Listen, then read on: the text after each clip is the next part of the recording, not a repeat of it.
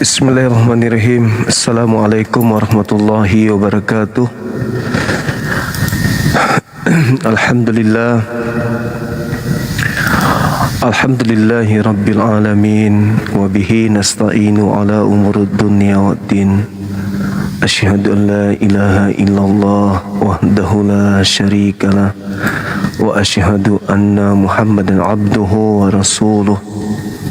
La nabiyya ba'dah. Allahumma salli ala sayyidina Muhammad wa ala alihi wa sahbihi ajma'in, amma ba'd. Sahabat yang dimuliakan oleh Allah, alhamdulillah jumpa lagi kita pada sesi kali ini. Tentu tujuan tak lain dan tak bukan adalah untuk memberikan edukasi kepada anak bangsa seperti apa di dalam kehidupan ini, dalam beragama, agama mana yang pantas untuk dijadikan sebagai sandaran, sebagai hidup, di mana hidup ini tentu kita menyadari sebagai makhluk ciptaan kudu wajib bersandar kepada pencipta langit dan bumi, tentu dengan pola keyakinan, kepercayaan yang berlandaskan terhadap kebenaran ilahi yang difilter dengan akal sehat. Alhamdulillah malam ini jumpa lagi kita. Tentu tujuannya adalah mengajarkan Islam, ya, dalam hal ini perbandingan agama. Apa yang dikatakan oleh Islam terkait oleh agama di luar Islam, dalam hal ini adalah agama Kristen. Kenapa harus agama Kristen? Karena agama Kristenlah yang kemudian datang ke Indonesia dengan misi amanat agung untuk mengkristenkan seluruh penduduk Indonesia. Oleh karena kita sudah punya agama sendiri, yaitu agama Islam, maka kita harus memperjuangkan bahwa agama yang benar adalah agama Islam. Tentu dengan memberikan bukti-bukti, di mana bukti ini tidak bisa kemudian hanya menggunakan satu kitab, melainkan kudu wajib kitab mereka juga yang harus kita jadikan sandaran untuk menjelaskan kebenaran hakiki itu seperti apa adanya. Suaranya kecil ya? Suara kecil.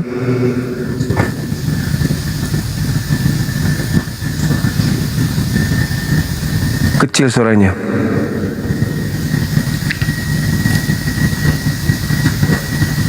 Oke. Ada yang bilang kecil, ada yang bilang besar. Baik teman-teman sekalian, kita naikkan. Semoga aja ada dari non-muslim yang ingin berdialog dengan kita malam ini dengan tema yang sudah kita sajikan. Semangat malam saudara Benat. Oh, Cece. Semangat malam, Bang. Assalamualaikum, Bang. Sorry. Waalaikum. Langsung masuk aja ini. Saya di Makassar juga. Siap. Ada yang bisa kami bantu? Ada moderator di bawah. Noise. Ya, sabar ya Bang ya. Nanti kita beli apa? Ini memang belum pernah diganti ini. Apa namanya? Songkat. Halo saudara Bronson. Nasiroi ala bro. Bagaimana saya minta turun jauh, saya minta ya. Sorry Mas. Halo, semangat malam. Ya, selamat malam Bang Juma. Malam juga Bang. Dari Katolik Protestan. Ya, Protestan. Oke Abang, kita boleh diskusi ya. Boleh dibuka kameranya. Ini dua kita buka. Oke, makasih.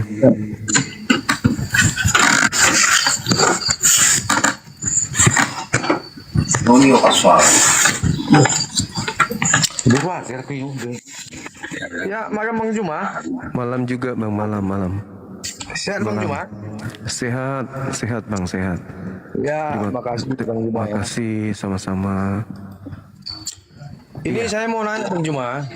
Iya, silakan. Ini kan lintas agama Bang Juma ya.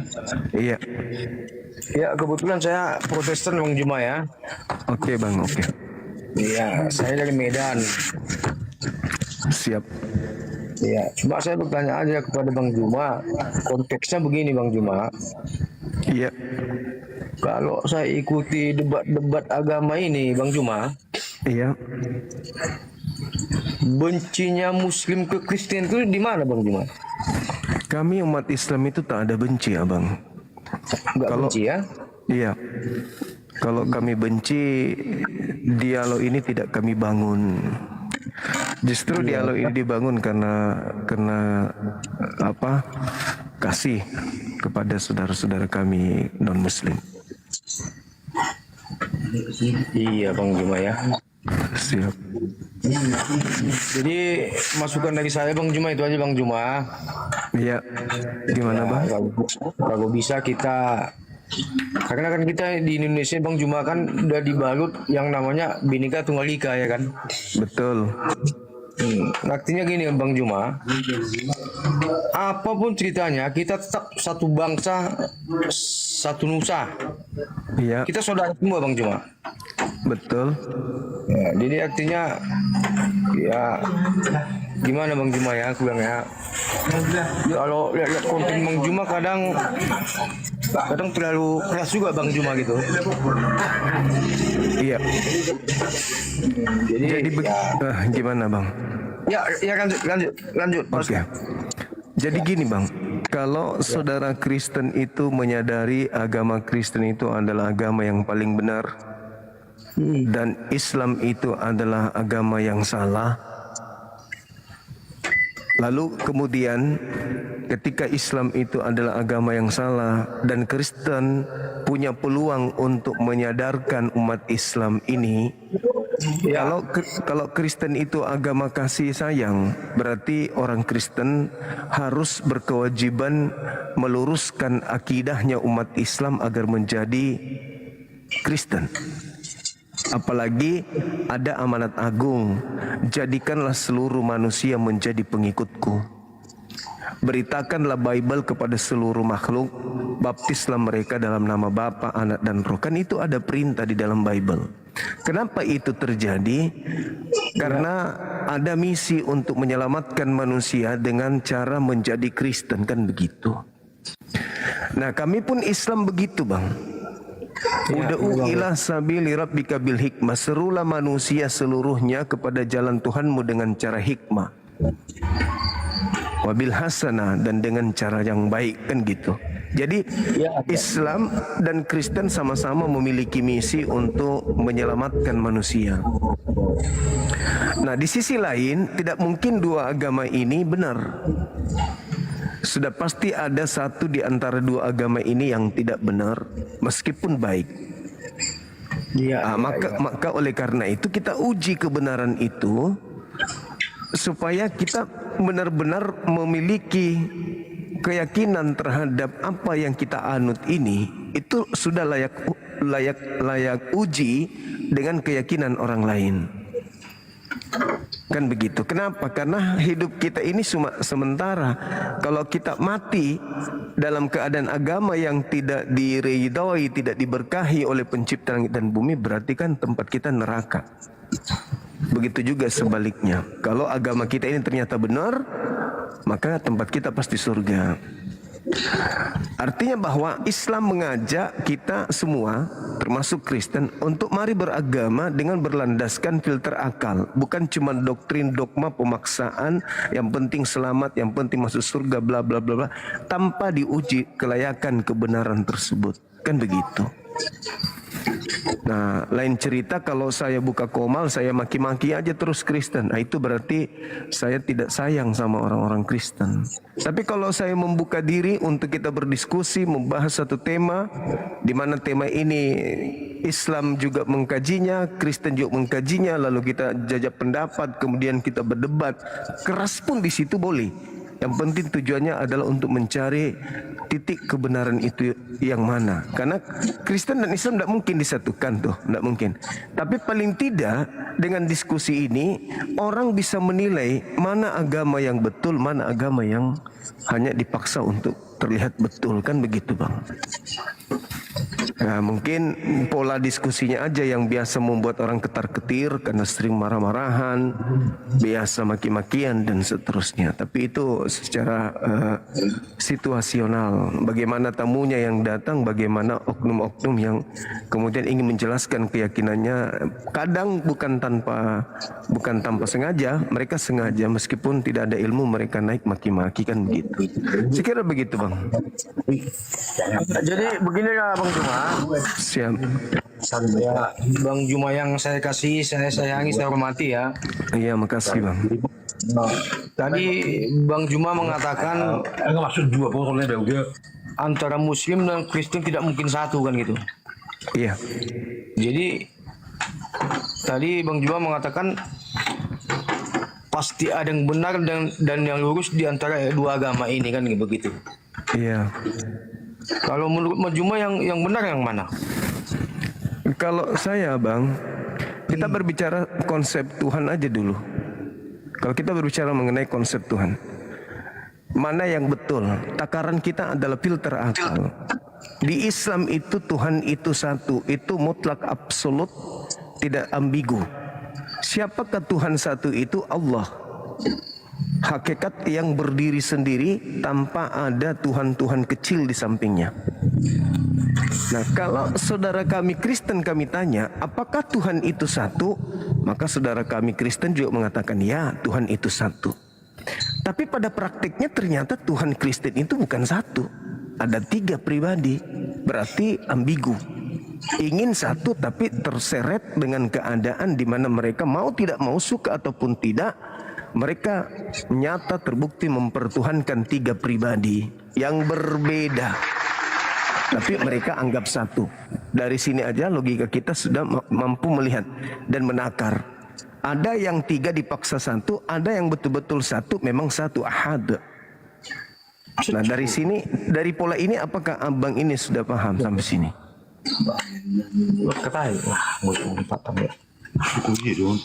Lanjut Bang Juma, lanjut.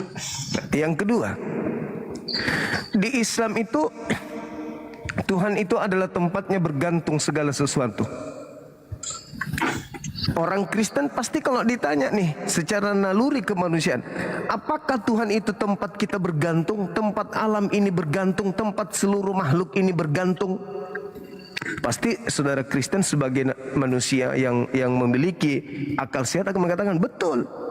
Tapi pada faktanya coba kita lihat, yang saudara Kristen sembah, mohon maaf, yang bernama Yesus itu masih tergantung kepada manusia lainnya. Misalnya ibunya, Yesus tergantung kepada matahari, ke cahaya matahari. Yesus membutuhkan minum, Yesus membutuhkan tempat tinggal dan seterusnya. Gugur lagi tuh di situ. Yang ketiga, secara naluri manusia, Tuhan itu tidak bersilsilah, Tuhan itu tidak beranak, Tuhan itu tidak diperanakkan. Kenapa? Karena dia sudah terikat dengan konsep ahad. Shema Israel, Adonai Eloheinu Adonai ahad, Kul huwallahu ahad. Kok bisa bersilsilah? Kok bisa berketurunan? Kok bisa dia dihasilkan dari hasil beranak? Manusia pasti akan mengatakan ya. Kristen pun akan mengatakan ya, Tuhan itu bukan diperanakkan, bukan beranak, bukan diperanakkan.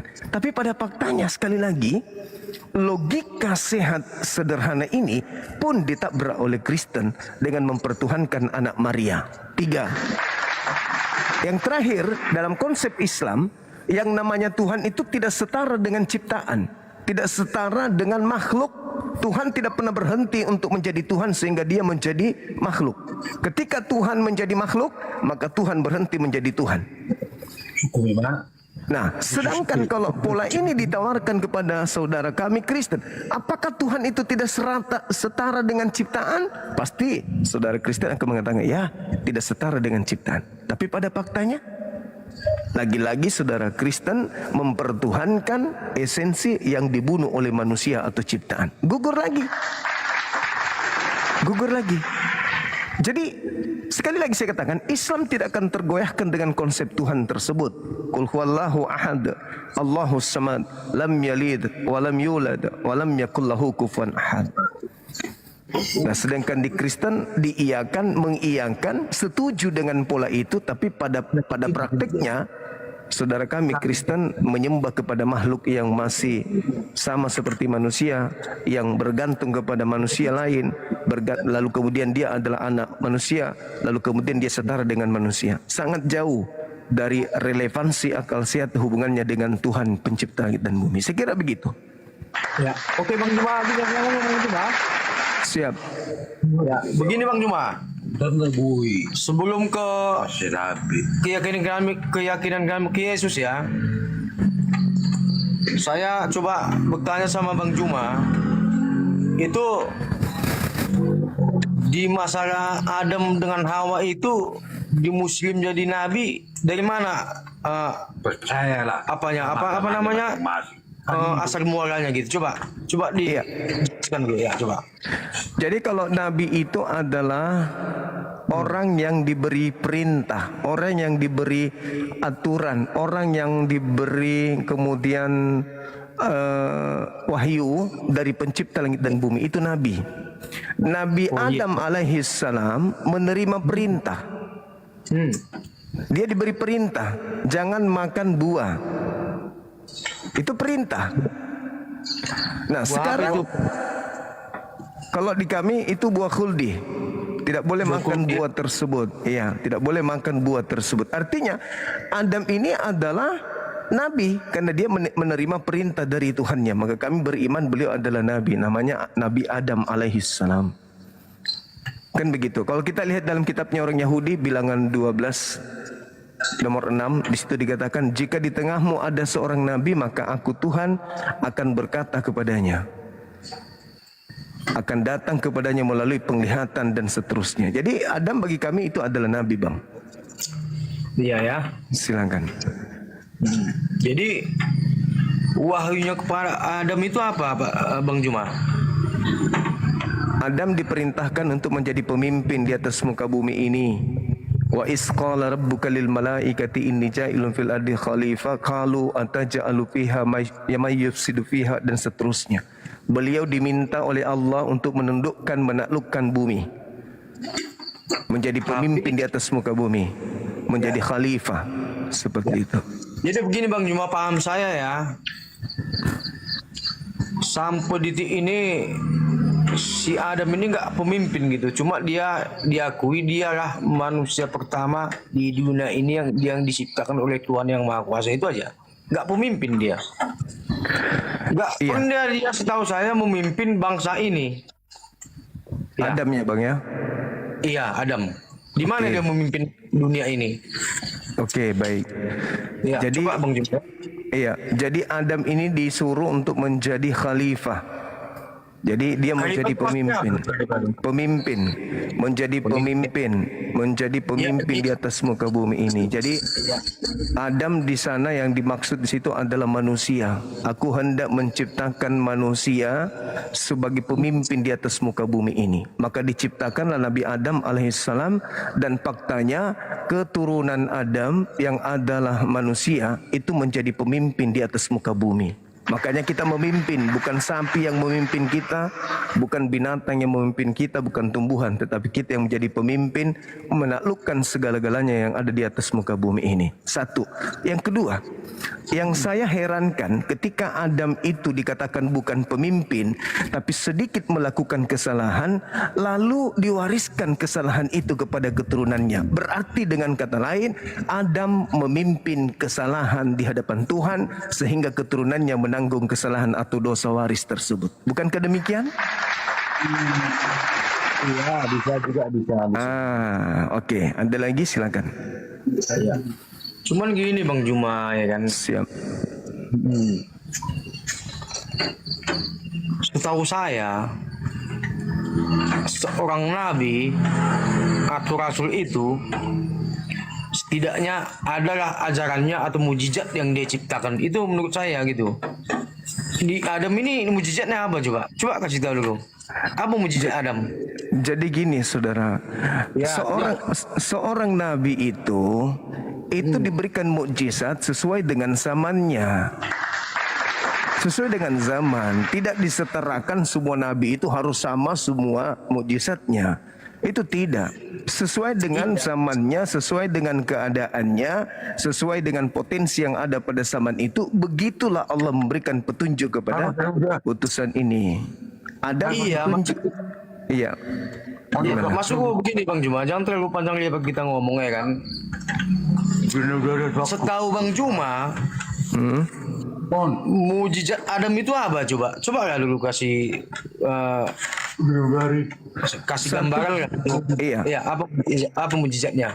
Mukjizatnya Adam itu adalah dia bisa mewariskan kemudian kecerdasan kepada keturunannya sehingga keturunannya bisa memilih mana yang hak, mana yang batil, mana yang keliru, mana yang tidak keliru, mana yang pantas, mana yang tidak pantas. Itulah mukjizatnya. Sedangkan binatang tidak diberikan itu. Itu diberikan kepada manusia bernama Adam alaihissalam.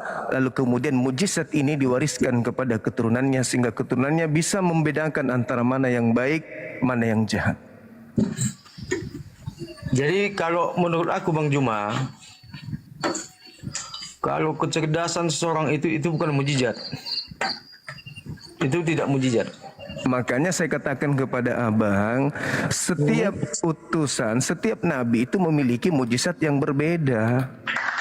Nggak bisa kita takar mujizat nabi yang satu dengan nabi yang lain itu harus sama, nggak seperti itu. Maksudnya begini Bang Juma, menurut abang, menurut keilmuan abang, Pak Ustadz Juma ya,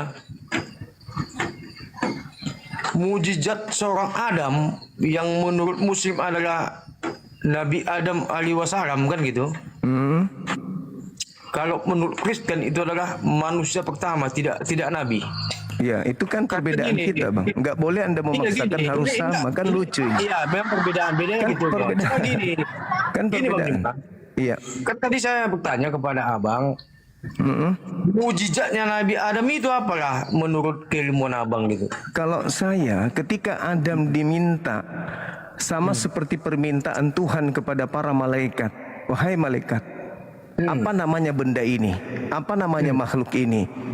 Ya. Mereka para malaikat tidak sanggup menyebutkan, tapi ketika Adam ditanya oleh Allah, ini apa? Adam alaihissalam mampu menyebutkan.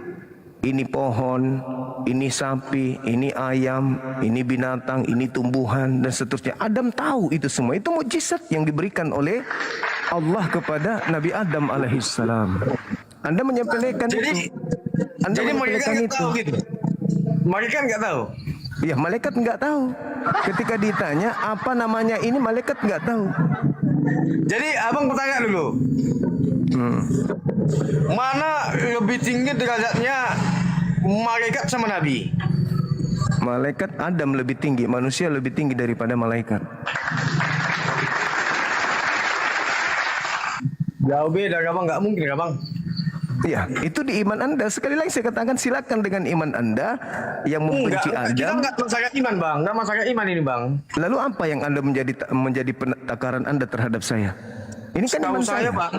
Ya, itu setahu Iya. Anda. Itu setahu Anda. Beda dengan saya, kan gitu. Jadi kalau menurut abang lebih tinggi malaikat daripada lebih tinggi si Adam daripada malaikat gitu. Yes. Manusia diberi kecerdasan berupa akal, malaikat tidak diberi akal. Manusia diberikan syahwat nafsu, kehendak free will bebas, malaikat tidak diberi kehendak bebas. Itulah kami, keturunan Adam. Dan satu hal yang perlu Anda paham di sini, orang yang membenci Adam alaihissalam, memandang sepele Adam alaihissalam itu adalah keturunan iblis. Itu Anda harus tahu. Jadi kalau ada yang menyepelekan Adam, itu keturunan iblis. Karena Tuhan di dalam kitabnya Yahudi menerangkan bahwasanya aku akan mengadakan pemusuhan antara keturunan Adam dan keturunan iblis. Jadi kalau ada yang benci kepada Adam meskipun dalam rupa manusia, maka dia terindikasi keturunan iblis yang datang dalam rupa manusia. Apakah saya diizinkan bertanya satu pertanyaan? Ya, siap.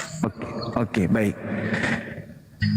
Menurut saudara saya, dosa apa yang Adam lakukan sehingga Yesus harus turun menebus dosa itu? Silakan.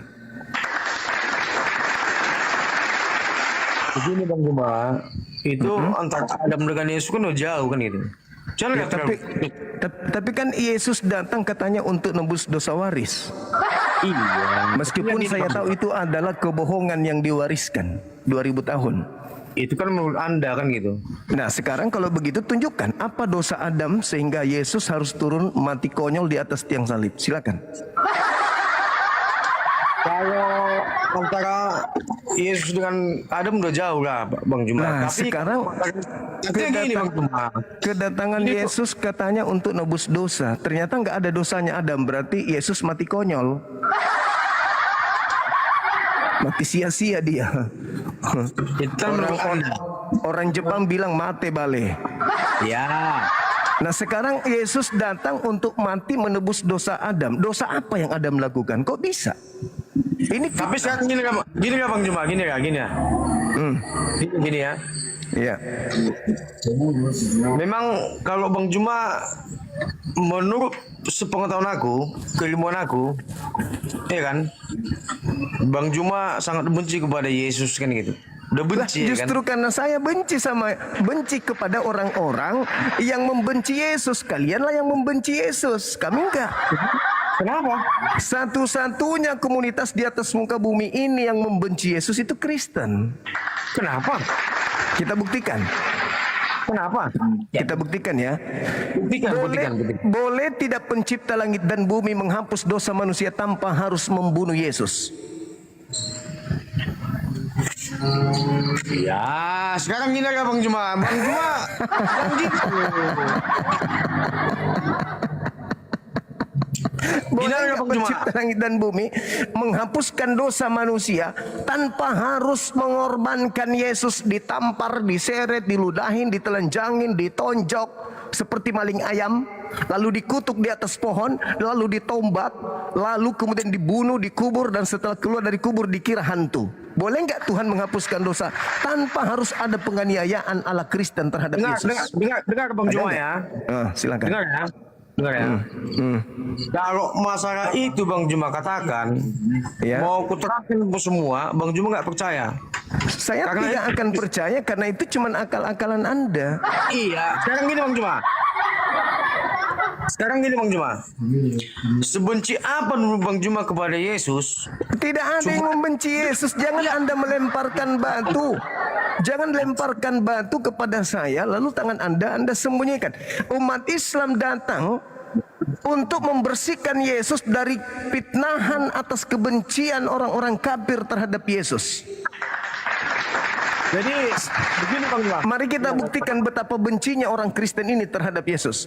Ada nggak Tuhannya Yahudi memerintahkan Yahudi membunuh Yesus? Ada nggak? Coba ulangi. Ada nggak Tuhannya Yahudi memerintahkan Yahudi membunuh Yesus? Ada nggak?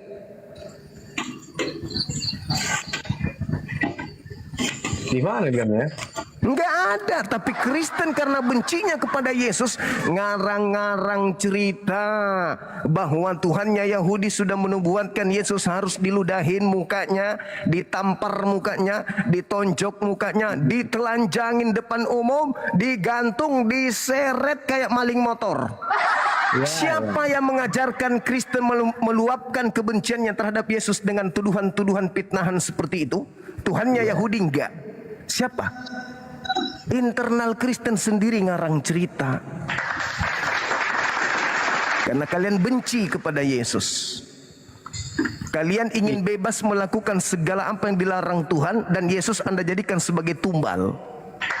Memang Anda ini, ya kan, seorang Juma yang selalu pakai masker, ya kan. Mulai nampak aslinya nih. Dengar dulu Bang Juma. Mulai nampak aslinya nih. Enggak, dengar dulu Bang Juma. Iya. Jadi intinya Bang Juma ini, apapun ceritanya, selalu mempelintir bahasa-bahasa begitu. Ya kan? Kok saya yang memelintir? Gini Bang Juma. Dengar Bang Juma. Anda tadi mengatakan, ya kan, justru umat Kristen itu yang benci kepada Yesus. Sangat benci. Anda salah apa Anda? Sangat benci. Itu kan kata Anda. Itu fakta di lapangan. Faktanya di mana coba? Oke, sekarang di gereja Anda ada tanda salib, itu tanda kutukan terhadap Yesus atau tanda kasih kepada Yesus? Gimana?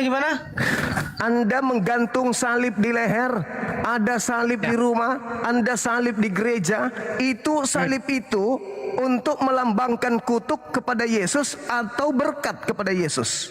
Jawab. Ya berkat lah. Berkat. Jadi dia disalib, dia diberkati di atas salib atau dia dikutuk? Berkat lah. Di mana dalilnya? Dia disalib karena berkat. Di mana? Kalau dari jangan kau ngomong dari lah. Enggak ada dalil. Galatia 3 nomor 13, Yesus telah menebus Kristen dari kutuk hukum Taurat dengan jalan menjadi kutuk karena Kristen. Sebab ada tertulis, terkutuklah Yesus yang digantung di atas tiang salib. Kalian tepuk tangan kan? Tepuk tangan dengan Yesus terkutuk, dosa kalian dihapuskan. Benar kan? Begini Bang Juma. Silakan. Aku cuma kasih nasihat aja kepada Bang Juma. Oh, saya yang dinasihati. Oke, terus? Iya. Pantas gak kau dinasihati? Karena saya yang membenci gitu. Enggak. Kita enggak masalah benci ya. Enggak, Yesusnya aku bilang. Karena saya yang membenci Yesus, gini Anda kan tidak. Gini aja kan dulu. Gini. Ya, silakan. Anda Muslim. Yes, sebagaimana Yesus juga Muslim. Dari mana caranya? Loh, Anda baca Ibrani 5 nomor 7, sebagai manusia Yesus mempersembahkan doa gini kepada Bang Juma, Tuhan. gini Bang Juma. Dan atas kesolehannya Yesus doanya Gini, Bang dikabulkan. Juma, Dia woi. orang soleh, Muslim dia. Iya, dengar dulu. Silakan. Sebelum Anda mengatakan Yesus itu Muslim, iya kan? Artinya kalau ada debat-debat begini di TikTok ini, jangan Alkitab kau bahas. Artinya gini, Al-Quran saya membahas kitab Anda. Bagaimana ceritanya? maksud begini Bang Juma, kau buat tandingannya di Al-Quranmu. Ada ayat begini, itu. Ini nih, Al-Quran As-Sukruf ayat 61 versus Matius 23 nomor 39. Yesus berkata di dalam Matius 23 nomor 39, engkau tidak ada Yesus di Al-Quran. Itu Matius 23 nomor 39. Kok Matius? Kok ngomong Matius? Coba buka dulu Al-Quranmu dulu. Al-Quran saya mengatakan Nabi Isa alaihissalam akan datang pada akhir zaman membawa tanda Nabi Isa, akan kan? datangnya kiamat. Ya, Nabi Isa. Nabi Isa kan? Iya, betul. Iya, jangan kau bilang Yesus. Yesus itu adalah tokoh fiktif yang dibangun oleh Roma Barat. Nah, kau nggak tahu. Yang datang mengajarkan Injil itu namanya Isa alaihissalam, bukan Yesus. Bang Juma. Yesus itu tokoh karangan Roma Yunani. Ya, oke, karangan buku nggak apa-apa. Sekarang ini. Oke, Ya. yes. Yang di Quranmu itu Ya. Yesus atau Nabi Isa? Isa alaihissalam yang kalian copot, yang kalian ambil. Jangan dulu kepanjang-panjang ya. Banyak gereja Kristen yang bernama Gereja Isa Al-Masih. Terus? Maksud begini, Abang Juma. Iya. Dibuka juga. Yang di Quranmu itu Isa. Isa. Ya, dalam bahasa Ibrani Yesua. Yosua. Dalam bahasa Ibrani Yesua, dalam bahasa Arab Isa.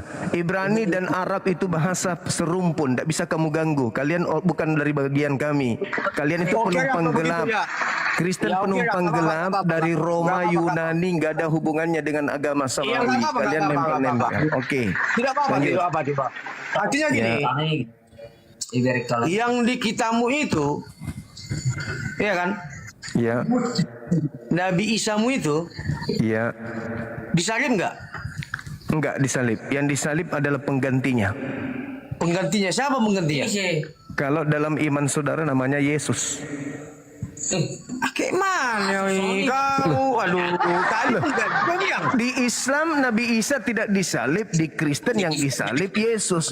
Berarti penggantinya Tadi kan yang Yesus. kutanya kau, yang kutanya Anda. Iya, penggantinya Yesus, yang disalib Yesus.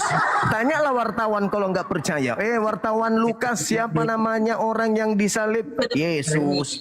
Berarti pengganti Nabi Isa namanya Yesus. Selesai kan? Bukan begitu? Enggak jelas kau Juma. Lo kok Kau bodoh Juma, bodoh. Iya, kalau saya bodoh saya akan menjadi pengikut agama Anda. Justru karena saya pintar saya tidak menjadi Kristen. Iya, itu enggak kita nggak masalah. Kamu Islam, aku nggak masalah. Terus Yang kutanya tadi, menurut Iya. kitabmu kan, iya, menurut Gimana, kitabmu, Yesus atau Nabi Isa di kitabmu? Nabi Isa. Yesus itu Isa. tokoh fiktif yang dikarang oleh Jangan dulu, orang-orang jawab dulu Roma pertanyaan aku. Yunani. Jawab dulu pertanyaan aku. Yang jelas kau jawab tadi Nabi Isa. Ya. Nabi Isa disalib nggak? Nabi Isa nggak disalib, yang disalib penggantinya namanya Yesus, Tuhan Anda. Loh, kok Anda tertawa? Benar nggak yang disalib itu Tuhan Anda? Betul Karena nggak? bodohmu. Biarin aja saya bodoh. Anda menertawakan diri Anda sendiri. Ayo. Siapa yang disalib? Menurut Anda siapa yang disalib? Siapa yang disalib? Kalau Menurut Anda? kami, nggak usah kau tanya. Ya kenapa? Kan tadi kan kau tanya. Siapa yang disalib menurut Anda? Kalau kami tetap Yesus disalib. Nah, Yesus berarti itulah pengganti Nabi kami, Nabi Isa. Lah, kenapa sakit hati? Sebenarnya nggak ada hubungannya dengan. Kami bangga, nggak sakit hati, ketawa kita. Makanya, berarti Nabi Isa kami diselamatkan. Nah, Yesus Kau mau yang ngomong Anda apa, tuhankan Enjoy? itulah yang menjadi penggantinya, kan begitu. Tapi begini ya. Apalagi, ya, gimana Kau kawan? nggak. Tapi gini aku tanya kau. Iya. Yakinkah kau Yesus mati? Yakinkah saya Yesus itu mati? Buktinya mati di dalam kitabmu. Mati kan? Mati dia. Yakin kau kok dia bangkit hari ketiga? Yakin dia keluar pada hari ketiga, yakin. Ya udah kalau yakin ngapain kau di Muslim kau masuk aja Kristen kau. Masalahnya Yesus mengatakan yang bangkit dari kubur itu iblis. Oke makanya. Ay nama. Baca Yohanes 12 nomor 31. Gini, hey.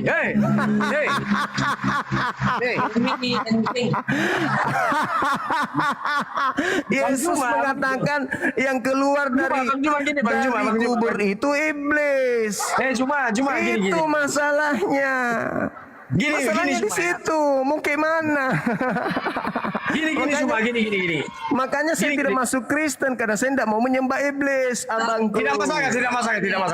Gini, Anda kan tanya saya, jawaban saya begitu. Mau gimana? Iya, gini fakta cuma ya, di gini Bible. cuma ya. Silakan. Ya kan? Gimana? Udah tenang kan dirimu kan? Ya Anda yang tidak tenang nyembah iblis. Saya tenang-tenang aja dari tadi. Anda lah yang panik. Aku yang ditanya kok. Karena Yang ditanya kau itu. Aku yang ditanya. Anda yang bertanya. Aku menjawabnya dengan santai. Anda yang panik mengetahui bahwa Yesus berkata, Aku nggak panik. yang keluar dari kubur itu adalah iblis. Anda pasti panik. maksudnya begini, ya, gini ya. Gimana? Kalau Anda membuat dalil ya, Dalil di Bible, mana ada saya buat dalil? Itu memang dalilnya ada di Bible. jangan lihat dari Bible, buat dalil Quran Saya itu. berdiskusi dengan dengan yang mengimani surat kabar dari barat, masa aku nggak boleh bawa? Gimana dong? Gimana abangku ini? Memang selontongnya kau. Lah kok lontong pula? Kalau saya lontong saya jadi Kristen. Seperti Anda. Kita Gitu. enggak kami harap engkau jadi Kristen, tidak. Ya nggak mungkin juga saya menjadi Kristen karena saya masih waras. Nggak mungkin. Iya. Jangan kau bilang gitu. Jadi akhirnya gini. Nggak mungkin saya menjadi Kristen selama saya masih waras. Nggak mungkin abang. Nggak mungkin. Lontongmu itu apa lontong? Enggak, saya Lontong, masih ya. waras. Jadi nggak Jadi mungkin gini saya ya, jadi gini. Kristen. Gitu abangku. Gimana? Memang- Apalagi? Nah, ini kan emosi sendiri. Anda yang datang, Anda yang ngamu sendiri, Anda yang bertanya, Anda yang kena sendiri. Gimana? Bible pasang badan. Susah itu bang, susah. Susah bang. Nanti minum kopi dulu. Kalau udah tenang, abang tadi naik lagi. Halo, semangat malam. Ya, selamat malam. Ya, silakan buka kamera. Bisa ya pakai masker nggak apa-apa ya? Iya, nggak apa-apa. Oke, kita masuk tema atau mau curhat-curhatan kayak tadi? Gimana bang? Bagus. Apa diskusinya? Ini terkait dengan Matius 23 nomor 39, kaitannya dengan di Al-Quran kami As-Sukruf ayat 61 atau di dalam Ali Imran ayat 55, bagaimana Allah pencipta langit dan bumi mengangkat Nabi Isa alaihissalam dan nanti datang kedua kalinya setelah dekatnya hari kiamat sebagai pertanda. Ini mutawafik wa rafi'uka ilayya wa mutahhiruka minal ladina kafaru wa ja'ilul ladina taba'uk fawqal ladina kafaru ila yaumil qiyamah. Al-Quran saya mengatakan pada saat orang-orang Yahudi ingin menyalib Nabi Isa, Allah mengangkat Nabi Isa menyelamatkan Nabi Isa. Lalu Nabi Isa kemudian berkata kepada murid-muridnya, "Man ansari ilallah?" Siapa di antara kalian yang akan membantu saya menjalankan kemudian misi penyelamatan terhadap kaum Bani Israel?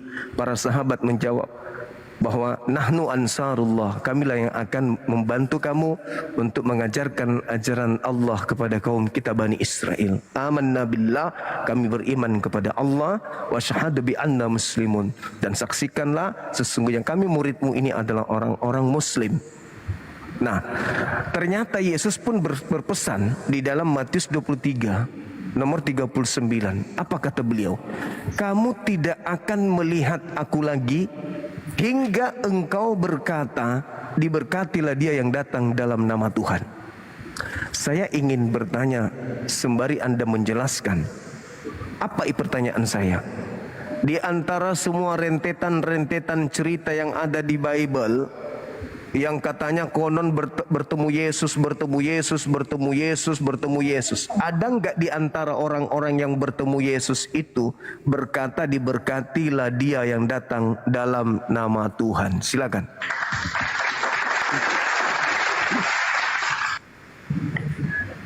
Makasih sahabat Emira.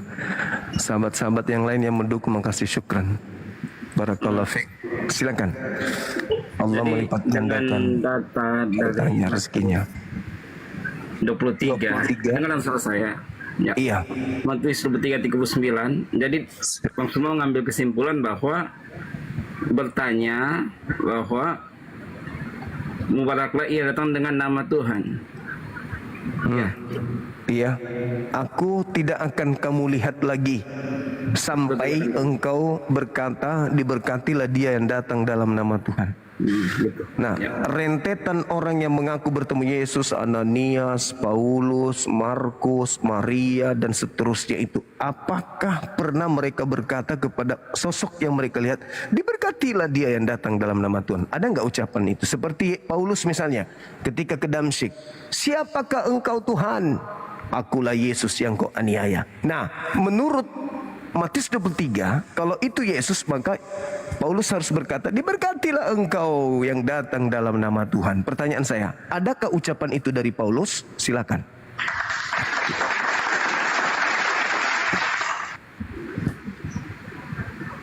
Ya, kalau di ayat 39 ini Bang, di situ dikatakan karena aku berkata kepadamu bahwa daripada masa ini tiada lagi kamu melihat aku sehingga kamu berkata. Jadi bukan Yesus yang berkata tapi kamu. Iya. Artinya orang-orang pada waktu itu yang berkata, Yes, termasuk Paulus. diberkatilah ia yang datang dengan nama Tuhan. Iya. Jadi perkataan bukan dari Yesus kalau dalam ayat Betul, itu, tapi dari orang-orang yang lain.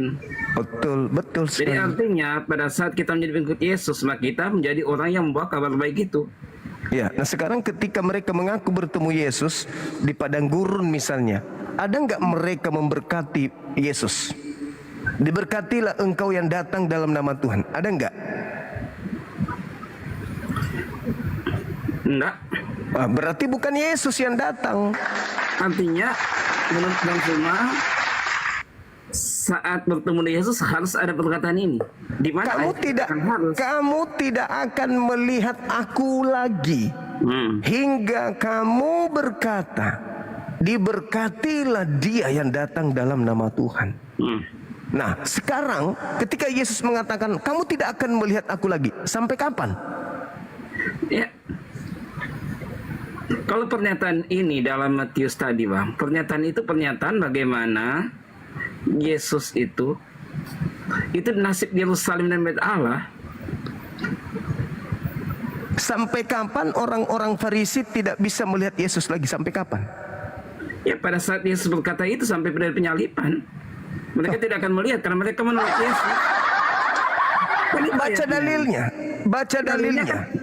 Ayat Mulai, 39, mulai Matius sekarang 23. kamu tidak akan melihat aku lagi sampai kepada hingga engkau berkata. Pertanyaan saya ini sederhana nih. Sampai kapan orang-orang Farisi tidak melihat Yesus lagi? Sampai kapan? Sampai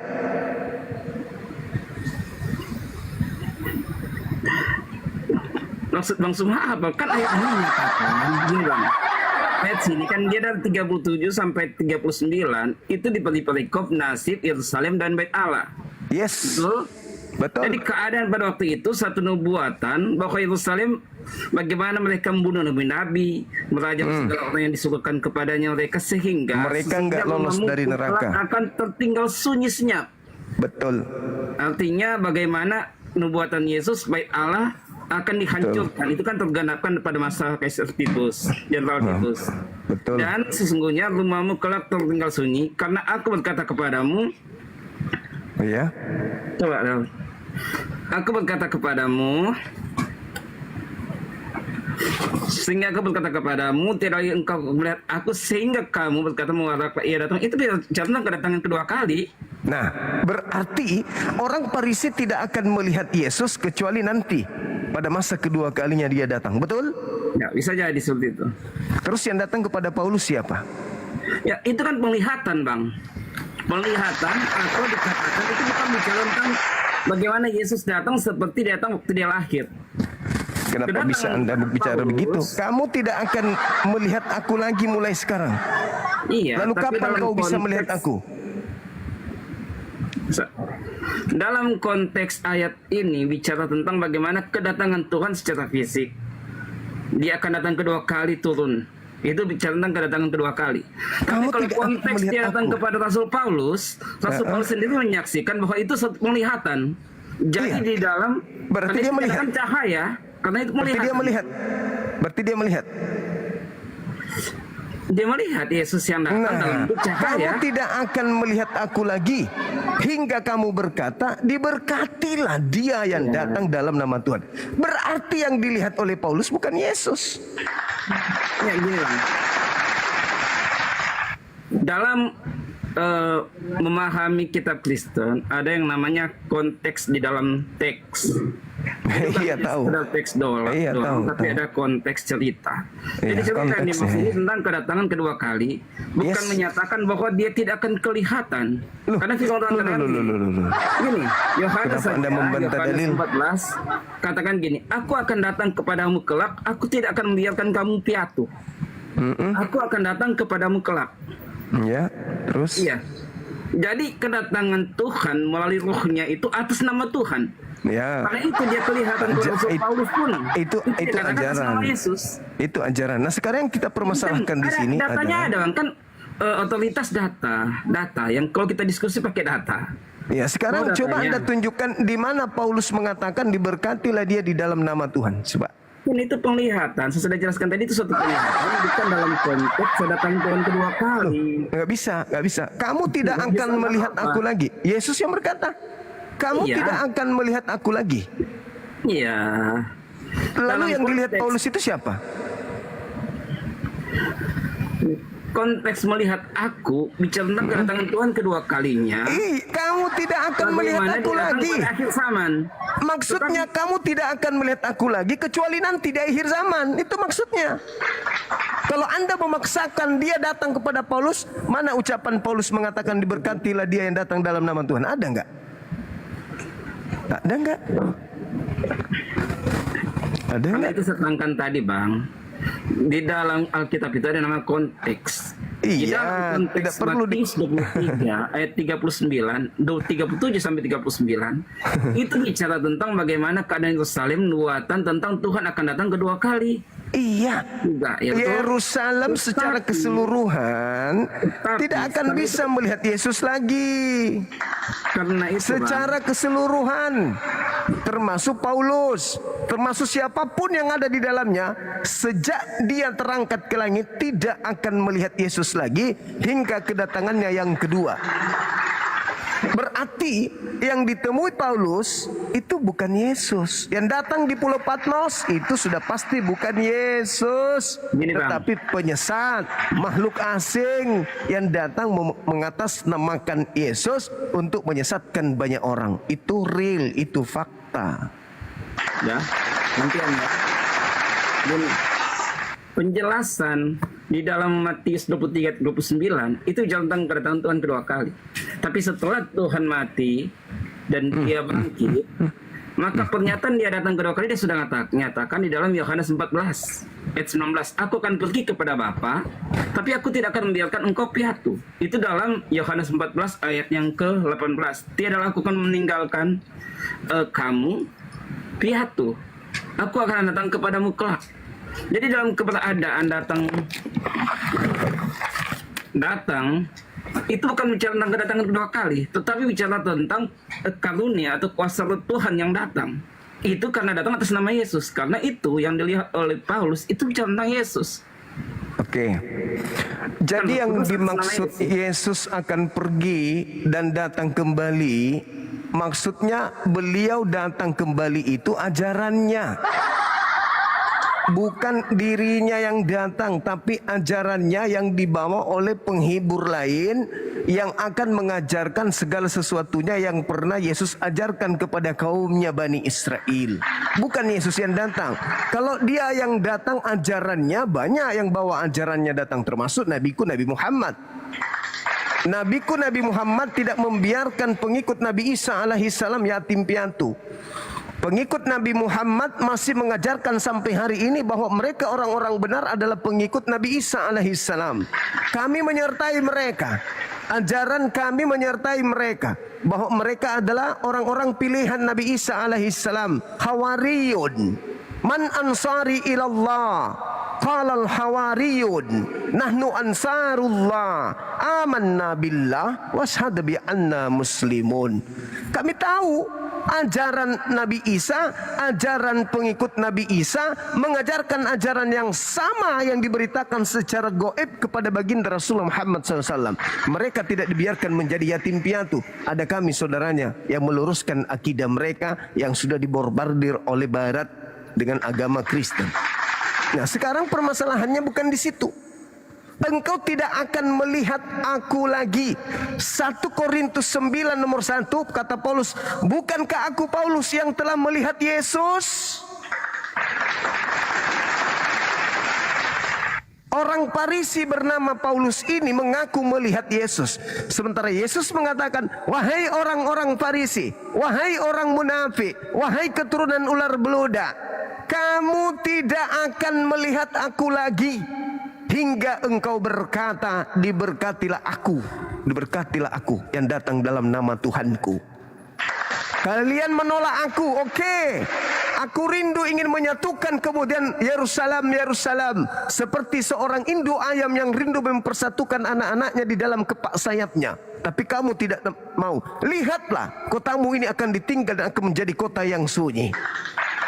Aku berkata kepadamu, engkau tidak akan melihat aku lagi hingga engkau berkata, diberkatilah dia yang datang dalam nama Tuhan. Wa in min ahlil kitab illa la yu'minanna bihi qablal maut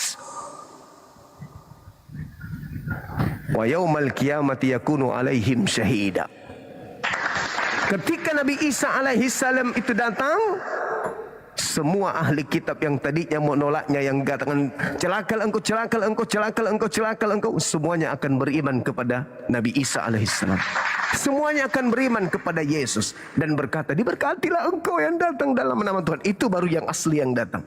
Nah, datang kepada Paulus, ada enggak ucapan seperti itu? Tidak ada. Oleh karena itu, yang datang kepada Paulus adalah sosok asing yang memakai nama Yesus, yang mana dia adalah penggenapan dari pernyataan Yesus, waspadalah kepada iblis yang datang kepadamu memakai namaku, mereka akan menyesatkan banyak orang. Mana orang banyak yang disesatkan oleh Yesus palsu ini? Kristen. Karena tak ada pengakuan Paulus setelah dia mendengarkan pengakuan, akulah Yesus yang kau aniaya. Harusnya Paulus berkata, diberkatilah engkau yang datang dalam nama Tuhan. Gantian bisa. Tetapi tidak, berarti itu bukan Yesus. Silakan. Ya, gini Bang. Kalau di dalam Yohanes pasal 23 ayat ke-37 sampai 39 itu menerangkan tentang Yesus. Dia menegurkan, pasal 23 itu teguran kepada ahli Taurat, bagaimana keberadaan Taurat ditegur, dan keadaan bagaimana Yesus rindu menyelamatkan. Dia datang kepada kaumnya bangsa Israel, tapi mereka menolak dia, sehingga ayat ini datang di dalam ayat yang ke-39. Dia akan datang kedua kali. Kemudian Bang Suma mengatakan bahwa siapa yang datang kepada Rasul Paulus kalau begitu? Sedangkan nanti Rasul Paulus datang dan dia akan berkata mubaraklah atau diberkatilah. Bang, tentang kedatangan itu kepada Rasul Paulus dikatakan jelas itu ada penglihatan atau bicara tentang spiritual. Karena sebelumnya Tuhan sudah berkata di dalam Yohanes 14 ayat 18, tiadalah aku akan meninggalkan kamu piatu, aku akan datang kepadamu kelak. Bahkan di dalam Matius 18 ayat 20, barang siapa yang berhimpun, 2-3 orang berhimpun dalam namaku, aku ada. Jadi pernyataan ada ini bicara tentang hal rohani, karena penyembahan kita ada penyembahan di dalam roh dan kebenaran. Karena itu pernyataan dia datang kepada Rasul Paulus, itu pernyataan dalam hal spiritual. Karena itu dikatakan penglihatan. Sedangkan pernyataan dalam Matius 23 itu bukan bicara hal spiritual lagi, tapi bicara tentang hal bagaimana kedatangan Tuhan yang kedua kali secara nyata, sehingga akan dapat berkat orang-orang yang mengikut Tuhan, akan berkata diberkati. Sabaslah. Gitu Bang. Jadi ada data-datanya kalau ngomong, bukan hanya asumsi karena suatu hal yang kita merasa itu kita tidak suka sehingga kita berasumsi, tapi datanya ada. Rasul Paulus katakan bahwa itu adalah penglihatan, dan di dalam penglihatan seperti itu, hal spiritual seperti itu ada, dan itu bukan hanya dialami oleh Rasul Paulus, itu pun dialami oleh Rasul Yohanes, itu pun dialami oleh sidang jemaat Korintus, mengalami Ibrani, ada yang mengalami. Sekarang ada nggak di antara mereka yang berkata diberkatilah dia yang datang dalam nama Tuhan? Ada nggak? Kalau secara tertulis kan tidak dituliskan. Tidak dituliskan. Sudah selesai. Sudah selesai. Kesimpulannya yang datang kepada mereka bukan Yesus, titik. Kenapa Anda memaksakan? Engkau tidak akan melihat aku lagi. Titik. Kalaupun ada yang mengaku Yesus, itu bukan aku. Kan Yesus sudah berpesan, waspadalah kepada penyesat yang datang kepadamu memakai namaku, berkata akulah Kristus, mereka akan menyesatkan banyak orang. Udah, aku datang nanti di akhir zaman. Dan ketika aku datang sama seperti Nabi Nuh datang pada kaumnya. Anda baca Matius 24 nomor 37. Itu jelas itu. Kedatangan Nabi Yesus sama seperti halnya pada zaman Nuh. Demikian pula halnya kelak pada kedatangan anak manusia. Nuh hanya menyelamatkan umatnya yang percaya kepadanya. Sedangkan Kristen ini bukan orang yang percaya kepada Yesus. Kristen adalah orang yang percaya kepada karya iblis yang menyalibkan Yesus bersama dengan gengnya. Jadi tidak mungkin Yesus datang menyelamatkan Kristen. Ketika Yesus datang, dia datang sama seperti pada saat bahtera Nuh. Nuh hanya menyelamatkan orang-orang yang percaya kepadanya. Sekarang penyalib Yesus itu orang-orang percaya enggak? Bukan orang percaya. Orang yang menerima penyaliban dari orang-orang yang tidak percaya itu adalah orang percaya enggak? Bukan orang percaya. Orang yang menerima hadiah dari orang-orang yang menyalib Yesus.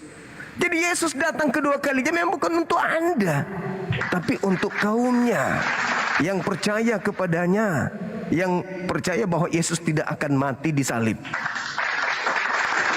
Oke saudara, jadi kalau Anda tidak menemukan pernyataan-pernyataan orang yang menulis Bible bahwa dia bertemu dengan Yesus dan berkata diberkatilah dia dalam nama Tuhan, yakin dan percaya. Lembutkan hatimu. Anda harus jujur mengakui bahwa yang datang kepada mereka itu bukan Yesus. Jangan ego. Silakan. Ya. Yang datang kepada Yesus itu, Yesus datang kepada murid-muridnya itu terjadi beberapa kali sebelum dia terangkat ke surga. Itu bukan Yesus. Ya, itu langsung kan itu. Ya, itu menurut Yesus. Engkau Kalau tidak menurut akan Yesus melihat aku lagi. Apa maksudnya itu? Ya. Apa gini, maksudnya Bang. itu? Gantiannya. Ya, sekarang Anda jawab, Yesus, apa maksud Yesus berkata engkau tidak akan melihat aku lagi? Apakah maksudnya engkau akan melihat aku? boleh. Oke. Silakan. Ya, konteks tidak akan melihat aku, karena itu saya katakan bukan hanya bicara tentang teks tapi konteks dalam cerita Matius 39 itu bicara tentang bagaimana mereka tidak mau mendengar apa yang dijelaskan oleh Yesus. Bangsa Israel tidak menerima dia, sehingga akan ada waktunya mereka tidak akan lagi melihat dia, sehingga mereka akan berkata diberkatilah ia dengan nama Tuhan, karena mereka tidak menerima dia awalnya. Tapi di dalam hal Yesus datang kepada murid-muridnya, itu banyak kali terjadi. Bahkan tentang kematian Yesus kan sudah katakan berapa kali dia katakan sebelum dia mati. Di Engkau dalam tidak ayat, akan melihat aku lagi itu maksudnya apa, Bang? Di dalam ayat Dijawab, pasal 16 kan langsung mengatakan bukan Yesus, itu sama bantah. Ya, sekarang pertanyaan saya, maksud Yesus mengatakan engkau tidak akan melihat aku lagi, maksudnya apakah engkau akan melihat atau tidak akan melihat? Jadi maksud tidak akan melihat itu ada pernyataan untuk kedatangan dia kedua kali. Iya, sekarang maksudnya engkau tidak Kepada akan melihat siapa? aku. Maksudnya itu disampaikan. Engkau tidak akan melihat aku lagi. Maksudnya Ini ya. apakah itu berarti mereka akan melihat Yesus lagi? Gini datanya ini. Saya kasih datanya ya. Alamak.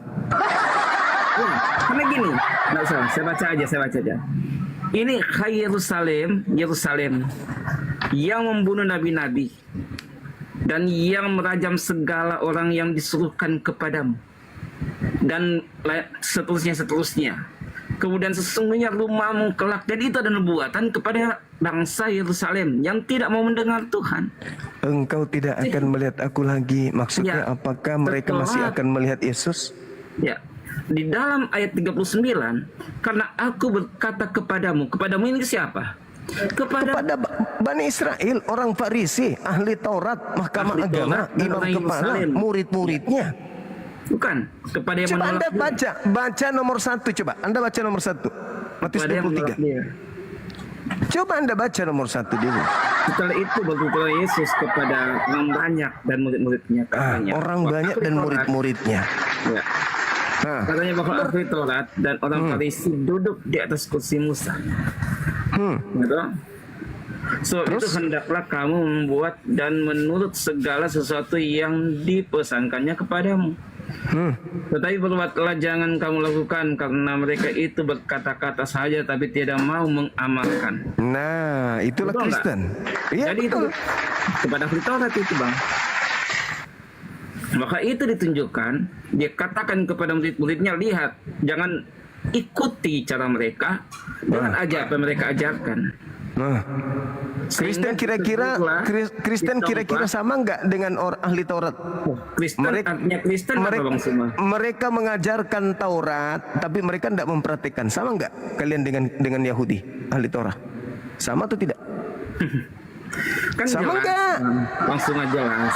Sama Yohanes nggak? pasal 1 itu sangat jelas dikatakan ayat 17. Taurat sudah diberi oleh Musa, tetapi hukum anugerah dan kebenaran didatangkan oleh Yesus Kristus. Nah sekarang sama Jadi nggak ada orang hukum- ada hukum orang Taurat. Farisi ahli kitab dengan orang Kristen hari ini sama-sama bercerita Taurat, tapi mereka tidak mempraktikkan. Sama nggak? Bang. Jadi gini Bang, Yohanes 1 ayat 17 katakan, karena Taurat sudah diberi oleh Musa, tapi anugerah dan kebenaran didatangkan oleh Yesus Kristus. Jadi Yesus bukan lagi membawa hukum Taurat, tapi dia membawa hukum anugerah dan kebenaran. Nah, itu Jadi mulai jalan ngaco. Yesus Kristus ada jalan Yesus tentang anugerah dan kebenaran. Mulai anugerah itu yang mana? Anugerah itu yang mana? Yang Itu mati yang terkutuk gitu. diajarkan. Itu maksudnya. Gimana? Mati terkutuk menghapus semua Di perintah-perintah mana Tuhan mati itu yang terkutuknya Bang? Di mana mati terkutuknya? Yesus Yohanes 3 terkutuk. nomor 13 itu apa? Yohanes 3, Sorry, Galatia 3 nomor 13. Galatia 3 ayat 13. Ya.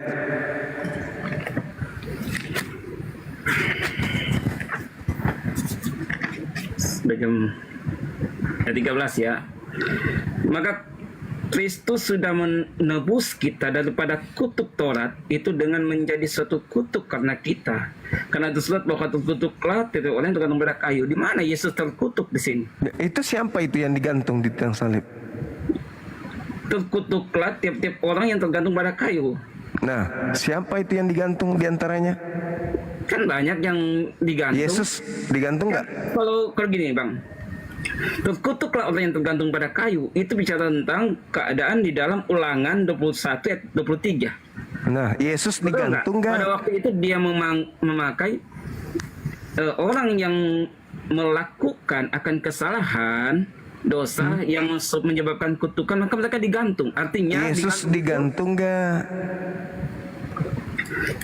Yesus digantung nggak? Yesus tersalib? Nah, terkutuk nggak? Nggak terkutuk. Lah itu dalilnya Gimana begitu. terkutuknya?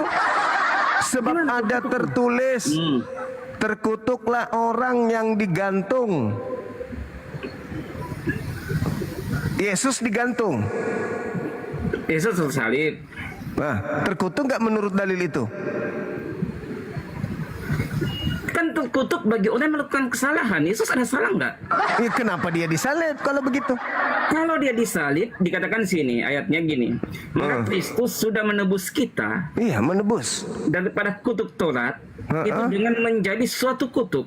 Ya. Jadi artinya gini Bang, Yesus bedakan menjadi apa antara dia? terkutuk Jadi Yesus menjadi apa di situ?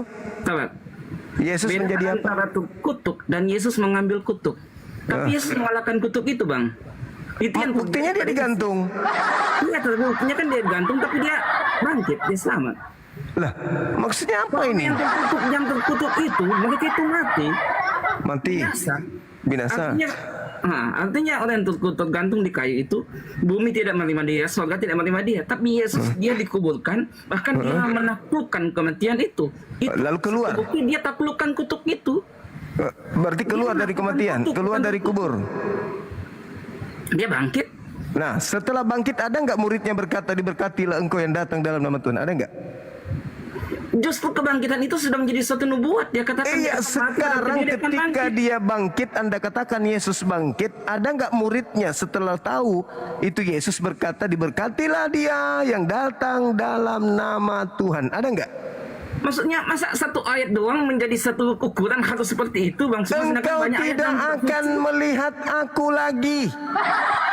Tapi dalam Makasih. konteks Konteks apa?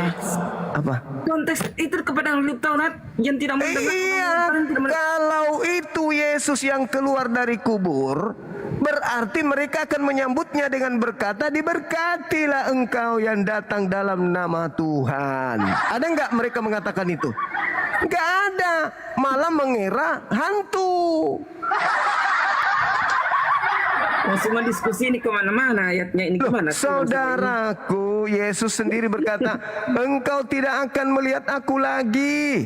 Berarti setelah dia pergi, dia tidak datang kecuali nanti di akhir zaman.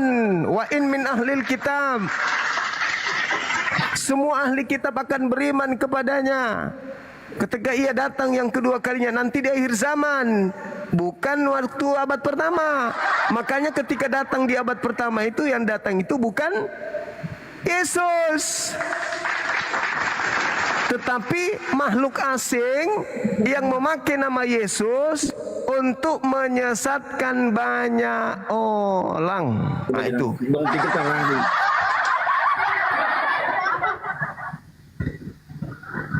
Begitu saudaraku. Memang berat Anda membantah dalil.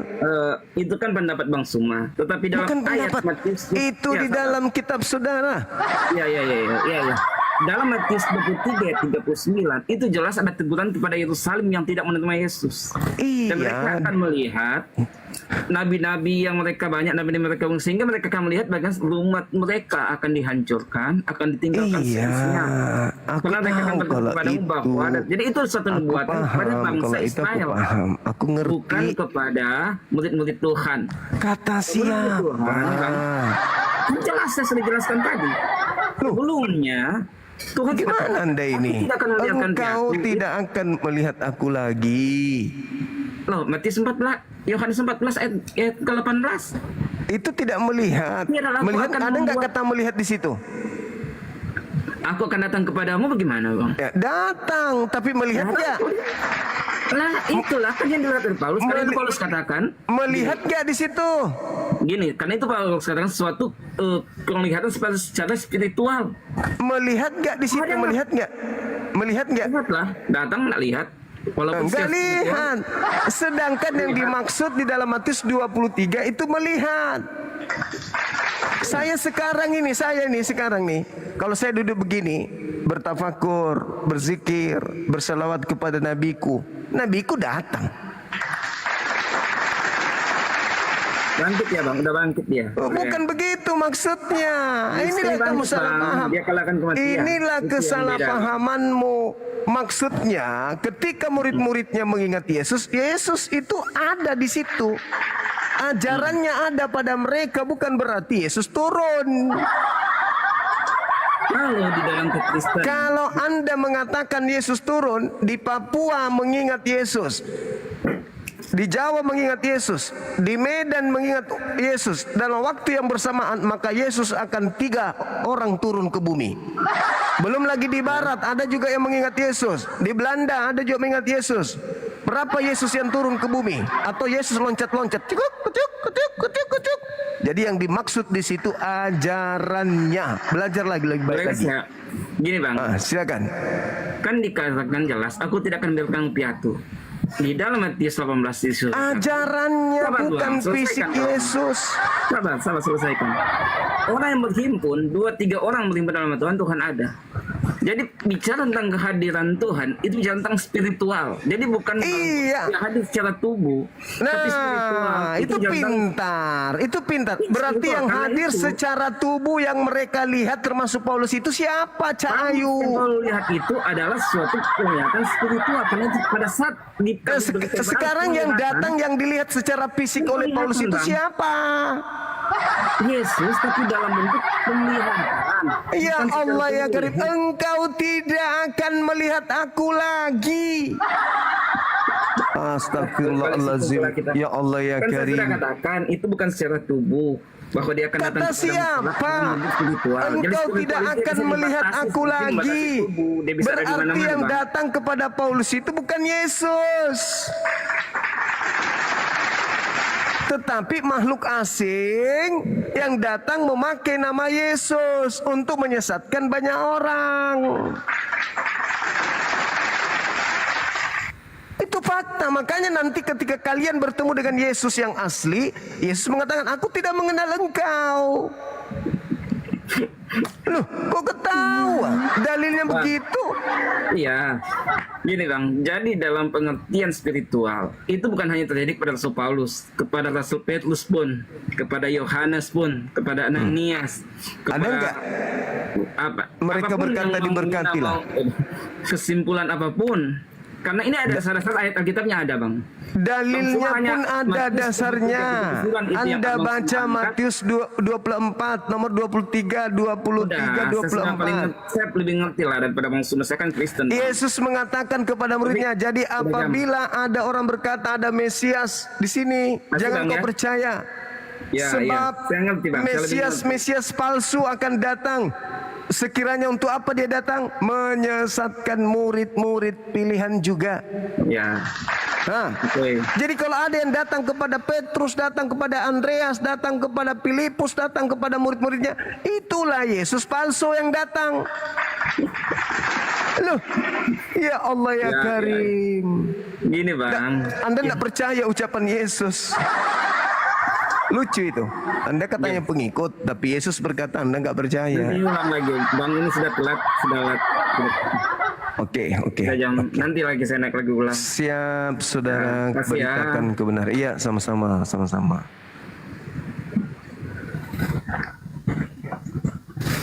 Engkau tidak akan melihat aku lagi sampai engkau berkata, diberkatilah engkau wahai Bang Suma yang ganteng. Enggak ada yang pernah mengatakan aku ganteng, tapi mengatakan bertemu dengan aku. Berarti enggak bertemu dengan aku kan gitu. Halo, selamat pagi. Halo. Selamat pagi, Mas. Halo Bang. Ya juga. Halo Bang. Halo. Selamat malam Bang. Iya, Selamat malam. malam. Siap.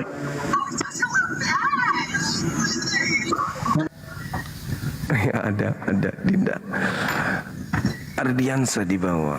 Oke, silakan yang lain naik. 2000 tahun Yesus belum nongol-nongol. Sikit-sikit Yesus, seperti ada suara Yesus ini. Ada orang yang gondrong, Yesus pasti ini.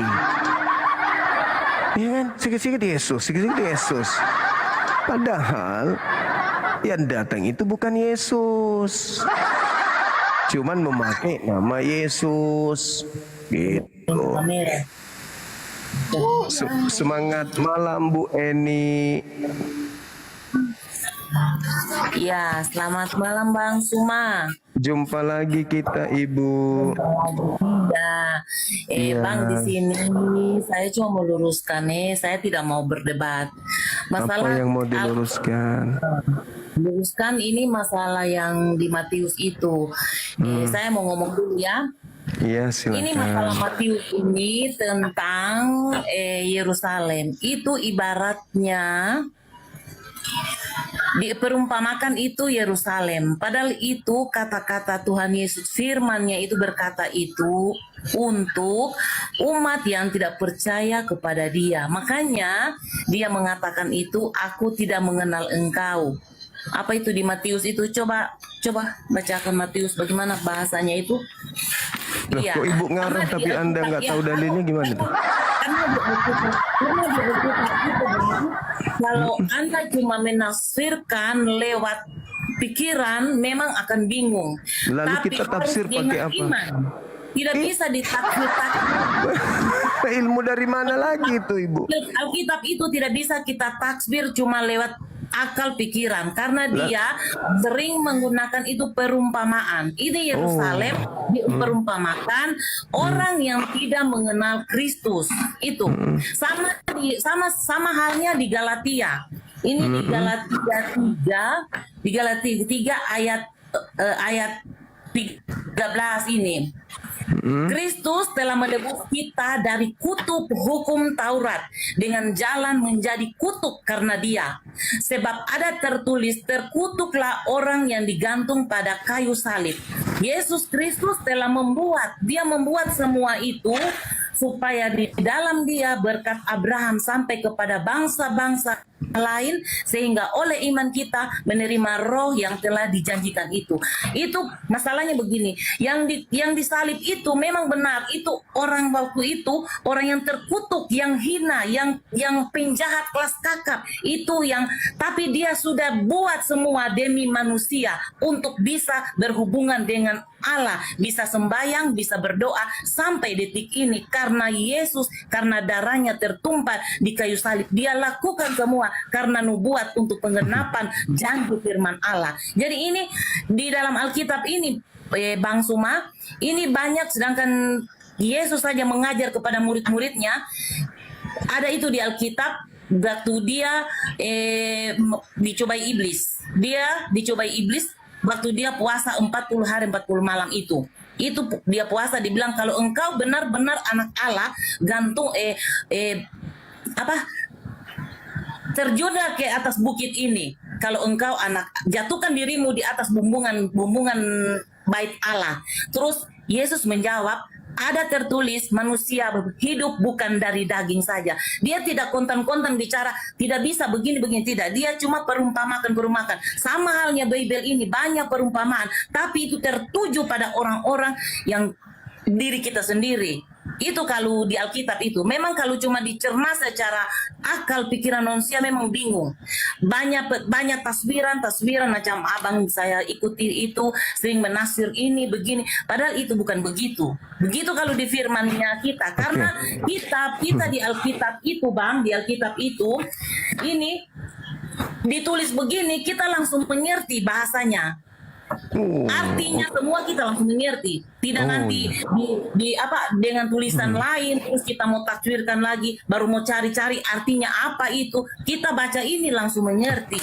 Jadi ini di dalam Alkitab ini banyak perumpamaan saja, Bang. Masalah Matius itu perumpamaan Yerusalem, itu diumpamakan dia orang yang tidak mengenal Kristus. Makanya Tuhan bilang, apa itu bilang, aku tidak mengenal engkau. Itu orang yang tidak kenal Dia, yang tidak mengenal, yang bukan hidup dalam Dia. Itu makanya Tuhan akan sangkali dia di akhirat nanti, karena yang akan datang kedua kali itu menurut kita itu yang akan datang kedua kali itulah Isa Al-Masih Yesus Kristus yang akan datang untuk kedua kali. Tiada siapa-siapa pun. Karena di bawah kolong langit ini tidak ada orang yang bisa sampai di atas Gantian Bu, ini bukan gereja dan Bu bukan level ngajarin saya Bible. Saya lebih paham daripada Ibu. Itu Anda harus akui. Abang, Ibu ini mengerti, jangankan mengerti, untuk sekedar baca aja, kulihat itu Ibu jarang baca Bible. Kayaknya Ibu sekali setahun kalau baca untung. Dari mukanya aja kelihatan bahwa Ibu ini tidak pernah baca Bible. Cara Anda berbicara nampak kali kalau Anda itu nggak pernah baca Bible. Hanya doktrin, dogma, cari duit, capek-capek cari duit, habis itu setor ke gereja 10% dari penghasilan. Mau saya buktikan Ibu? Nih kita buktikan. Di Galatia 3 nomor 13, Kristus telah menebus Kristen kita dari kutuk hukum Taurat dengan jalan menjadi kutuk. Pertanyaan saya, kita di situ siapa?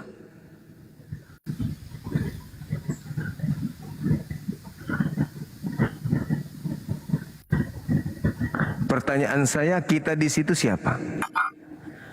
Tunggu, coba ulang Galatia ini tadi. Galatia 3. Nah, itulah bukti bahwa Ibu nggak pernah baca Bible. Nggak ngerti Bible. Kita mengerti, Pak. Makanya karena di Alkitab itu Bang Suma itu cuma banyak itu perumpamaan, padahal sekarang itu coba seumpamanya. Kristus telah menebus kita dari hukum Taurat. Dia sudah menebus kita itu, menebus dosa kita dari hukum Taurat. Nah, sekarang pertanyaan saya, hukum Taurat itu untuk siapa? Hukum Taurat itu untuk kita sudah ditebus darah Yesus telah menebus kita Di mana Taurat itu untuk Kristen? Sejak kapan Taurat itu untuk Kristen? Sejak kapan, Ibu? Kristus, jangan lupa, Kristus yang menebus kita dari hukum Taurat. Sejak kapan hukum Taurat itu untuk orang Indonesia, Ibu? Dengan menjalani. Enggak, itu bukan di situ. Sejak kapan hukum Taurat itu untuk orang Indonesia? Itu sejak kapan? Ini kalau Bang tidak bisa dengan otak. Iya, sekarang saya tanya, sejak kapan Taurat itu untuk orang Indonesia? Itu hukum Taurat itu yang masih dulu-dulu Pak, diturunkan itu dulu-dulu sebelum Dulu-dulu untuk siapa? masih zaman dulu itu. Masih zaman dulu bukan zaman sekarang. Tuhan Anda sudah tiga. Tuhan Anda sudah tiga, nggak bisa menghadapi saya yang cuma satu Tuhannya. Pertanyaan saya, Ibu, sejak kapan Taurat itu untuk orang Indonesia? Sejak kapan? Jangan ngarang-ngarang. Sejak kapan? Sejak kapan Taurat itu untuk orang Indonesia? Maksudnya Taurat itu, hukum Taurat itu untuk kita semua. Iya. Bukan Indonesia. Sejak kapan hukum Taurat itu untuk orang Indonesia? Sejak kapan? Tidak usah dipermasalahkan masalah itu, Pak. Bukan hanya ini. Inilah agama Anda. Saya katakan agama tipu-tipu. Tidak ada tipu-tipu. Yang bisa ditipu hanya orang yang tidak menggunakan akal kayak Ibu. Saya tidak pernah mencela agama orang lain. Bukan, saya berkata sesuai dengan fakta, bukan mencela. Yang saya katakan itu fakta, bukan mencela. Sekarang pertanyaan saya, Taurat itu sejak kapan Taurat itu untuk orang Indonesia? Sejak kapan? Sejak kapan? Hah? Hah? Sejak kapan? Sejak kapan? Penipu. Orang Islam itu nggak bisa ditipu dengan hanya modal rambut pirang, kacamata kuda, nggak bisa. Dulu sebelum ada Bang Suma dan timnya, bolehlah kalian nipu-nipu. Oh, selamat kita adalah Yesus yang telah menebus kita dari hukum Taurat. Sejak kapan hukum Taurat untuk orang Indonesia? Babi ngepet. Nggak ada itu, nggak ada. Nggak ada hukum Taurat itu untuk orang Indonesia, nggak ada. Apalagi orang Indonesia Yahudi PC itu nggak ada. Pandai-pandaian, kalian hanya ingin bebas makan makanan seluruh binatang. Kalian hanya ingin makan seluruhnya. Kalian hanya ingin minum seluruhnya. Kalian hanya ingin bebas di hadapan pencipta langit dan bumi. Sehingga kalian ngaku-ngaku Taurat itu untuk kita. Pret.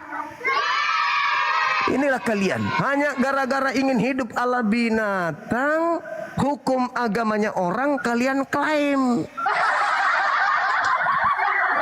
Kenapa sih harus kalian itu berbohong-bohong? Yesus telah menebus kita dari hukum Taurat. Hei, saudaraku Kristen, hukum Taurat itu tidak pernah berlaku untuk kalian. Silakan Anda makan apa yang Anda makan. Mau makan tiang pancang juga boleh. Anda mau makan jembatan juga boleh. Anda mau makan taman mini, makan. Tidak ada aturan Tuhan yang datang kepada Kristen. Kenapa ngarang-ngarang nipu-nipu? Yesus mati untuk menebus kita dari hukum Taurat. Sejak kapan hukum Taurat untuk Kristen? Kalau mau makan segala binatang, makan aja, jangan pakai tipu-tipu. Kalau mau hidup di bumi ini tanpa menyembah kepada Tuhan, hidup aja, nggak usah pakai tipu-tipu. Tuh nggak ada aturan Tuhan kepada orang Kristen kok. Mana aturan Tuhan untuk orang Kristen? Wahai orang-orang Kristen, janganlah engkau begini. Mana ada? Yang ada yang datang aturan Tuhan kepadanya adalah orang Yahudi dan orang Islam. Kristen nggak ada aturan Tuhan di Kristen. Begitu saudaraku. Oke, silakan. Dari mana saudara Fir? Katolik, Protestan? Saya lihat dari nama aja di belakang nama itu, Pak. Oh, tanda kutub. Oke, thank you. Silakan. Ada salib itu. Iya, tanda kutub. Oke, silakan. Bang, jadi Jadi, Bang, terima kasih Bang. Siap. Dari salib di atas itu pernah ada ustadz yang mengatakan di atas salib ini nih, di atas salib ini ada jin kafir. Benar? Iya, Benar? betul. Betul. Betul. Ya. Karena yang disalib dengar, karena yang disalib dengar, Enggak, karena yang enggak. karena yang disalib itu orang yang Dengar dulu, dikutuk Bang. Dengar Tuhan. dulu. Gimana, Orang Bang? yang Saya dikutuk tadi Tuhan yang itu, orang yang dikutuk Tuhan itu adalah pelaku dosa. Pelaku dosa itu pasti ada iblis di dalam dirinya. Nah, coba Anda baca Yohanes 6 nomor 70, Anda baca Yohanes 3 nomor 2. Yudas di dalam dirinya ada iblis.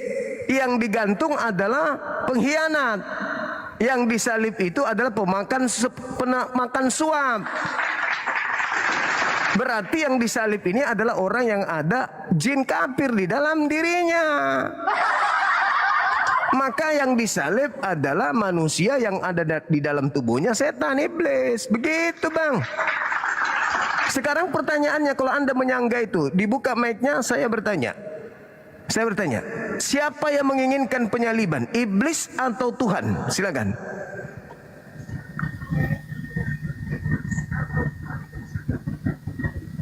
Siapa yang menginginkan penyaliban? Iblis atau Tuhan Elohim? Jawab. Biar kamu tahu bahwa di dalam salibmu itu ada iblis.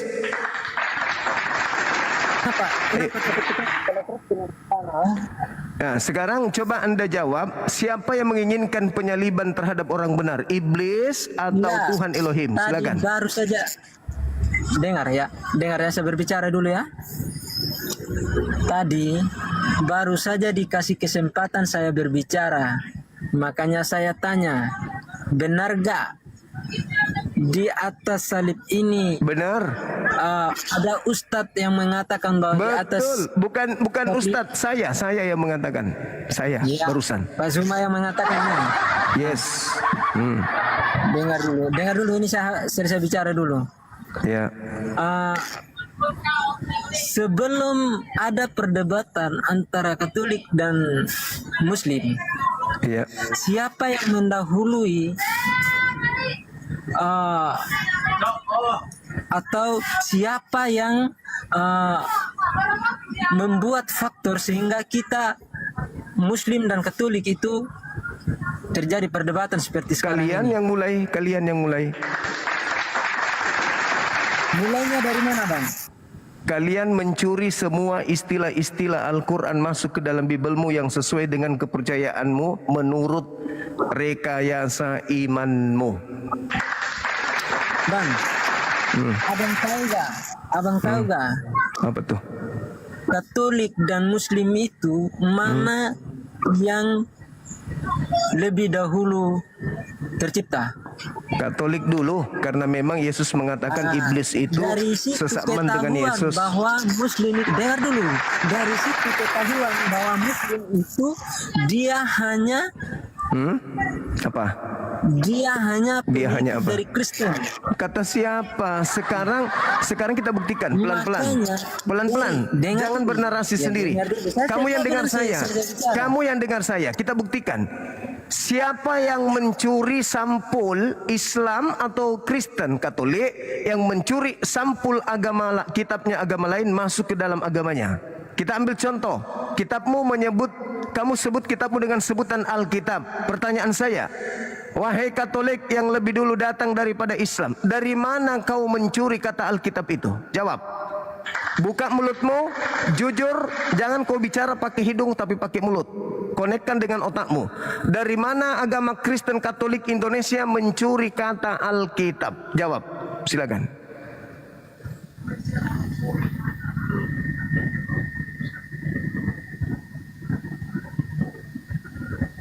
Mana jawabanmu, mana? Jawabanmu mana? Aku tidak mendengarkan apa-apa. Dari mana Katolik mencuri kata Alkitab? Jawab. Gak ada Katolik mencuri kata Alkitab, gak ada. Lalu dari mana kau menyebut kitabmu kata Alkitab itu, wahai pencuri? Kau dengar dulu. Kau dengar dulu Apa? semua. Apa? Katolik itu, Injil itu yang dicatat. Di mana kamu curi kata Injil? Dari mana kau curi kata Injil? Dari peristiwa lah, peristiwa Dari terjadi. peristiwa apa? Peristiwa apa? Di mana kau curi kata Injil? Semua Injil itu adalah pengalaman yang terjadi Di dari mana diri ada kata Injil di dalam kitab Katolik? Tidak ada kata Injil. Apa? Kau sadar kalau agamamu itu adalah plagiat dari Islam, ngerti? Hah? Kata Alkitab, di mana kau rampok dari kata Alkitab? Ayo. Ini Apa? Kamu lidahmu lebih enteng menyebut kata Alkitab daripada Biblika.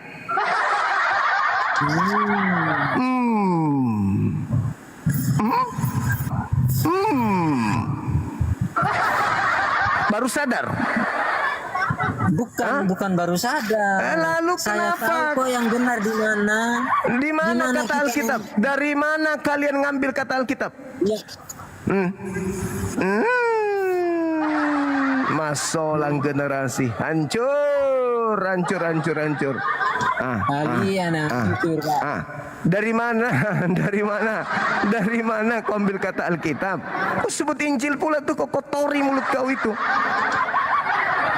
Ayo. Ayo. Tersiksa. Halo, assalamualaikum bang. Waalaikumsalam. Saya muslim bang, cuman saya mau nanya bang. Ini pada zaman Musa itu Apalah ini? Di tengah-tengah kita nunggu Kristen, tiba-tiba muncul Muslim bertanya pada zaman Musa. Baca Quran kalau Muslim. Baca Quran.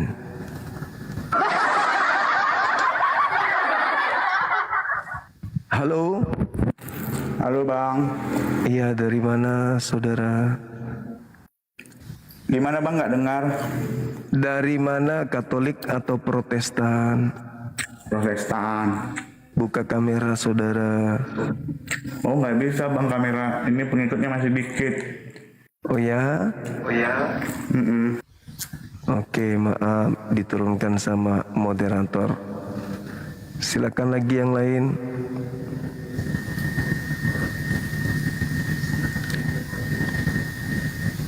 Saudara, kalau non muslim jangan mengaku muslim, karena langsung diturunkan itu.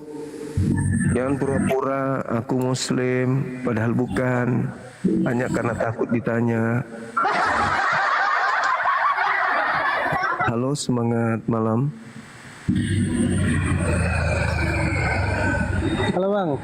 Halo juga. Ya juga. Katolik. Turun aja bang. Islam bang. Thank you. Terima kasih. Waalaikumsalam warahmatullahi wabarakatuh. Alhamdulillahirabbil alamin. Silakan saudara non muslim minta permintaan. Terima kasih teman-teman yang mendukung ya. Walaupun kita masih ngantuk-ngantuk ini, tapi demi menyelamatkan teman-teman kita yang terkungkung oleh doktrin dogma, kita pun masih ada di sini. Halo, selamat malam saudara Godin.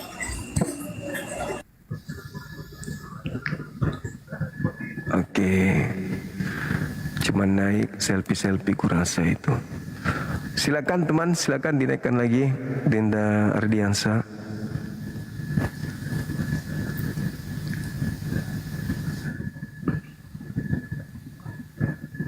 Gaswa.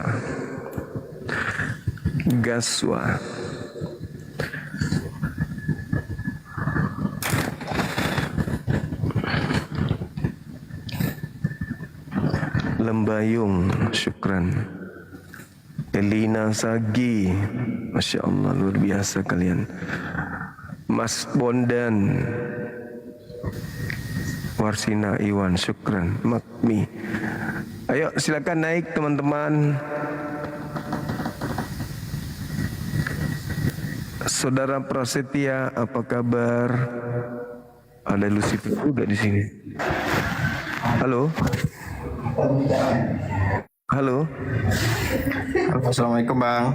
Waalaikumsalam. Lagi sakit ini? Iya bang. Aku Mati meja. Silakan dinaikkan lagi kalau ada apologet Kristen di bawah yang mumpuni lidahnya melilit-lilit.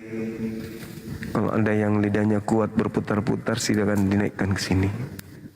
Aku yakin pasti lidahnya kubuat kayak blender muter-muter. Karena tidak mungkin dia bisa keluar dari doktrin yang ada menuju kepada dalil yang tertulis. Tidak mungkin. Susah itu, sulit itu bisa terjadi. Mereka sudah dicetak untuk memutar lidah. Halo, selamat malam. Saudara Ridwan, selamat malam bang. Halo, selamat malam. Oke, dinaikkan lagi teman-teman. Silakan. Ganteng dari lahir, selamat malam. Halo. Malam. Assalamualaikum. Waalaikum. Dari mana abang? Katolik, Protestan? Wis, mantap kali. Kecium ya kalau dia Islam ya. Dari aromanya ya. Bau ini, bau kurma. Halo, selamat malam. Assalamualaikum, selamat malam. Malam. Dari sekte mana bang? Halo. Dari agama mana? Alpresto. Wis namanya ini. Halo. Hai, tanda-tanda. Alfredo. Eish, mantap kali.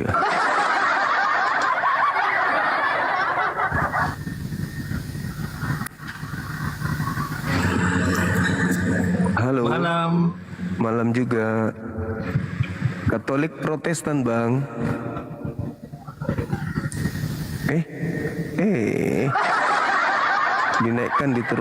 Dinaikkan diturunkan. Tanya dulu agamanya. Silakan.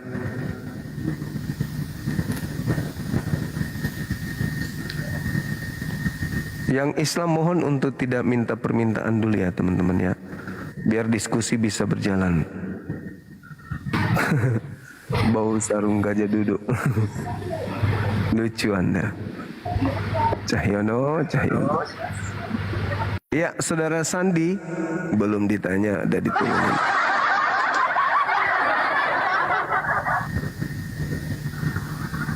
Silakan, saudara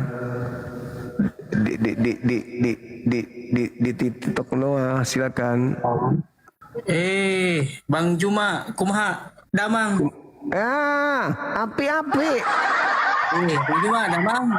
Iya, damang, tenanaon. Alhamdulillah sehat, panjang umur Bang Jumanya. Ini kedua kita on cam. Oh ya? Iya. Dari mana ini saudara Markona? Kenapa diturunkan? Mana tahu dia non muslim. Halo saudara Simon.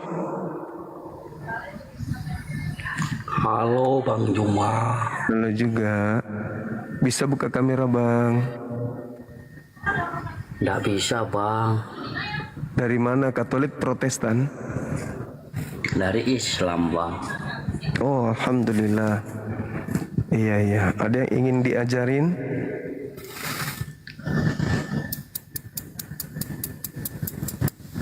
Kupikir teman-teman netizen itu datang ke sini itu untuk nyimak, ternyata untuk tampil juga rupanya. Halo saudara kolor hijau.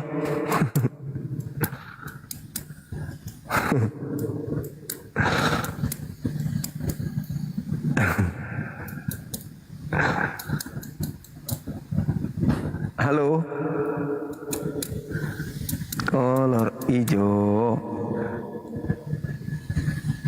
Wis.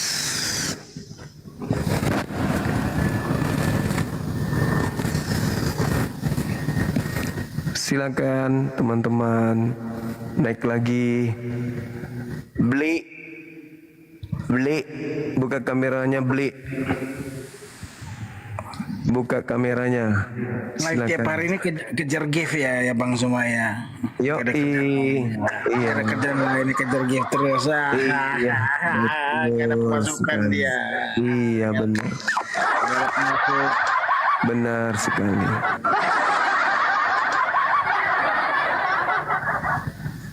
Halo, selamat malam, pesan khusus. Halo, diturunkan lagi kamu. Kamu diam-diam baik.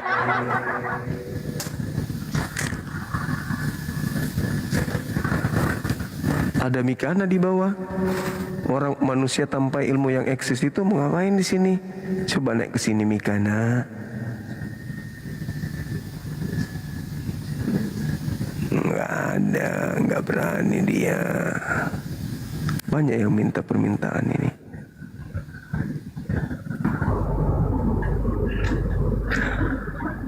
Halo, selamat malam. Botol kecap.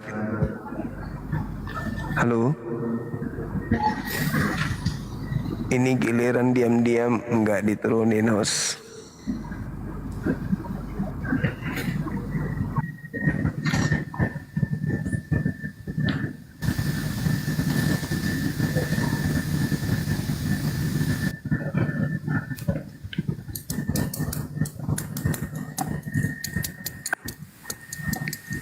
Halo, Bang Ronald Pangabean. Mahat Damang.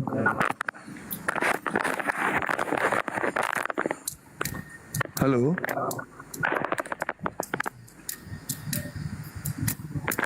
Halo Bang. Halo. Woi. Alah.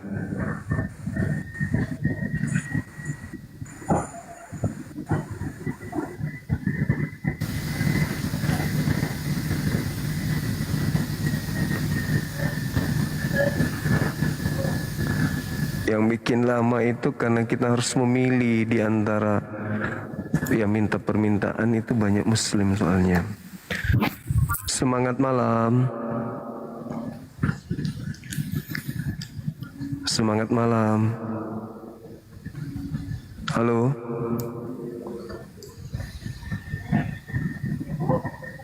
Gak ada suaranya diturunin. Mampus. Ada lagi.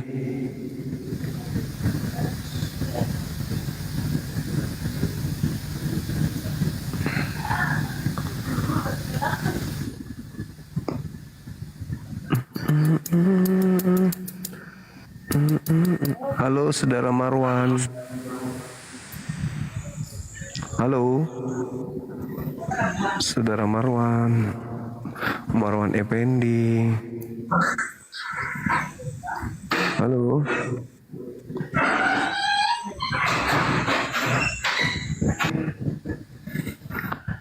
Selamat malam saudara Victor, pikiran kotor. Halo.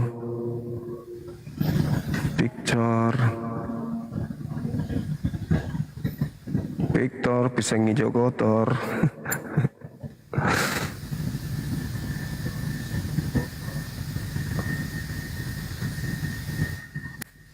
Banyak kali bah minta permintaan.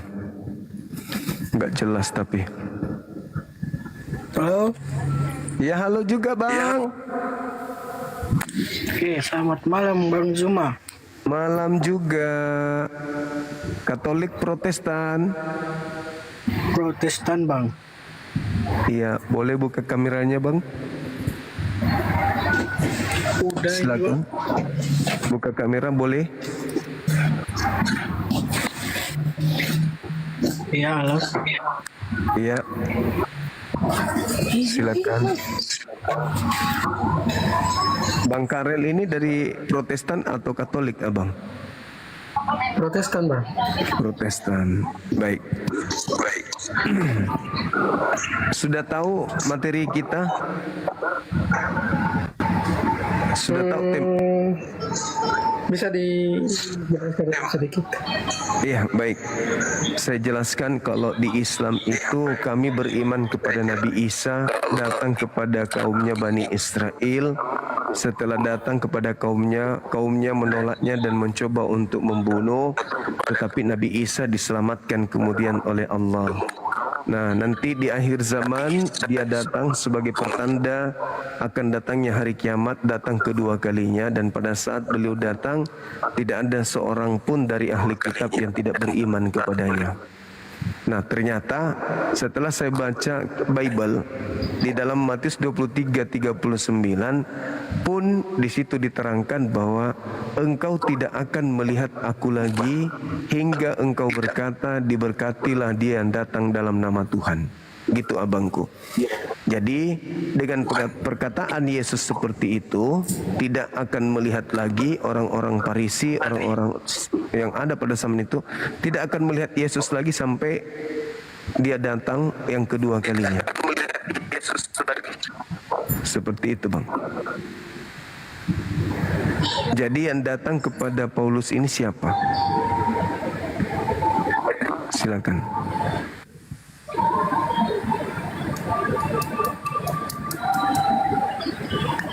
Ya, oke, baik. Sebelumnya saya minta maaf kalau penjelasan saya mungkin tidak terlalu, karena saya juga bukan ahli agama. Cuma saya tertarik dengan topik yang di atas. Ya. Dari tadi saya mengikuti. Halo. Iya, halo Bang, halo.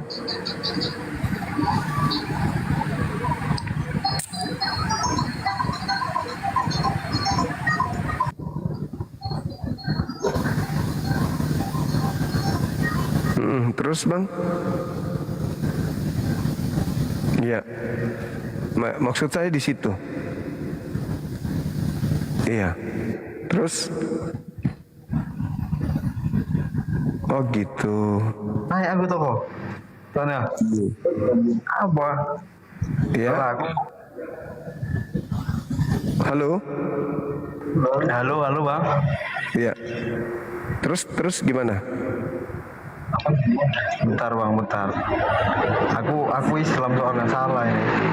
Saya yang nonis ya. Oh, iya. Tadi sempat menjelaskan, tapi kenapa sekarang ngaku Islam?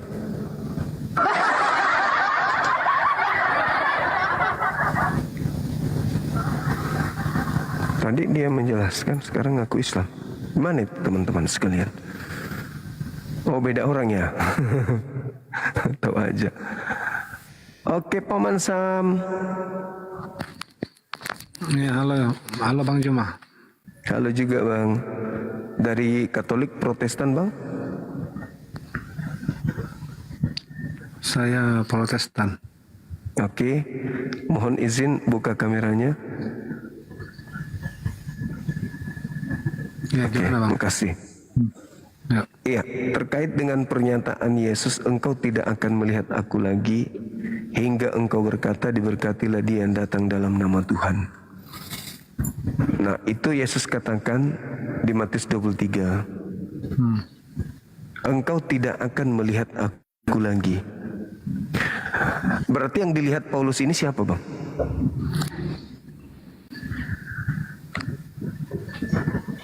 Maksudnya engkau tidak melihat aku lagi. Ya. Sampai engkau berkata, diberkatilah dia yang datang dalam nama Tuhan.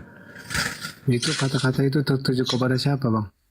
Kepada orang-orang Farisi, ahli Taurat, murid-muridnya, semua orang yang ada di zaman itu. Di zaman itu? Iya. Nah, jadi Paulus jumpa sama Yesus di zaman tahun berapa? Di Dia mengakunya di antara tahun 45 sampai 66, 48 sampai 66. Pertanyaannya, yang ditemui Paulus itu siapa?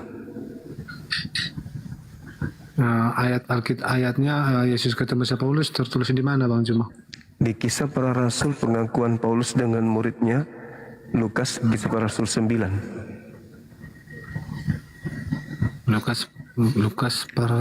Kisah Para Rasul. Kisah Rasul. Sahabat Elia Arslan Syukran. Oh ya. Barakallahu fiik. Silakan. Sekarang yang mau Anda bantah dari sana, jadi apa sekarang yang mau Anda bantah dari sana? Ya, Yesus berkata, engkau tidak akan melihat aku lagi.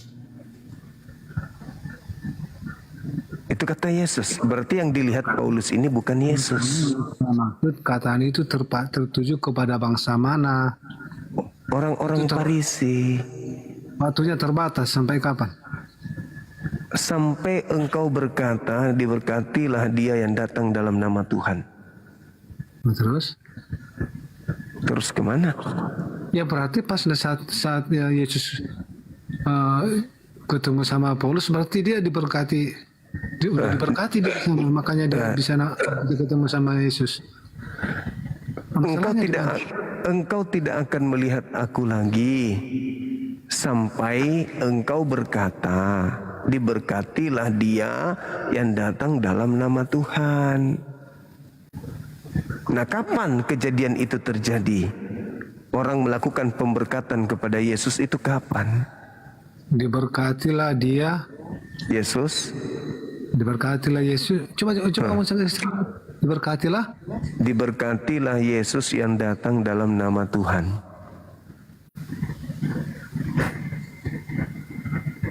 Diberkatilah Yesus yang datang dalam nama, diberkatilah Yesus yang datang dalam nama Tuhan. Itu ayatnya di ayat berapa itu? Coba saya tengok dulu kitab saya. Coba. Pemalasah. Coba di ayat berapa itu dibuat itu, diberkatilah Yesus. Coba dulu. Matius 23:39.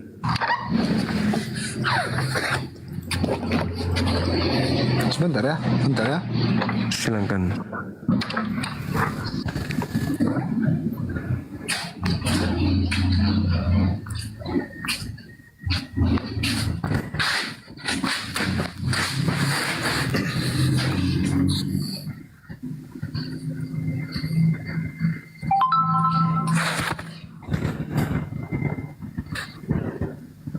Matius 23:39.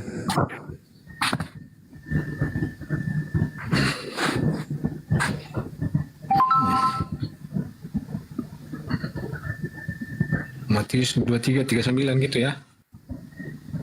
23:39.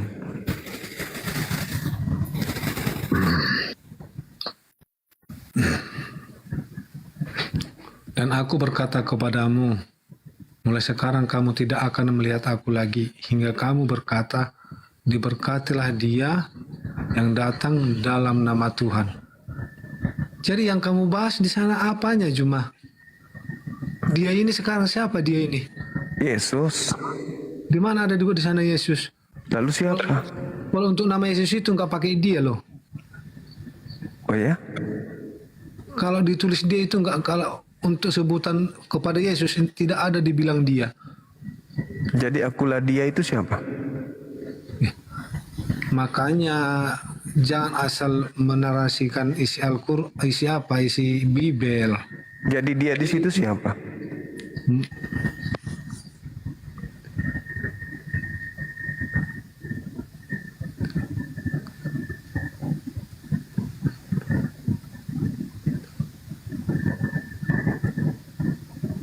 Maksud saya gini, kalau untuk sebutan Yesus tidak pernah dibilang di sana kata dia. Dan dia akan mati dan disalib, dan pada hari yang ketiga dia akan bangkit. Nah, yang berkata ini sekarang yang membilang kata-kata ini siapa? Dan aku berkata kepadamu ini siapa? Yesus.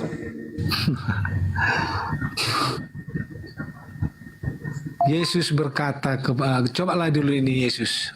Yesus berkata kepadamu, mulai sekarang kamu tidak akan melihat lagi hingga kamu berkata, diberkatilah Yesus yang datang dalam nama.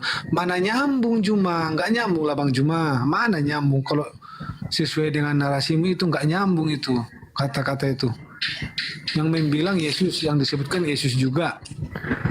Engkau tidak akan melihat aku lagi, kata Yesus. Makanya saya bilang tadi yang membilang kata-kata demikian siapa? Yesus. Yesus. Nah, dan kepada Yesus juga lagi. Iya.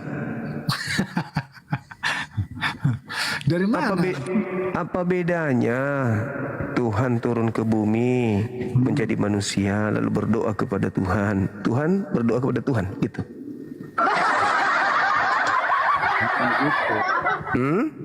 Bukan gitu, dia berdoa. Jadi gimana? Bapa Tuhan, Yesus bukan Tuhan. Yesus Tuhan. Berdoa kepada Bapa di sorga.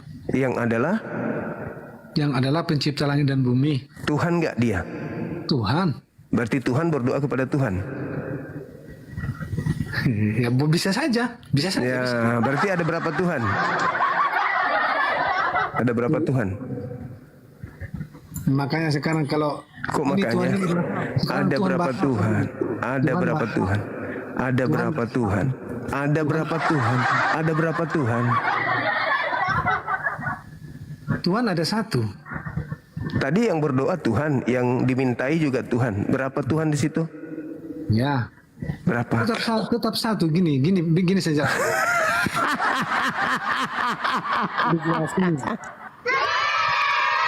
Endasmu. Udah jelas-jelas di situ Tuhanmu berdoa kepada Tuhan yang lebih senior bilang satu. Itu cocok di gereja, kuclo. Bukan di sini. Iya, di gereja, tempatnya orang ditipu itu di situ, bukan di sini. Iya, saya terang dulu. Jangan merasa kesimpulan Anda merasa benar. Tuhan berdoa kepada Tuhan. Roh Kudus Tuhan lagi berdoa. Tuhan kemana? Roh Kudus lagi Tuhan. Tuhan berdoa kepada Tuhan. Ada berapa Tuhannya? Ya, dan makanya dengar dulu penjelasan orang.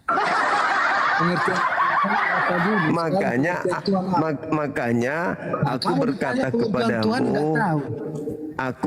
kepadamu, mulai sekarang kamu tidak akan melihat aku lagi. Sudah, nggak usah bahas itu. Pokoknya intinya Tuhanmu tiga, udahlah. Iya, itu aja kamu tidak mau membahas pengertian Tuhan apa. Tidak ada manusia di bumi ini yang bisa dibohongi. Kalau Kristen itu Tuhannya satu, itu bohong, dusta itu. Tuhannya Kristen saya bilang cuma tiga. Itu Tuhannya Kristen. Kamu mampu nggak berdebat sama saya? Ya, ini kita sudah berdebat. Ini berdebat Matius 23 nomor 39 aja kamu bingung. Jangankan dia, 100 pun bisa Tuhan. Ya itulah Tuhanmu. Apa dulu pengertian daripada itu? Terus nggak usah kau pamer kalau begitu. Ya udah, Tuhanmu 100 sudah. Sekarang yang kita bahas Matius 23 nomor 39, bahwa yang datang kepada Paulus, yang datang kepada Kristen, yang kau sembah di gereja itu bukan Yesus. Titik. Siapa bilang? Yesus? Siapa bilang itu bukan Yesus? Yesus. itu kan aja itu juga. Saya bilang Yesus. Yesus dalam Matius 7 nomor 22, 23, pada hari terakhir nanti banyak orang berseru kepadaku, Tuhan, Tuhan, Tuhan, Tuhan, Tuhan, Tuhan, Tuhan tuh. Bukankah kami bernubuat pakai namamu, bermujizat pakai namamu, mengusir setan pakai namamu? Pada saat itulah aku Yesus berterus terang, aku tidak mengenal Kristen. Dah, titik. Ya, di sana pengertiannya tahu enggak? Mana pengertiannya tahu itu apalagi? Di sana tahu apa perkataan Yesus demikian? Kenapa bisa? Siapa yang diusir? Udah gini, makanya kau dengarkan dulu cerita saya. Siapa gitu. yang diusir? Ya orang yang menganggap dia mengabdi kepada Tuhan tapi tidak melakukan pekerjaan, tidak melakukan kehendaknya. Ya, itu siapa? Agamanya apa? Yang tidak diterima, itu yang tidak diterima Tuhan. Agamanya apa? Yesus, agamanya apa? Ya, yang bernubuat mengusir setan pakai nama Yesus itu agamanya apa? Sekarang banyak orang yang mengaku agama Kristen, saya Kristen, tapi tidak melakukan. Kristen, udah selesai Kristen. Makanya saya bilang dulu, makanya kalau agama Kristen itu adalah agama yang sangat kuat, tahu, yang sangat konsekuen. Konsekuen. Jadi tidak bisa Anda membilang Anda sebagai pengikut agama Kristen, tapi Anda tidak melakukan di dalam perintahnya. Apa perintah Yesus yang kamu lakukan? Makanya perkataan itu ada. Ya, apa perintah Yesus yang saudara lakukan? Banyak yang terpanggil, tapi cuma satu. Itu ucapan Yesus untuk kaumnya Bani Israel. Jadi jangan Israel sama Yesus sekarang beda rupanya. Iya, Yesus bukan untuk Kristen, Yesus untuk Bani Israel. Jangan Anda maksa.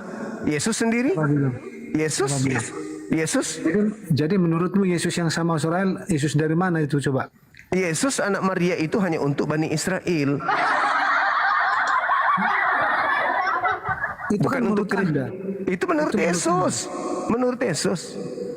Jadi Matius 15 nomor 24, Yesus berkata, aku diutus hanya kepada domba yang sesat dari umat Israel. Oke, jadi setelah dia setelah perkembangan zaman, kenapa dia ada tertulis beritakanlah?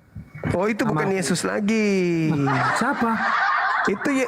Itu adalah makhluk asing yang memakai nama Yesus. Siapa bilang? Yesus. Ya, kamu itu berdosa, kamu Juma. Loh, saya berdosa. Waspadalah, dengar. Kata Yesus kepada orang Yahudi, waspadalah kepada Yesus palsu yang datang kepadamu memakai namaku dan berkata, akulah Yesus Kristus. Mereka akan menyesatkan banyak orang. Iya, oke. Nah, mana Yesus palsu itu yang menyesatkan banyak orang, mana? Mana Yesus? Ya, yang tidak mengaku Yesus. Siapa yang tidak mengaku Yesus? Mana Yesus palsu yang menyesatkan banyak orang itu mana? Yang tidak mengakui Yesus sebagai Tuhan itulah. Kenapa rupanya? Masalah generasi. Anda sanggup gak kembali ke tema ini? Sanggup. Ya sudah. Yesus berkata, engkau tidak akan melihat aku lagi hingga engkau berkata, diberkatilah dia yang datang dalam nama Tuhan. Pertanyaan saya, ketika Yesus mengatakan engkau tidak akan melihat aku lagi, ya, nanti Yesus bisa dilihat kapan? Jadi gini, itu pengertiannya Juma. Engkau tidak akan melihat aku lagi sebelum teman-teman saya baca. Jadi maksudnya di sana Juma, hanya orang yang mengaku Yesus sebagai Tuhan yang boleh melihat dia kembali. Itu maksudnya. Iya. itu maksud ayat daripada Alkitab Mazmur 23 Matius 23 9, itu maksud perkataannya. Demikian aku berkata kepadamu, mulai sekarang kamu tidak akan melihat aku lagi hingga kamu berkata, diberkatilah dia yang dalam nama Tuhan. Oke? Artinya saya tidak akan bisa melihat Yesus kalau saya tidak dengar dulu itu kan. Bisa enggak? Tapi kita mau bahas di sini, mau bahas di Matius 23:39. Kamu tidak akan itu mau dibahas enggak? Engkau tidak akan melihat aku lagi. Itu ucapan Yesus kepada siapa? Kepada manusia lah dulu, buat kepada manusia. Mulai menipu. Kepada siapa Yesus berkata seperti itu? Nah, kepada siapa?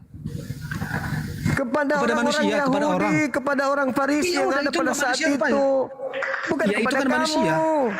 Bukan ya, itu kan manusia kan. Iya, manusia, tapi nggak boleh pakai cara Paulus dong. Jujur aja, Yesus berkata seperti itu kepada orang-orang Yahudi, orang Farisi. Iya, kepada manusia kan, kepada manusia. Manusia juga, kan? Kamu sengaja mengatakan kepada manusia agar kau bisa masuk ke situ juga. Pret. Emang orang Yahudi nggak manusia? Lah, kalau kau mengatakan manusia, itu kesempatan kau memasukkan dirimu nanti ke situ. Pret. Oke, saya ikut. Nah, orang Farisi kan? Yahudi.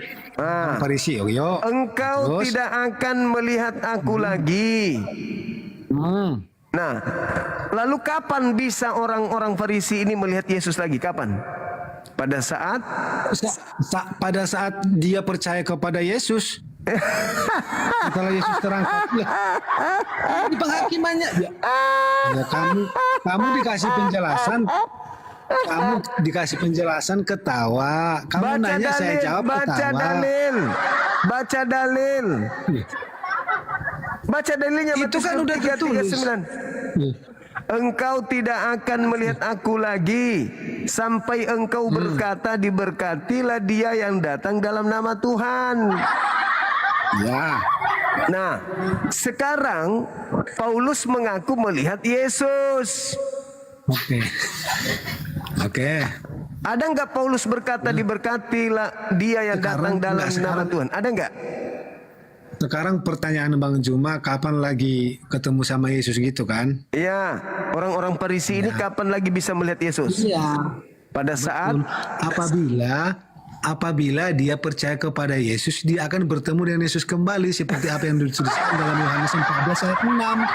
Itulah jalan kebenaran dan hidup. Kenapa kan lambung Juma? Baca dalilnya kawan. Iya.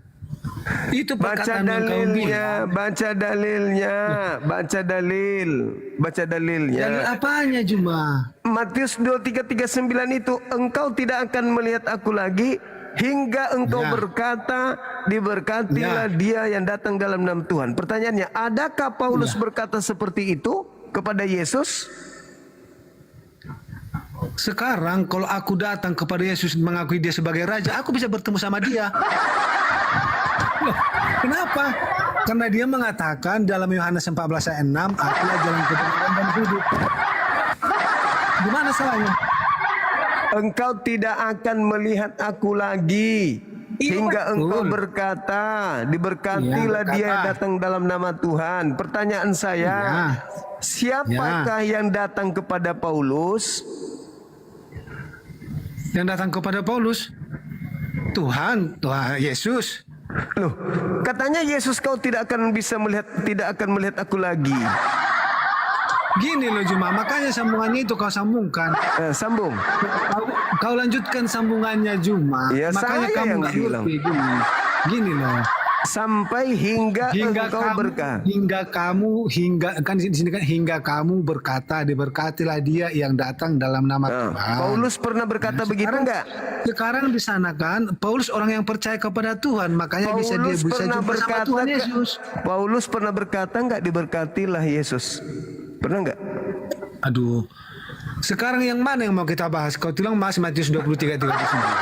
Iya. Engkau tidak akan melihat aku lagi hingga kamu berkata, diberkatilah dia yang datang dalam nama Tuhan. Ada enggak Paulus berkata, diberkatilah Yesus yang datang dalam nama Tuhan? Ada enggak Paulus berkata begitu? Gini loh Bang Juma. Ada enggak? Tadi Bang Juma aja membahas Matius 23:9. Ya itu makanya kutanya, ada enggak Paulus mengaku, diberkatilah Yesus yang datang dalam nama Tuhan? Ada enggak Paulus mengaku begitu? Ada enggak? Bukan dia ada ngomong kayak gitu sekarang. Tadi kan Anda menanya sama saya. Ada enggak Paulus?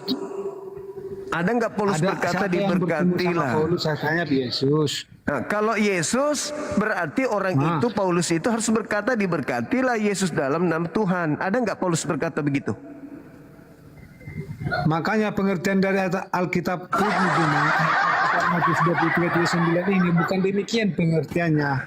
Kamu tidak akan melihat aku lagi hingga kamu berkata, diberkatilah dia dalam nama Tuhan. Kau tidak akan melihat aku lagi. Nah, kau mengatakan bahwa Paulus melihat Yesus. Ada enggak Paulus mengatakan, diberkatilah Yesus dalam nama Tuhan? Ada enggak Paulus berkata begitu? Karena Paulus sudah diberkati sama Tuhan, makanya dia bisa bertemu Juma. Itu makanya kalau mengartikan Alkitab itu harus pakai ongol-ongol. Kenapa pusing kamu? Karena Yohanes sudah diberkati Yesus, makanya dia juga sebagai rasul. Maaf.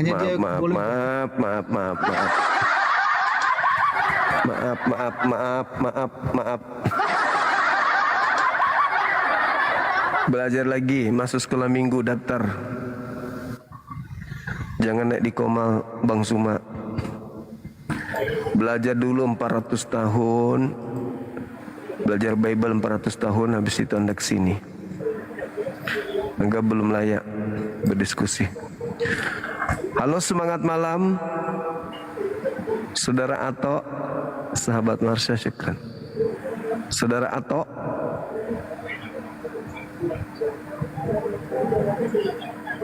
Halo, Saudara Ato. Ucok Medan, selamat malam. Halo Bang. Halo. Halo Bang, Assalamualaikum. Aku Islam Bang. Alhamdulillah. Durian Ucok. Ya, tapi bukan durian ucok Bang. Bukan durian Ucok. Selamat malam Bantakur. Malam kakak, malam. Dari Katolik Protestan. Protestan kak. Boleh buka kamera. Ya, mantap. Di Papua ini kakak. Saya. Oke. Udah dengarkan tadi penjelasan saya terkait dengan Al-Quran, dengan Matius? Udah Bang. Oke. Engkau tidak akan melihat aku lagi hingga engkau berkata, diberkatilah dia yang datang dalam nama Tuhan. Pertanyaan saya, Abang semua di sini, cuma saya ingin bertanya. Bang Afida, barakallahu fiik. Hah? Saya cuma ingin bertanya saja. Boleh bertanya? Apa itu? Apa abang semua ini tahu mendalam tentang Nabi Isa, apa Tuhan Yesus? Insya Allah saya tahu sesuai dengan apa yang ada dalam Al-Quran. Kenapa rupanya?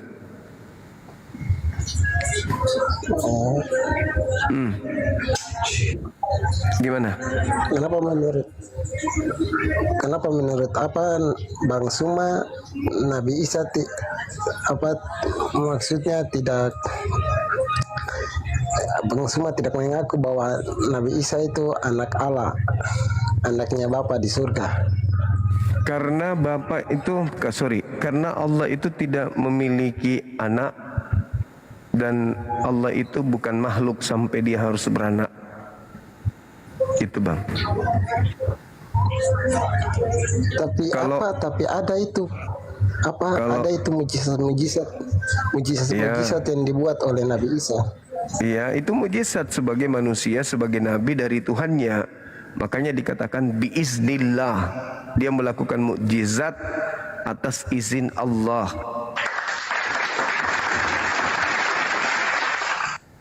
Gitu Bang. Terus? Tapi Nabi Musa, Nabi Abraham, tapi tidak sama seperti Nabi Isa untuk memberikan mujizat begitu. Tidak sama seperti Nabi Isa. Iya, masing-masing nabi mujizatnya beda-beda. Terus bisa membangkitkan orang mati juga bisa. Iya, masing-masing nabi bisa mujizat masing-masing sesuai dengan zamannya yang diberikan Tuhan kepadanya. Terus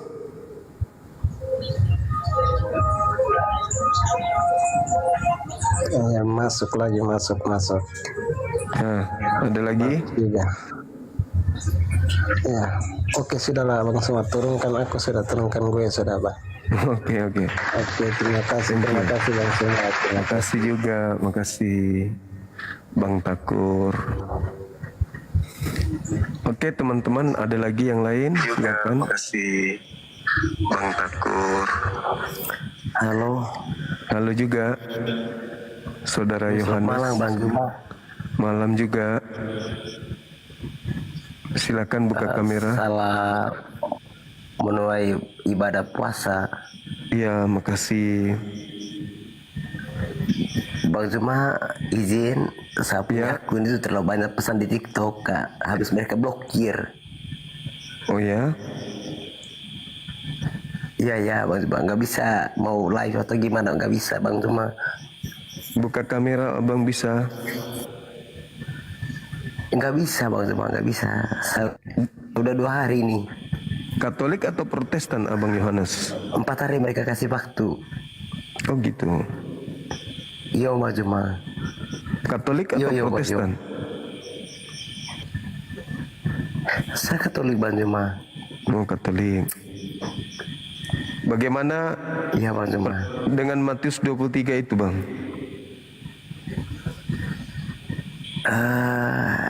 Saya nggak ke situ Bang Juma. Kenapa? Saya nggak ke situ, saya tanya Bang Juma. Terus? Ya saya mau tanyakan Bang Juma begini. Kenapa pergi? Bertanya dulu.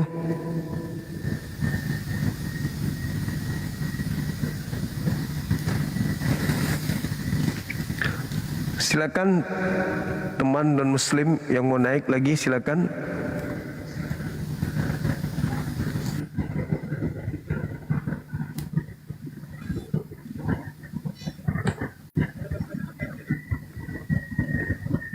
Semangat malam saudara Bentair. Halo. Halo Bang. Halo, selamat malam juga. Oke, dari mana? Katolik, Protestan?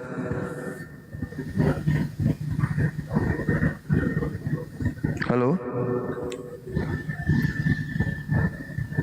Protestan atau Katolik, Bang? Halo? Semangat malam, Bang Alex. Halo?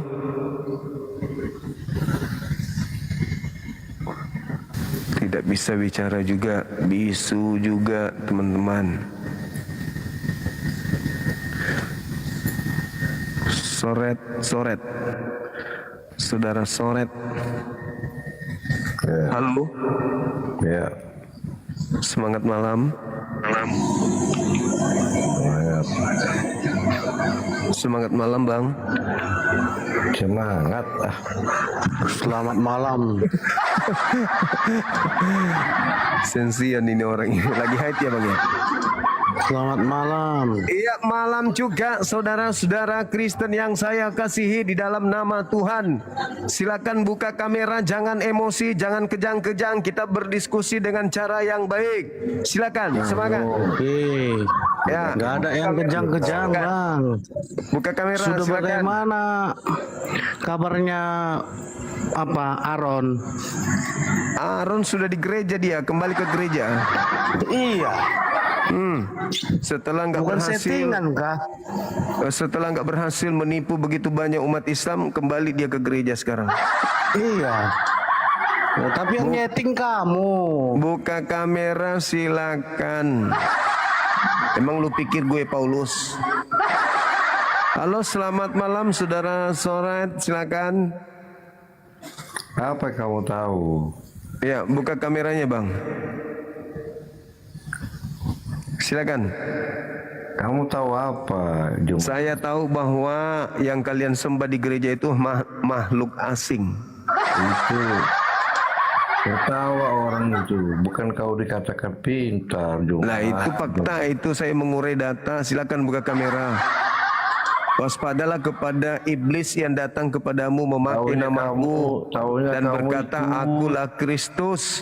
Mereka akan menyesatkan banyak orang. Tuh fakta. Taunya kamu itu.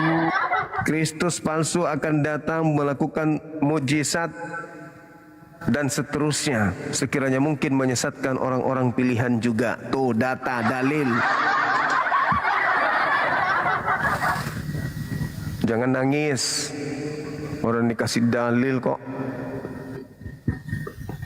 Saudara Mastur, silakan buka kameranya Bang. Assalamualaikum Bang Zuma. Waalaikumsalam. Katolik Bang, Protestan ya Bang? Ya. Kasih waktu sedikit Bang. Ini saya cuma mau sampaikan Bang. Mohon Bang dikasih waktu lah teman-teman Kristen. Siapa tahu aja.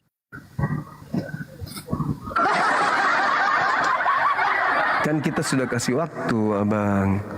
Kalau Kristen kan kita sudah kasih waktu. Cuman kan kalau tidak membahas tema, ngapain dia masih di atas?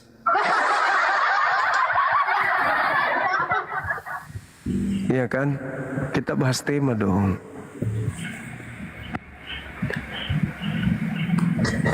Semangat malam. Semangat. Salam. Assalamualaikum. Iya. Mana bang? Iya. Dan rakat. Bang Juma. Iya. Saya fans sama kamu Bang Juma. Kasih abang. Iya. Sampai malam dan tidak nungguin Bang Juma live. Iya, alhamdulillah. Iya. Semangat Makasih ya. bang, makasih. Iya, makasih, semangat terus. Kita akan tetap terus semangat. Dan alhamdulillah bukan cuman abang seorang diri, jadi jangan sedih bang. Di sini ada puluhan ribu juga yang menemani abang. Cuman aku yang sendiri di sini, tidak ada yang menemanin. Cie, mantap kali bang. Ayo teman-teman non muslim silakan.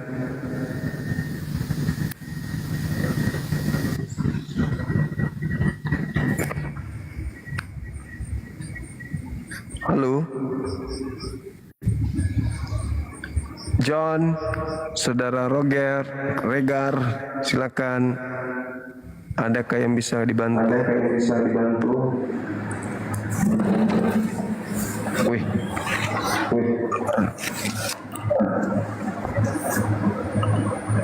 Ya, halo selamat malam. Ya, salam juga bang. Katolik, Protestan. Halo.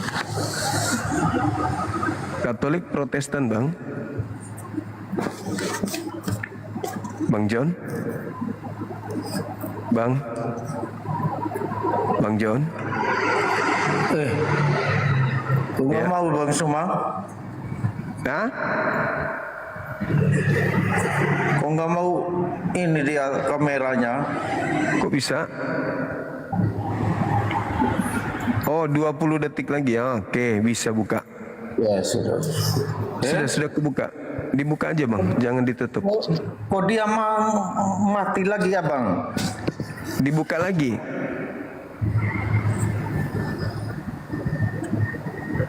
Dibuka lagi bang.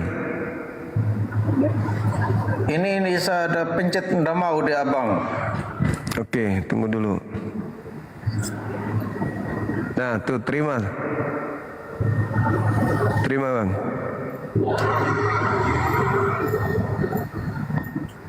Nggak mau dia bang Sum.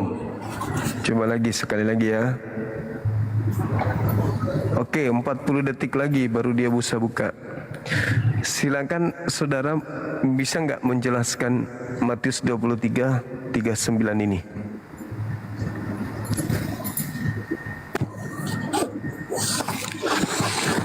Silakan bang. Matius berapa kakak? 23 ayat 39. Iya betul. Coba kakak baca dulu. Saya tidak bawa Alkitab kakak. Mulai sekarang engkau tidak akan melihat aku lagi, hingga sampai engkau berkata, diberkatilah dia yang datang dalam nama Tuhan. Engkau tidak akan melihat aku lagi, kata Yesus, hingga engkau berkata, diberkatilah dia yang datang dalam nama Tuhan. Berarti Perikopnya bang apa perikop di atas itu kakak? Dia punya judul di atas itu yang itu berbicara mengenai Yerusalem. Bagaimana Yerusalem itu ditinggal, kemudian itulah yang dibahas di sana. Terkait keluhan terhadap Yerusalem, ya. Oh, Yerusalem yang baru. Mungkin berarti dalam kematiannya kita mungkin Bang Suma. Bukan.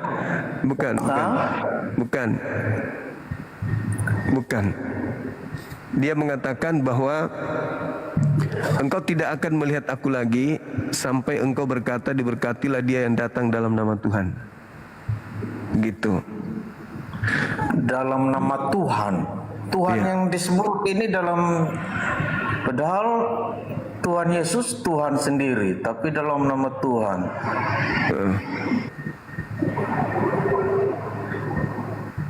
Apakah Paulus pernah mengatakan itu, diberkatilah Yesus?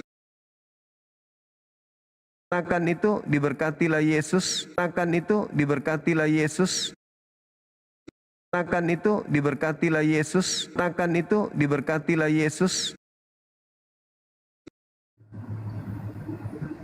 Tidak pernah Bang Suma. Tidak pernah. Nah, bagaimana pandangan saudara terkait dengan pendeta-pendeta yang meraup perpuluhan di gereja itu, Bang? Kalau masalah perpuluhan Bang Suma, itu kan masalah oknum lagi itu, bukan masalah ini lagi itu untuk ke Tuhan.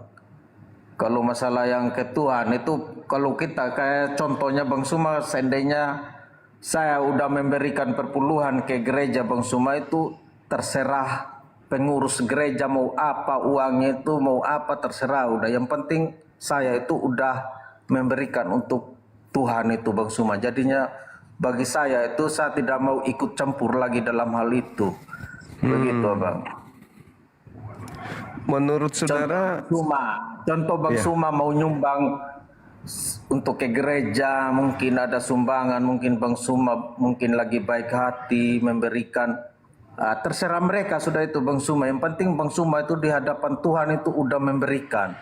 Begitu jadinya terserah mereka udah apa yang mereka buat itu yang terbaik, puji Tuhan. Kalau yang tidak terbaik ya bertobatlah dia, begitu Bang Suma. Banyak oknum itu Bang Suma.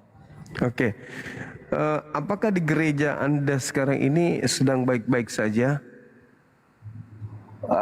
Kalau saya sih tidak baik-baik, karena menurut saya itu ada Mikana namanya itu merubah nama Tuhan Yesus dijadikan Yesua. Jadinya tidak baik-baik. Tapi saya anggap Mikana orang gila. Saya udah nantang dia Bang Suma. Iya. Orang gila ya? Iya. Ya itu saya nantang begini. Nama Yesua itu pernah membuat mujizat, saya bilang itu sama dia.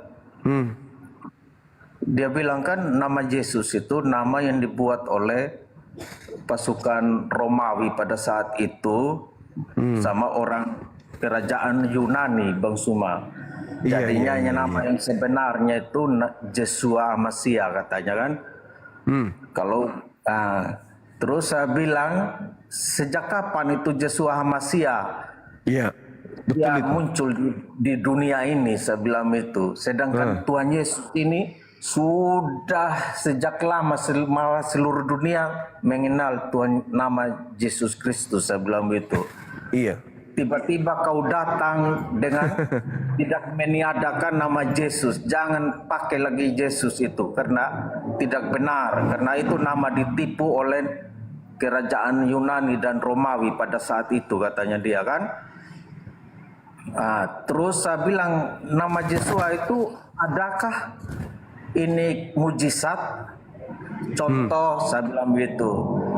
Dulu di Trans 7 ada uji nyali Bang Suma kan, mungkin Bang Suma nonton juga kan? Iya. Satu ini sama-sama dari umat Muslim satu, yang cowok, yang cewek juga dari umat Kristiani. Satu kan kerasukan yang dari Muslim itu Bang Suma, sedangkan yang kerasukan dia. Terus sedangkan yang dari Nasrani tidak kerasukan dia Bang Suma, dia tetap menyebut nama Tuhan Yesus, tutup bungkus dengan darahmu Tuhan Yesus, dia bilang begitu. Jadinya dia lolos dari uji nyali itu. Saya tanya sama Mikana itu, menurut Mikana itu yang dipakai Tuhan itu yang mana Mikana antara dua itu sebelum itu? Ya yang satunya yang Yesus Kristus, dia bilang. Terus kenapa kamu tidak percaya sama Yesus? Kenapa kamu bilang Yesus itu Yesua, itu Yesus itu palsu? Di situ sudah dia ini sama maki-maki dia Bang Suma sampai dia menangis. Kamu sudah tidak lebih dari iblis kamu sebelum itu. Kamu tahu nggak iblis masuk di dalam dosa itu? Kamu tahu kan manusia jatuh dalam dosa, kamu tahu nggak Mikana sebelum itu? Dia bilang karena makan buah terlarang kan. Iya. Itu pun anak SD tahu Mbak Mika sebelum itu.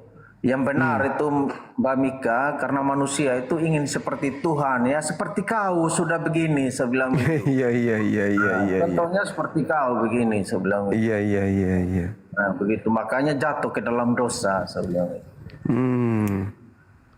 Jadi Mika ini sudah pernah dibilang kayak orang gila gitu. Saya tidak ini apa, saya biar dia teriak-teriak Yesus Masih itu saya tidak pengaruh, tetap saya Yesus Kristus ya Bang. Iya.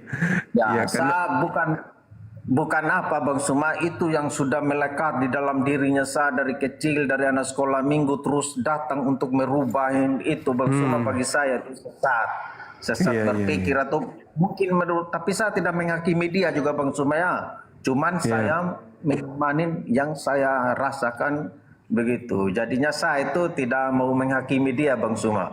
Begitu. Iya. Dia kan hebat bahasa-bahasa itu Bang Suma, bahasa apa namanya itu, bahasa Israel itu. Bahasa Ibrani. Bahasa Ibrani. Ya, bahasa Ibrani ya, bahasa Ibrani itu Bang Suma, dia hebat ya. Iya.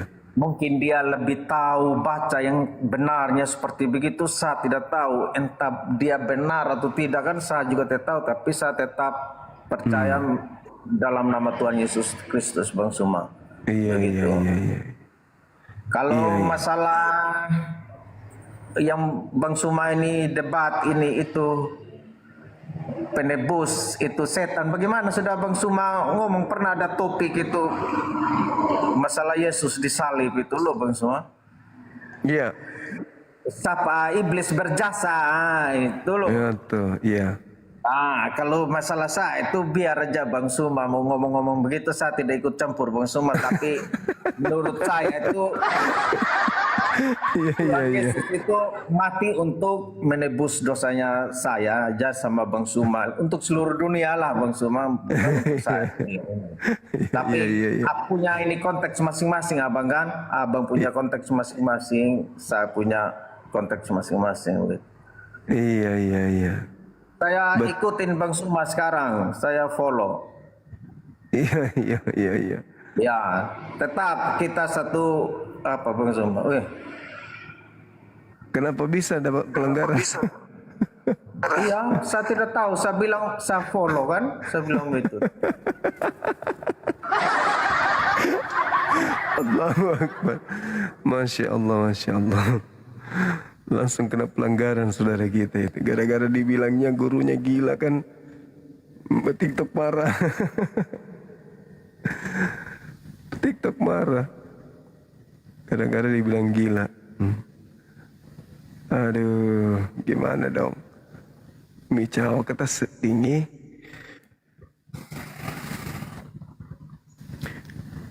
Gigit nyamuk aku gatal jadinya kawan-kawan. Ini pasti nyamuknya nyamuk betina ini.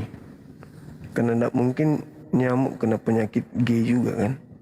Gigit sesama laki-laki.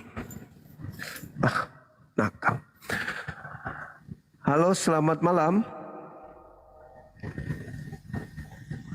Selamat malam.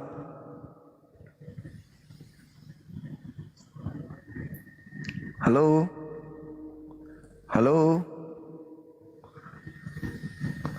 Pak Atan, Sukran, semua teman-teman yang mendukung Sukran. Halo saudara Roni, semangat malam. Assalamualaikum. Waalaikumsalam. Agak-agak Pak. Baik. Dari mana abangku? Dari sekte mana? Halo, semuanya silakan naik. Waktu kita masih ada.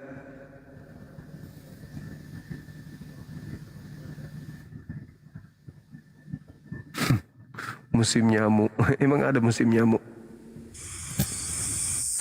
Halo. Halo. Iya, dari mana Bang?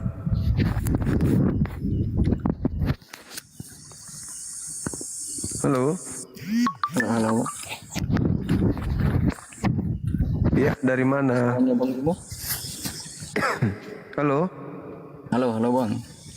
Iya.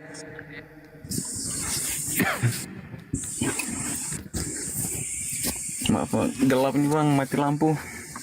Iya, lagi di mana ini? Lagi di rumah bang, mati lampu. Oh, Katolik atau Protestan? Katolik bang. Katolik. Ya bang. Oke, silakan tanggapi tema saya. Boleh? Tentang apa ini bang? Matius 23 nomor 39.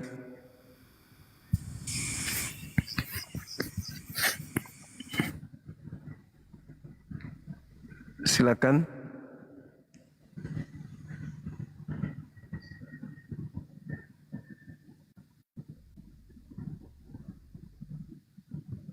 Halo.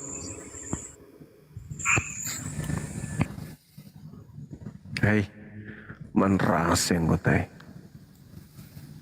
Tidak bisa dia teman-teman menyerah dia.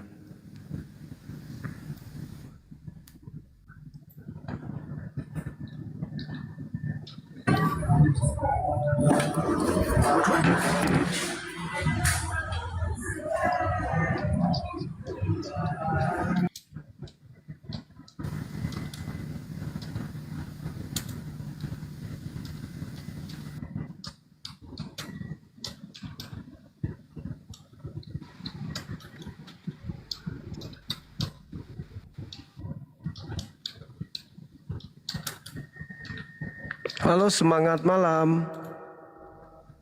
Assalamualaikum. Waalaikumsalam. Bang Ogi. Agatu.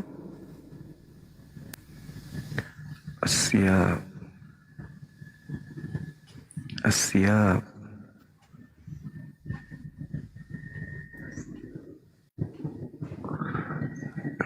Siap.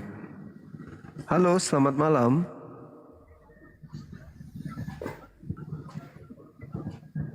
Halo. Tidak bisa lagi ngomong. Lagi bisu dia, sariawan.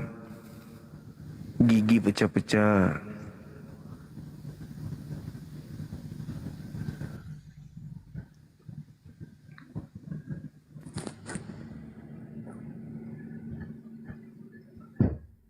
Halo, selamat malam.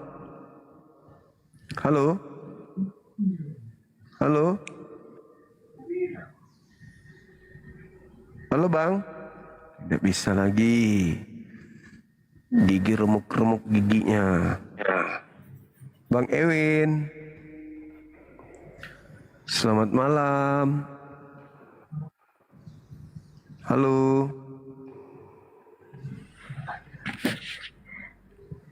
Halo. Gak bisa lagi. Hah? Hey. Semangat. Halo, Halo juga. Salam. Dari mana ini? Halo Juma. Halo juga.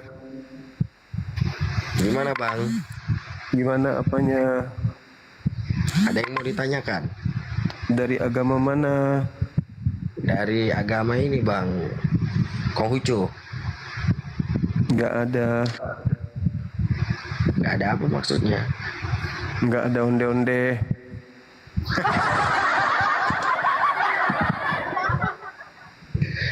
Protestan atau Katolik bang? Konghucu bang.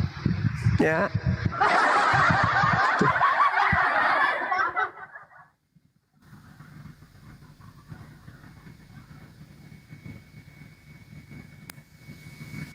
Halo. Halo, assalamualaikum, Bang Yuma. Assalamualaikum abang. Salam apa? Malam juga.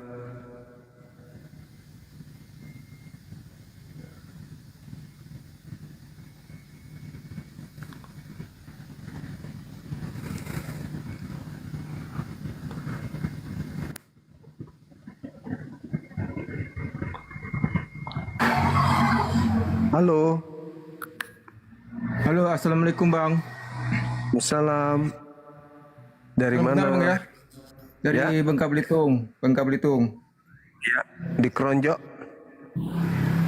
Aku dari Bangka Belitung. Oh, sorry. Silakan. Ya, cuman hanya salam kenal aja semua bang. Oke, salam kenal juga.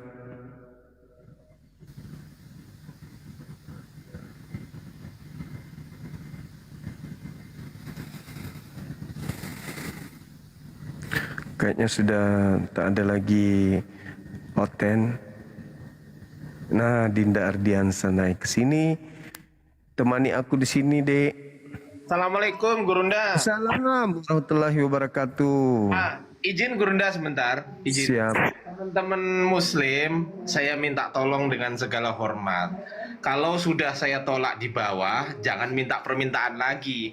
Artinya, kita sediakan tempat dan waktu ini untuk teman-teman Kristen berdiskusi dengan Bang Zuma. Kita menikmati aja di bawah. Mohon izin dengan segala hormat tanpa menimbulkan kata-kata yang kasar satupun dari saya meminta maaf. Segala hormat. Gurunda, saya minta maaf.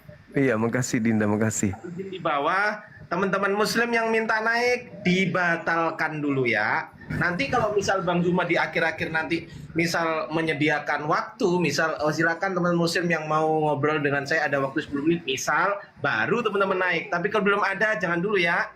Oke? Terima kasih Gurunda, izin turun Gurunda. Makasih Dek, makasih. Masya Allah, luar biasa beliau. Dinda Ardiansa ini. Iya, betul apa yang disampaikan beliau. Jadi saudara kita yang Muslim, jangan naik dulu bentar.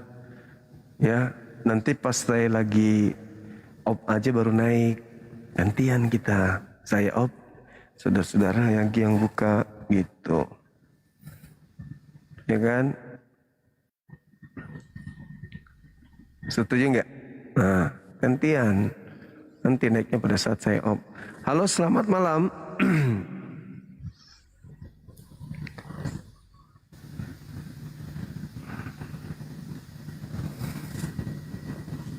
Itu banyak yang setuju. Kata kawan-kawan kita, naiknya nanti pada saat Bang Suma sudah tutup. Halo, semangat malam. Halo.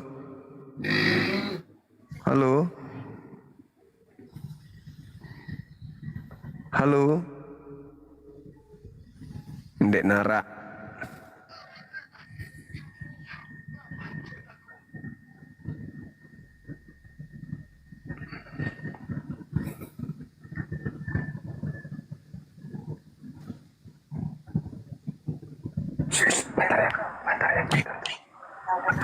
Halo. Halo juga. Iya. Ya, Dari salam mana? bang. Ya, salam. Katolik Protestan. Protestan. Silakan buka kameranya, Bang.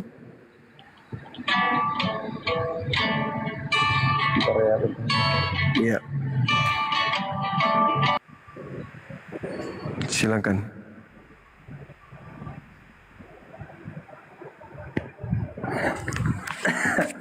Bentar ya. Iya. Aku mulai di sini dulu ya. Oke, harus buka kamera ya.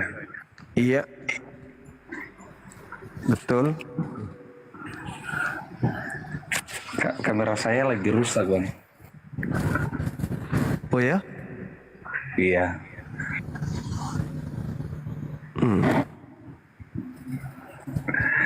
Tadi yang mau kutanya.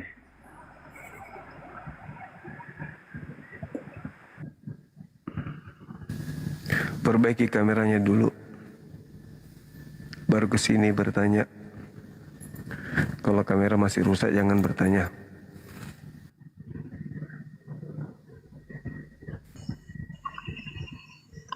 Halo. Ya, halo.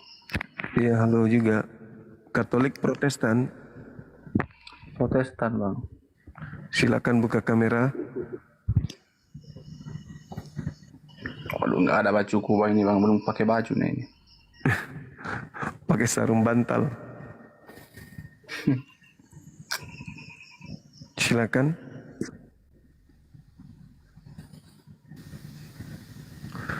Gak ada kamera, ada yang rusak kameranya, ada yang nggak pakai baju.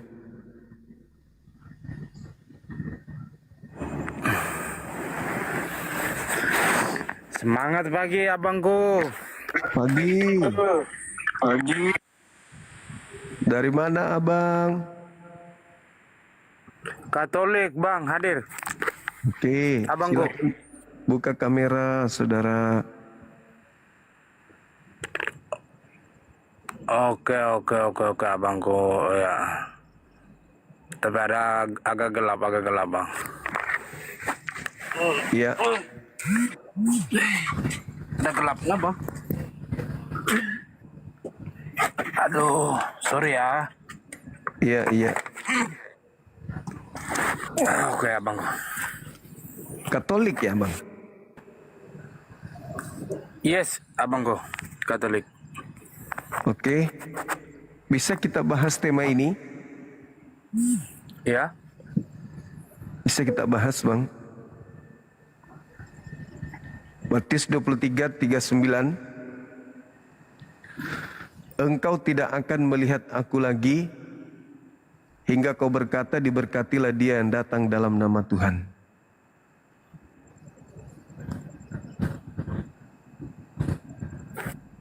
Itu kapan itu kejadiannya bisa melihat Yesus lagi? Oh, oke bang. Saya siap menjawabnya itu. Sebelumnya abangku dari topik di atas abangku itu ada Asukruf 61 ya, dengan Matius 23:39. Jadi ini artinya abang bisa menjelaskan dulu Asukruf 61 lawan dengan Matius 23:39 begitu. Oke. Iya. Iya.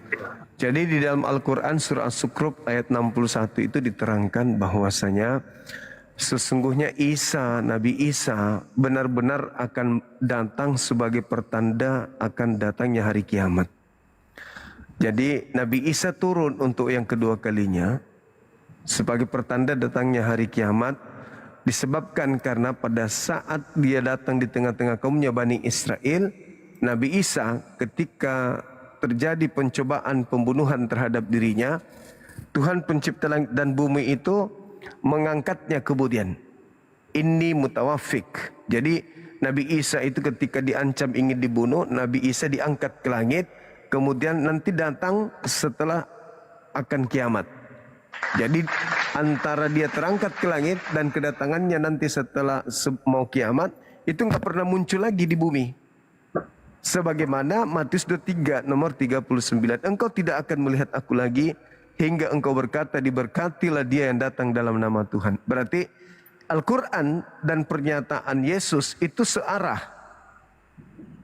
Al-Quran mengatakan Nabi Isa diangkat, tidak pernah turun lagi setelahnya. Nanti dia turun di akhir zaman. Nah, Yesus berkata, engkau tidak akan melihat aku lagi hingga engkau berkata, diberkatilah dia yang datang dalam nama Tuhan. Itu juga akhir zaman. Pertanyaan muncul. Lalu yang datang kepada Paulus itu siapa?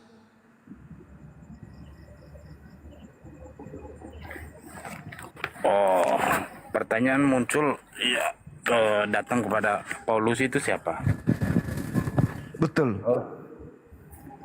Abang, dalam Matius 23:39 itu sendiri tidak menyebut apa Paulus juga kan, Bang? Iya, tapi di situ dikatakan orang Farisi, ahli Taurat, tidak akan melihat Yesus lagi sampai mereka berkata, diberkatilah dia yang datang dalam nama Tuhan. Gitu, Bang. Iya. Jadi yang datang kepada Paulus ini siapa?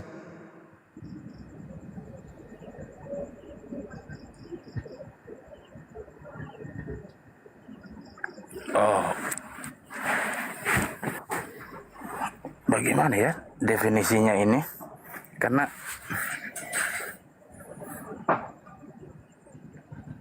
Bagi saya sih bang, yang di sini ada perbedaan definisinya karena dalam Matius 23:39 itu kan tidak menerangkan juga ke Paulus. Jadi di sini abang sudah bawa ke Paulus. Jadi apa namanya ya? Maksud dari Yesus itu kan seperti abang gambarkan tadi, sama sudah kan, dari maksud dari apa Al-Quran sendiri dengan apa Matius ini sudah sama. Sedangkan abang sendiri bertanya kembali di sini, dalam Matius ini aja Paulus tidak disebut juga abang. Jadi iya. Itu kan di Matius 23 itu kalau kita lihat dari data nomor 1 sampai data 39, itu kan Yesus mengecam orang-orang Farisi. Sedangkan Paulus ini kan orang Farisi. Maka Yesus mengatakan, engkau tidak akan melihat aku lagi hingga engkau berkata, diberkatilah dia yang datang dalam nama Tuhan. Artinya ucapan itu berlaku untuk orang-orang Farisi yang ada pada saat itu. Nah, Paulus sebagai orang Farisi justru mengaku bertemu melihat Yesus. Tetapi Paulus tidak pernah berkata kepada yang datang padanya ini, diberkatilah engkau yang datang dalam nama Tuhan. Berarti menurut pengakuan Yesus, engkau tidak akan melihat aku lagi. Berarti Yesus itu bukan yang datang kepada Paulus. Paulus tidak melihat Yesus. Gitu maksudnya, Bang. Oh, berarti dimaksud Paulus di sini. Ya, itulah orang Farisi. Jadi Yesus berkata kepada orang Farisi. Iya kan, abang? Iya, betul. Nah, berarti yang datang kepada Paulus siapa? Apa? Yang datang kepada Paulus memberitakan 13 buku itu siapa?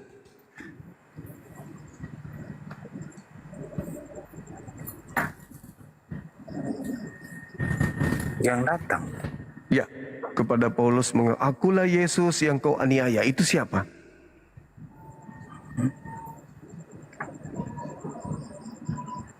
Kan engkau tidak akan melihat aku lagi. Tapi kok tiba-tiba saja Paulus mengaku melihat Yesus? Kok bisa? Hingga engkau berkata, diberkatilah dia yang datang dalam nama Tuhan. Nah, ketika ada sosok yang datang kepada Paulus mengaku Yesus, Paulus tidak berkata, diberkatilah engkau yang datang dalam nama Tuhan. Berarti yang datang ini bukan Yesus. Karena Yesus itu tidak akan dilihat lagi sampai orang-orang berkata, diberkatilah dia Yesus yang datang dalam nama Tuhan. Gitu, Bang. Berarti 2000 tahun kalian mengira bahwa yang datang kepada Paulus itu adalah Yesus. Karena Paulus juga mengatakan dalam Galatia 1, aku menerima Injil bukan dari manusia, tetapi aku menerimanya dari Yesus Kristus.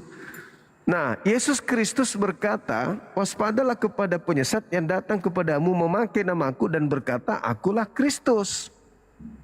Mereka akan menyesatkan banyak orang. Nah, itulah yang terjadi. Ada yang datang mengaku Yesus kepada Paulus, tetapi Paulus tidak berkata, diberkatilah engkau yang datang dalam nama Tuhan. Nah, berarti itu bukan Yesus.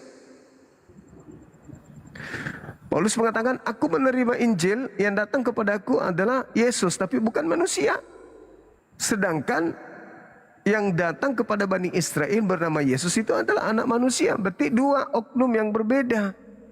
Yang datang kepada Paulus ini adalah makhluk asing, memakai nama Yesus,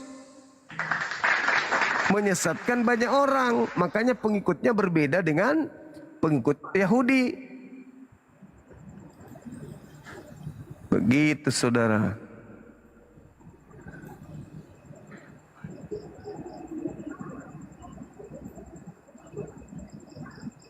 Abang masih kelihatan? Tidak ada kelihatan sama sekali, abang. Masih abang. Soal saya pakai ini. Ini lagi di mana emang abang ini? Tambang emas. Ya, saya ada di hutan, bang. Oh iya. Ya, saya hati-hati. Banyak ular kobra di situ. Oh, biasa-biasa hari-hari hidup bersama dengan apa? Ular. Binatang ular semua. Saya ada di hutan. Oh, siap. Siap. Terbuka, Bang. Saya ada di hutan. Sendiri? Sendiri. Lagi apa? Semedi atau apa? Lagi semedi? Jaga hutan, Bang. Oh, jaga hutan. Iya. Abang di mana? Di Papua? Di Papua? Iya. Abang di Papua?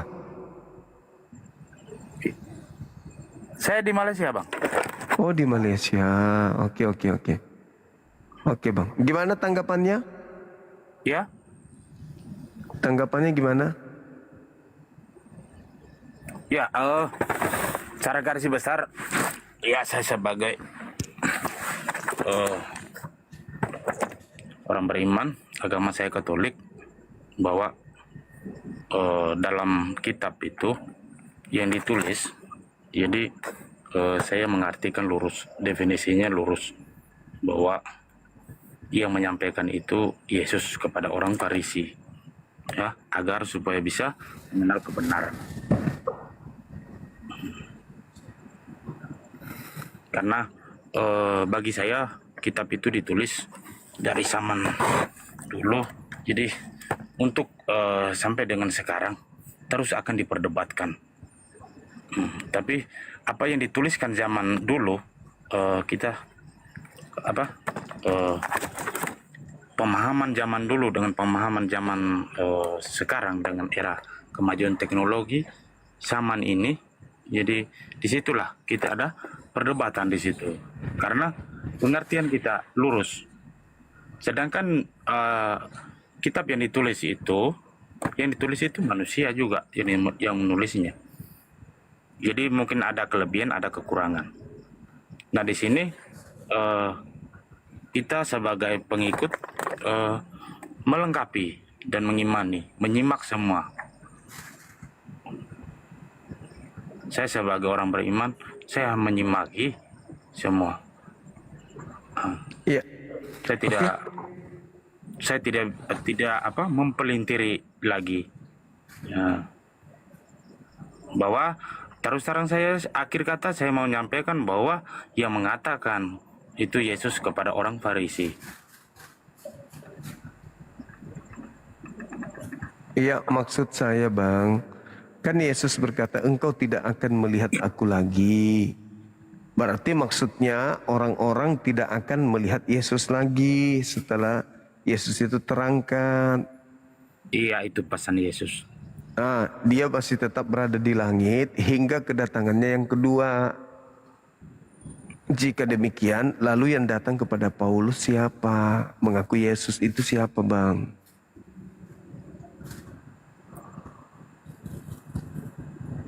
Oh, kalau yang datang kepada Paulus yang mengaku Yesus itu di luar definisi saya, Bang. Di luar. Anda tidak imani maksudnya? Kalau yang sudah seperti itu, saya langsung tak mau, karena saya mau tidak mau mempelintiri. Kalau sudah sampai di situ, saya. Maksudnya Anda no comment terhadap pengakuan Paulus bertemu Yesus? Yes, saya tidak mau komen, saya menyimak, mengikuti, ya, ya. Oke. Ya. Iya. Terima kasih, Bang. Hati-hati di sana, Bang. Oke, abangku, thank you. Iya, makasih. Iya, makasih. Hati-hati. Siap. Ya, oke, makasih juga sudah naikin saya ya. Iya, makasih.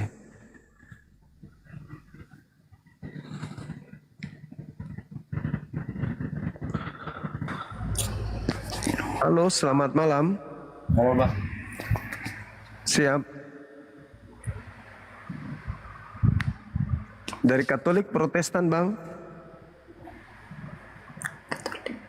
Katolik, Bang. Katolik. Silakan buka kamera. Jangan dulu, Bang, soalnya lagi tidur nih. Hah? Lagi tidur. Oh, lagi tidur. Lagi tidur abang kita ini. Bisa juga naik di koma lagi tidur. Alamak. Seru kali bah. Tidur-tidur naik ke komal, gimana itu ceritanya? Halo?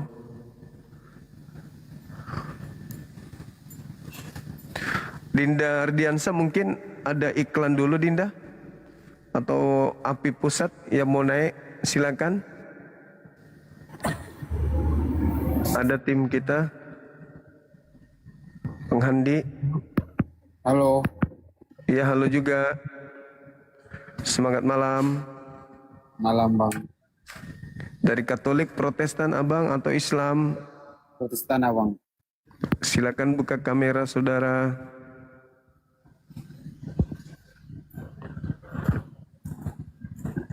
Silakan. Hai. Assalamualaikum Bang Handi. Waalaikumsalam warahmatullahi wabarakatuh. Sama siapa Ki di situ? Assalamualaikum nih kasih. Pak Ketua mana Lisu nih? Lisu nih kasih. Oh, udah nyampe tadi pagi. Lama rupa, alhamdulillah. Alhamdulillah. Oke, balik Bang Handing, ketua balik Tomen Rehe. Bang Deki. Assalamualaikum. Salam. Apa kabar Abang Zuma? Baik, makasih. Dari mana Bang? Saya daripada Batam. Batam. Ya. Iya, ada yang bisa kami bantu? Saya sangat mendukung live abang. Saya selalu setiap hari, setiap malam saya lihat terus. Iya.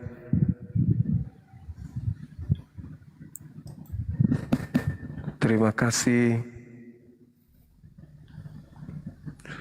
Dari Islam ya?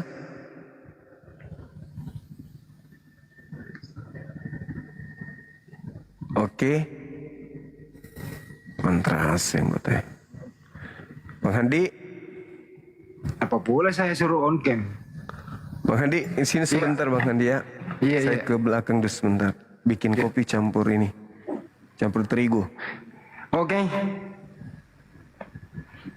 Oke teman-teman. Sebentar. Iya, lanjut. Iya. Silakan Bik. SA, silakan. Puasa. Hah? Puasa. Puasa. Wih. Siapa ini?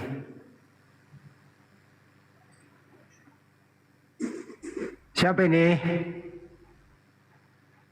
Oh, nggak mau dia. Benar mah minta naik aja bunda.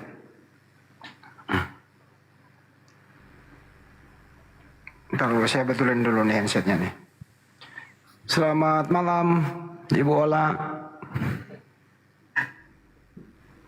Ibu Ola, selamat malam. Selamat malam. Selamat malam Bu. Ibu dari Katolik Protestan Ibu? Kristen Protestan. Oh Protestan. Mohon maaf ya Bu ya, Bang Juma lagi ke belakang sebentar ya. Ada mau ditanggapi topik ini Bu? Yang saya tanggapi itu Matius. Iya silakan Bu. Matius 23:39. Iya. Tanya dulu. Maksudnya ayat ini kenapa ditampilkan? Oh gitu, karena di situ kan kita baca dulu aja ya Bu ya. Apa Ibu belum pernah baca? Mana? Dan aku berkata kepadamu, mulai sekarang. Tidak on cam Pak? Saya enggak, karena saya juga bukan pemateri, Bang Juma yang pemateri. Nanti kalau beliau ada, baru saya turun. Dia lagi istirahat 5 menit, gitu ya Bu ya. Tunggu ya. Kalau mau lanjut saya bacain dulu. Kalau Ibu wajib on cam ya saya tunggu Bang Juma kalau begitu. Jangan sembunyi-sembunyi, Bapak juga kan wajib. Saya bukan pemateri Bu. Saya moderatorin aja karena pematerinya itu lagi ke belakang sebentar, makanya saya diminta naik. Begitu Cuman, Ibu. kalau kami lagi memberi jawaban, jangan diturunkan kalau lagi menjelaskan jawaban itu. Enggak diturunkan Bu. Jangan trauma duluan. Kemarin saya kasih jawaban. Lagi saya baca dalil saya, ditendang. Coba Ibu baca aja deh Matius 23, 39. Matius 23 ayat 39, Bang. Iya. Dan aku berkata kepadamu, mulai sekarang kamu tidak akan melihat aku lagi, hingga kamu berkata, diberkatilah dia yang datang dalam nama Tuhan. Terus pertanyaannya? Pertanyaannya itu, apakah Yesus itu sesudah tidak ada di muka bumi, ada yang bisa ketemu dia lagi, itu melihat dia lagi? Sebetulnya ini latar belakang ayat ini, saya juga pakai dalil ya. Latar belakang ayat ini, perkataan ini diucapkan oleh Yesus Kristus ketika ia menegur pemimpin-pemimpin agama di Yerusalem. Jadi makna dari ayat ini, arti dari ayat ini, Yesus menubuatkan penolakan terhadap dirinya. Dan memang saat itu orang Yahudi memang menolak dia sebagai Mesias yang datang. Manjuma lanjut. Aku dibawa dulu ya Manjuma ya. Ya enak kalau saya di atas ya.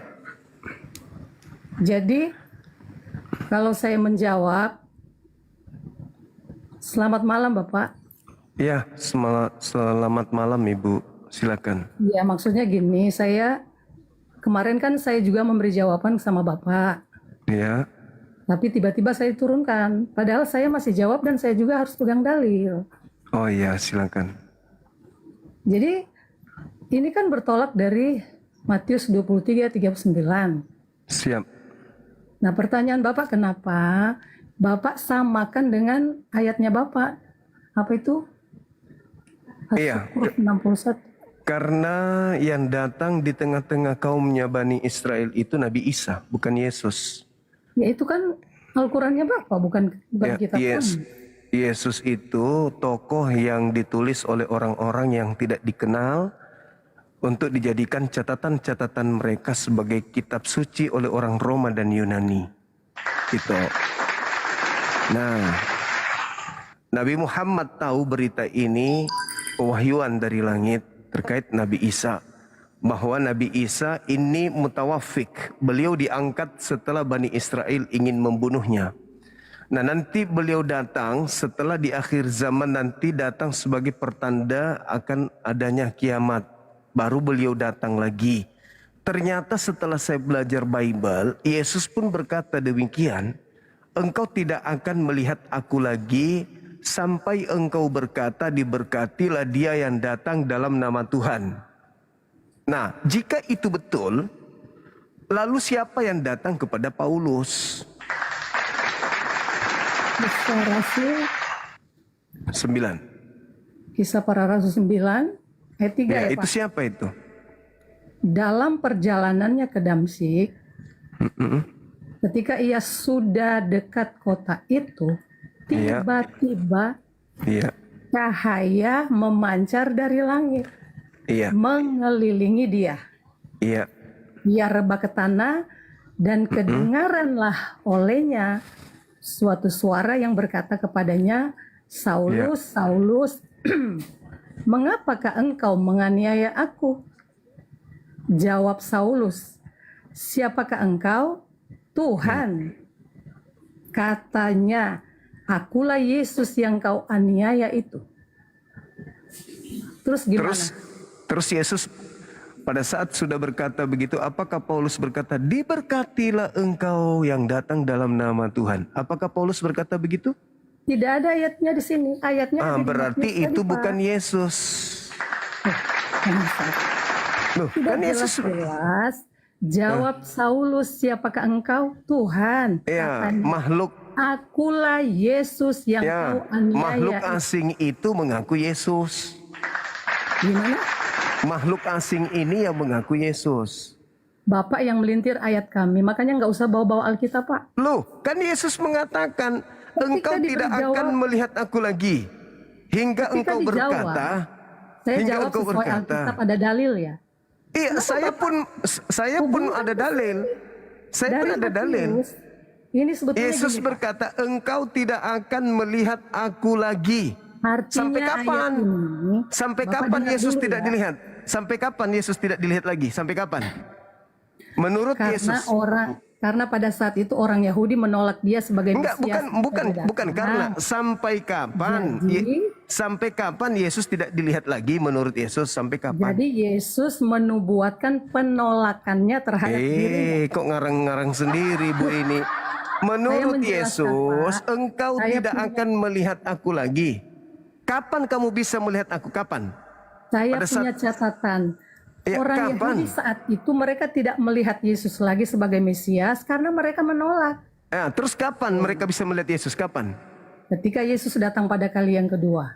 Berarti yang datang kepada Paulus? Yesus sebagai cahaya. Iya. Bapak jangan ketawa, kayak menghina Bapak itu dalam. Iya, Anda membantah dalil. Bapak memelintir ayat kami. Anda Sudah yang jelas memelintir, kitab Anda dikatakan, sendiri. Ia rebah ke tanah dan kedengaran Ya itu suara kan yang berkata itulah kepadanya, itulah bukti. Saulus, mengapa engkau Itulah bukti, menganiaya aku? bukan Yesus Jawab tapi Saulus, makhluk asing yang datang Akulah ke Yesus. Yesus yang kau aniaya itu. Yesus berkata kepada muridnya, waspadalah kepada iblis yang datang kepadamu memakai namaku dan berkata, akulah Kristus. Ya, seperti Bapak juga menggunakan nama Yesus. Bapak boleh Mereka dikatakan akan iblis. menyesatkan banyak orang. Berarti Nah, yang datang kepada Paulus itu bukan Yesus. Bapak jangan menyesatkan orang lah. Yang datang Paulus, Yesus ibu sebagai cahaya. tanya itu kepada Paulus, tanya kepada Paulus. Jangan tanya kepada saya. Ya makanya Bapak jangan coba-coba kasih tema seperti itu. Kami Ya akan kenapa jawab. emang? Kami akan Kenapa? bantah. Yesus berkata, engkau tidak akan melihat aku lagi. Sampai kapan? Sampai nanti ribuan tahun ke depan baru kau bisa melihat aku. Nah, berarti dengan kata lain, yang dilihat Paulus itu bukan Yesus. Ada enggak Pak ditulis di sini sampai kapan? Coba Bapak.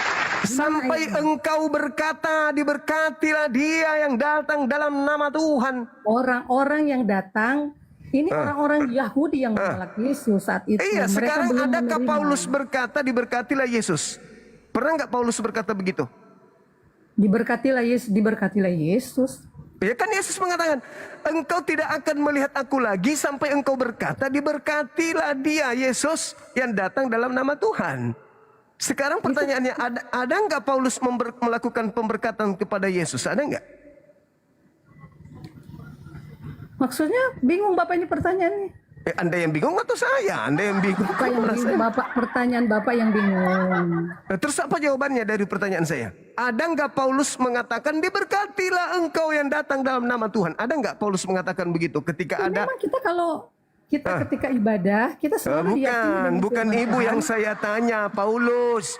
Ada nggak Paulus ketika datang sosok kepadanya, akulah Yesus yang kau niaya? Ada nggak Paulus berkata, diberkatilah engkau yang datang dalam nama Tuhan? Ada nggak Paulus berkata begitu? Berarti itu bukan Yesus. Pak, lebih baik Bapak bawa khotbahkan aja ayatnya Bapak. Jangan khotbahkan ayat kami. Karena Bapak mulai kejang-kejang kan?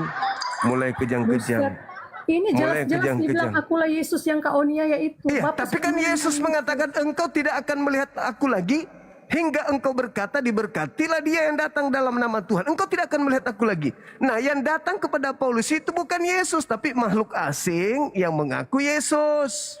Di mana Pak dalilnya? Di mana ada ayatnya makhluk asing? Coba Bapak kasih tunjuk saya. Matius 24 nomor 4, nomor 5, nomor 24. Yang datang kepada Paulus, Bapak kasih ayat makhluk asingnya di mana? Oke. Yesus berpesan kepada murid-muridnya, bukan Paulus ya, kepada murid-muridnya. Tidak, ini Paulus, dengar. Waspadalah, dengar. Saya akan bilang, waspadalah. makhluk halus yang datang kepada Paulus di mana ayatnya? Coba Bapak kasih. Matius 24. Tidak, Matius Paulus belum ada 24. saat itu, belum. Ya, nasihat Yesus kepada muridnya. Waspadalah kepada penyesat yang datang kepadamu memakai namaku dan berkata, akulah Yesus Kristus, mereka akan menyesatkan banyak orang. Termasuk Bapak yang menyesatkan. Jangan saya dulu, Paulus dulu. Tidak ada. Paulus dulu dong. Paulus dulu dong. Tidak ada ayat situ, Pak. Paulus dulu dong. Jadi kalau ada orang berkata ada Kristus di padang gurun, ada Kristus di dalam bilik, jangan kamu percaya. Nah, siapa yang pernah berkata bertemu Kristus ketika dia ke Damsik? Siapa? Saya tanya makhluk halus mana yang datang kepada Paulus. Coba Bapak Iya, itu makhluk halus.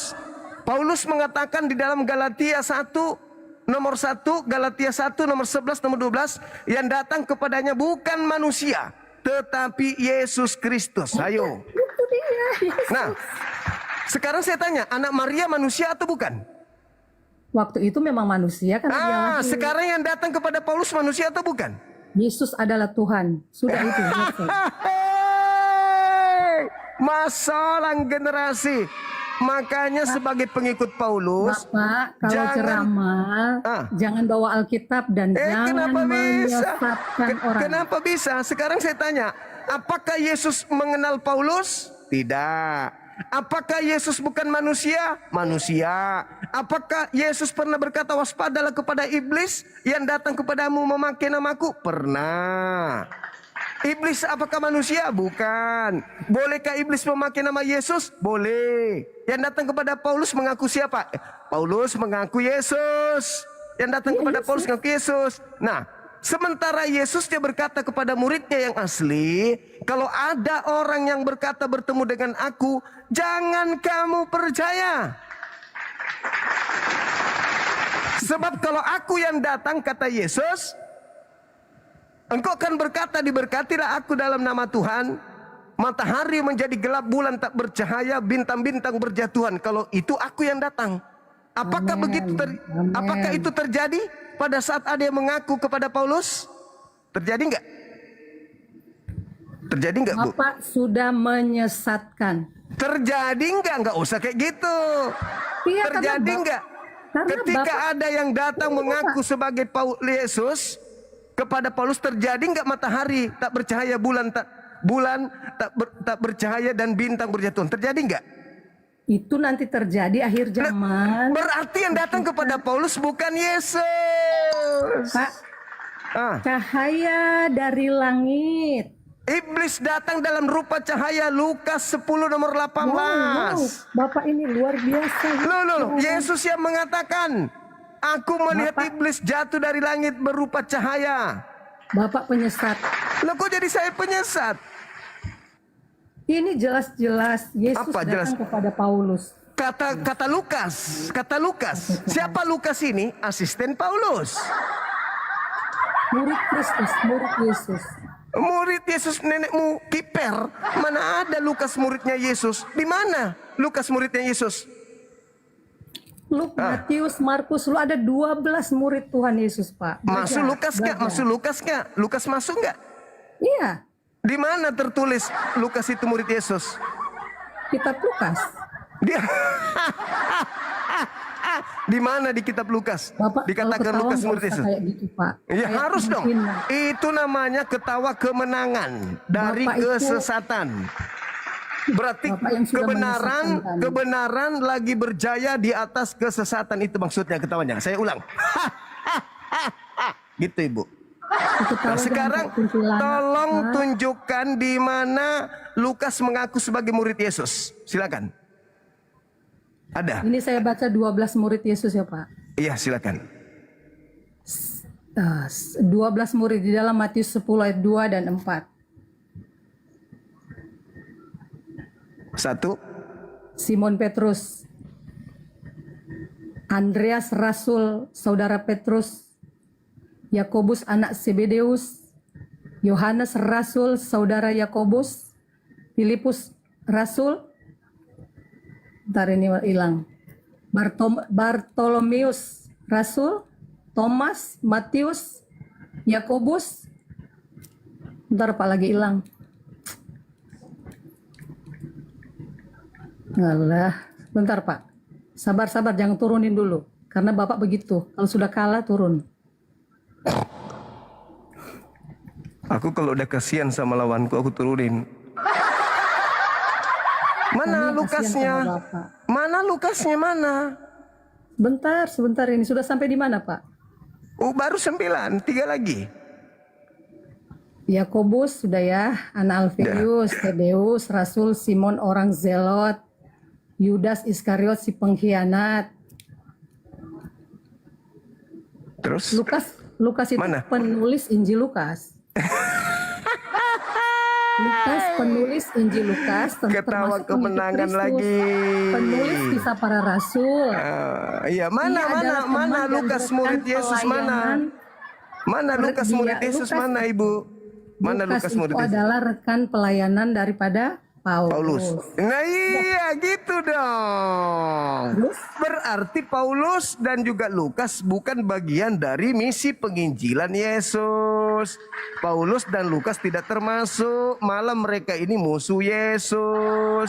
Wah, ada yang musuh Begitu. Yesus. Lukas tidak musuh Yesus kok Pak. Lah siapa bilang wong dia asisten Paulus kok? Bapak ini namanya siapa? Nama saya Paulus. Oh Bapak Paulus. Bapak Iya. yang musuh Yesus ya? Loh, Anda yang memusuhinya. Kristen Zuma. itu adalah agama yang paling benci kepada Yesus. Itulah Ini Kristen. tuh yang bilang-bilang Bang Zuma, yang bilang-bilang aduh penyesat. Ayo.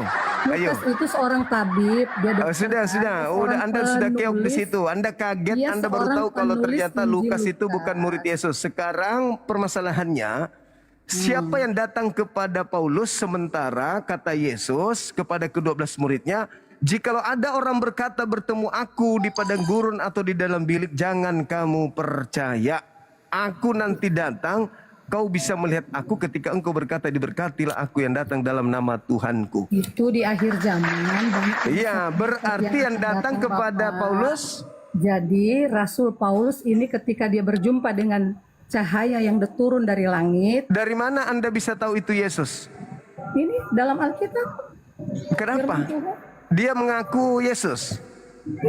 Ya. Bagaimana dengan ucapan Yesus kepada muridnya, waspadalah Dalam kepada iblis? perjalanannya ke Damsik, ketika ia sudah Padang dekat gurun, kota itu, padang gurun Damsik. tiba-tiba Bagaimana dengan cahaya ucapan dari Yesus mengelilingi yang berkata, dia. waspadalah. Dia rebah ke sana dan kedengaran olehnya suatu suara. Waspadalah kepada Paulus, iblis Saulus, yang datang mengapa kepadamu engkau menganiaya aku? memakai namaku dan berkata, akulah Yesus Jawab Kristus. Saulus, kata Yesus, akulah Yesus yang kau Ya, aniaya. iblis juga datang memakai nama Yesus. Tapi di sini tidak ada iblis. Pak. Lah, masa dia mau mengatakan akulah iblis? Ya nggak mungkin. Jangan ngarang, Pak. Loh, Yesus yang Akulah mengatakan, Yesus yang kau iblis aniaya. datang memakai namaku. Masakan iblis yang mengaku, akulah iblis. Iblis datang mengaku Yesus. Tanya di sini, ayatnya di sini mana? Maksud saya yang bilang iblis yang datang kepada Rasul Paulus. Ya kepada Saulus, tidak siapa? mungkin iblisnya mengaku iblis, Ibu. Siapa Pak? Mana Kata ayatnya? Yesus, waspadalah kepada iblis yang datang kepadamu memakai namaku dan berkata, akulah Kristus. Berarti iblisnya datang dengan nama siapa, Saya Ibu? cuma minta ayat dari Bapak. Di ayatnya di mana? Kisah 9 ini. Yang berkata yang datang kepada Paulus itu iblis. Coba. Matius 24 nomor 4 nomor 5. Dalam Kisah Para Rasul 9. Waspadalah kepada iblis yang datang kepadamu memakai namaku, dan iblisnya berkata, akulah Yesus Kristus. Nah, Mana ayatnya Pak? Tolong. Matius 24 nomor 4 nomor 5. Ini Lah. ayat 9. Di dalam kisah 9. Salah Ibu. Yesus Yang pada datang saat kepada Saulus, Yesus yang datang pada kepada saat Saulus, memberikan yang pengajaran Bapak bilang kepada Yesus, murid-muridnya yang di Bapak Bukit bilang iblis. Zaitun, Mana ayatnya? Yesus tidak ada Paulus di situ. Mana Yang ayatnya, diberi nasihat, dengar, yang diberi nasihat oleh Yesus agar waspada kepada iblis yang datang memakai nama Yesus, bukan Paulus yang diberi nasihat, murid-muridnya, bukan Paulus. Paulus itu bukan murid Yesus. Iya, tapi kan ketika dia merencanakan. Jadi murid-murid Yesus menerima pengajaran dari Yesus agar waspada kepada iblis yang datang memakai nama dia. Sedangkan Paulus terciduk dia bertemu dengan iblis yang mengaku-ngaku Yesus. Pak, waktu Yesus berkata begitu, apakah Saulus sudah ada di situ? Enggak ada. Enggak ada. Waktu berjalan, Tuhan mau pakai Paulus, Pak. Dengan cara dari mana Anda tahu itu Yesus yang datang? Justru, ngeri Bapak ini ngeri. Ya memang makanya nggak bisa Anda bodohi. Paulus itu alat iblis untuk menyesatkan banyak orang dalam nama Yesus. Gila tuh Bapak, sudah stres. Kok gila? Sekarang coba Anda tunjukkan kepada saya. Silakan tunjukkan kepada saya Yesus pernah menunjuk Paulus sebagai muridnya. Di dalam pada saat itu dia belum percaya Yesus. Dia belum masalah generasi. Di mana Yesus pernah menunjuk Paulus sebagai murid? Tidak di Matius, Markus, Lukas, Yohanes belum ada Paulus. Iya memang Paulus itu ngaku-ngaku sendiri. Ngaku-ngaku sendiri dia. Yesus tidak pernah. Di mana? Ketika Yesus mengajar kepada muridnya, di mana Yesus menunjuk Paulus? Di mana?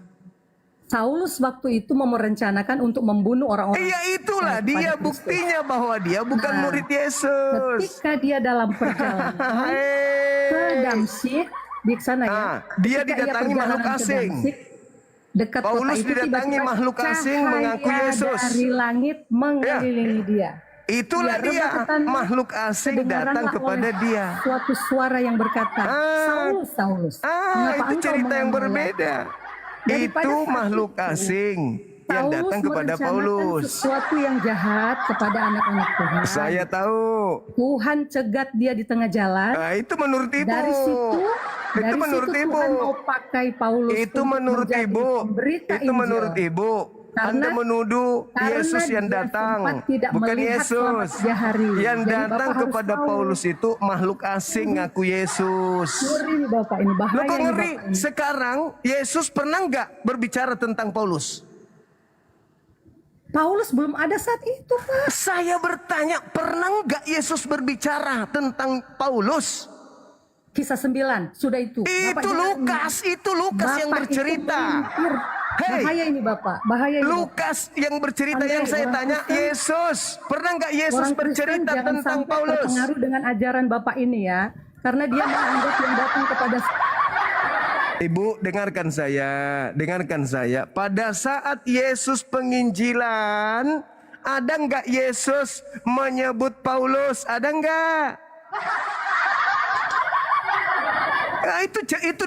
Itu drama yang dikarang Lukas dengan Paulus. Itu dramanya Paulus dan muridnya. Pertanyaan saya, ketika Yesus penginjilan, ada nggak Yesus bercerita tentang Paulus? Ada nggak?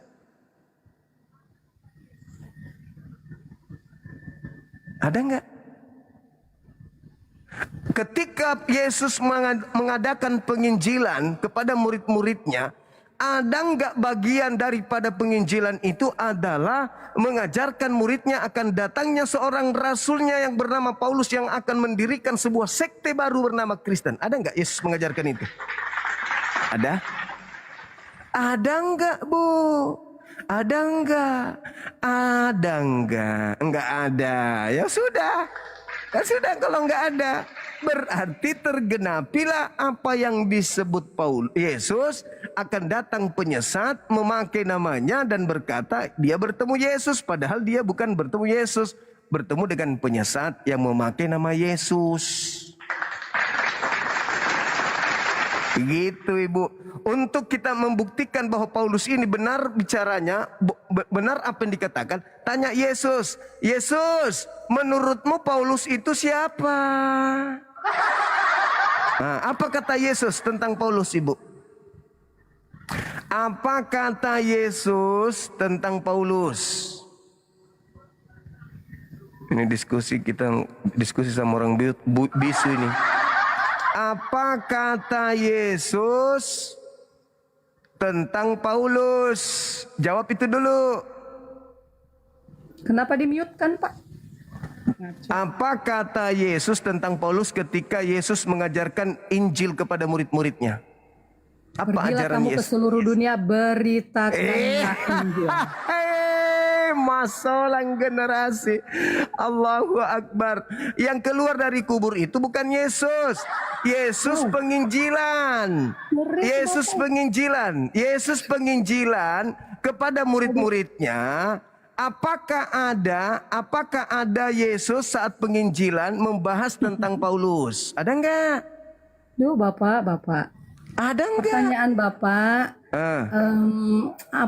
pengertiannya Bapak itu benar-benar menyesatkan. Loh, Yesus itu adalah guru dan tuan bagi murid-muridnya Bani Israel.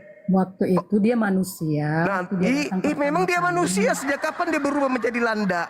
Memang Yesus itu manusia. Hidup kekal itu, kata Yesus, adalah mereka orang Yahudi mengenal dia sebagai utusan Tuhan, sebagai manusia, bukan sebagai Tuhan. Yesus sebagai Tuhan itu ajaran Paulus, lagi-lagi Paulus. Nah, pertanyaan saya, di mana Yesus pernah melakukan penginjilan dan mengajarkan kepada muridnya akan datang rasulku bernama Paulus itu di mana? Nggak ada. Nggak ada. Berarti Paulus cuma ngaku-ngaku doang. Itulah yang disebut Yesus, waspadalah kepada penyesat yang datang kepadamu memakai namaku dan berkata akulah Kristus. Mereka akan menyesatkan banyak orang. Siapa mereka? Paulus, Lukas, Markus, dan teman-temannya yang ke Roma dan Yunani termasuk ente. Ya, jadi kesimpulan di sini Bapak penyesat. Loh, kok jadi saya yang penyesat?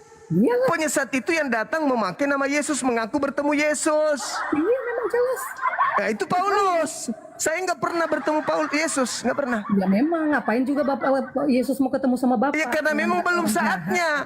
Nanti Yesus datang di akhir zaman. Jadi kalau ada manusia hari ini mengaku bertemu Yesus, bla bla bla, itu pembohong, pedusta. Jadi yang kalian sembah di gereja itu bukan Yesus tapi asing, makhluk asing yang nama Yesus. Bapak ini ya. Wow. Apa? Buset apanya? Buset apanya? Apa? Ayo. Apapun yang kami jelaskan, jawab pertanyaan Bapak dan kami menjawab, Bapak tetap pelintir. Anda nggak pernah menjawab. Ngeri. Sekarang pertanyaan saya. Ketika Yesus di Bukit Zaitun, Ibu, bersama dengan murid-muridnya. Paulus belum ada. Ya, Paulus belum ada, betul. Yesus berpesan kepada muridnya di Bukit Zaitun, waspadalah kepada penyesat yang datang kepadamu memakai namaku dan berkata akulah Kristus. Jadi kalau ada orang berkata ada Mesias di padang gurun, ada Mesias di dalam bilik, jangan kamu percaya. Nah, iya, murid-murid kemudian turun dari Bukit Zaitun. Beberapa puluh tahun kemudian bertemulah murid-murid ini dengan Paulus. Ketika bertemu dengan Paulus, Paulus berkata kepada mereka, "Hei Paulus, iya paman, aku bertemu dengan gurumu di padang gurun ketika aku ke Damsyik." Apa nasihat gurunya? Percaya atau jangan percaya? Gimana? Pertanyaannya Bapak ketika di Bukit Zaitun, dengar, ketika di Bukit Zaitun, murid-murid ini dibekali. Jangan kau percaya kalau ada orang mengaku bertemu aku di padang gurun, bertemu aku di dalam bilik. Jangan kau percaya. Oke? Oke, guru. Nah, murid turun dari Bukit Zaitun.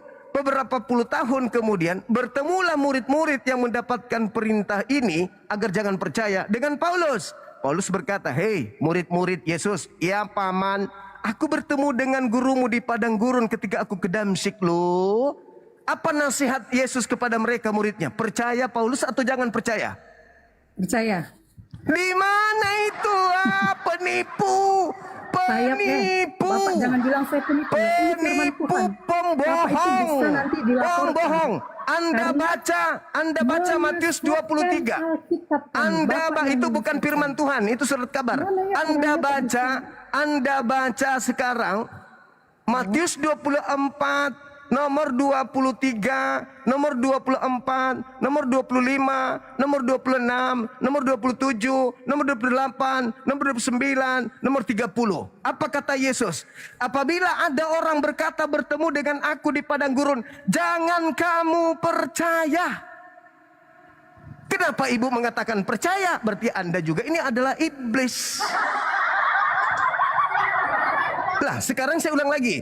Ketika Yesus menasihati muridnya, kalau ada orang berkata bertemu dengan aku di padang gurun, jangan kamu percaya. Kenapa ibu merubahnya menjadi percaya? Kenapa saya di mute terus ya? Apa Anda boleh memberikan jawab? Kenapa Anda mengatakan percaya? Padahal Yesus mengatakan jangan percaya. Moderator tolong jangan. Ya karena Anda penyesat, karena Anda penyesat. Karena Anda penyesat. Ini orang ini udah menyesatkan kami. Sekarang saya ulang lagi. Ketika murid Yesus dinasehati apabila ada orang mengaku bertemu dengan aku di padang gurun, apa penasihat Yesus? Percaya atau jangan percaya? Memang jangan percaya kepada ajaran sesat. Tapi Paulus tidak penyesat, Pak. Jangan percaya kalau ada orang berkata bertemu dengan aku di padang gurun. Paulus mengaku bertemu dengan Yesus di padang gurun ketika ke Damsyik. Apa perintah muridnya, gurunya kepada muridnya? Percaya Paulus atau jangan percaya Paulus? Percaya Paulus. Di mana dalilnya? Jawab ini, akulah Yesus yang kau aniaya. Sudah, itu percaya Yesus yang datang. Masalah si penyesat ini sudah ibu-ibu, sudah berumur, masih juga sempat-sempatnya menipu orang. Bapak ini ngeri ya. Kenapa Anda kok nipu kali orang? Ibu, kenapa harus menipu? Kenapa? Kenapa harus menipu? Dalilnya sudah sangat jelas, Matius 24 nomor 23. Jadi kalau ada orang berkata ada Mesias di sana, ada Mesias di sini, jangan kau percaya. Sebab Kristus palsu dan nabi-nabinya yang palsu akan datang melakukan tanda dahsyat, mujizat dan kekuatan-kekuatan sekiranya mungkin menyesatkan banyak orang. Camkanlah, aku telah mengatakannya kepadamu terlebih dahulu. Jika ada orang berkata ada Mesias di padang gurun, ada Mesias di dalam bilik, jangan kau percaya. Sebab sama seperti kilat yang menyambar dari timur sampai ke barat, demikianlah kedatanganku kelak di akhir zaman. Berarti yang datang kepada Paulus makhluk asing yang memakai nama Yesus. Demikian.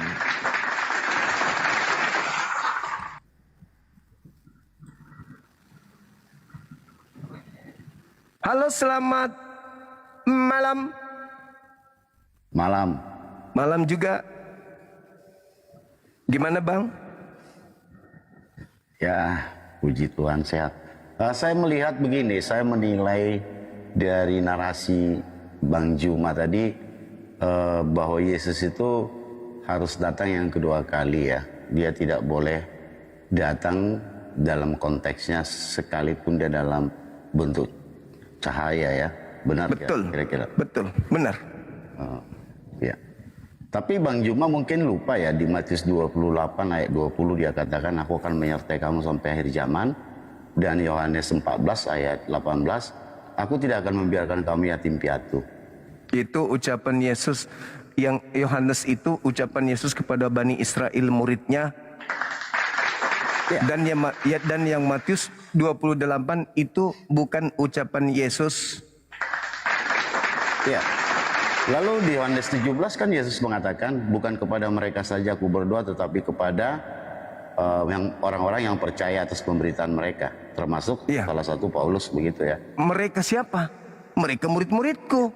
Mereka yang menerima berita dari para rasul, gitu. Murid-muridku. Yesus punya murid.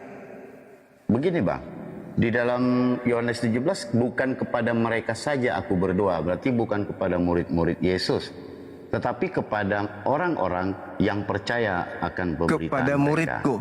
Iya kan Yesus berpesan. Yesus berpesan kepada ke-12 muridnya, Matius 10 nomor 5 nomor 6, agar jangan ke bangsa lain, melainkan pergilah kepada domba-domba yang sesat dari umat Israel.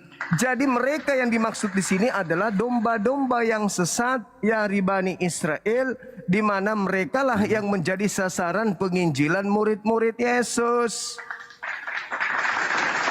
Coba Anda baca Matius 10 nomor 5 nomor 6. Ya, tetapi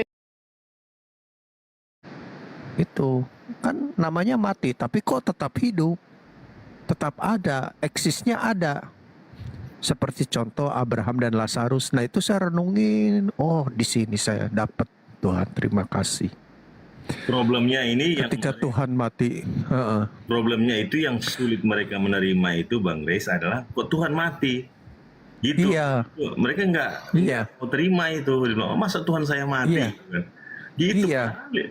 Yang datang itu kan Tuhan, dia sendiri. Iya. Iya. Justru di dalam kematiannya membuktikan bahwa maut tidak berkuasa atas Tuhan. Betul. Tuhan sendiri yang mengalahkan maut. Makanya dia. Tapi apa yang berbicara dalam hati saya? Roh Kudus. Apa kata Roh Kudus? Jangan kamu dendam. Karena apa? Apa kata Tuhan? Berapa kali murid Yesus bertanya kepada Yesus, berapa kali aku memaafkan saudara? 70 kali 70. Kan datang kepada, pakai itu Roh Kudus loh yang datang. Terus siapa yang datang ke hati kita? Roh Kudus.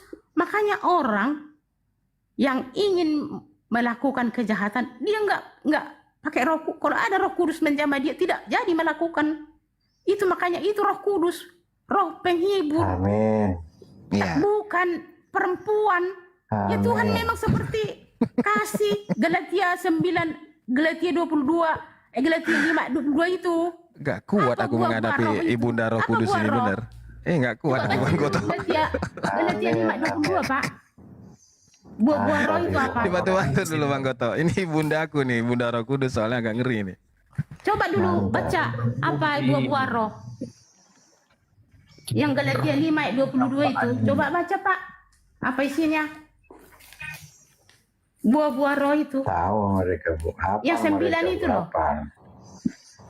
Hafal mereka, Bu. Hah? Mereka Galatia hafal 5 ayat semua kitab, Bu. 22. Biar saya bacakan, mau nggak? Ya, coba ada Ibu bacakan, Bu. Ajari mereka, Bu.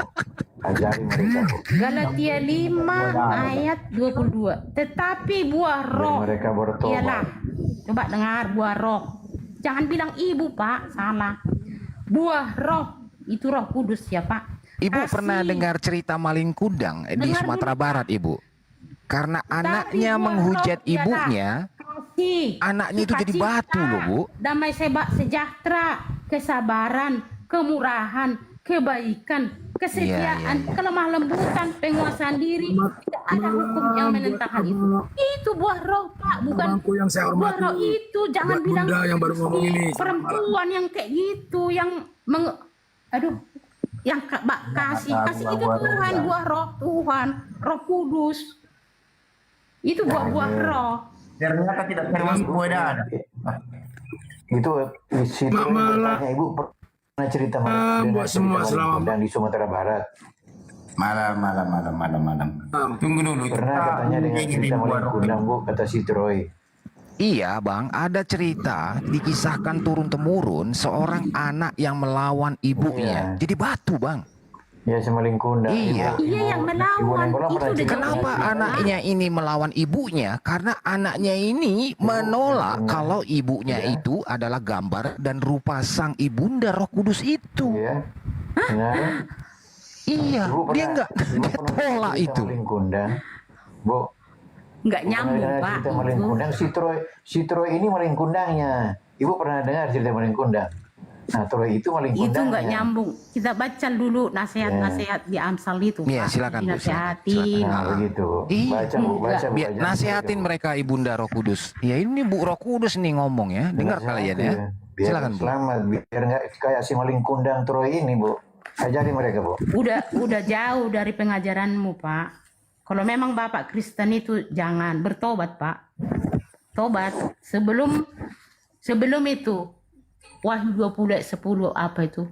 Dilemparkan ke api yang menyala-nyala. Itu guru palsu dan nabi palsu yang memalsukan ayat-ayat Alkitab loh Pak. Iya, mereka menghujat Roh Kudus Bu itu. Jadi dilemparkan ke api. Menghujat anak ada di Alkitab loh. Menghujat anak terampuni, tapi menghujat Roh Kudus tidak terampuni Pak. Tidak terampuni. Memang begitu. Memang Roh Kudus ibu menurut Bibel kau itu ratu surga. Itu bagaimana ceritanya kau itu Pak? Betul. Roh Kudus ini adalah ratu surga, Ibu.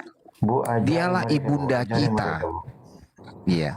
Makanya kita harus menghormati Ibunda Roh Kudus ini. Jangan sekali-kali kamu menghujatnya. Dosamu tidak akan terampuni. Ingatlah, kisah di Sumatera Barat itu, anak itu nggak mengakui ibunya, jadi batu ibu. Ayo coba dulu kita baca Keluaran 20 itu apa? Hormatilah ayah dan ibumu, supaya Betul. lanjut umurmu di tanah yang diberikan Allahmu kepadamu.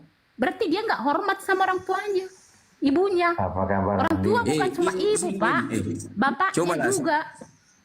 Ibu singin ini ada datanya nih. Cobalah aku baca ini Yeremia 44:23 ini. Memang itu Roh Kudus itu ratu surga itu. Coba aku baca dulu ini, Pak. Di mana? Ini ada nih. Yeremia 44 ayat 25.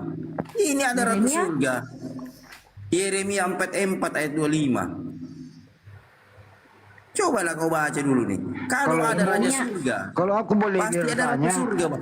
kalau aku boleh bertanya, Roh Kudus itu siapa sih? Rohnya Tuhan. Rohnya Tuhan. Oh, Tuhannya punya roh. Kan Tuhan Allah itu kan Allah itu roh. Baca Yohanes 4 ayat 24. Jadi Tuhanmu roh. Iya, roh yang hidup. Oh, roh yang Allah itu hidup. roh. Bisa nggak kau lihat roh? Makanya Nggak dia bisa. datang dengan manusia. Baca Yohanes 4 ayat 24. Iya, iya. Allah itu roh. Jika kamu menyembah Allah, Nggak usah diulang-ulang. harus menyembahnya dalam roh dan kebenaran. Jadi sembahanmu roh. Jadi sembahanmu roh. Yohanes 4 ayat 24. Baca. Iya, jadi yang kau sembah roh. Roh Allah yang ada dalam diri Yesus. Roh itu ada berapa? Ajari dia, Bu. Roh itu cuma satu, tapi kekuatannya dahsyat. Ada rohnya Bapa, ada rohnya Roh Kudus, ada rohnya Yesus, ada berapa itu Roh roh? Allah itu hanya satu yang diberikan, satu. Roh Bapa. Tapi roh dengerin Allah yang ada, dulu. roh Allah itu tidak bisa. Gantian bicara, Bu. Bu, gantian. Jangan ngoceh terus. Sudah menyerahan, Ding. Ada roh Bapa. Ada Roh Kudus, ada rohnya Yesus. Ada berapa itu roh? Roh Allah itu tidak bisa kita terhampiri, tidak terbatas. Saya nggak nanya itu. Dengar dulu. Nah, ini Bu, ini mabok apa ini? menciptakan Ini manusia kayak mau itu. tikus ini. Ditanya apa jawab apa? Dengar dulu. Allah menciptakan manusia. Saya nggak nanya itu. Kejadian Nggak ditanya 2 itu, enggak. ayat 7. Bukan itu yang Allah ditanya. meniupkan. Bukan itu yang ditanya. Bukan itu, bukan. Ini Troy aja deh, Troy. Kamu dengerin deh, Troy. Waktu Yesus dibaptis. Jadi nih, abang dulu yang ini Ibunda Roh Kudus, aku agak nggak main aku sama dia nih. Lanjut Nah, gini Bang. ya. Yesus di bumi ada roh. Roh Kudus seperti merpati roh. Bapa di surga roh. Ada 3 roh yang berbeda tempat. Kan begitu. Satu di bumi roh, lagi di air Sungai Yordan, rohnya Yesus ada. Ada Roh Kudus di awan, rohnya merpati. Ada rohnya Bapa di surga, inilah anakku yang kukasihi. Pertanyaannya, ada berapakah roh waktu kejadian itu? Silakan dijawab. Ibu Roh silakan Ibu Roh dijawab. Berdasarkan data loh ini pertanyaannya. Buka mute-nya, Bu. Ajari mereka, Bu. Buka mute-nya. Cepatlah kau jawab itu Matius 3 ayat 17 itu. Di situ ada 3 roh itu. Coba. Lain ditanya, lain dijawab. Apa pula itu? Kayaknya nih, ibu ini ngomong udah tersambung di dalam kepalanya. Pokoknya kalau kau naik ngomong aja udah, jangan dengerin orang. Bu, ada berapa roh, Bu? Roh Allah itu kita tidak bisa hitung, Pak. Nah, Karena itu roh kan. tidak bisa dihitung roh. Satu di bumi dengerin, satu di bumi. Itu tetap roh Allah satu. Yang mana kalau satu di bumi kah? Yang mana? Karena apa? Dengar. Mulai orang Roh mulai Allah gila itu- permanen ini. Roh Allah itu hadir di Dengar setiap dulu, hadir. orang. Saya nggak nanya itu loh. Nih, kalau ada roh Allah di Indonesia, di Mekah Saya nggak tidak nanya ada itu. roh Allah. Berdasarkan data Matius 3, 16 sampai 17, Yesus di bumi roh, ada rohnya, dibaptis. Gitu ya. Terus Roh Kudus berbentuk merpati, roh. Suara Bapa dari surga, roh. Ada satu roh di surga, ada satu roh di awan, ada satu roh lagi dibaptis. Pertanyaannya, ada berapa ke roh dalam kejadian itu? A, satu roh. B, 3 roh. C, 972 setengah roh. Silakan dipilih. Kurang apa lagi yang dipertanyakan? Sudah disejapkan jawaban. A, 1 roh. B, 2 roh. C, 97,2 setengah roh. Silakan dijawab. A, 1 roh. B, 2 roh. C, saya tambahin ya. A, 1 roh. B, 2 roh. C, 3 roh. D, 97,2 roh. Dijawab, Bu. Oke. 6, miliar manusia di dunia bisa Siapa yang nanya sekaligus manusia? dengar, bisa Siapa yang nanya manusia? Roh Allah bisa bekerja Orang gila sama ini manusia perempuan itu nih. sendiri. Andi, itu Roh Allah bisa hadir sama saya Orang gila. sekarang hadir Roh Allah. Dengar dulu. Roh Allah menyertai saya. Roh Saya nggak Allah nanya juga kau. bisa menyertai Anda. Emang mau saya tanya? Saya nggak nanya kau, Bu. Saya nanya Matius 3, 16, 17. Lu baca dulu Apa itu baru katanya? jawab. Iya, saya jawab kan itu jawabannya. Apa Bisa pertanyaannya? kamu- nih. Apa pertanyaannya yang Ibu jawab? Apa pertanyaannya? Kamu bisa hitung roh manusia bisa hitung nggak? Roh Bisa dihitung. Nah, Saya dengerin, kamu saya bisa hitungkan hitung ya. roh, Diam dulu, saya Allahmu hitung. apa aja? Diam dulu kau, saya hitung di sini. Sini ada berapa orang ya dalam room? 1, 2, 3, 4, 5, 6, 7, 8. Di sini Apakah ada roh Allah 8 bisa roh hadir manusia. nih? Apakah Katanya di dalam suruh manusia tuh itu bangkai curut. Bangkai curut, diam dulu. Diam dulu. yang 10 orang itu bisa hadir nggak roh Allah sekaligus? Hah? Yang 10 orang itu bisa nggak hadir? Masih mau kau datang besok? Masih mau kau datang besok? Hah? Aduh. Lain ditanya, lain apa? Dia bertanya, saya jawab. Dia ngoceh juga. Hebat gurunya Troy. Inilah akibatnya kalau kelebihan Roh Kudus, Bang. Gara-gara si Troy ini. Gara-gara si Troy. Lanjut dulu, aku standby dulu lah. Aku udah capek-capek ya, jadikan dia ibu Roh Kudus, dibuang lagi sama Bang Endi.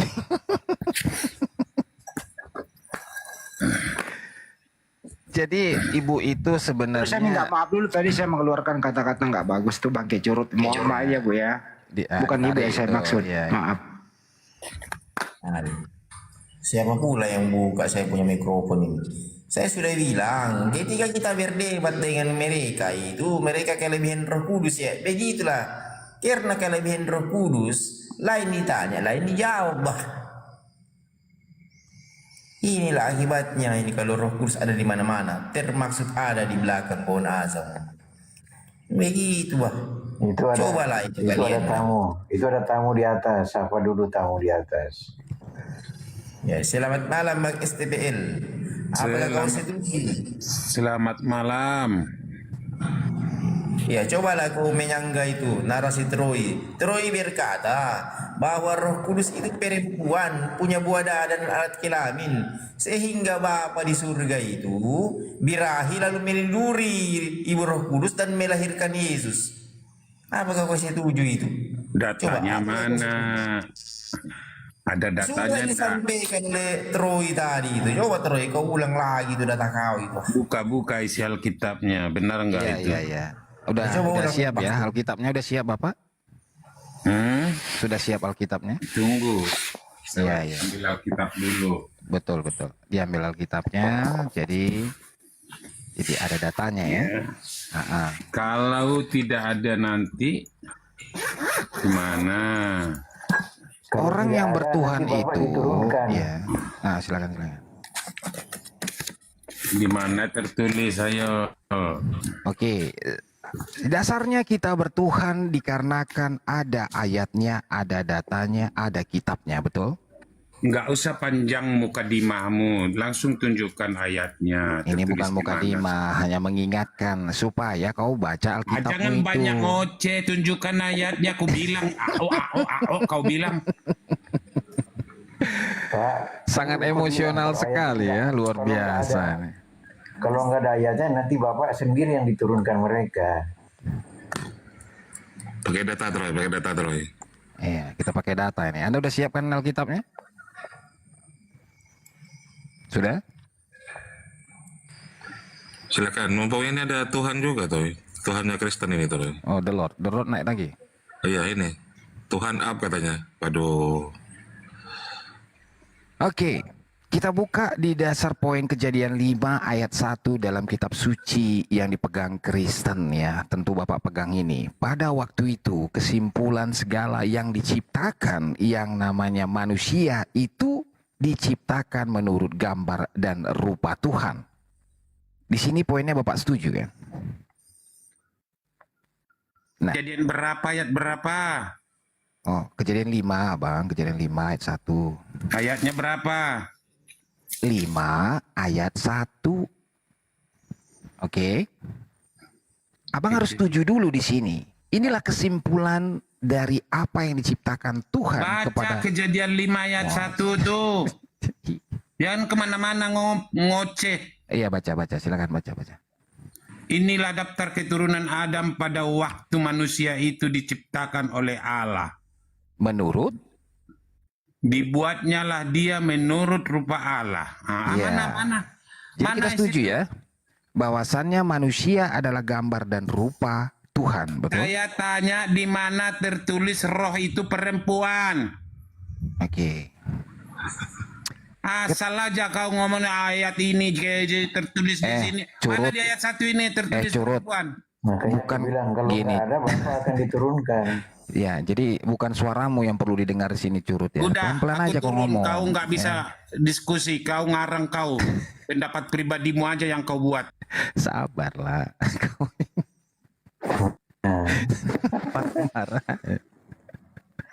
Coba yang Kristen-Kristen punya Roh Kudus, kelembutan sisi keibuan kita ya naik ke atas di sini ya. Karena kita sebagai orang yang percaya kepada Yesus itu harus memiliki sifat dari ibunda kita. Kasih, lemah lembut. Iya. Gitu. Ya Lord Denny aja sampai nggak bisa bantah itu ya. Jadi Lord Denny ini kan udah di atas nih. Dialah Tuhan yang SK-nya keluar 2004 ya Bang ya. Bang Arya 2004 ya. Oke. Tapi satu pertanyaan yang belum dijawab Bang Tuhan Denny ini ya. Tuhan itu siapa? Siapa ratunya di surga? Itu ada orang Yesus Tuhanku di atas. Ya silakan Tuhan Denny. Sampaikan dulu siapa ratumu di surga? Ya Roh Kudus lah. Nah, beribu malaikat bersuka cita ya guys. Kita diem juga dia. Itu jawab. Iya, jadi seharusnya tadi kita sampai kepada ayat di mana itu ada orang Tuhan itu melihat manusia tidak baik kalau hidup seorang diri saja. Ini Tuhan tahu loh. Dari mana pengetahuan ini? Ya, Kejadian 2 ayat 18. Tidak baik kalau manusia itu hidup seorang diri katanya. Berarti dia harus diberikan penolong. Maka di Yohanes 14 ayat 16 Yesus berkata, Aku akan minta kepada Bapa untuk kamu diberikan seorang penolong. Ya, sebab sama seperti aku dalam kitab Ibrani dan Injil orang Suryani, selalu Yesus berkata, Aku bersama ibuku di tempat ini mengajar. Tapi di kitab-kitab Elahimu itu nggak dituliskan karena apa? Banyak dari naga-naga yang bermata merah ini ya, yang tidak ingin manifestasi Tuhan di bumi terwujud. Makanya mereka menutupi siapa ibunda Roh Kudus ini. Troy. Nah, kenapa Adam tidak lahir dari rahim Roh Kudus? Karena Adam itu juga anak Tuhan. Lukas 3 ayat 38. Lukas 3 ayat 38 dikatakan Adam itu anak Tuhan. Nah, anak Allah. Betul, anak Allah di situ ya. Udah yakin abang baca itu? Yakin. Abang sekarang buka Kejadian 6 ayat 4. Ternyata anak-anak Allah itu memang banyak. Tapi yang kita bicarakan ini adalah anak Tuhan yang duduk di pangkuan Bapa. Ya, anak Tuhan itu berapa? Satu yang dibicarakan kita di sini. Oke. Anak tunggal cuma satu. Anak tunggal itu cuma satu. Jadi kita nggak usah bicarakan anak ilah-ilah yang lain, oke? Yang kita bicarakan ini anak Tuhan orang Ibrani. Ya. Karena pembagian hak untuk ilahi ini sudah ditentukan oleh Yang Maha Kuasa. Ya, pembagian haknya ada ayatnya. Jadi orang-orang Israel ini yang bertuhan hanya diberikan kepada Tuhan yang ada di gunung, yang jemaatnya tidak boleh keluar dari orang Yahudi. Dia harus memiliki syarat memenuhi syarat keturunan Yakub. Itu kalau bapak sama ibunya Adam siapa, Troy? Adam itu kalau bicara ada tidaknya berarti kita bicara bahan ini. Kita bicara debu tanah berarti. Jadi kita nggak bicara itu ya. Poin yang penting di sini bukan bahannya ada Adam atau Hawa. Kalau Hawa dari tulang terserah kau lah, ya. Tapi yang saya tekankan di sini adalah gambar dan rupa. Nah, saya tanya ke kau, menurut kau Tuhan itu penting nggak gambarnya? Penting. Iya, karena kau udah kejebak sekali sama gua kan. Makanya kau bilang penting. Mana lebih penting, gambar atau sifat Tuhan? Ya dua-duanya. Yang nomor satu yang mana? Ya gambarnya. Gambarnya. Iya bagus. Oh iya. Kau yang kemarin kena ya, atau siapa sih? Ya gitu ya teman-teman ya. Jadi makanya kita tidak lagi menyembah angin yang tidak memiliki gambar dan rupa ya. Kita bukan omon-omon, tapi dia nyata yang dinyatakan oleh anaknya. Untuk itulah aku lahir ke dalam dunia, untuk menyatakan apa yang kulihat, kata Yesus. Pertanyaan aku begini, Troy. Ya, gimana? Kenapa Roh Kudus itu kan sudah ada sebelum Adam kan? Betul? Ya, sebelum Abraham ada, dia sudah ada. Ya, kenapa Adam dan Hawa itu tidak lahir dari rahim Roh Kudus? Dia itu ciptaan atau Tuhan yang Anda tanya ini? Adam itu ciptaan atau Tuhan? Adam itu ya sama kayak Yesus ya, ciptaan ya. Yesus yang saya bicarakan ini bukan Yesus ciptaan yang ada di kitabmu. Sebab saya bicarakan ini adalah Yesus yang ada di Wahyu 17. Tentang rahasia siapa perempuan yang melahirkan anak laki-laki yang diburu oleh naga yang bermata merah. Itu yang saya bicarakan. Tapi kalau Yesusmu yang dari paus sana, kau tanya ke Romamu sana. Ya. Sebab Yesusnya kami berbeda, bro. Nah, satu yang harus Anda ingat. Mereka bertuhan satu, kalau saya tiga. Makanya Tuhan mereka nggak berani sama Tuhan saya. Tuhan saya bisa keroyokan, paham ya? Ya, makanya kami itu menjunjung sistem konsep yang namanya tres personae una familia. Di dalam keluarga kerajaan surga ada 3 persona, 3 pribadi, 3 esensi. Kami tidak pernah makan 3, nambahnya 3 kali, bayar 1 kami nggak mau. Kami lebih jujur. Kalau makan nambah 3 kali, bayar 3, gitu dia. Analoginya ya. Jadi jangan jadikan Tuhanmu itu sebagai Tuhan yang narsistik. Punya kelainan jiwa atau NPD. Karena manusia aja punya 2 kepribadian. Satu manusia punya 2 kepribadian, itu sakit jiwa, Bang. Ya. Siapa anak Allah lain ya yang selain Adam, Bang? Kan Lukas 3:38 itu kan dikatakan Adam itu anak Allah. Ya. Nah, anak-anak Allah selain Adam siapa? Pernah dengar nama Nefilim? Ya, tengok ada masa belum. Nefilim. Pernah dengar? Nefilim itu keturunan Adam atau bukan? Nah, Anda cari tahu dulu ya. Saya nggak cerita tentang Nefilim. Saya cerita tentang Tuhan di sini. Oke? Jadi nanti lain season ya. Saya bisa buka dongeng-dongeng tentang Nefilim ya. Nah, sekarang eksistensi yang saya hadirkan di sini di dalam 3 esensi yang hipostasis secara teologinya, hakikat, konsubstansialnya, dan merujuk kepada Matius 28 ayat 19 di mana di situ dituliskan estu onomatu patros keitu hogio penomatos, semua yang hidup akan dibawa ke dalam nama Bapa, Allah Putra, Allah Roh Kudus. Itu hakikat yang inti, yang paling fundamental di dalam kekristenanmu harusnya. Baik. Jadi begini kan, Yesus itu segambar dan serupa dengan Bapa ya, Adam itu ya. Ya. Nah, Hawa segambar dan serupa dengan Roh Kudus, ya kan? Berarti ada 2 Tuhan dong di sini ya. 3, Bang, 3. 1 Yohanes 5 ayat 7. Abang bacakan kembali, ada 3 yang bersaksi yang memiliki kuasa dan tidak boleh dihilangkan salah satunya. Ada 3 yang bersaksi di sana untuk kehidupanmu ketika kau sampai di surga. Siapa itu Bang? Aku lupa Bang. Allah Bapa, Allah Putra, Allah Ibunda Roh Kudus. Kenapa ketawa? Itu ditulis loh. Betul. 1 Yohanes 5 ayat 7 itu jangan kalian hilangkan ya. Bukan hilangkan, kok tambah-tambah. Kenapa ini? Kenapa? Siapa yang tambah?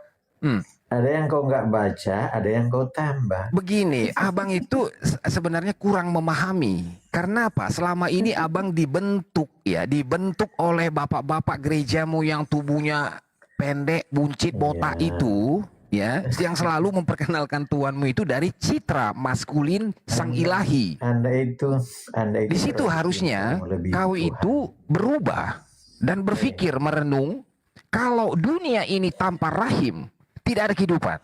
Berarti peran dari seorang ibu di sini sudah kamu hujat.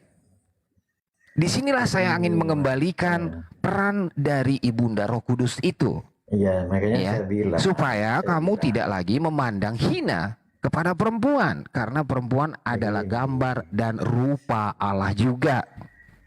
Paham kamu? Bilang, kau kayaknya Tuhan itu ada di bawah kau, terlalu pintar. Sampai Tuhan ada di bawah kau. Makanya betul lah kau ini malin kundang. Sekarang saya tanya kau, siapa Tuhanmu? Yesus, betul? Tadi kau tidak baca. Saya tanya kau dulu, Tuhanmu itu Yesus tidak? Kau sudah baca tadi Bapa. Nah, untuk apa dilanjut pembicaraan kalau kau aja nggak percaya sama Yesus, Bung ya? Jadi saya akan lanjutkan kalau kau memang percaya kalau Yesus itu Tuhan, gitu loh. Enggak, tadi dulu yang kau baca itu. Kau percaya Yesus itu Tuhan tidak? Anak dan Ibu Roh. Kamu percaya Yesus itu Tuhan tidak? Itu. Jadi semua basa-basimu jadi basi, bro. Ketika kau tidak percaya Yesus itu Tuhan, jadi narasimu jadi kosong. Sekarang nyatakan dulu, kau percaya Yesus itu Tuhan atau tidak? Masalahnya udah dari awal saya. Nah sudah, berarti saya lagi ngomong sama orang Buddha, nggak nyambung, wajar. Ya, paham Anda ya? Saya nggak mengajari orang Buddha dan Hindu di sini, bro. Aduh. Ya, saya bicara kepada mereka yang mengakui Yesus itu adalah Tuhan. Paham Anda? Iya, saya malu sama Andi kalau bicara dengan kau. Kau malu kan? Ternyata yang nggak kau kuasai, kau coba-coba masuk dan membahas. Kau tuh tong kosong namanya. Andi itu teman saya dari tahun 90-an. Kasihan kau ini. Mana Bapak yang tadi? Udah turun? Iya ya, jadi makanya kenapa kau bisa blank dalam bernarasi lanjutnya? Karena kau nggak tahu kalau saya ini sedang menyenggol kitab Wahyu. Iya. Kau tanya itu orang Kristen, itu kitabnya ada tulisan Wahyu nggak? Ada. Ada di situ ditulis Wahyu itu adalah ilham. Siapa yang memberi? Apa, kalau Tuhan. Ya kan? Kau kalau bukan orang Kristen, kau agamamu apa coba? Loh, aneh. Kau tuh bertanya itu di kampungmu bisa kayak gitu ya? Kalau saya ini sejak awal, ya saya berdiri dimanapun, saya ini dikenal sebagai seorang Kristen, Bung. Paham Anda? Iya. Dan saya masih punya nabi, Bung. Iya. Kalau kau punya nabi nggak? Nggak punya napi. Jangankan kau, Kitun aja geger lihat saya gitu loh. Bergetar lututnya si Kitun, tau nggak? Kau tau Kitun? Bagaimana? Bagaimana? Kiamat aja malu ya berhadapan sama dia. Kenapa ketemu Troy dia jadi malu coba? Kenapa? Karena bisa saya WhatsApp ya. Dia datang. Kitun terkejut. Kau ini siapa gitu loh? Kelasmu apa gitu? Gini, sekarang kau kembali lagi coba. Kamu seorang Kristen tidak? Enggak, kamu bilang kamu Kristen. Nah, kau bukan Kristen, ngapain bicara dengan saya? Kalau kau bukan Kristen, kitab saja salah. Untuk apa kita bongkar ini? Ini pewahyuan Kristen, Bung. Ini pewahyuan untuk orang Kristen. Bagaimana kau pewahyuan Kristen baca Alkitab saja salah? Kau Kristen bukan? Saya tanya kau dulu. Kau Kristen bukan? Kau mengaku Kristen, tapi baca Alkitabmu salah. Biasanya apa kau? Biawa. Ada pula kayak gitu. Masuk-masuk ke rumah orang, nyampuri, sok mau bela-bela, misah-misah istri, anak, emak, laki, suami berantem. Kau pikir kau bisa masuk ke dalam situ? Nggak bisa. Ya. Makanya poinmu dulu, kau Kristen bukan? Bagaimana seorang Kristen lantas baca Alkitab saja salah? Kau Kristen enggak? Kau Kristen bukan? Mungkin bahasa lain kau kuasai juga. Tapi kalau bahasa Indonesia saja sudah salah baca, gimana? Ya, kasihan ya orang-orang ini, nggak tahu dia posisinya berdiri di mana. Itulah masih SDM Indonesia. Mengaku-ngaku Kristen, baca ajar kitab salah gimana kau? Kau Kristen atau bukan? Salah nggak yang saya bilang kau baca kitab salah? Coba kau bilang. Salah nggak yang saya bilang tadi? Kau Kristen atau bukan? Atau mau kutunjukkan kesalahan? Atau saya perlu tanya, istrimu Kristen juga atau tidak? Saya tanya, saya perlu tanya juga, mamamu sama bapakmu Kristen tidak? Saya perlu atau perlu saya tanya nenek moyangmu, kau berasal dari keturunan Kristen atau tidak? Ya, jadi kau tuh bolot, nggak nyambung. Paham kau? Bagaimana kau bilang orang bolot, kau sendiri baca Alkitab aja salah? Kau orang Kristen tidak? Saya tanya, orang Kristen kok baca Alkitabnya salah? Ini pasti dari timur ini orang-orang kayak gini nih, tolol, bodoh, dugu ya, nggak nyambung. Si Handi juga orang timur itu. Aku udah baca karakter kau tuh udah baca gitu, nggak nyambung, pura-pura PA ya kan, kuping peka gitu. Masa debat kayak gitu? Gaya-gaya tikus curut kan gini nih. Udah nggak nyambung, kupingnya nggak jelas loh. Salah gimana? Jadi pertanyaan saya ulang, jelas dengan suara nada lambat. Saya tanya dulu. Kau orang Kristen atau tidak? Ya. Kau orang Kristen, kenapa salah baca Alkitab? Itu dulu pertanyaan saya yang kau jawab. Bagaimana saya mau berdebat tentang Kristen lantas kau baca Alkitab baca salah? Dia orang ada di luar negeri Troy, si Kristen. Dia ini Kristen bukan? Atau hanya orang ateis? Kalau orang ateis gak usah ditaruh sini bang. Kristen. Ada di Amerika kalau nggak salah dia. Kita room agama kan, jadi nggak usah dikotori sama orang-orang ateis ini gitu loh. Ya. Karena saya bicara di sini, Bang Ari pun tahu, saya hanya bicara kepada orang Kristen. Saya tidak pernah bicara kepada Muslim, Buddha, Hindu. Jadi Kristen ya. Kalau kau di luar negeri harusnya otakmu lebih cerdas, bukan seakan-akan orang tolol untuk memenangkan satu perdebatan itu nomornya receh. Dengar dulu, saya suka bicara. Coba, kau bisa berbahasa asing tidak? Tidak. Jangan-jangan kau ini tinggal di kampung ngaku-ngaku luar negeri kau. Saya tidak mau lompat-lompat kalau bicara. Makanya satu-satu dulu kita selesaikan. Bicaralah kau, saya mute. Oke, tadi kamu bawa-bawa ayat. Makanya saya bertanya, kenapa kau ngaku-ngaku Kristen sedangkan baca Alkitabmu salah? Mau kutunjukkan salahnya? Itu dulu kita selesaikan baru lanjut. Karena kalau kau sudah bodoh di satu hal, pasti kau bodoh terus di hal lain. Gitu.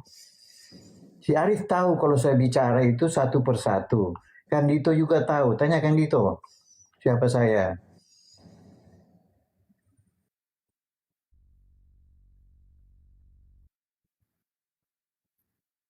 Jadi gitu. Jadi kalau kau saja baca Alkitab sudah tambah kurang, ngapain dilanjutkan berdebat? Pasti kau tambah kurang terus.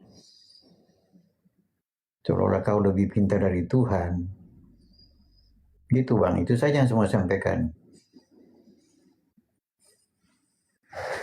Yuk lanjut.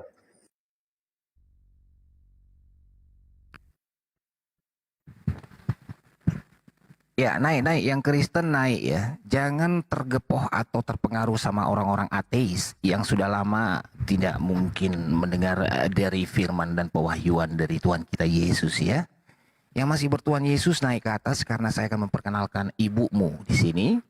Bahwa Tuhanmu itu lahir dari bapaknya Tuhan, mamanya Tuhan. Maka dia disebut anak Tuhan ya. Jadi jangan lagi salah dalam menjelaskan manusia. Jadi logika ya. Logikamu itu jadi diukur orang gitu loh. Jadi bahan tertawaan dong.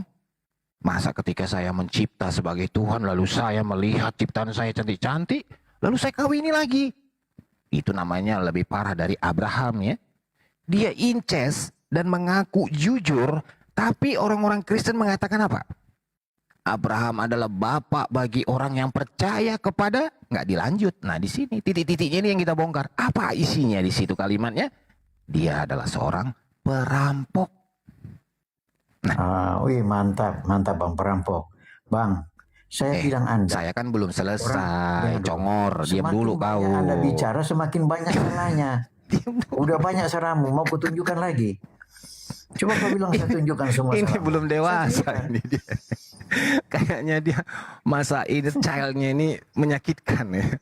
Sering bulian ya. Gini bang ya. Sekarang kalau membuli itu udah nggak tren, udah nggak keren. Sekarang menganiaya bang, yang kerennya. Saya nggak bodoh.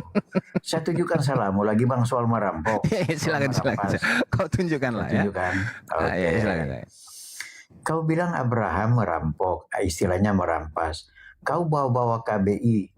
Istilah perang, istilah merampas dalam perang itu tidak ada pakai istilah KBBI. Itu pertama. Kejadiannya juga bukan berlangsung di Indonesia.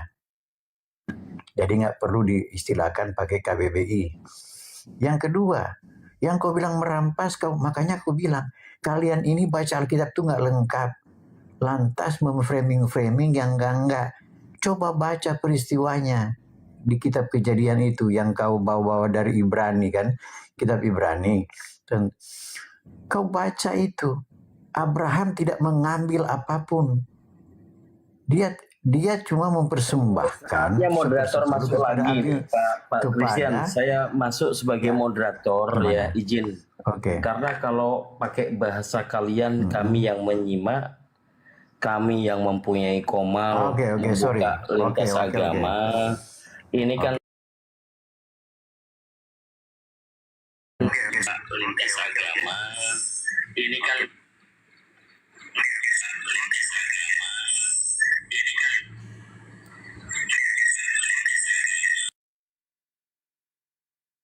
ya salah, baca Alkitab aja nggak lengkap, gimana mau bilang orang Kristen? Nah, dia bawa-bawa cerita Abraham yang merampas. Dia nggak baca bahwa setelah mempersembahkan 1/10 kepada Melkisedek, dia mengembalikan. Dia bilang kepada raja yang pergi bersama-sama dengan dia.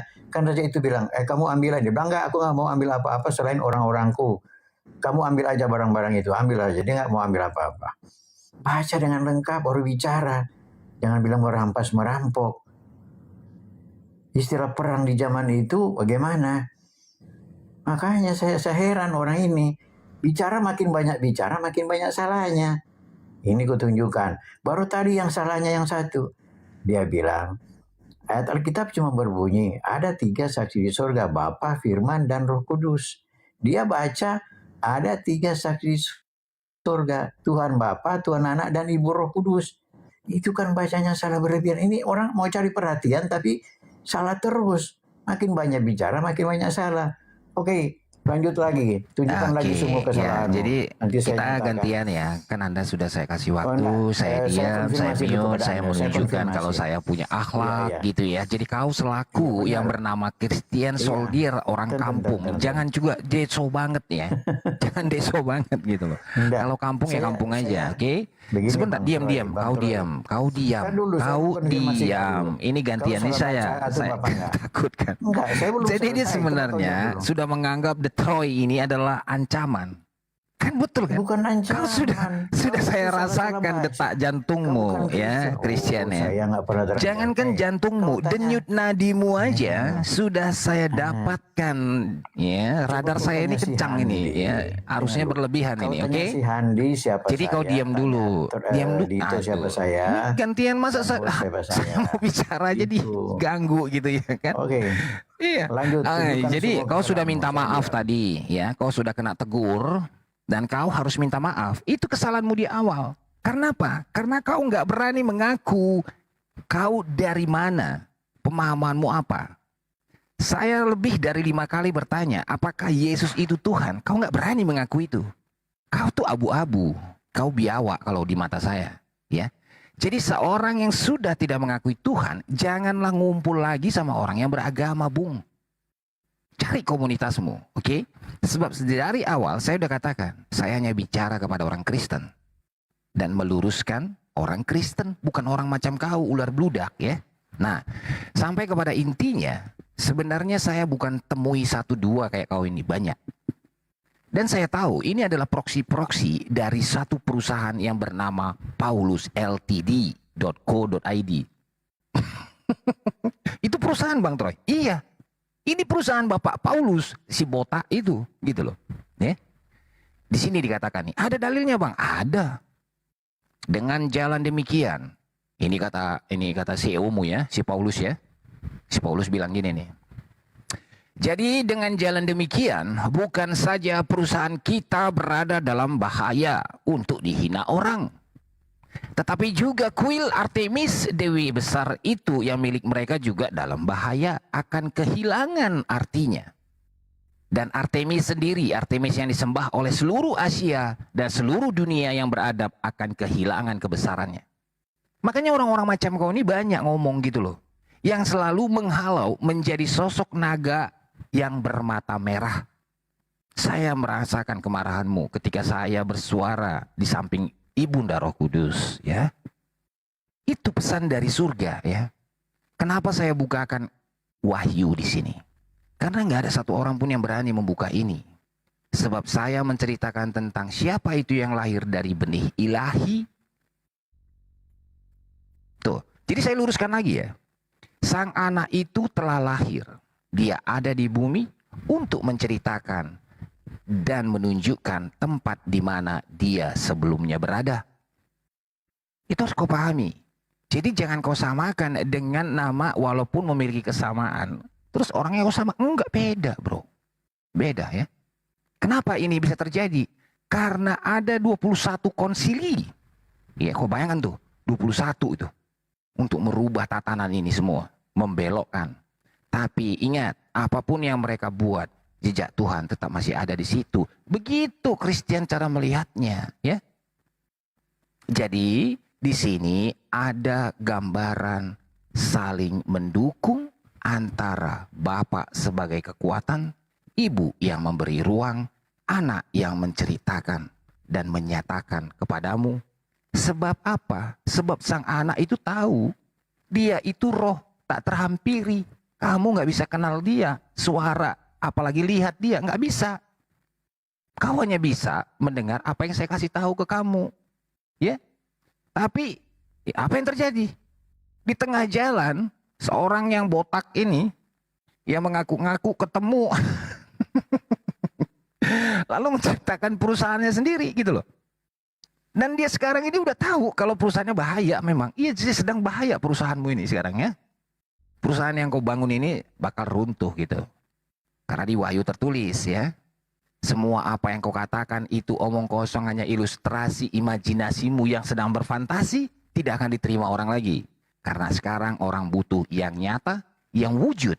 Dan ada rupanya. Paham ya? Seperti itu ya Christian ya.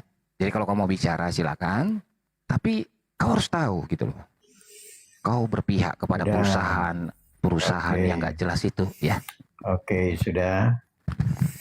Dari tadi kamu tidak menjawab bahwa yang saya nyatakan kesalahanmu itu belum kau konfirmasi kesalahanmu. Saya waktu ditegurkan Dito karena saya bawa kalian seolah-olah tersangkut semua, itu saya terima, saya minta maaf. Kau tidak minta maaf atas kesalahanmu yang salah membaca Alkitab dan bacanya nggak lengkap. Itu kau tidak mengaku salah.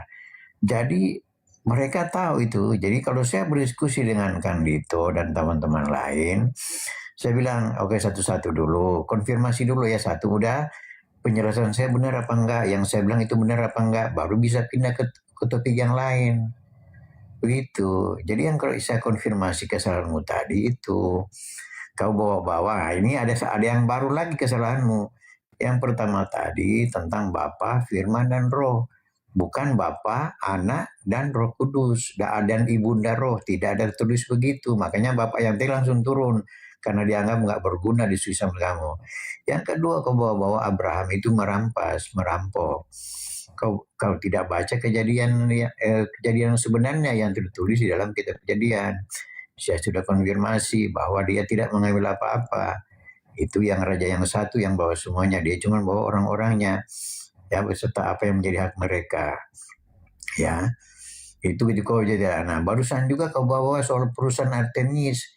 Itu adalah hasutan orang-orang karena mereka tidak suka kepada Paulus. Itu bukan perkataan Paulus, tapi itu hasutan orang-orang yang menganggap bahwa Paulus itu membuat bahwa usaha mereka terancam karena Paulus datang dengan ajarannya yang baru, dengan ajaran Yesus itu. Makanya saya sama sekali meragukan kalau kau ini orang Kristen. Gitu ya. Coba, makanya saya bilang, apakah yang saya bilang tadi itu salah? Tentang kau bawa 1 Yohanes yang ada 3 saksi di surga. Tertulisnya seperti ini. Bapa, Firman, dan Roh Kudus. Bukan Tuhan Bapa, Tuhan Anak, dan Ibunda Roh Kudus. Seperti yang kau bilang itu salah. Kedua, rampasan itu salah juga. Nah yang sekarang kalau kau bilang, Paulus bilang, oh usahanya terancam, sama kau bilang usahaku terancam, itu juga salah. Karena itu adalah komplain orang-orang yang tidak sepaham dengan Paulus dan teman-temannya.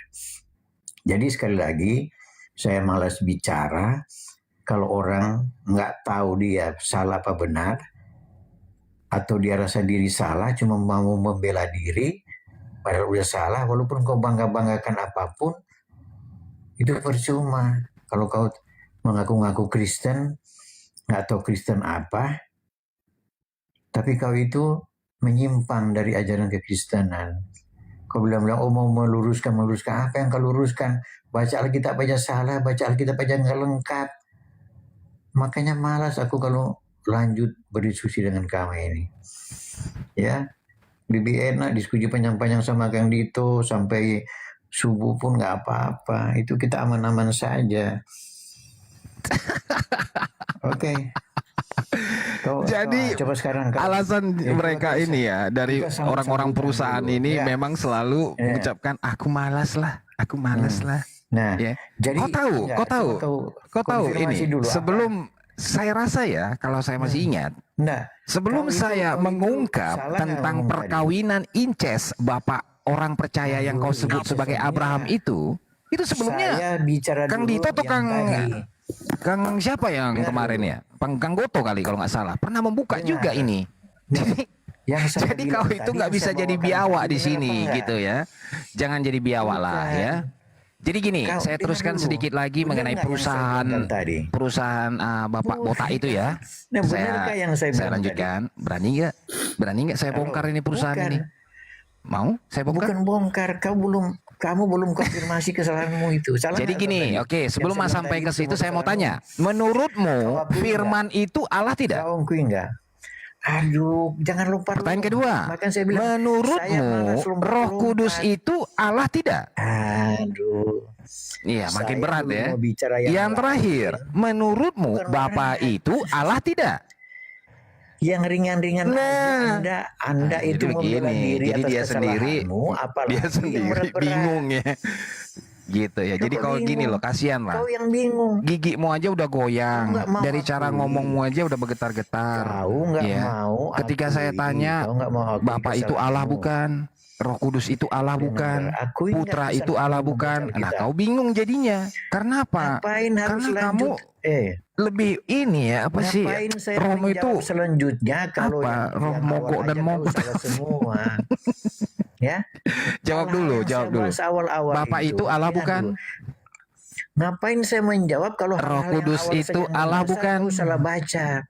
Nggak ada guna. Putra itu Allah bukan? Aduh, ngapain sih kamu belum konfirmasi kebodohanmu? Jadi Kau sudah kelihatan mau ya ini bertanya sering yang jarang ke lain. gereja ya teman-teman ya, jarang ke gereja.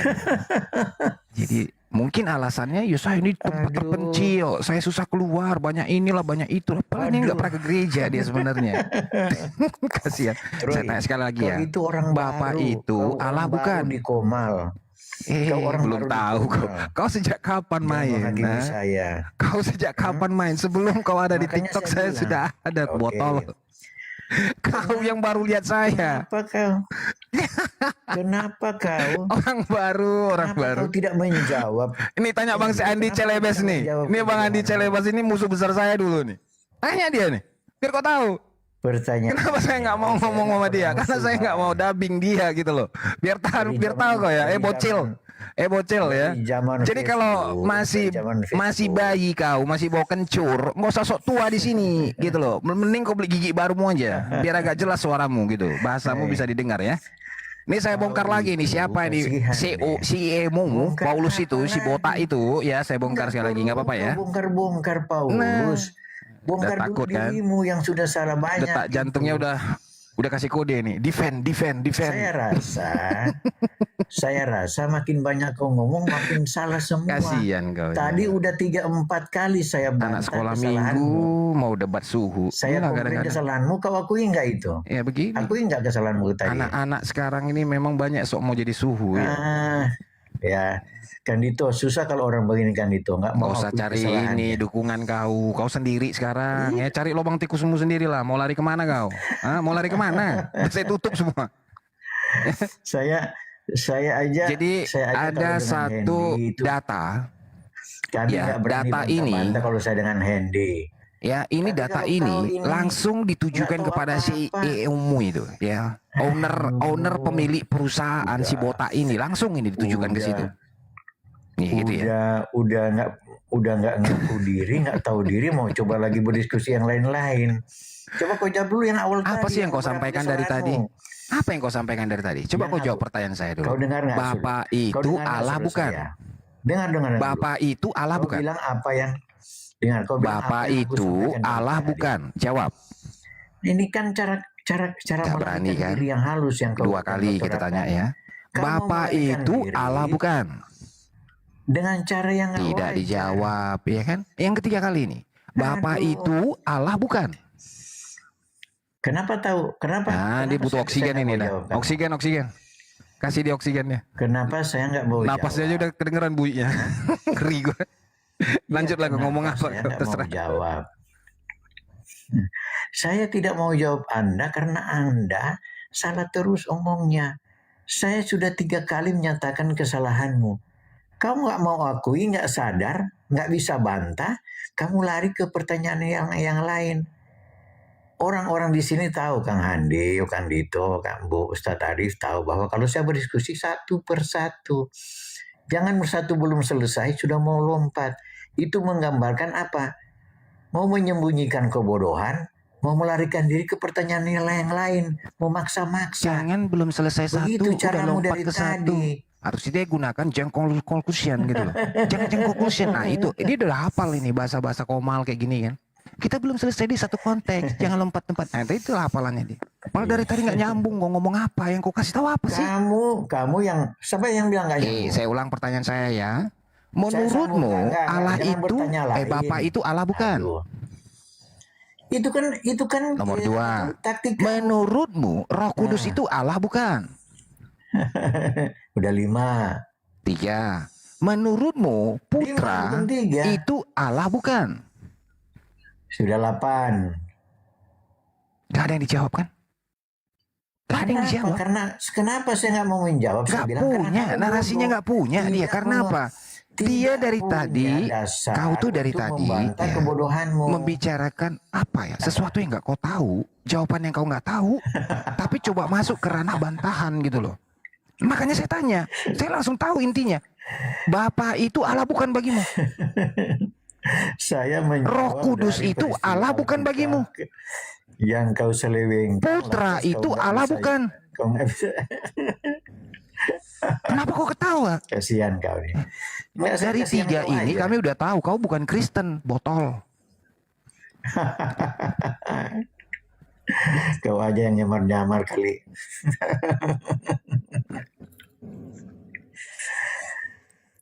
Saya itu pembela Kristen sejati, makanya kalau orang salah bicara tentang Alkitab, saya langsung buka kesalahannya. Tapi kau nggak mau akui kesalahanmu. Oke? Dari tadi kau mau melanjut ke pertanyaan berikut, tapi kau tak terima ditegur kesalahanmu. Akui dulu dong kesalahan bahwa kamu salah. Salah baca kitab Wahyu, salah baca peristiwa di kitab Kejadian tentang Abraham, apalagi salah baca tentang kuil Artemis yang kau bilang itu perusahaan Paulus padahal bukan. Apalagi yang kau mau tambah kesalahanmu. Jangan banyak bicara menambah-nambah kesalahanmu. Oke? Kalau kamu tidak konfirmasi itu, saya malas menjawab pertanyaan yang selanjutnya. Saya suka berdiskusi dengan orang yang jujur, yang berani mengakui kesalahannya. Oke? Nah, begitu dulu, Bang. Ya udah selesai kok ya. Jadi ginilah, saya nggak mau nanggapin kau lah di sini. Saya mau ngasih sesuatu ke penonton di bawah ya. Gini teman-teman ya. Kenapa ada nama Maria? Nama manusia, seorang perempuan yang tidak tahu menau, bahkan di dalam pengakuannya di dalam kitab suci dia katakan apa? Aku sebenarnya tidak tahu Tuhan, sebab aku hanyalah hamba. Ya, dari kalimat itu artinya dia sudah tidak mau tahu apa-apa, pasrah. Berarti bisa jadi ini konspirasi, bisa. Kita buka dulu pendekatannya ya.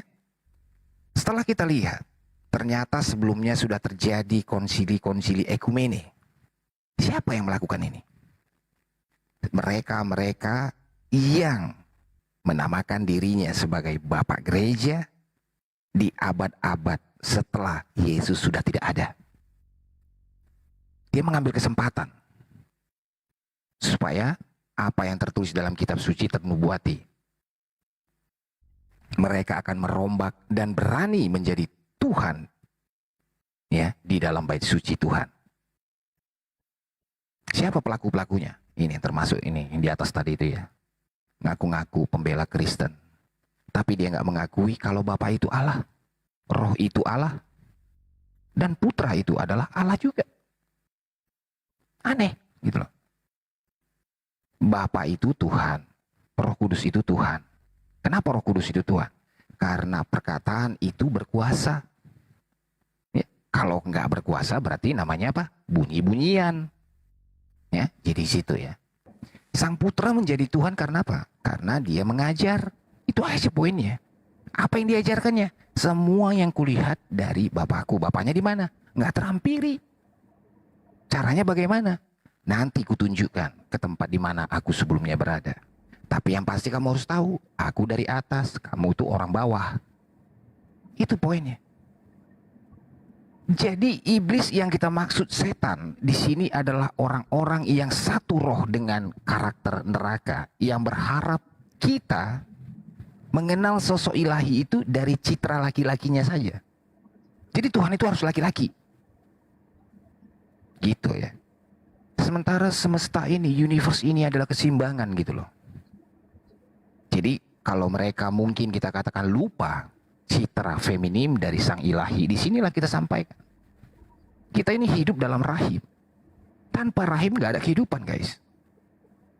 Nah semua ini disampaikan adalah sebagai suatu relasi interaksi antara bapak dan ibu. Tujuannya untuk apa? Manifestasi Tuhan yang utuh di bumi.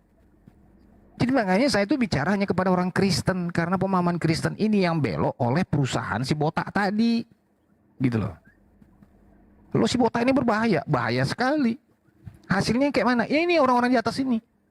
Ngaku-ngaku beragama, percaya sama Tuhan orang Kristen, tapi nggak berani menyebut siapa nama Tuhan orang Kristennya. Biawak nggak tuh? Biawak. Nah, sekarang kita lanjut nih. Yang di dalam perusahaan itu ya, pemiliknya ya, kalau kita pimpinan pucuk, pimpinan tertingginya itu. Coba lihat karakternya di dalam kalimat ini. Ya, si Paulus itu ya, dia tuh ownernya itu. Jadi katakan begini, hal itu kulakukan juga di Yerusalem. Aku bukan saja memasukkan banyak orang kudus ke dalam penjara. Siapa orang kudus yang dimaksud di sini? Mereka-mereka yang masih memiliki Injil yang asli. Ya, tulisan-tulisan yang belum dirubah. Bahasa pure originalnya yang Yesus katakan. Itu yang disebut Injil. Bukan perkataan Petrus, perkataan Paulus. Itu bukan Injil. Itu pendapat. Ya. Ngapain perkataan manusia kamu masukin? Nggak ada efeknya gitu loh. Ya. Talmud, apa segala macam. Itu pendapat rabi-rabi, nggak masalah. Boleh ditulis, tapi jangan katakan itu Injil ya. Nah, aku bukan saja memasukkan banyak orang kudus ke dalam penjara setelah aku memperoleh kuasa dari imam kepala.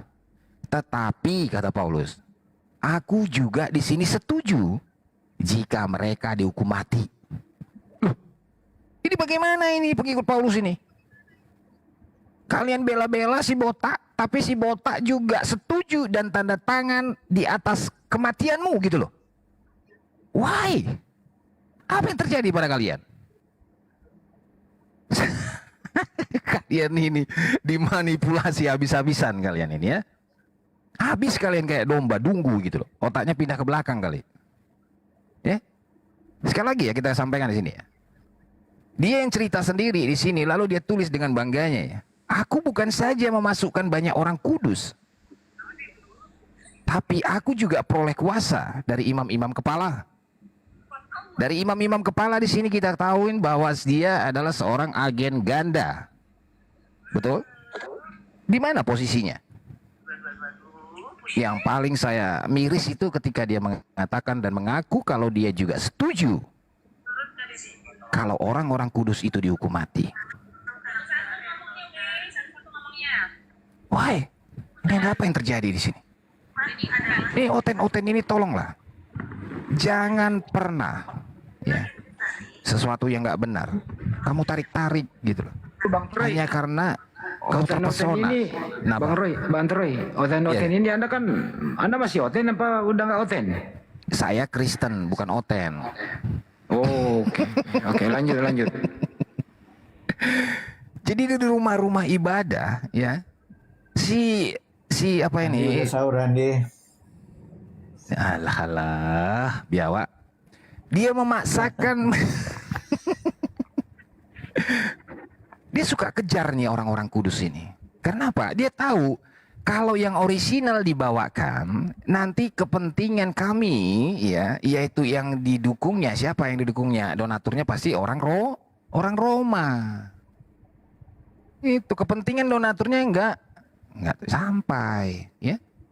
Jadi makanya ya, kalau kau bicara warnamu aja langsung saya tahu kau dari perusahaan mana gitu loh ya, Christian ya. Nah, tapi kau kan pintar ya, nggak mungkin lah kau mau dimanipulate oleh seorang yang berpenyakit. Apa dia penyakitnya lupa saya, tapi dia butuh dokter, nama dokternya saya tahu si Lukas ya. Tanpa Lukas dia mungkin kejang-kejang terus ya. Jadi orang yang di dalam Tuhan itu ada damai sejahtera, sukacita, sehat, tubuhnya kuat, bukan butuh dokter gitu loh. Untuk apa kau bertuhan kalau kau sakit-sakitan? Untuk apa kau bertuhan kalau kau masih miskin? Tuhanmu maha kaya. Jadi makanya tahu dirilah sedikit ya.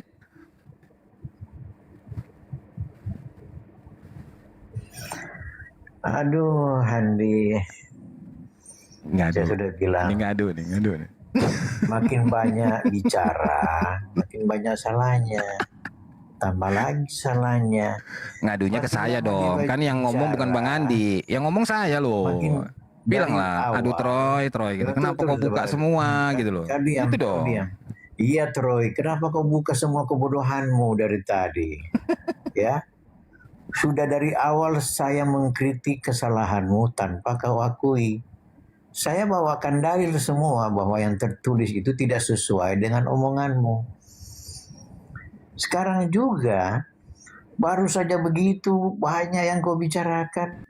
Kau bicara filsafat silakan, tapi kalau kau bicara soal peristiwa Alkitab, Harus baca baik-baik dulu konteksnya baru kau ngomong.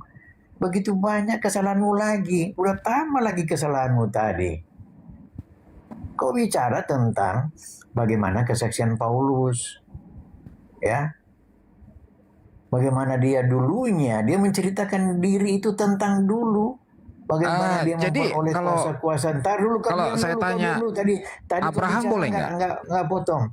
Kita ke Abraham dulu lah, kan dia bapakmu juga kan? Boleh Ya, nggak? ntar dulu. Ntar dulu. Jalan. Saya tambah dulu kebodohanmu saya bongkar. Kau bicara silakan. tentang kesaksian Paulus. Ya, saat dia diadukan oleh orang. Jadi Paulus bersaksi bahwa dulu dia itu mempunyai kekuasaan, dia itu bagaimana dia mengejar orang-orang kudus. Dia setuju terhadap kalau mereka pun mau dihukum mati. Dia bawa surat dari imam kepala untuk menangkap orang, memasukkan ke dalam penjara. Itu kesaksiannya. Dia setuju dulu. Dia dipakai oleh Tuhan. Dengar dulu. Dia setuju tidak di situ? Kita tiktokan aja lah, biar langsung saya jangkau logikamu gitu loh. Saya tidak tadi Gampang saya mau kok. tiktok. Yang saya tanya, dia setuju nggak? Dulu. Iya, dia setuju, tapi itu dia bicara dalam konteks apa? Dia lagi bicara dalam dia apa tuh pembelaan dirinya, ya. Jadi kau tahu apa konspirasinya itu? Dengar dulu, nggak usah. Oh ya, nanti setelah ini saya buka ya konspirasinya dia ya. Oh, silakan. Jadi begini, kau harus bedakan. Dia itu menceritakan memorinya, pengalamannya dulu, kesaksian sewaktu dia belum bertemu dengan Yesus. Itu. Jadi dia biasanya bicara dalam konteks harusnya kan tiktokan aja kita ya kan. Jadi dia diam dulu bisa. Dari tadi saya nggak potong-potong kau ya. Kau berfilsafat saya diam aja. Enggak lah, seasonnya udah selesai yang tadi. Kita tiktokan lah. Sudah. Dan kamu tadi saya mau tiktokan, kamu nggak mau. Masa kok belum puas gitu loh? Kok dari tadi udah ngejek-ngejek saya, ya kan? Bilang saya inilah itu. Jadi begini. TikTokan aja lah. Saya TikTok lagi. Saya bertanya dulu kepada Anda. Oke. Yang saya baru sampaikan ini dan yang saya sampaikan tadi tentang kebodohanmu soal kitab, benar apa enggak? Coba. Ya, saya tanya, benar apa tidak yang disampaikan oleh biawa ini mengenai konspirasi yang saya bongkar di sini? Saya tidak bicara. Saya kan mau jawab. Saya tanya, benar enggak? Pertama, kau jadi gini Bang ya, Tuhan Anak dan Tuhan Ibu Roh Kudus. Sisi apa enggak? mungkin Abang lihat sebagai suatu pertobatan kan gitu kan? Abang ya kan kita kan tiktokan nih, di sini, ya kan? Iya, saya bertanya jadi memang dulu pertanyaan saya. Ada kesan adanya pertobatan dari seorang yang memburu. Tiktokan. Kau ini ya ini tiktokan namanya, gantian kalau saya ngomong kau diam dulu gitu loh. Jangan gigimu itu nanti lepas juga kalau kau buru-buru bicara. Jangan buru-buru kalau ngomong, nanti lepas gigimu. Saya bicara dan kamu dari tadi bicara saya diam. Ini kan kamu mau ajak TikTok, saya ajak dari awal. Ya, kalau TikTokan dari awal saya kamu nggak jawab. Jawab dulu yang saya tanya tadi. Iya, ini mau saya jawab ini. Satu-satu. Iya, saya jawab satu-satu saya jawab. Ya, saya tanya apa dulu pertanyaan saya dulu. Apa pertanyaan saya? Kau katakan tadi, apakah benar apa yang dikatakan biawa itu tentangmu kan gitu? Makanya mau saya jawab. Saya tanya, benar nggak bahwa saya bilang kau salah baca Alkitab? Pertama, kau bilang ada 3 saksi di sorga. Tuhan Bapa, Tuhan Anak, dan Ibu Roh Kudus. Kau salah baca itu saya bilang. Benar apa enggak kau salah baca? Coba kau jawab dulu. Saya jawab ya. Semua yang benar apa enggak? Jawabannya cuma 2. Benar apa enggak kau salah baca? Yang saya sampaikan ini. Jangan bicara langsung. Jangan bicara lanjut dengan saya. Kalau kamu mengakui kebodohanmu, ketololanmu, jangan tambah-tambah kebodohanmu di sini. Gini. Kalau tiktokan itu kau salah baca dulu. Jangan jadikan saya itu sebagai ancaman gitu loh. Saya tahu kau tuh udah ketakutan ya. Denyutmu itu udah nggak normal itu. Bukan ancaman. Kau itu penyesat. Saya takut kau jadi penyesat banyak orang. Bukan apa? Kau penyesat. Siapa yang sesat? Kau atau orang? Kau bukan orang Kristen. Yang sesat di sini kau atau orang lain? Penyesat. Enggak, saya tanya, menurutmu yang sesat di sini kau atau orang lain? Kau salah baca Alkitab, kamu bukan orang Kristen. Kamu bukan orang Kristen, kamu penyesat. Roy jelas sesat. Ya? Kirana, kau nanti ku bilang kau naga merah nanti kau. Ya, tidak ternyata naganya sudah ada di sini ya. Ada yang satu pun yang Nggak ada benar. bandingan kata-katamu itu, nggak bisa kemana-mana tuh, nggak terpakai. Kirana, tunggu dulu. Naga itu matanya merah loh, Bunda Kirana. Saya mau Dia sangat benci ya dengan Ibunda Roh Kudus ini, Kirana. Saya Ya? mau kunci Itu teori evolusi, teori evolusi. Bukan, itu wahyu, Bu. Ya. Wahyu itu. Ya, karena Jadi naga itu matanya warna merah. Tuh, Bunda Kirana tahu dia. Ya, jadi gini. Kirana, dia lari-lari dari tadi dia nggak mau aku. Saya jawab dulu lah ya. Lari dari kebodohan. Saya ulangin pertanyaan abang ya. Saya hafal banget. Jual kecap. Troy jual kecap. Aku mau jawab pertanyaan abang ini, Kak. Iya kan? Tadi kan ada suara bentuknya pertanyaan apa? Pertanyaannya apa? Pertanyaannya begini. Pertanyaannya Biawa itu mengatakan, apakah yang kau baca apakah Troy yang kau baca itu salah katanya gitu? Ya saya jawab nih. Ya saya jawab ya. Jadi gini sebenarnya. Udah nggak usah jawab kau, nggak usah jawab. Saya malas mendengarnya. Jadi saya cuma pesan terakhir kepada kamu. Kalau kamu mau kemana? Kok pakai terakhir sih? Aduh, kau jangan menghadap Tuhan dulu lah. Orang Kristen jangan mengaku-ngaku orang Kristen, oke? Itu saja yang saya mau bilang ke kamu ya. Ya. Nah, saya tanya kau, Yesus itu Tuhan tidak bagimu? Jawab. Saya tanya kau nih sekali lagi. Karena Yesus itu Tuhan tidak bagimu? Jangan. Dari tadi udah banyak sekali kebodohan. Kan dia aja nggak berani mengakui gitu loh. Jadi orang yang nggak bertuhan Yesus tapi berpendapat tentang Yesus gitu loh. Ya gimana ini? Kalau kau bukan orang, kalau kamu bukan Kristen, bertobat kau ya. Kasihan kau, saya bilang. Tua bangka. Troy, kau agamanya apa Troy? Sebentar dulu. Troy. Di mana-mana yang namanya Kristen Tuhannya Yesus. Oke. Saya Tuhannya Yesus. Coba tanya dulu dia nih Bang Ari, Tuhannya siapa sih? Saya dari tadi nggak tahu. Siapa Troy? Tuhanmu siapa, Yesus Troy? Tuhan saya. Tanya sama si dia nih, siapa Tuhannya? Bang Arif. Tuhan kau siapa? Jawab dulu. Berarti dua-dua kalian sesat. Nah, kau tahu itu kan si Kirananya bilang kau Kristen sesat. Begini. Kenapa begini Bu Kirana dan Bang Ustadz Arif, dengar dulu. Kenapa saya malas melayani dia, menjawab dia? Karena dari tadi yang diomongkan salah semua. Begitu saya konfirmasi bahwa dia salah, dia nggak mau akui. Saya pakai Alkitab, dia nggak pakai Alkitab. Tom Chris, orang Islam itu nggak pernah ketika ditanya Tuhannya siapa, jawabnya Yesus, nggak pernah kalau Islam. Ini kan dia orang Kristen. Iya, itu betul. Karena kalau ada saudara kita Islam yang berani mengatakan Yesus Tuhan, dia harus syahadat ulang. Biar tahu kau ya. Nah, jadi kok pemahamanmu itu apa ya? Wawasan kau itu tambahlah dikit ya. Saya tidak bilang Anda Islam, tapi kau bukan Kristen ya. Gantian Roy. Hormati Roy. Saya bilang. Jadi begini Bang Arif, dari tadi Bang Arif dengar kan, semua kebodohannya saya bongkar. Tidak ada satu pun yang diakui atau dia komplain tentang apa yang saya bilang, bahwa yang saya bilang itu salah. Kalau dia komplain, saya silakan buka Alkitab. Kalau kau komplain bahwa saya salah, itu dia nggak pernah konfirmasi kesalahannya.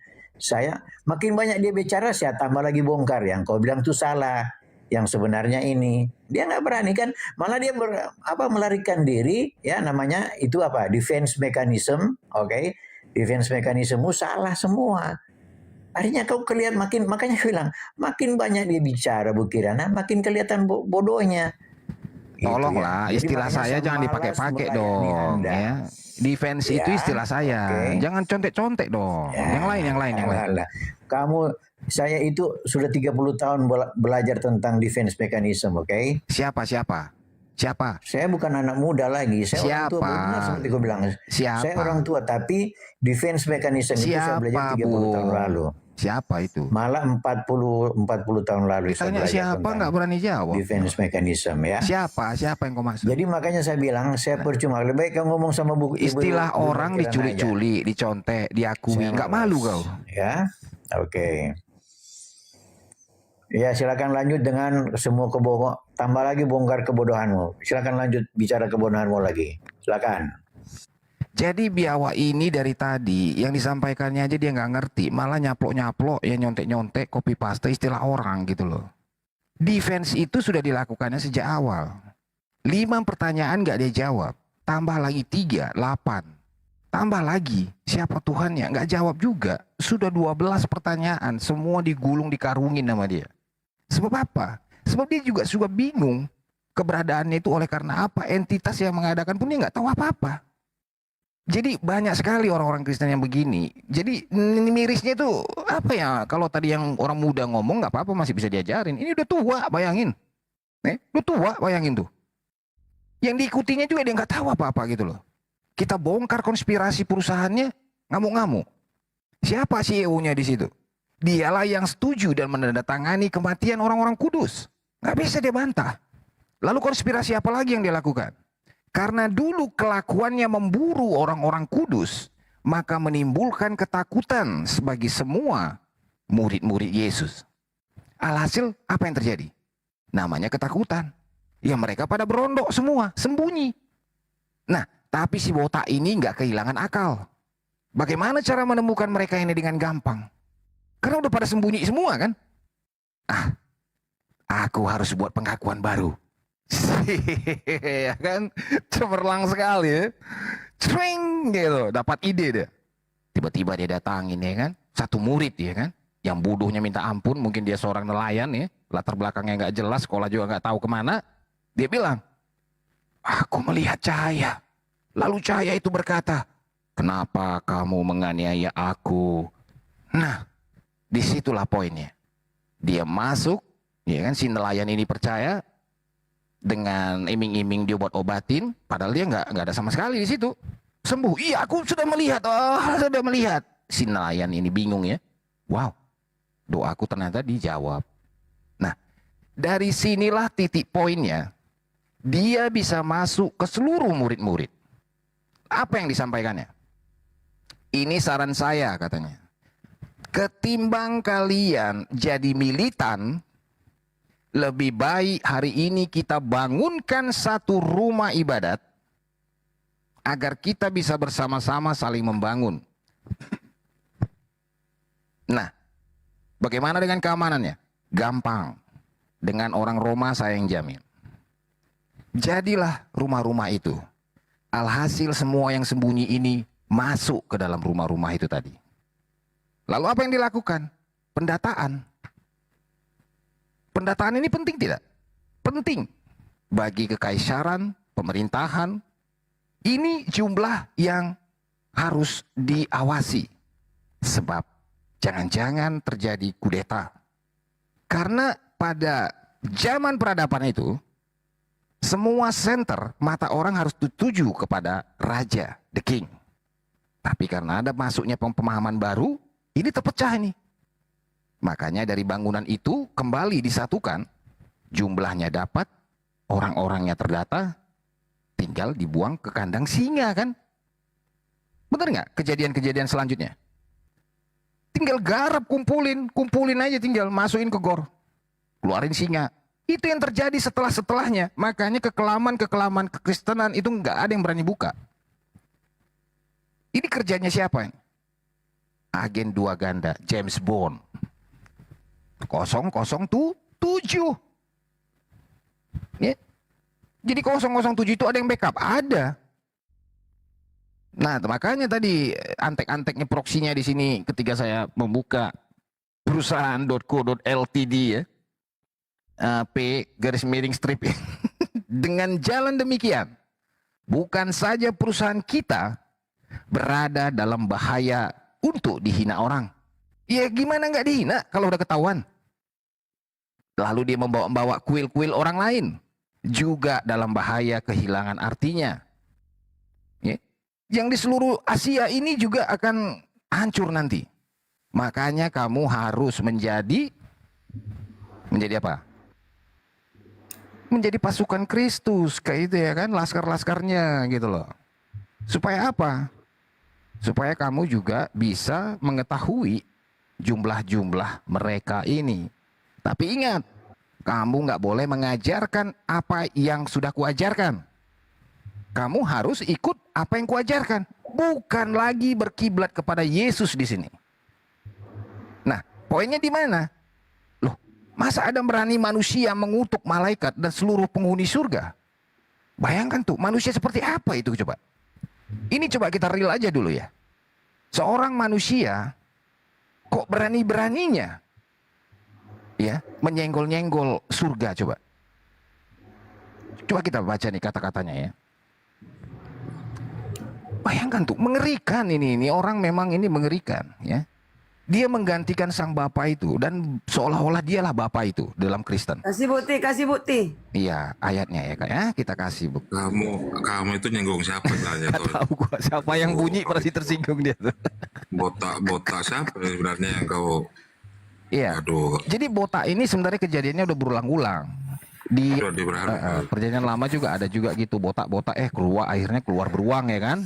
Nah, ini beda nih. Jadi karena datanya Troy. Iya, datanya ya. Jadi bunyinya dulu aku bacain Bang ya, baru datanya gitu. Biar nggak enak kali orang ini, tinggal catat-catat aja ya.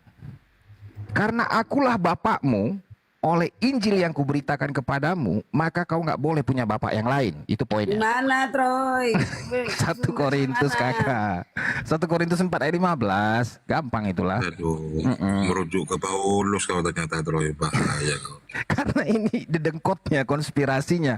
Bahkan nama ibunda saya, Roh Kudus itu diganti, Bang. Gitu loh. Ibunda saya tuh yang harusnya Roh Kudus yang diungkap di dalam kitab Wahyu itu berani dia bongkar gitu loh. Dia buka, dia ganti nama manusia di situ. Lewat apa? 21 konsili. Di mana konsili yang membahas itu? Konsili 431 di Efesus tuh. Bayangkan di situ. 4 ayat berapa? Iya. Berapa tadi? 1 Korintus kakak ini suka nanya belakang-belakang. 1 Korintus lupa aku Kak. Berapa tadi aku bilang? Aduh. Makanya kamu jangan semua dikacau-kacauin. 4 ayat 15 kakak ini baru dites dikit. Coba kakak baca dulu. Arif izin dulu ya. Ustadz Arif saya izin dulu. Ya, silakan. Bang Andi ya, Kontroy, sorry ya. Mana, Bang Christian? Aduh. Enggak, ada urusan. Di sana masih siang kok. Ya ini udah mau 2:30 saya harus jemput orang. Orang perusahaan? Orang perusahaan Bang Christian? Iya. Ya Cuman kan itu Troy ini nggak pernah sadar kesalahannya. Dia udah melelehkan perusahaan itu, saya bilang itu bukan perkataan Paulus. Si Troy ini juga di luar negeri kayak Om Chris. Ya, kita di bersalju Bang di sini, makanya. Troy ini dari luar negeri juga. Cuma dari tadi saya nggak yakin dia orang Kristen aja. Enggak, dia agama apa saya nggak tahu, tapi dia bukan orang Kristen. Dia bukan, kalian tahu saya itu Kristen sejati, pembela Kristus, rasul Kristus. Dia ini bukan. Jadi dari tadi dia bicara tentang masalah perusahaan itu, dia anggap itu perkataan Paulus. Padahal coba buka Kisah Para Rasul. Enggak, masalahnya beda-beda Om Chris. Coba saya ketika bertanya ke Bunda Karyana, Om Chris. Iya, dia bukan. Apakah Roh Kudus itu bagian dari pribadi Tuhan gitu kan? Bunda Karyana menolak, Roh Kudus bukan Tuhan bilangnya. Jadi Bang Bro ini semua yang dibilang tadi saya bantah, dia nggak berani komplain bahwa yang saya bantah itu benar semua yang saya katakan. Jadi dia nggak berani bilang yang salah. Nantilah kita kalau ada narasumber yang agak lebih bagus saya naik lagi ya. Terima kasih. Ini bagi Bunda Karyana bukan Kristen juga ya. Ketika menolak Roh Kudus bukan Tuhan, bukan Kristen berarti Bu Karyana. Ya, shalom, wassalamualaikum warahmatullahi wabarakatuh. Bang Hendy. Waalaikumsalam. Bang Hendy, izin Bang Hendy. Halo. Iya, jangan lupa THR Lebaran ya, ditunggu Bang Hendy tuh, Bang Christian. Oh, aman. Aduh, effort. Bang Hendy butuh THR tuh. Aduh, mau Lebaran disupport gitu loh, ya. Ya. Oke, Bang Hendy. Ada Lebaran ini Kristen. Gimana? Enggak ada Lebaran temu yang baru ini Kristen apa? Oke ya. Saya mundur dulu ya Bang ya. Semuanya oke.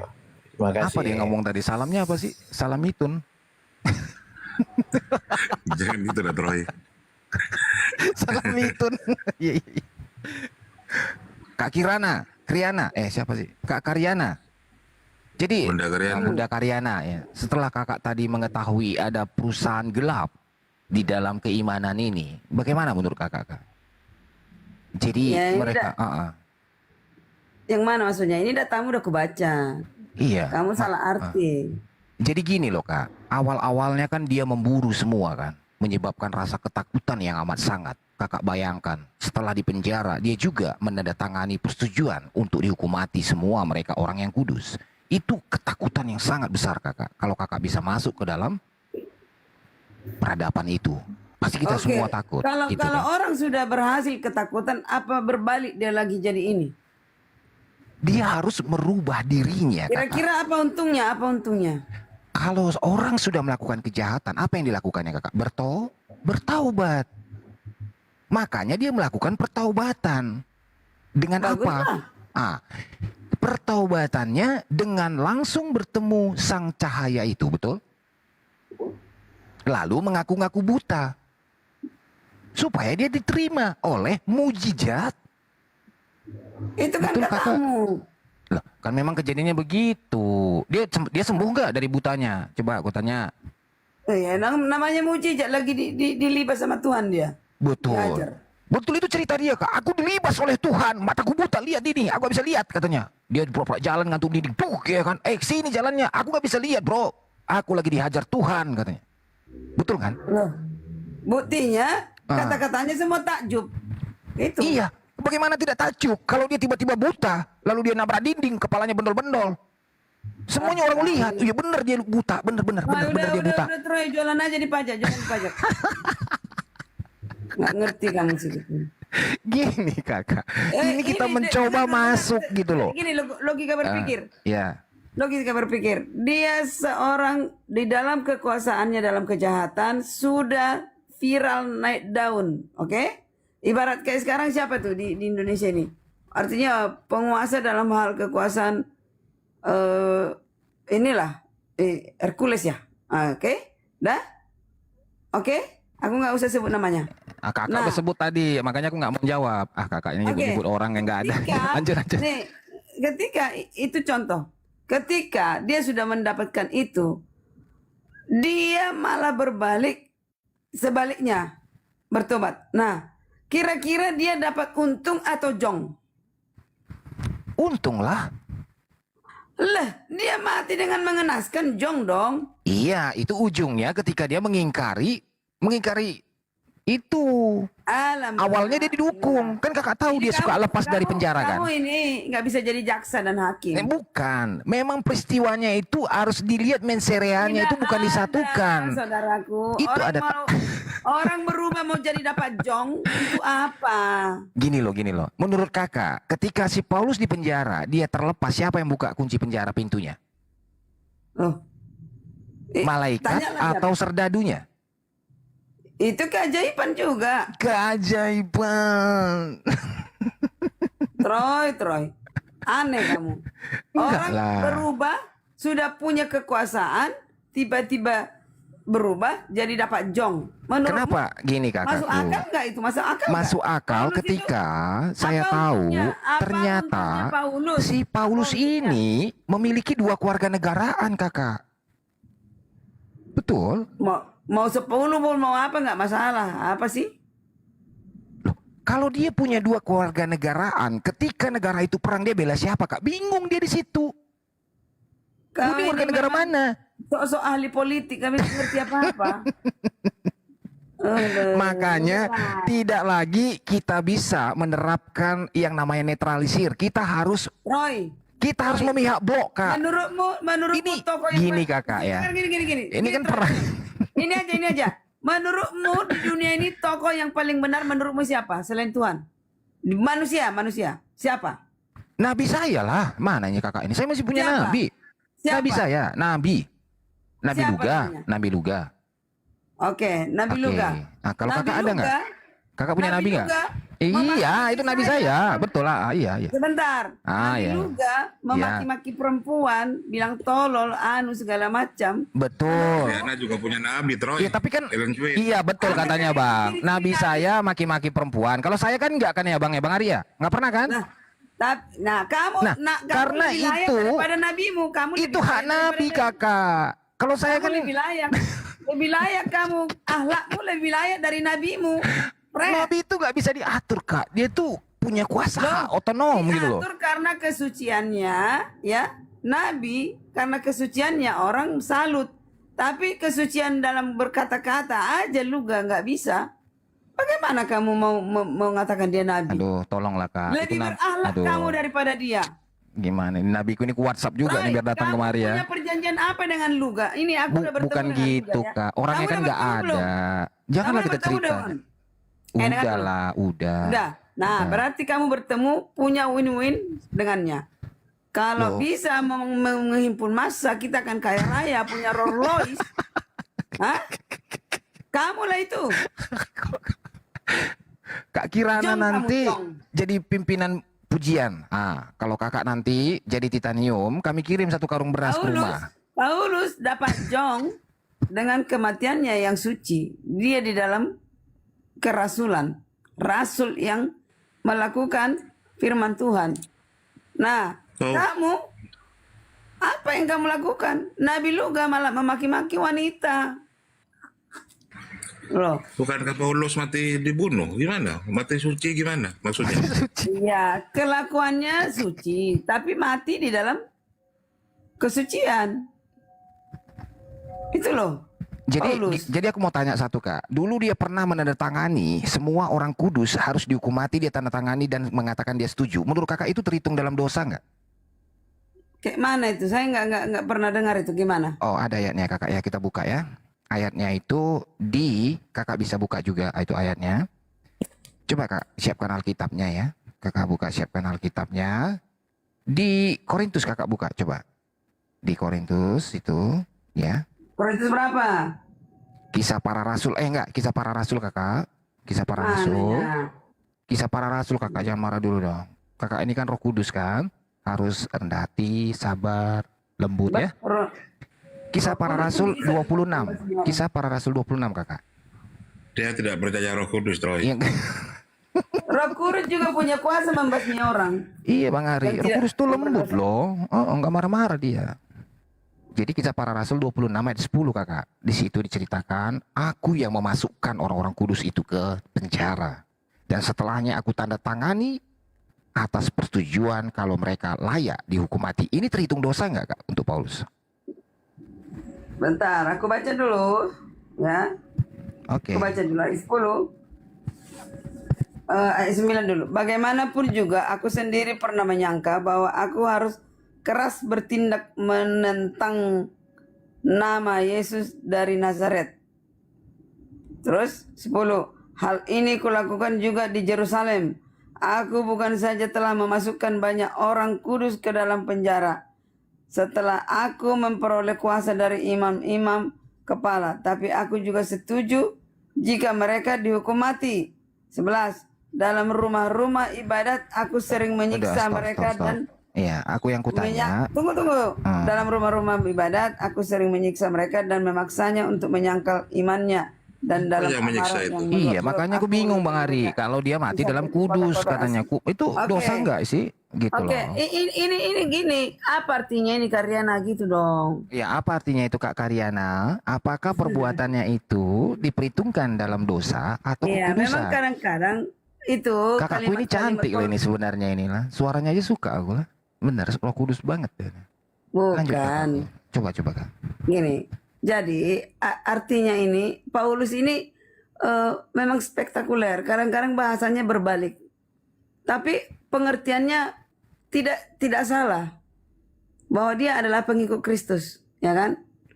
Hal itu kulakukan juga di Yerusalem. Apa yang dilakukan? Aku bukan saja telah memasukkan banyak orang kudus dalam penjara. Kenapa orang-orang kudus dalam penjara? Karena mereka berkata kebenaran. Setelah aku memperoleh kuasa dari imam-imam kepala, tetapi aku juga setuju jika mereka dihukum mati. Dihukum mati dalam kebenaran, saudara. Ya? Halo? Ada nggak orang-orang jahat dihukum mati? Ada. Ada nggak orang-orang benar dihukum mati? Ada. Namun Paulus berkata di dalam kebenaran.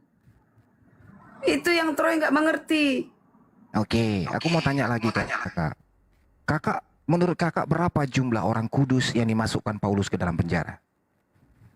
Ya nggak tahu, banyak lah. Nah, apakah itu terhitung dalam dosanya Paulus atau tidak? Bukan dia memasukkan. Gini loh, saudara-saudara. Gimana kakakku yang cantik? Gini, contoh ya. Aku mengambar Injil di daerah Medan Timur. Ya kan? Aku mengawal Injil. Oh, Lalu berarti dekat orang-orang Nomensen ya? Martubung ya? Iya benar, mau datang, mau geruduk aku. Bukan, kampusku di situ. Kakak ini langsung takut. Enggak, aku tamatan Nomensen. Aku tamatan Nomensen. Loh, aku alumni Nomensen juga ini. Ya, jangan main-main kau kakak. Sama berapa kamu? Diam kau, nggak usah tanya itu. Lanjut. Ih, perempuan diam-diam kan nggak sopan. Alamak. Ya, aku bacakan jumlah orang yang dimasukkan si Paulus ke penjara, boleh? Silakan. Iya. Mengenai Ini ada tamu Troy, ada tamu Troy, tamu Troy. Apa dulu lah. Yes, Yesus Tuhanku, selamat pagi sudah ya. Pagi. Yesus Tuhanku, dibuka mute-nya. Belum kuceritakan tadi analogiku. Yesus Tuhanku, buka mute-nya. Ya, selamat pagi Bang. Kristen ya. Yesus. Ya. Waduh. Kristen kan? Ya, Kristen. Ya, Ya, lanjut Troy. Yesus Tuhanku itu T-nya huruf besar dong. Ya. Oh iya, Oke. sorry Kak. Iya, rubah nanti. Oke, Ya lanjut, huruf Troy. kecil lah. Apa Ya. bedanya huruf kecil dan huruf besar? Beda. Tuhan itu huruf besar. Waduh, Karyana. Y-nya juga besar kok. Oke, Troy. Oke, saya bacakan jumlahnya 2760.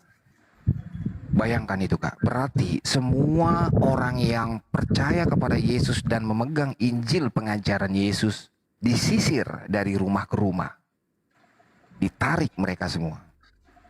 Inilah yang menyebabkan ketakutan yang amat sangat di abad itu. Semua mereka yang masih hidup, mereka berubah menjadi militan. Mereka tidak berani lagi tinggal di rumah. Mereka takut dengan sosok naga mata merah ini. Walaupun naga ini botak ya. Semuanya pada takut. Akhirnya si Paulus ini yang kerjaannya memburu kehilangan mangsa. Loh, pada kemana semua? Cek, dia kehilangan tuh. Waduh, jadi sulit nih kerjaan gua katanya. Cari sana nggak ada lagi, cari sini nggak ada. Aku punya teori konspirasi. Itulah poinnya. Bagaimanapun, pengajaran ini sangat membahayakan pemerintah. Dari mana kita lihat? Karena sejak awal, semua masyarakat itu harus satu tujuan mereka, yaitu kepada kaisar atau raja. Nggak bisa Kak, mereka punya pemahaman lain di situ. Abad kesadaran itu 1000 tahun 1000-an baru ada Kak. Di zaman itu kakak nggak boleh jadi orang sadar. Kakak harus memihak klan, punya organisasi. Kalau tidak kakak itu habis di situ. Jadi jangan kakak kira banyaknya orang kesadaran sekarang bicara segala macam itu bebas. Itu baru-baru dulu juga ada, nggak ada. Dulu nggak ada yang berani kayak gini ngomong, membuka. Ya. Nah, disinilah konspirasi ini muncul. Itulah makanya ada buku juga yang menerbitkan siapakah tokoh agen ganda ini. Aduh, ada Tuhan naik, Troy. Aduh, Tuhan naik. Tuhan marah apa dukung sih, nggak tahu gua. Jadi Troy, ya. Kamu fakultas apa di Nomensen? Aduh, jadi cerita Paulus ini kakak, ya sudah sangat terkenal. Enggak, kamu lucu. Benar nggak alumni Nomensen? Fakultas apa kamu? Gini ya, ini saya bukan nggak pakai data loh kakak ya, dengar kak ya. Ditanya loh, kayak apa aja nih. Nanti kita martorombo lah. Sama aku terus ketahuan loh orang. Iya. Aku lagi di laut ini, nanti kakak suruh lagi datang. Hai. Ngaku-ngaku. Enggak, kakak mau dibawakan apa dari Korea? Sebut aja nanti DM ya. Nggak usah, nggak penting. Tapi kalau kamu mengatakan yang benar, aku suka. Iya, ini benar kakak. Iya betul. Jadi gini kakak, aku bukan mau membenarkan, tapi ingin membawa kakak ke dalam alumni Nomensen. Kada gini kakak, aku pengen ajak kakak ke dalam suatu peristiwa di mana yang menjadi momok ketakutan. Nomensen itu Universitas Kristen, HKBP. Saya bukan HKBP Advent, tapi tidak ada di ajaran Nomensen seperti itu, bro. Nggak ada. Berarti lu bukan alumni Nomensen. Jangan ngaku-ngaku. Gini ya. Oke. Kakak bagus. Berarti kakak itu punya latar belakang, STT, status pendidikannya strata 1. Itu bagus. Harusnya lebih enak, gampang kita ini nyambungnya. Kan gitu ya kakak ya. Karena kakak bukan SD lagi ya, tapi sarjana strata 1. Keren itu kak. Makanya harusnya gampang kakak ini bisa memahami Nggak apa yang bahas kusampaikan. masalah itu, nggak Ya. bahas masalah sarjananya. Jadi di sini kakak juga pasti merasakan apa yang dirasakan oleh orang-orang Kristen di abad pertama. Pasti kan? Kakak tahu kan? Begitu Yesus kita itu disalib, kita takut semuanya. Tiba-tiba ada orang yang menarik kita dari rumah, suruh kumpul. Kita bingung atas apa kita dihukum. Atas apa kak? Cuman satu alasannya. Lu tidak lagi konsentrasi ke kaisar. Lu udah bicara sendiri gitu loh. Ini pemahaman apa ini? Karena apa? Semua orang sibuk di rumah-rumah mengadakan PA, bahas Yesus. Bukan lagi bahas kaisar, pemerintahan. Jadi ini ditakutkan penguasa pada zaman itu ya. Bahaya ini. Bisa kudeta nih orang-orang ini. Nah, kalau itu yang sudah ditangkap, berarti yang harus kita lakukan adalah pendataan. Betul kakak? Kita harus tahu jumlah mereka supaya bisa kita antisipasi pasukan kita, alutsista kita. Jangan tiba-tiba mereka ini keluar gitu loh. Ya. Makanya bahaya yang mengancam ini, kakak juga bisa dibuka kisah para rasul itu, dituliskan semua kisah-kisahnya. Gimana ada orang-orang yang berpuasa 40 orang itu harus ketemu Paulus baru makan. Ya kan? Jadi konspirasi inilah yang tercium oleh orang-orang ya. Bagaimanapun mereka ini hanya mengambil data itu, tapi caranya gimana kalau udah sembunyi semua? Ya gimana nggak sembunyi? Orang kakak durhaka tuh, kan gitu. Udah jauh aja Troy, motifnya Paulus apa? Persekongkolannya apa motifnya? Orang dia jongkok mati, dia mati mengenaskan.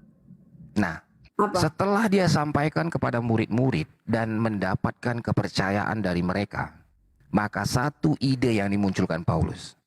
Kita dirikan satu gereja, satu gedung, kita berkumpul semua di sana. Jangan lagi kalian takut, sebab kalian tidak lagi diburu. Tetapi kita bahas tentang firman yang aku akan sampaikan. Dan ingat, kamu jangan coba-coba keluar dari Injil yang kuberitakan ini.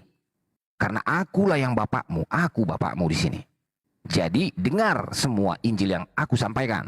Kalau ada berani kalian yang keluar, bahkan seluruh penghuni surga akan saya kutuk katanya. Jangan kakak main-main loh. Paulus itu bisa mengancam. Untuk apa? Untuk perpuluhan, untuk apa?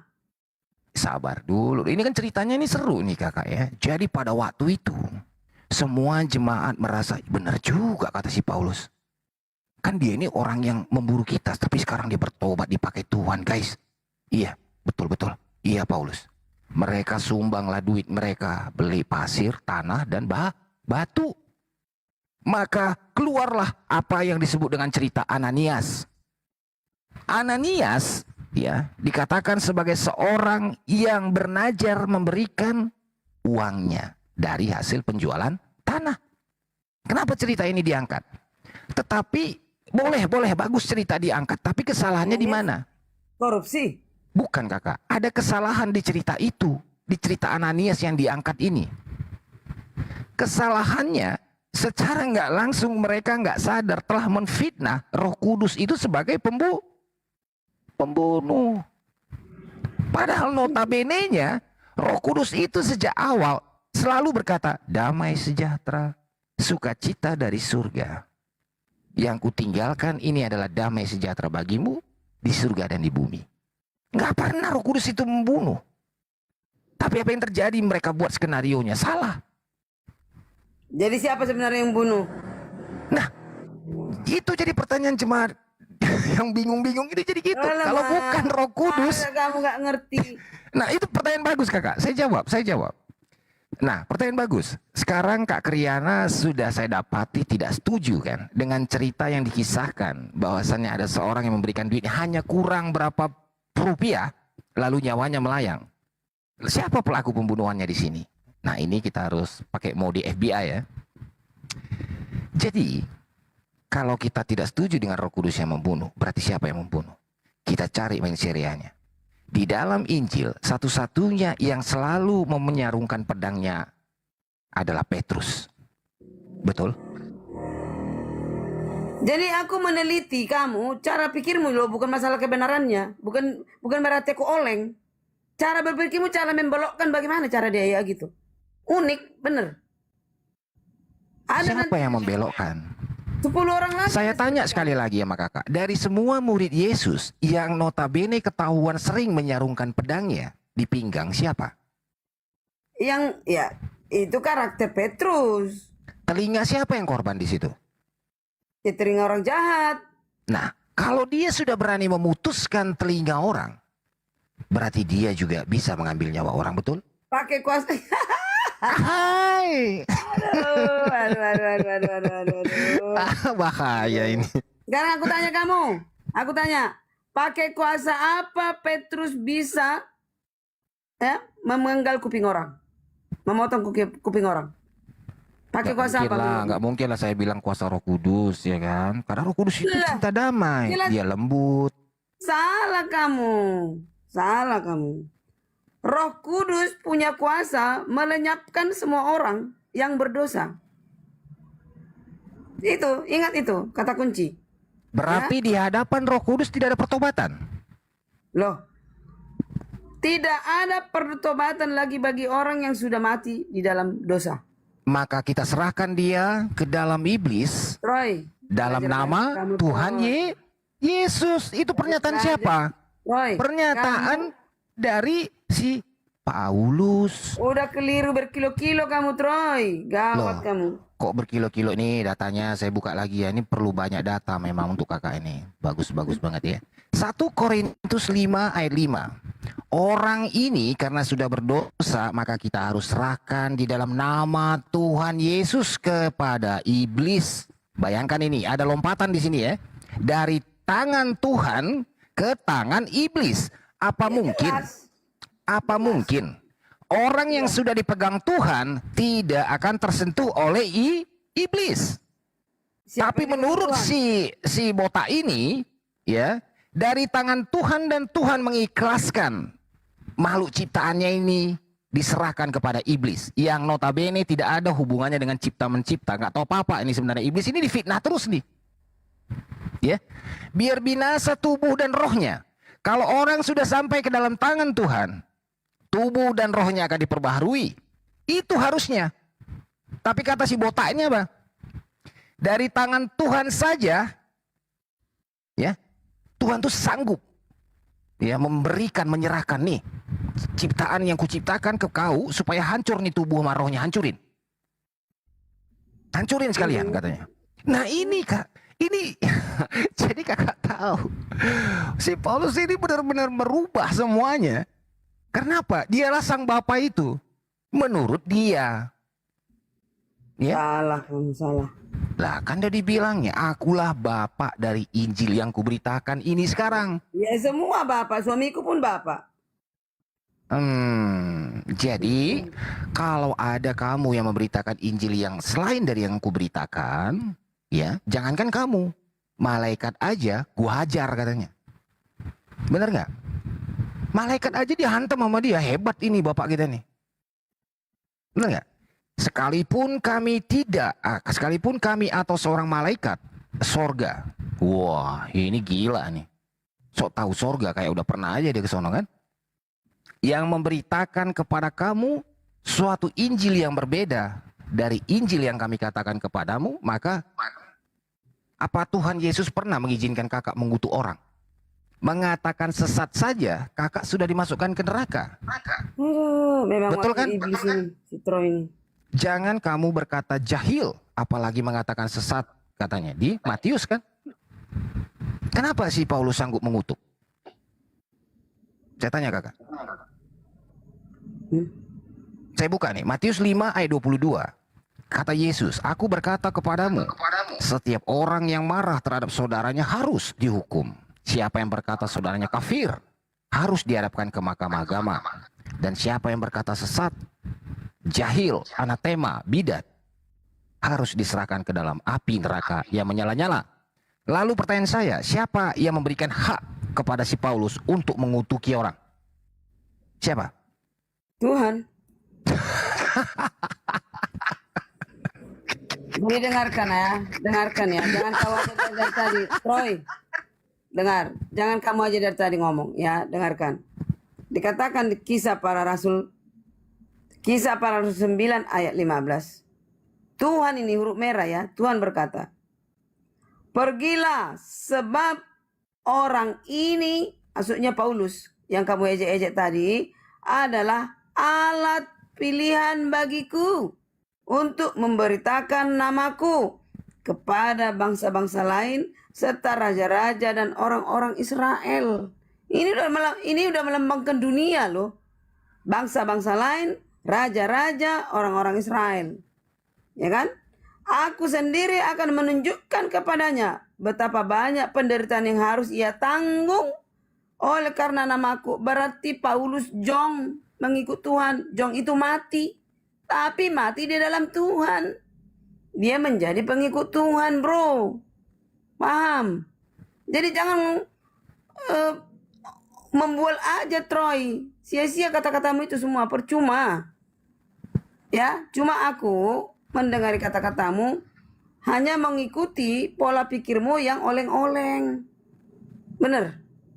Jawab dulu dong pertanyaan saya. Ketika dia menandatangani agar orang-orang kudus ini dihukum mati, apakah itu terhitung dalam dosa? Ada historinya itu pola pikirmu itu loh. Ada Saya tanya sejarahnya. dulu, menurut kakak, Paulus ini berdosa tidak?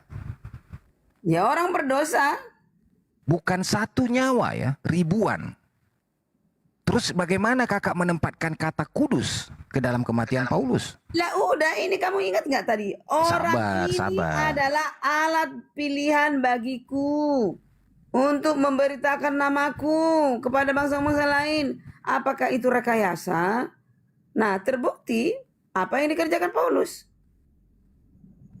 Tuh. Jadi menurut kakak, Injil itu perkataan Paulus atau perkataan Yesus? Injil yang mana? Loh, yang disebut Injil itu perkataan Yesus atau perkataan Paulus? Perkataan Yesus, perkataan Yesus. Perkataan Paulus ada perkataan Paulus. Nah, yang disebut Injil apa? Ya, Injil itu yang disampaikan oleh Paulus. Iya. Ya sudah selesai. Injil kau, Injil Paulus gitu loh. Sementara yang saya beritakan ini Injil Yesus gitu loh. Makanya beda. Dengar. Paulus setelah Surat-surat Paulus kalau itu bukan Injil gitu. Iya, makanya Bunda jadi kebongkar kan? Makanya. Dengar. Gitu Paulus Bunda ya. Ternyata Injil Paulus yang diajarin Bunda Kirana ya. Menjadi tali kasut kaki apa sepatunya pun aku tak mampu. Ya? Nggak apa-apa Bunda, kalau ketahuan nggak apa-apa besok. Nggak Bunda. apa-apa, kamu itu bodoh. Jadi gini, besok kita masuk season, kita nggak mempelajari Injil Paulus lagi gitu. Bunda bersama Troy akan belajar Injil Yesus gitu loh. Bunda mau? Narasimu nggak masuk itu, Troy. Nggak masuk itu ke forum, nggak masuk.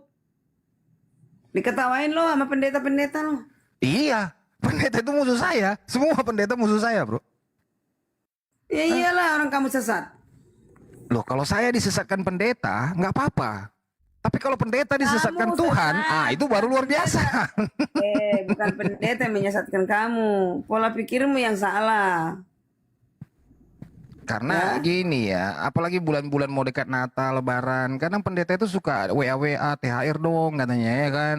Jadi males sekali kelakuan mereka tuh, bener. Nggak ada bilang itu oknum. Iya. Halo Pak Troy, ya kenapa Pak Pendeta? Kemarin kan Bapak nggak lupa kita berdoa untuk bisnis Bapak. Ya mungkin 2 minggu ini sudah berhasil. Ya Bapak, ya puji Tuhan katanya. Jangan lupa perpuluhan Bapak. Kampret lu, gue bilang. Bener. Alah, nggak ada pendeta kayak gitu. Bapakku pendeta loh, jangan menghina pendeta ya.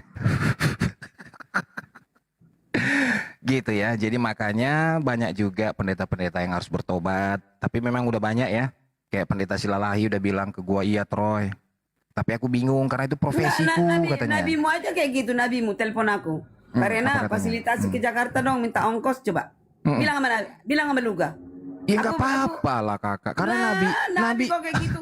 Loh, mana lebih hebat Nabi daripada pendeta? Coba kakak sebutkan dulu, siapa Nabi dalam kitab Injil kakak, dalam kitab Alkitab yang kakak pegang? Mana-mana nabimu itu, Luga. Iya, siapa Nabi yang bisa menciptakan uang coba? Ada nggak pernah tertulis?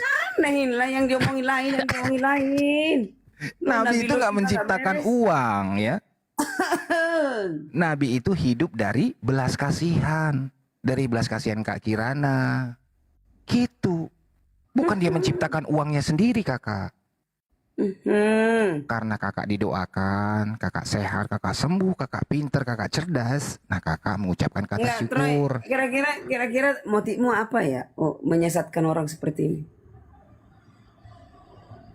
Kamu cari popularitas, cari gift, atau apa? Apa kira-kira? Hah? Coba kakak lihat. Koin saya memang naik. Enggak kan? Betul tidak? Ya ada orang kayak gitu. Loh, kenapa kakak tanya ke saya gitu loh? Karena gini, saya Kan kamu masih miris. nggak mulai kerja. Iya. Saya tuh miris melihat kalian. Kenapa atas konspirasi? Ya, yang mengaku-ngaku. Mengaku-ngaku apa, Kak? Nggak, dari tadi motifnya Paulus nggak ada, dia beruntung nggak ada, malah rugi. Rugi dia ngikut Yesus. Untungnya di mana? Di dalam dunia ini, di dalam perihal dunia ini rugi. Untungnya di mana? Jiwanya selamat. Pengikutnya banyak. Begitu, saudara. Untungnya dia, pengikut dia yang mengikuti Tuhan banyak. Oke. Di dalam dunia ini merugi dia, rugi. Jadi nggak mungkin. Kalau saya sebagai agen insurance, selain lidah dan ludah saya untuk bekerja, saya juga membutuhkan yang namanya kertas, ya, sebagai tempat penandatangan di situ ya. Apa sih bahasanya? Profil ya, profil. Nah, kalau saya membentuk suatu agama, saya juga kerja pakai lidah ludah. Tapi saya perlu produk nggak? Nggak perlu. Saya nggak perlu. Makanya jangan heran kalau ada X ini melarikan uang gereja 54M, sekian M. Nggak usah bicara oknum. Loh, bukan masalah bicara umum oknum, tapi kerugian jemaat. Termasuk Anda gitu loh. Apa urusanmu? Orang jemaatnya ikhlas kok. Udah pernah ketemu Boruni Yesus belum? Yang saban hari menggunakan waktunya untuk menyusun kursi-kursi di gereja. Bahkan air minum pendetanya pun diminum. Apa dia ikhlas? Tapi apa yang dikatakannya sekarang? Semua aku buat hanya buang-buang waktu. Troy katanya. Kok bisa? Dia lepaskan malah kependetaannya sekarang. Malu dia. Alah, mana orangnya? Hadapkan padaku. Ya kan saya bilang udah pernah ketemu belum? Kau ngarang kau. Enggak, sering naik ke sini. Sering loh ke sini. Bahkan pendeta gerejanya kan dia punya gereja. Ngaku-ngaku itu bos, nggak ada kayak gitu. Enggak, dia punya gereja Bunda Kriana. Katanya sekarang dibuat kandang babi. Udah, anggap aja dia kayak Arom. Iya. Kayak Arom. Pengakuan semalam. Enggak Baruni Yesus, Baruni. Namanya Baruni Yesus. Namanya itu. Jadi gimana kita ngobatinya Kak Kriana kalau udah begitu? Lah, orang seneng-seneng kok itu jadi ukuran. Nggak tahu aku siapa itu. Orang yang punya jasa ya Bang Ari ya. Iya, Punya sedeng. jasa menyusun, merapikan gereja. Begitu dia udah nggak di situ dibilang sedeng sama Kak Kirana. Ngeri nggak? Tanda jasanya nggak dikasih loh. Kakak pikir dia nggak buang waktu dulu di situ. Sedeng itu. Loh. Ya. Di Nah, gini kejam ya. saudara. Gini, dengar ya. Kita itu di gereja itu ada yang tukang sapu, ada yang tukang jaga pintu, ada. Itu semua tupoksinya ada. Dan mereka itu bukan dipaksa dan ini. Ya, bukan dipaksa kerelaan. Kayak kami nih, ganti-gantian bawa apa? Potluck, makan bersama. Karyana tanggal sekian ke sekian. Itu kami ada contoh di satu gereja itu ibu-ibu 4 orang bawa makanan. Satu gereja itu kami ada 100-200 orang. ya Makan semua. tambah bahaya nih. Ini Jadi Yesus nggak pendosa. ada bilangnya sia-sia, nggak ada. Kita ikhlas. Takut Roy, kripto takut Roy. Nggak usah kripto, nggak usah naik itu. Itu juga sesat. Kripto takut Roy. Ini masih kulit bukan Bunda Kriana. Ini masih kulit ya. Mau kulit mau apa? Nggak. Bagiku itu nggak masuk, bro. Narasi seperti itu, ya. Korek kuping itu bagiku. Karena mungkin kamu udah berhubungan dengan Baljebul, udah kawin ya kan, udah tidur bareng sama Tusuk Baljebul. gigi itu bagiku ya. Kata Nabi gitu soalnya. Orang-orang yang udah bekarat ini biasanya udah ditiduri Baljebul katanya. Troy, ya, kalau kita sudah apa namanya itu? Kalau nanti kayak seperti kutiru dulu bahasa Paulus ya, diriku ini nggak berharga lagi di mata Tuhan. Artinya gini, meniadakan diri, merendahkan diri serendah-rendahnya. Bukan berarti saya bisa direndahkan, ya, itu loh. Dengan segala hormat, ya, jangan membuat narasi yang kamu tukang-tukangi sendiri. Itu akan kamu terima nanti.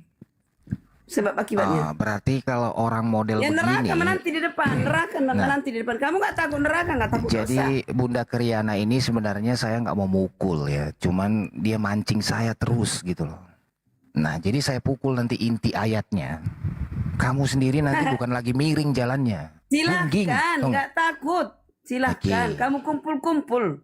Coba dulu kita baca ayat yang paling suci dari kitabmu ya. Bawalah seluruh persembahan perpuluhan ke dalam rumah perbendaharaan, supaya ada persediaan makanan di rumahku. Lalu kamu bisa uji, akulah Tuhanmu dari Abraham si perampok dan yang mengawini adiknya itu. Apakah aku tidak membukakan bagimu tingkap-tingkap langit? Gimana mencurahkan dibilang si Abraham berkat. si perampok? Tenang dulu dong, tenang dulu, sabarlah. Loh, Abraham itu kakek kita bersama, betul nggak? sabar, Hendy, tenang Bang dulu. Goto. Abraham pun dihinanya. Gimana sih? Ya, masalahnya di Bibelnya Karyana. Di Bibelnya Karyana kan Abraham Nggak ada inces. ditulis seperti itu di mana? Kalau ada mana? Coba istrinya siapa? Istrinya Abraham Sarah itu terus. Sarah, ya kan? Bunda Kriana istri Abraham Sarah kan? Iya. Nah, saudaranya sendiri katanya ke Troy. Gimana? bukan kata datanya. aku Bang Ari, itu pengakuan Bapak Abraham. Dia ini saudara kandungku. Datanya. Kak Kriana Saudara belum. kandung itu Pariban, Troy. Orang kami juga bisa begitu. Oh, iya Kak? Serius saya, Kakak? Bapak, ya bisa di Alkitab seperti itu. Bapak saya. Tapi dikatakannya kami satu bapak. Iya, di mana? Di mana Iya, coba? Kakak buka ya ayatnya ya. Di Kejadian 20. Udah Kakak? Ayat 12. Dia ini benar saudara kandungku, anak ayahku. Kejadian 20 ayat 12. Aduh, Yesus berdosa, Troy. Datang, Troy. Yesus Roma ini biasanya. Yesusnya kalau orang Roma begini nih. Digantung di pohon ya kan. Mau percaya lagi sama Yehova, dibodohin. Nah itu Troy. So Yehova iblis kata Karyana ini. Puluhan lagi. Ibu Karyana ngapain? Kasih aja saya 10%. Saya mau jalan-jalan ke KL. Enggak, aku gratis ke KL mau. Ayo. Baca dulu Kejadian 20 itu Karyana. Takut Troy itu mengada-ngada kan gitu kan. Iya, tadi minta 11. dibaca dulu. Lalu Abraham berkata, aku berpikir takut akan Elohim tidak ada di tempat ini. Tentulah aku akan dibunuh karena istriku. 12 lagi pula, ia benar-benar saudaraku, anak ayahku, hanya bukan anak ibuku, bukan anak ibunya. Oh, Ya anak kandung lah. bapaknya berbeda. Ayah kandung itu. Bapaknya berbeda. Mamanya berbeda, bapak satu. Tapi Iya, tapi binnya kan sama, binnya itu Ben. ia kemudian menjadi istriku. Artinya itu kan. berbeda. Jadi Bang Ari kalau di kartu undangannya itu binnya gimana itu Bang? Abraham. Coba gimana tuh? Jangan kau bandingkan ke sekarang, bro. Abraham bin Terah. Iya kan? Udah gitu menikah dengan Sarah bin Terah. Gimana tuh? Mana ada undangan-undangan? Memang ada dulu pernikahan, ada ini. Mana ada? Sekarang gini, Troy. Aku tanya kamu. Adam dan Hawa hanya satu kan keluarga. Lalu anaknya Kita keturunan di bumi ini, anaknya Adam lahir dengan menikah dengan anaknya Adam. Maksudnya kakak menuduh Adam itu incest gitu? Yes. Oh tidak, Adam tidak incest, dia lebih mulia dari Bapak Abraham. Saya kasih ayatnya mau? Mau nggak? Nah, dari mana keturunan Adam mau kalau nggak anak? Iya, sekarang saya kasih sama kakak ayatnya karena kakak udah menuduh Adam itu melakukan hubungan incest anak keturunannya, betul? Iya, sesama mereka. Oke. Ayat 2, Adam dan Hawa diberkati lah. Diberkati, Adam lebih diberkati daripada si Abraham. Ya, saya buktikan kalau si Adam itu tidak incest. Tapi Abraham di sini mengawini bin dari bapaknya sendiri. Ya, ketahuan ya. Saat itu belum ada hukum perkawinan. Sebentar dulu, sebentar ya. Masa kamu bikin undangan pula pada saat itu? Mana ada undangan-undangan? Udah Kakak mengikuti yang salah atau yang benar di mana-mana ya. Dari manusia pertama si Adam aja dia tidak melakukan incest, Kak. Ini yang perlu kita buktikan. Kenapa Adam tidak incest tapi Abraham incest gitu loh? Ini yang salah siapa? Incest itu antara Kain. Ya, sabar ya, sabar makhluk eksternal, sabar ya. Nanti saya kirim pesawat alien ke kalian, oke? Jadi kita buktikan di sini ya, Kak. Ternyata Adam itu tidak incest. Nih, saya buktikan. Engkau menghalau aku sekarang dari tanah ini, dan aku akan bersembunyi di hadapanmu sebagai seorang pelarian dan pengembara di bumi. Maka barang siapa yang akan bertemu dengan aku, tentulah dia akan membunuhku. Ini perkataan siapa? Perkataan Kain setelah dia membunuh adiknya Habil. Artinya si Kain ini kalau diusir dari rumah bapaknya, dia akan dibunuh oleh penduduk RT lain, kampung lain. Goblok kamu Troy. Dikatakan, dengar, sabar Bunda. Roh Kudus itu lembut, sabar ya. Barang siapa yang akan bertemu dengan aku di luar sana, nanti dia bunuh aku Tuhan, katanya. Jedar. Ternyata si Adam bukan manusia pertama, guys. Ada Adam ya. Ada Adam lain ya. Ada keluarga Adam lain. Selain itu di Alkitab. Jadi dengar ya. Kamu semua salah arti. Ya. Jadi kamu sudah menantang seluruh dunia ini. Adam dan Hawa itu ada lagi ciptaan yang lain selain Adam. Sebentar, yang saya bacakan tadi, Anda percaya nggak kalau itu saya kutip dari kitab yang kau pegang? Dengar, semua kita di grup ini mengakui Adam satu-satunya diciptakan Tuhan dari debu.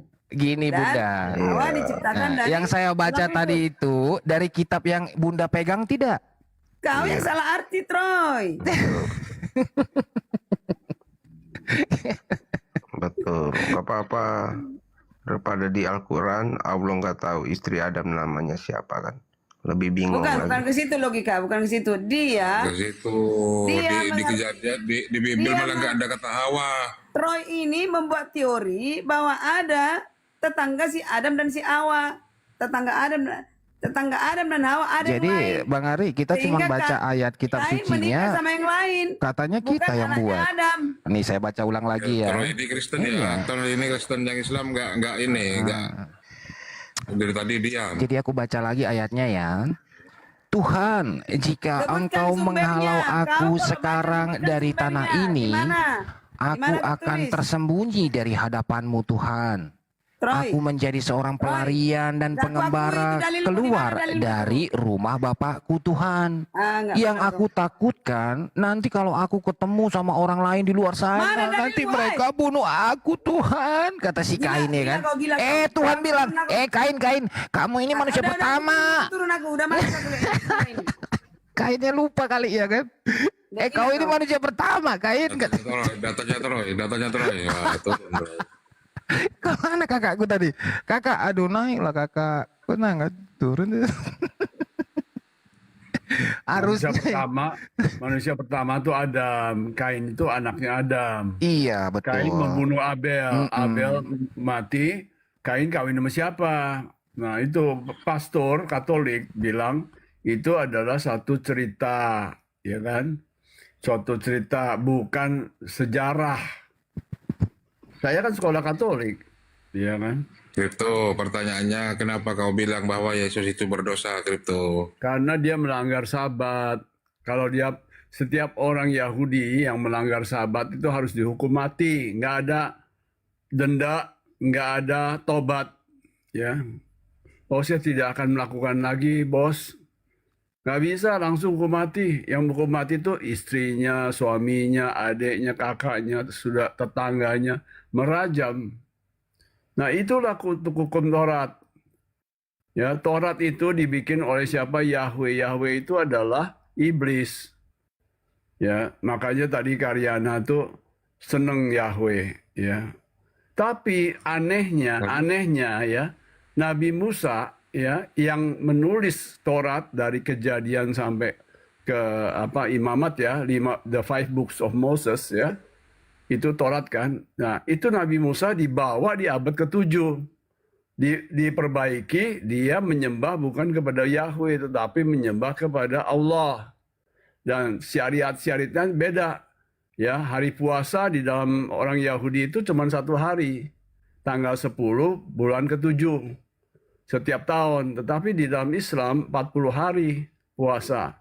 Yesus berpuasa bukan karena mengikuti Taurat, tetapi karena dia dibawa oleh Roh ke padang gurun di mana tidak ada air dan tidak ada makanan. Ya, Esther berpuasa 3 hari, bukan mengikuti Taurat. Begitu. Jadi kan di abad ke-7, coba kita netral ya, meskipun beragama Islam, tapi mikirnya harus objektif, tenang gitu loh. Ini saya sebetulnya memeluk agama yang benar apa tidak? Ya, agamanya apa, Kripto? Kripto, agamamu apa? Ina dina indah lahir Islam, tapi agamamu apa, Kripto? Agama saya di KTP sih Kristen, tapi bukan Kristen seperti saudara-saudara saya lainnya. Ya, karena saya percaya Yesus mengatakan iblislah yang menjadi bapakmu. Jadi Yehowa itu adalah iblis. Nah, kalau saya berarti Tuhan yang di perjanjian lama iblis maksudmu, Kripto? Iya, iblis. Dia itu pendusta. Pendusta itu, coba perhatikan perjanjian lama ya. Itu banyak sekali paradoks. Maka benarlah ya penulisnya memang si Musa dengan 70 orang tua-tua ya. Tapi yang suruh menulis ya, itu Yehova itu memang pendusta. Perhatikan, banyak sekali paradoks. Dia berdusta, di sana bicara hitam, di sini bicara putih. Kripto, kamu bahaya Kripto. Denom apa? Kripto Nggak ada denom apa? Nggak ada denom. Gangguan jiwa. Kristen gangguan jiwa ya. Jadi bapak dia perbedaan ya antara Yehova dengan bapaknya Yesus atau Tuhan Yesus ya. Yohanes pasal 8 ayat 38. Kan tadi yang ayat 44 iblislah yang menjadi bapakmu kan. Nah, sebelumnya 6 ayat sebelumnya dikatakan gini, apa yang kulihat pada Bapa, kutu Yesus ya, pada B besar, itulah yang kukatakan. Dan demikian juga kamu, yaitu orang-orang Yahudi yang bertuhankan Yehova ya, perbuat tentang apa yang kamu dengar dari B kecil, bapakmu. Jadi Yesus itu membuat dikotomi antara bapak dia dengan bapak orang Yahudi. Ya, dua bapak tapi berbeda hakikatnya. Ya, Tuhannya Yesus disebut bapak, Tuhannya orang Yahudi disebut bapak juga. Ya. Orang Yahudi itu menggunakan kata bapak ya. Sama seperti di dalam perjanjian lama, bapak itu disematkan kepada Tuhannya. Gitu loh. Ya, di Yesaya 63:16 dikatakan, bukankah engkau bapak kami, kata Yesaya. Ya Yehova, engkau sendiri bapak kami.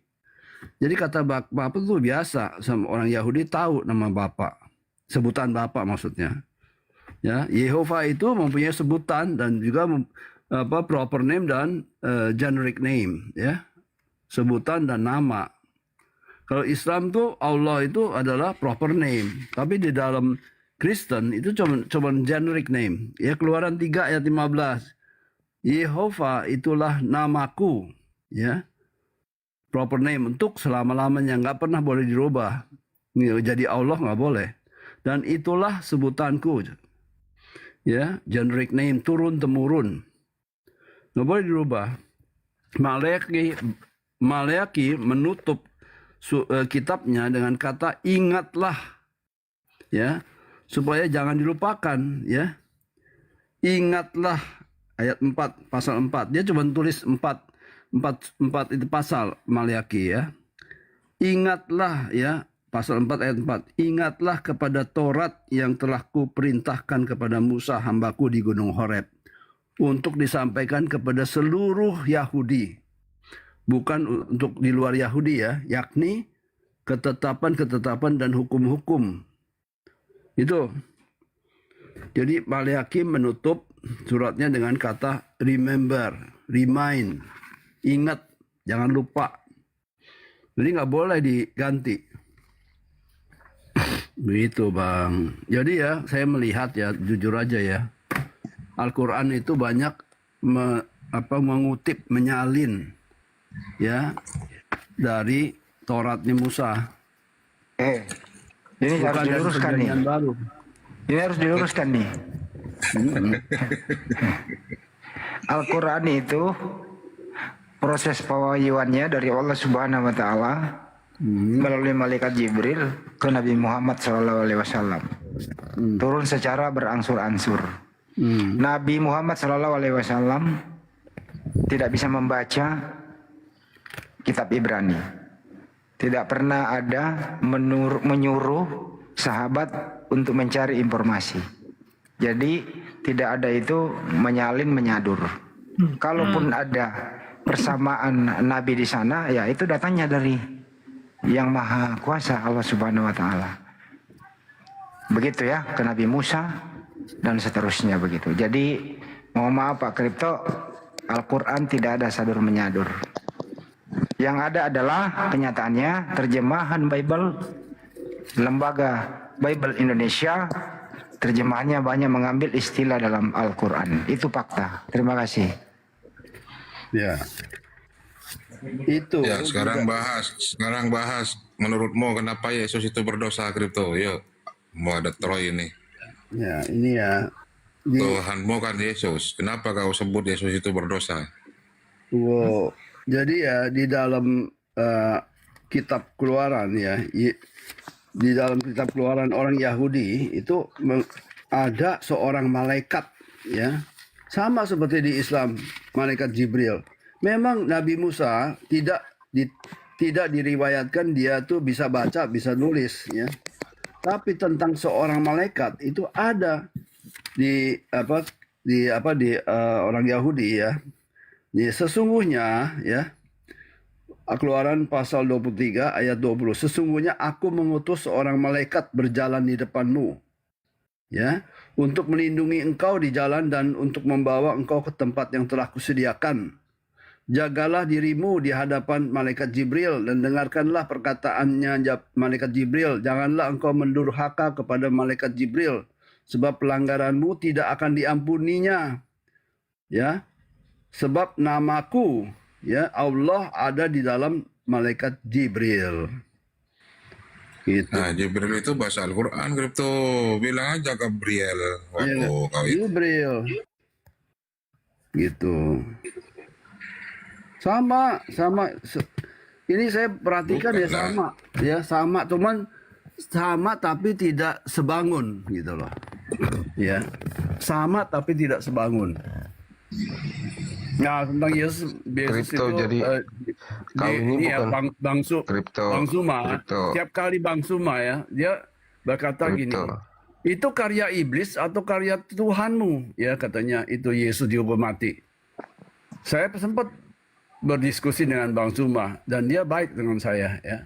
Saya bilang betul Bang Suma bahwa Yesus itu mati karya iblis karena dasarnya adalah hukum Taurat dan hukum Taurat adalah produk dari Yehova dan Yehova itu adalah iblis. Wah, ini menarik. Ini menarik dia bilang. Ya, sama dengan Papi Gembala.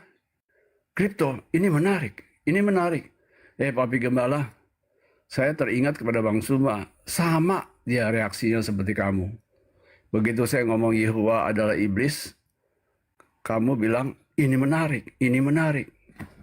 Dia dengan si Pastor Loading tuh, ya kemudian dipotong sama si Kainama dari Ambon itu.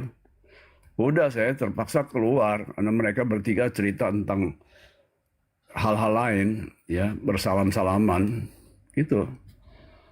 Jadi Yesus itu ya berdosa, melanggar Sabat. Melanggar Sabat tuh nggak ada ampun, ya. Terus hukuman bagi yang melanggar Sabat seperti apa gitu? Dirajam. Kalau orang Yahudi itu merajam seperti Stefanus dirajam. Tapi karena kan bertanya orang-orang Kristen yang baru belajar, kenapa salib?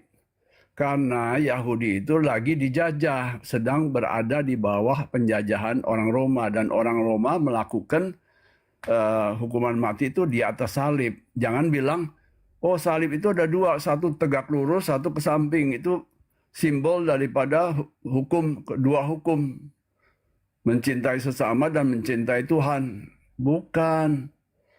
Itu memang salib itu dibikin oleh orang Roma. Kalau di orang Yahudi itu dirajam, saudara-saudara Kristen ya.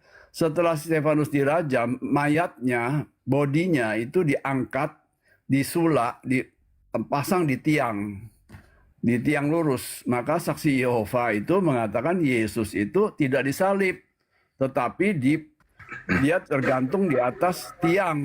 Betul. Karena Pak dia Kripto, begitu.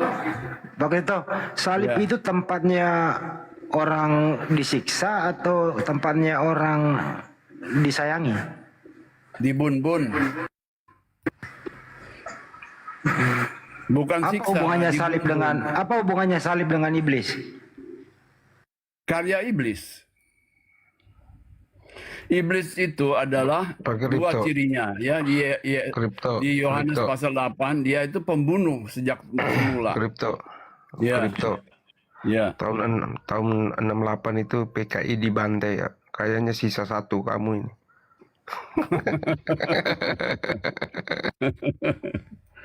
Iya gitu.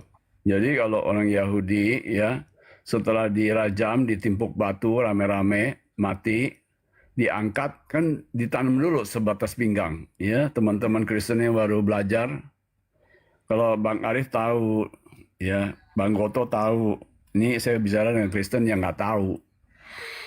Ya ditanam dulu, setelah ditanam ditimpuk, ya dilontari. Don kecamatannya si Goto ini. Dilontari batu sampai mati. Nah, sudah itu diangkat, ya bodinya tuh, kemudian disulak, dipasang di tiang, tapi tidak boleh lama-lama ditinggal. Gitu. Arif, kalau kita ketemu sama PKI sisa, lapornya di mana ya? Biar dipenggal aja. PKI sisa. Ini Kristen lah, hormati seimanmu ini. Coba dosa Yesus apa saja itu. Ini nggak berhubungan dengan sana topik ini. Jangan bawa-bawa Saling kayak gitu. menghormati aja lah. Ini pakai apa? Pakai logika nih, nggak tahu menghormati manusia dia nih. Ku hormati, makanya ku bilang dia PKI sisa, aku hormati. Masa sih PKI sisa nggak saling menghormati? Menghormati kan, kripto gitu kan. Nah itu, kripto aja nggak. Kita harus belajar objektif ya. Meskipun beragama Islam harus pakai akal, logika. Benar apa enggak nih? Memang sih kalau Islam itu dasarnya rukun iman, bukan rukun akal. Ya. Saya Kristen ya, baca, aku memberikan nyawaku bagi domba-domba yang hilang dari Israel. Tetapi ada domba-domba lain seperti kripto dan Kristen-Kristen lain di sini, itu juga harus kutuntun, bukan aku memberikan nyawanya bagi mereka. Ya kutuntun. Ya jadi kita orang-orang Kristen tuh dituntun, ya dituntun dalam pengajaran. Ya bukannya diberikan nyawa oleh Yesus. Yesus itu sepanjang hidupnya tidak kawin, tidak mengurusin dunia, ya. Dia mengurusin domba-domba yang hilang dari Israel sampai dia kira-kira umur 33 dia mati, ya. Nah, itu dia memberikan hidupnya, zoe, hidupnya. Dalam bahasa Indonesia memberikan nyawanya. Ya, Katanya berdosa. Gimana sih kalau gitu? dia berdosa melanggar hukum Taurat, maka dia dibun-bun, ya. Tapi dia bilang, aku memberikan hidupku, ya, umurku selama ini, ya, untuk domba-domba yang hilang dari Israel. Tapi domba-domba lain harus kutuntun juga, tuntun dalam pengajaran, ya. Seperti Paulus itu memberitakan Yesus sebagai penuntun, tapi memberitakan Yesus kepada Yahudi itu sebagai penyelamat. Masih ada ya? Sepakat nggak, Troy? Sepakat nggak, Troy, kalau Yesus itu berdosa, Troy? Iya. Bahkan nggak kalau Yesus itu berdosa? Yesus dari Roma iya berdosa. Tapi kan Yesusku dari atas, beda Mas Kripto lah. Setuju saya sama Troy. Yesus dari atas. Iya, kan aku dari atas, kamu dari bawah kata Yesus. Bukan yang keluar dari kubur ya Troy? Bukan aku dari Roma, terus kamu dari Asia, nggak gitu dia ngomong. Karena orang Roma ini sudah lama ketar-ketir. Jangan-jangan nanti mereka merebut semua apa yang kita ketahui lalu menguasai dan memasukkan pemahaman mereka. Ini korban-korbannya kayak gini nih. Ya. Itu sering kita ulang-ulang itu. Coba kalian buka tuh Yohanes 11 ayat 48. Apabila kita biarkan dia, maka semua orang akan percaya kepadanya. Ini yang diwanti-wanti mereka. Mereka defend. Sebab ada inspirasi yang mereka dapatkan. Kalau orang-orang Roma itu akan datang dan akan merampas tempat suci. Serta bangsa kita. Dan seluruh sejarah kita. Yohanes 11 itu. Tapi terjadi kan, dia bernubuat. Terjadi. Makanya ini yang kau ceritain sekarang. Tahun 70 kan terjadi. Jadi proses pembunuhan itu adalah politik, bukan menebus dosa ya? Iyalah, jelas. Gimana enggak? Terus dari mana itu asal-usulnya ada penebusan dosa di salib ya? Nggak ada. Penebusan dosa tuh nggak ada. Yang bisa maksud dengan penebusan dosa, ya begini ya. Orang-orang Yahudi yang keluar dari Taurat itu bebas daripada dosa.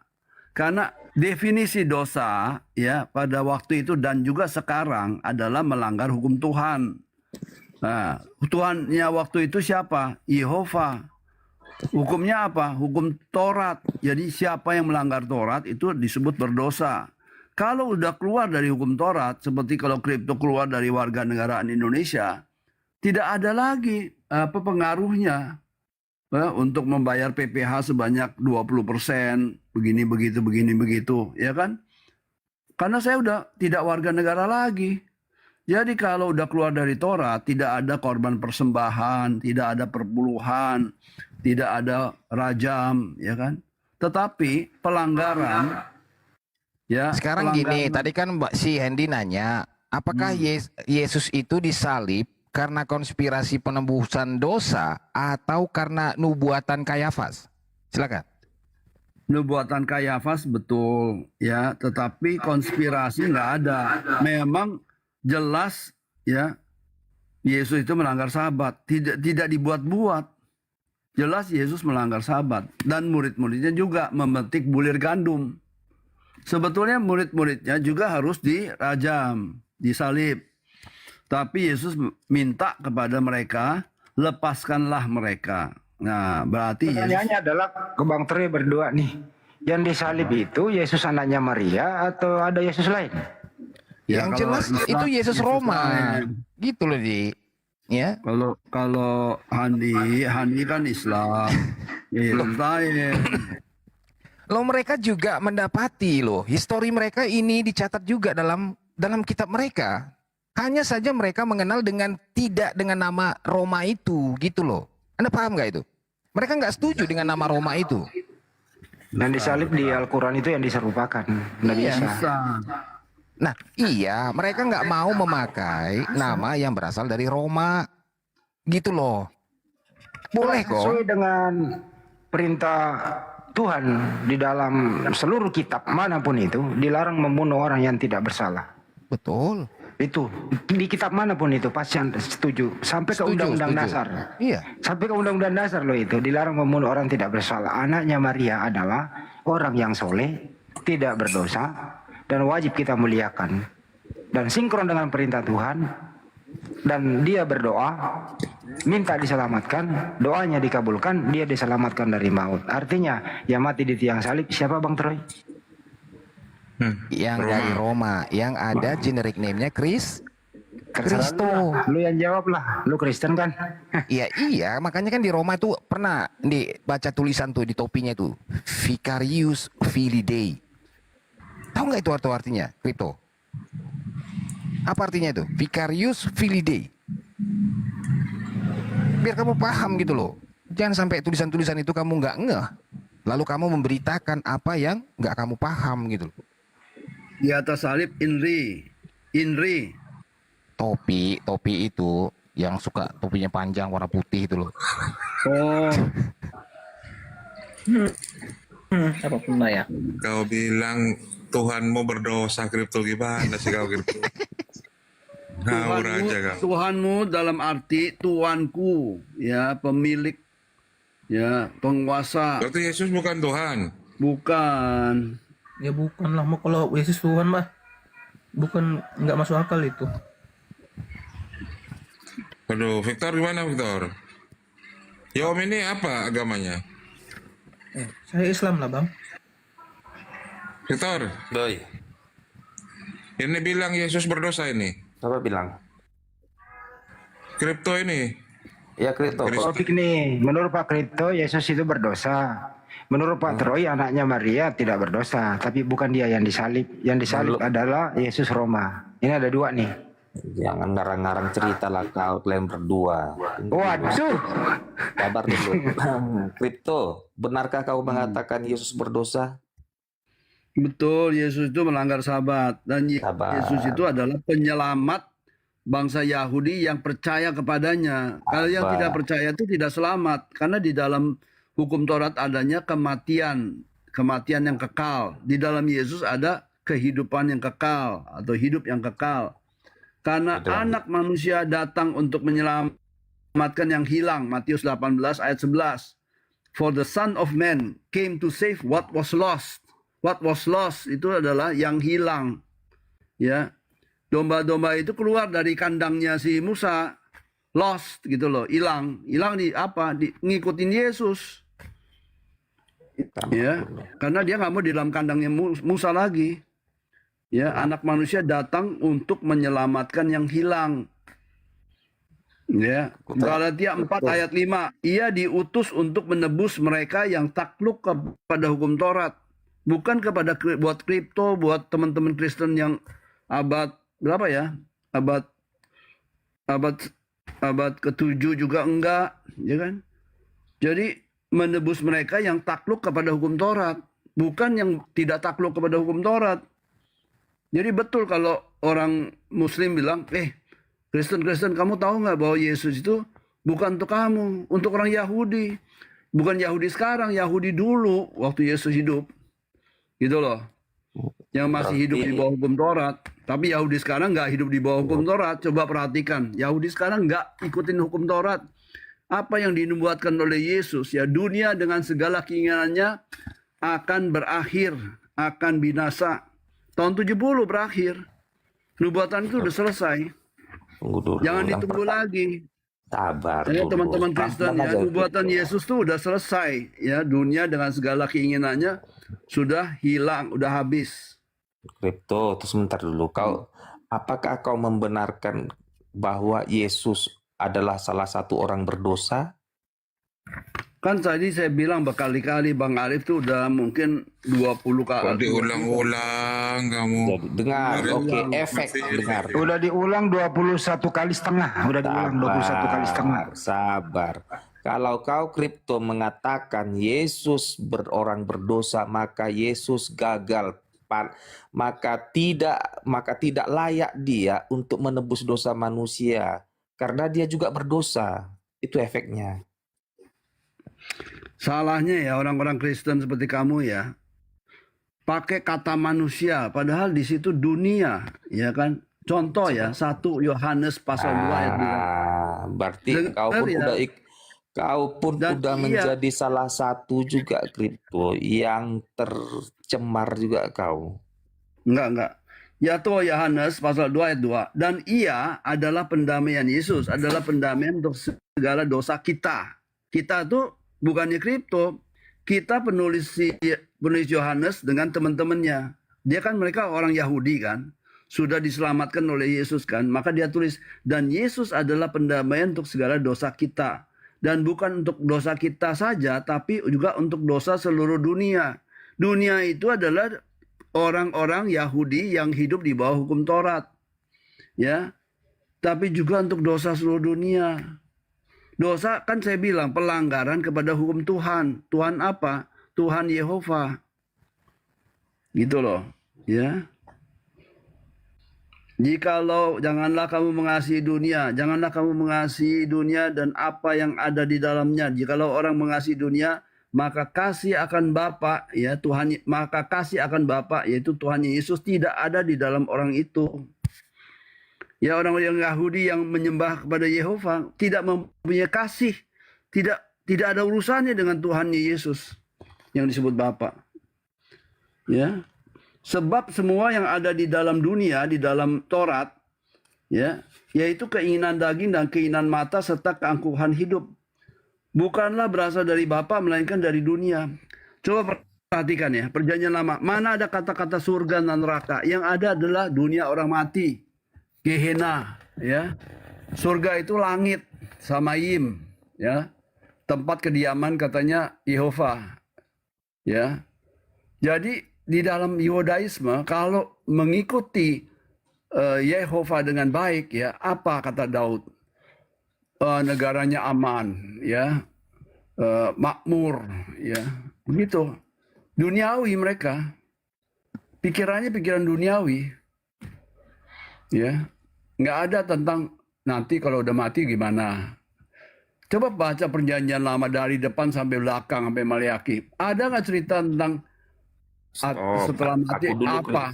Aku dulu kripto, sebentar kripto. Ya, 2 Korintus 5 ayat 21.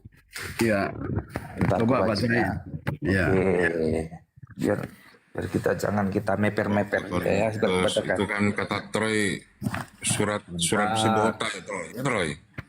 Dia ini orang-orang dari perusahaan Sibota ini nggak apa-apa. Aku baca sampai selesai dulu. 2 Korintus 5 ayat 21.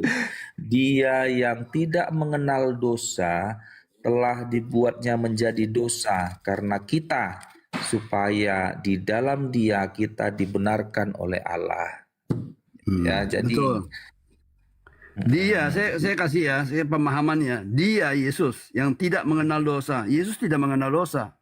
Kan tadi saya bilang dosa adalah pelanggaran hukum Tuhan. Tuhan Yehova kan. Jadi Yehova itu tidak disembah oleh Yesus.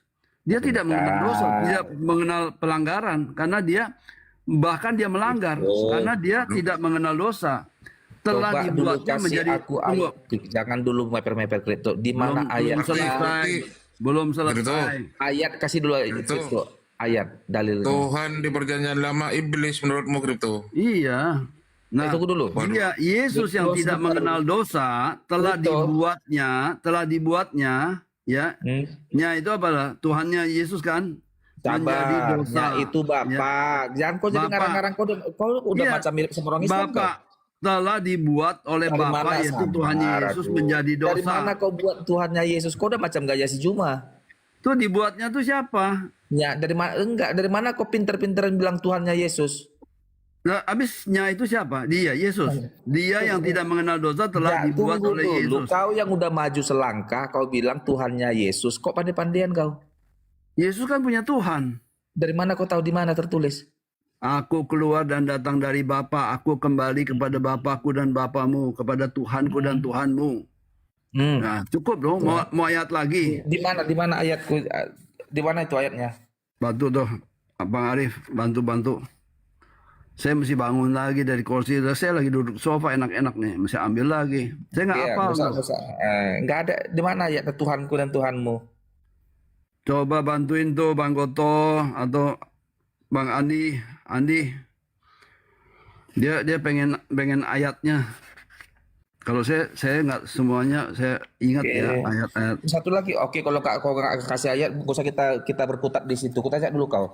Kau benarkankah bahwa Tuhan di perjanjian lama adalah iblis? Iya, Yesus mengatakan begitu. Yohanes pasal itu, Sabar. kalau Yohanes pasal 8 ayat 44 saya ingat.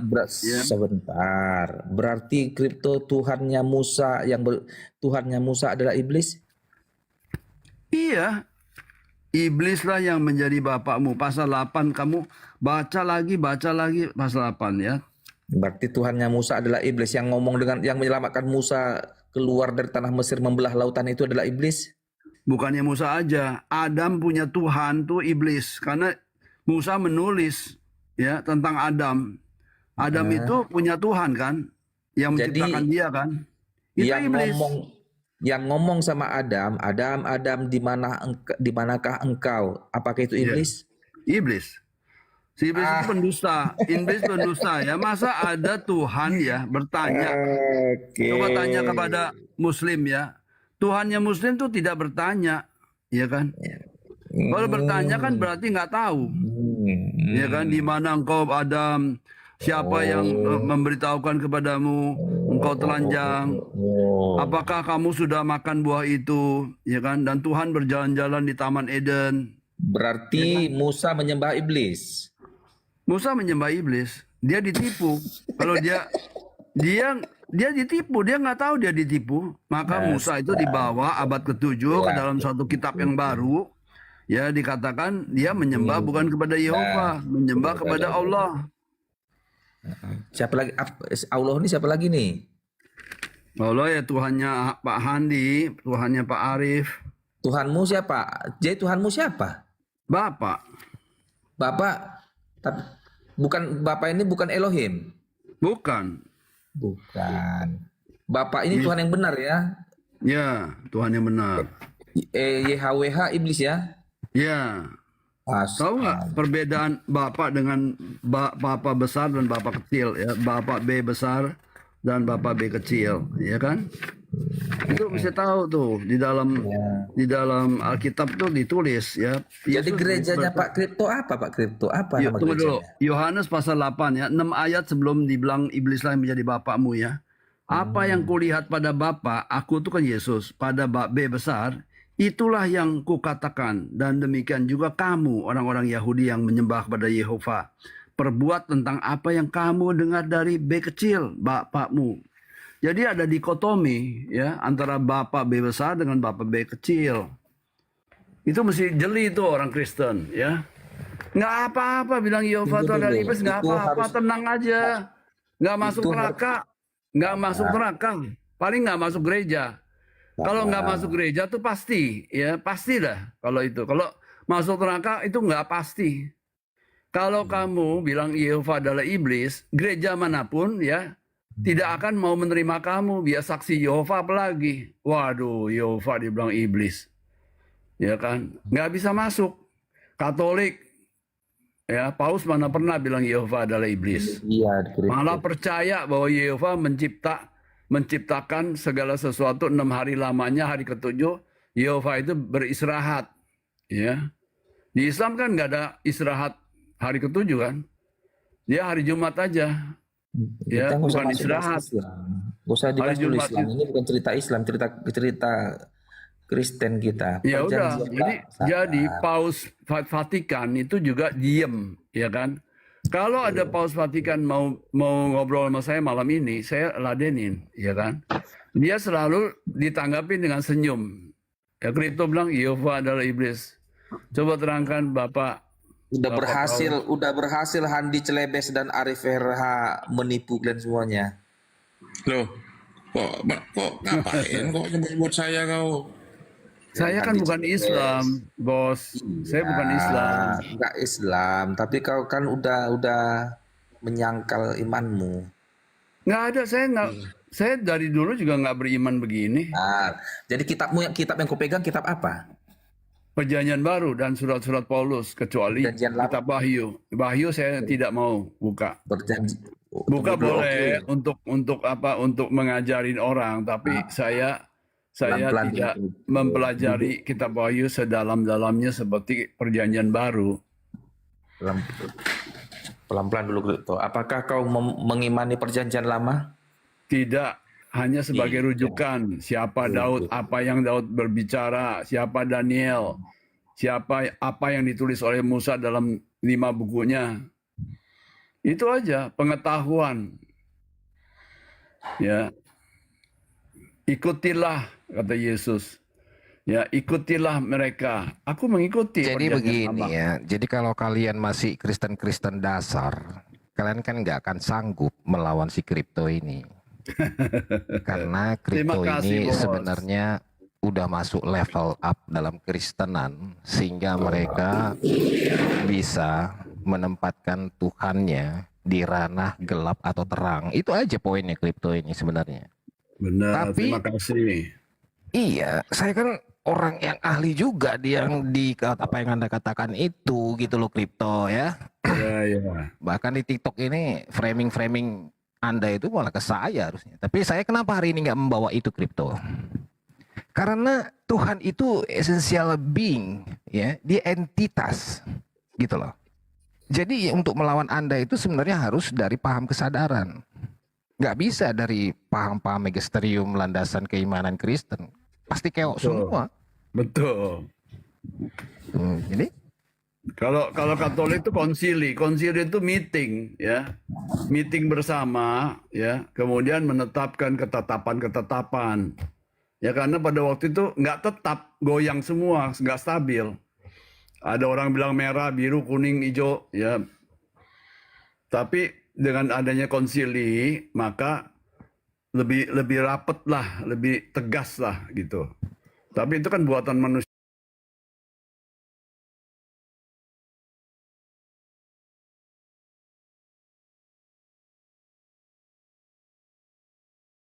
Konsili itu malah kerugiannya menghilangkan gender Roh Kudus ya. Itu dia abangku, bener.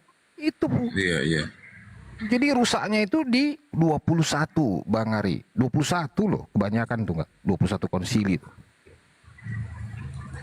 21 Saya kali. nanya nih, kenapa Kristen itu tidak laku di kampung halamannya Yesus anaknya Maria? Karena Kristen itu kan diciptakan di mana? Itu kan di Roma Harus jadi ke Nazaret. Kalau di Nazaret kan orang Nazaret lah. Pantasan nggak laku di kampung halamannya anak Maria ya? Enggak. Iya. Dia Pak Kripto gimana? Dia lahirnya di Ciamis, tapi dia mengajarnya di Jakarta.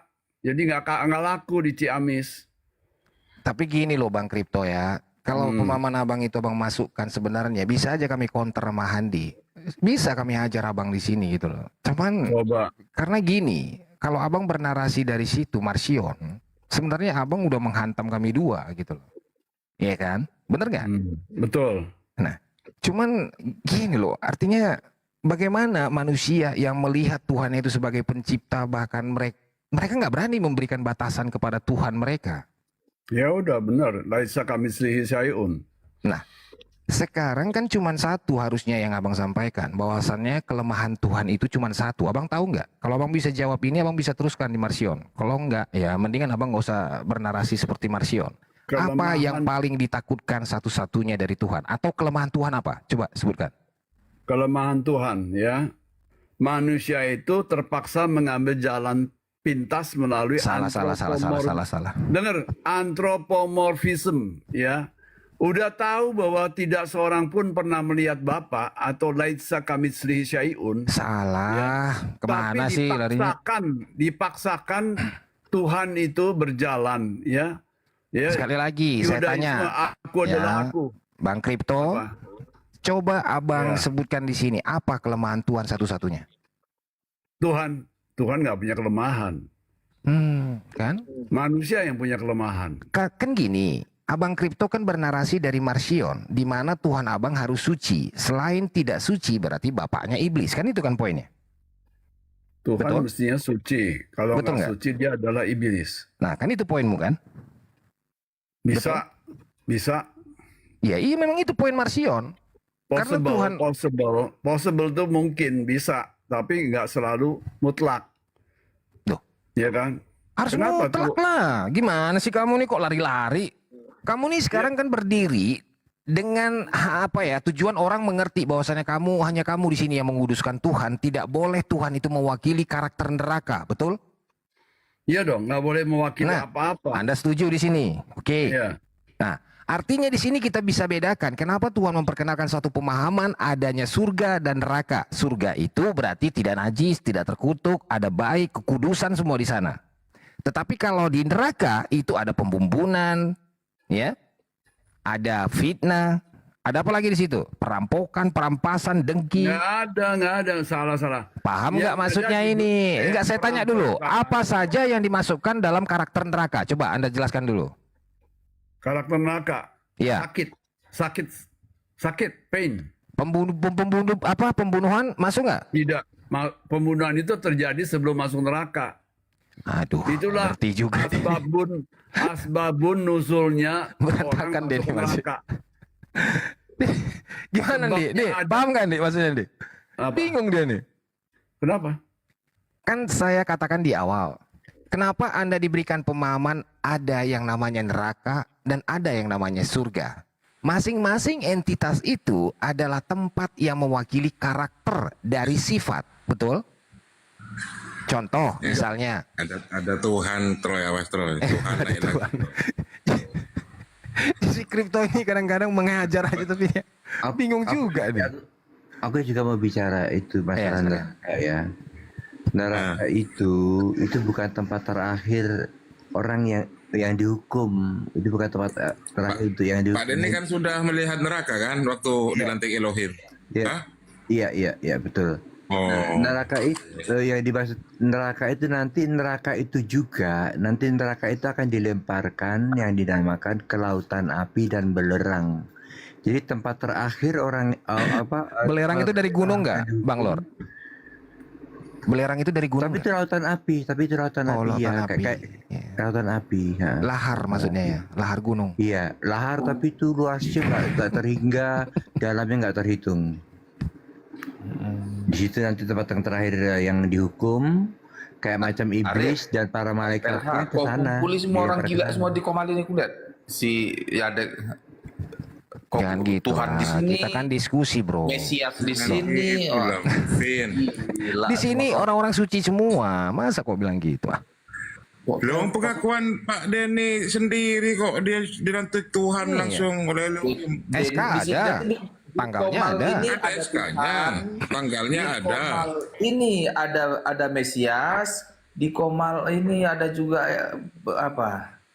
Nabi guru palsu, kripto. Lama yang jumpa semua balak 6. Ini Tuhan ini Victor, waduh kau itu. Tanggal berapa Pak Denny yang dilantik sebagai Tuhan oleh Elohim? Yang udah gila semuanya kalian semua. 2024. 10 Maret 2024. Waduh kau itu, Nurvin. Bah. Dia ini jadi Tuhan tanggal 10 Maret. Seperti Musa. Iyalah, sering terima wahyu kok. Kitabnya kan sudah tersebar ya Pak Denny. Tetapi seperti Musa, bukan seperti Tuhan Yesus. Tapi kan terima wahyu juga Pak Denny kan? Pak Denny? Apa ya? Pak Denny kan menerima wahyu juga Pak Denny? Iya. Iya Victor, kalau itu. Udah mabuk semua kita ini. Lu kok mabuk sih Troy, gimana nih Troy? Siapa Bang Arif ini adalah dalang. Dia punya di kotaknya tuh ya. Arjuna mewakili apa? Kripto mewakili apa? Nggak usah lah, Si berhentilah Rodeni melebel-lebelkan ya, berhenti melebel-lebelkan. Bawa narasi dia kamu kan supaya kita host. tahu apa yang kamu Dia pahami gitu loh. Dia host itu dia dalang. Jadi kalau kripto masuk, nah ini ada kripto nih. Yehova adalah iblis ya. Jadi keluarin wayangnya kripto. Ya kan? Nanti ada wayang udah di atas si Troy. Nah tuh turun Tuhannya tuh. Turun. Lord ini nggak ada bahan lagi kali dia. Turun nih, Lord Denny, ayo dong naik lagi. Saya nggak sangka ya 3:30 loh, udah kurang 10. Tapi si Bang Arif memang hebat, kuat ya. Mungkin siang dia tidur kali. Saya baru pulang. Ya tadi jam 9 apa. Makan di luar. Tidur sebentar. Bangun lagi tadi. Masuk Komal ini. Memang kalau pagi-pagi buta ini ya, banyak orang-orang yang arif, yang senior, ya, nggak bawa emosi. Kalau udah siang, ya yang muda-muda umur 20-30 yang panas tuh. Kalau diajarin sampai tadi sore saya marah-marah tuh sampai terpancing. Jadi yang menghilangkan gender kudus itu siapa, Troy? Konsili itu, konsili Efesus 431 itu. Sebenarnya Roh Kudus itu siapa sih, Troy? Ibunda Roh Kudus yang ada di Wahyu. Jadi Ibunda Roh Kudus ini perempuan bisa dibuka hanya lewat kitab Wahyu. Aduh, ada jenis kelaminnya berarti Roh Kudus Ada itu, Troy. jenis kelaminnya, sempurna karena gambar dan rupa Tuhan telah diberikannya kepada manusia. Sempurna. Status Roh Kudus itu ibu kandungnya siapa, Troy? Yesus. Ya, karena Yesus berkata, Bukan kata Victor ibu kandungnya Yesus Maria. Gimana sih Victor ini? coba dibuka dulu Victor. Datamu itu data konsili itu ya. Victor, konsili 431 di Efesus ya, itu tahun 431. Siapa yang mengadakan? Yang mengadakan itu Kaisar Theodeus kedua. Ya. Apa yang terjadi?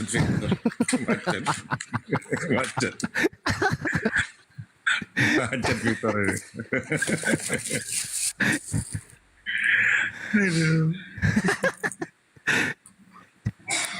Dibuka lah, Darel. Waduh. Anjay, pemahaman dewa-dewa. Iya, betul. Siapa nih? Salvastor. Iya benar itu, ya. Jadi kalau mereka masih menyebut Maria, artinya sukses, bahwasannya mereka telah menciptakan seorang dewa dalam keimanannya. Iya, di dalam dirinya udah lahir wujud dewa gitu loh. Wujud apa ya? Berhala. Dewi. Dewa nanti, itu laki-lakinya. Dewi yang perempuannya. Ya kan? Itu ditetapkan oleh konsili besar, Bang. Bukan kecil loh.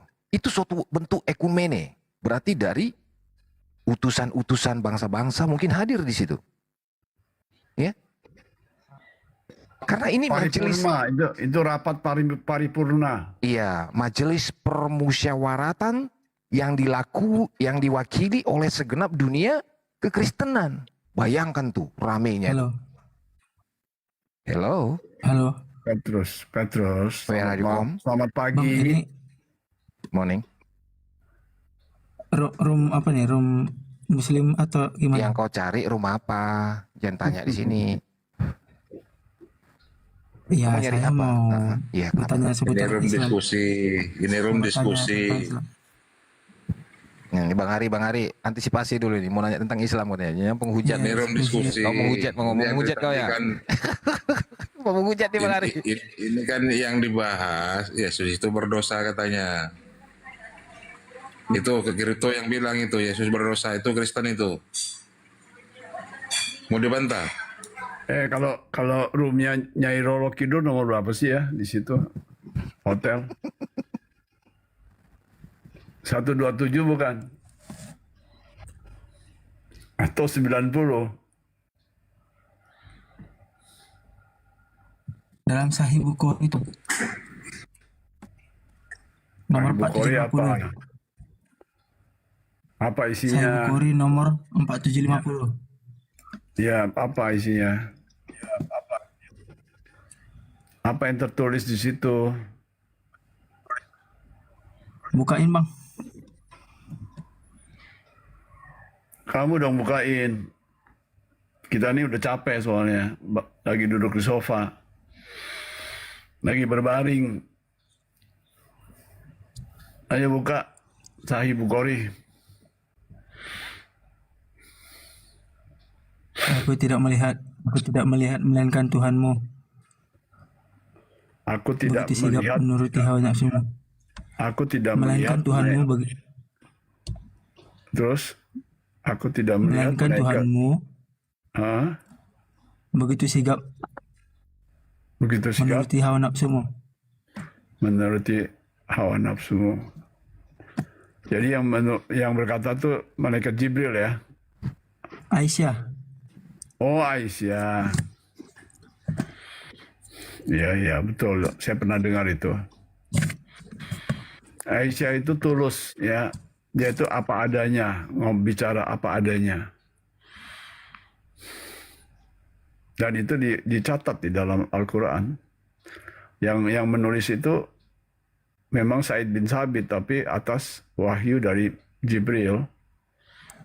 Ya, di situ Aisyah bercerita bahwasanya dia tidak melihat Tuhan Nabi gitu kan, melainkan begitu sigap menuruti hawa nafsunya. Ya, ketika itu lagi memadu asmara ya. Jadi dia nggak melihat suaminya itu sebagai nabi, melainkan sebagai suami gitu loh. Jadi ditulis oleh malaikat Jibril ya, disuruh tulis wahyu bahwa istrinya Nabi mengatakan, aku tidak melihat dia sebagai nabi, melainkan sebagai suami yang rakus, yang hot ya. Ya maklumlah, orang laki-laki semua juga hot. Betul nggak?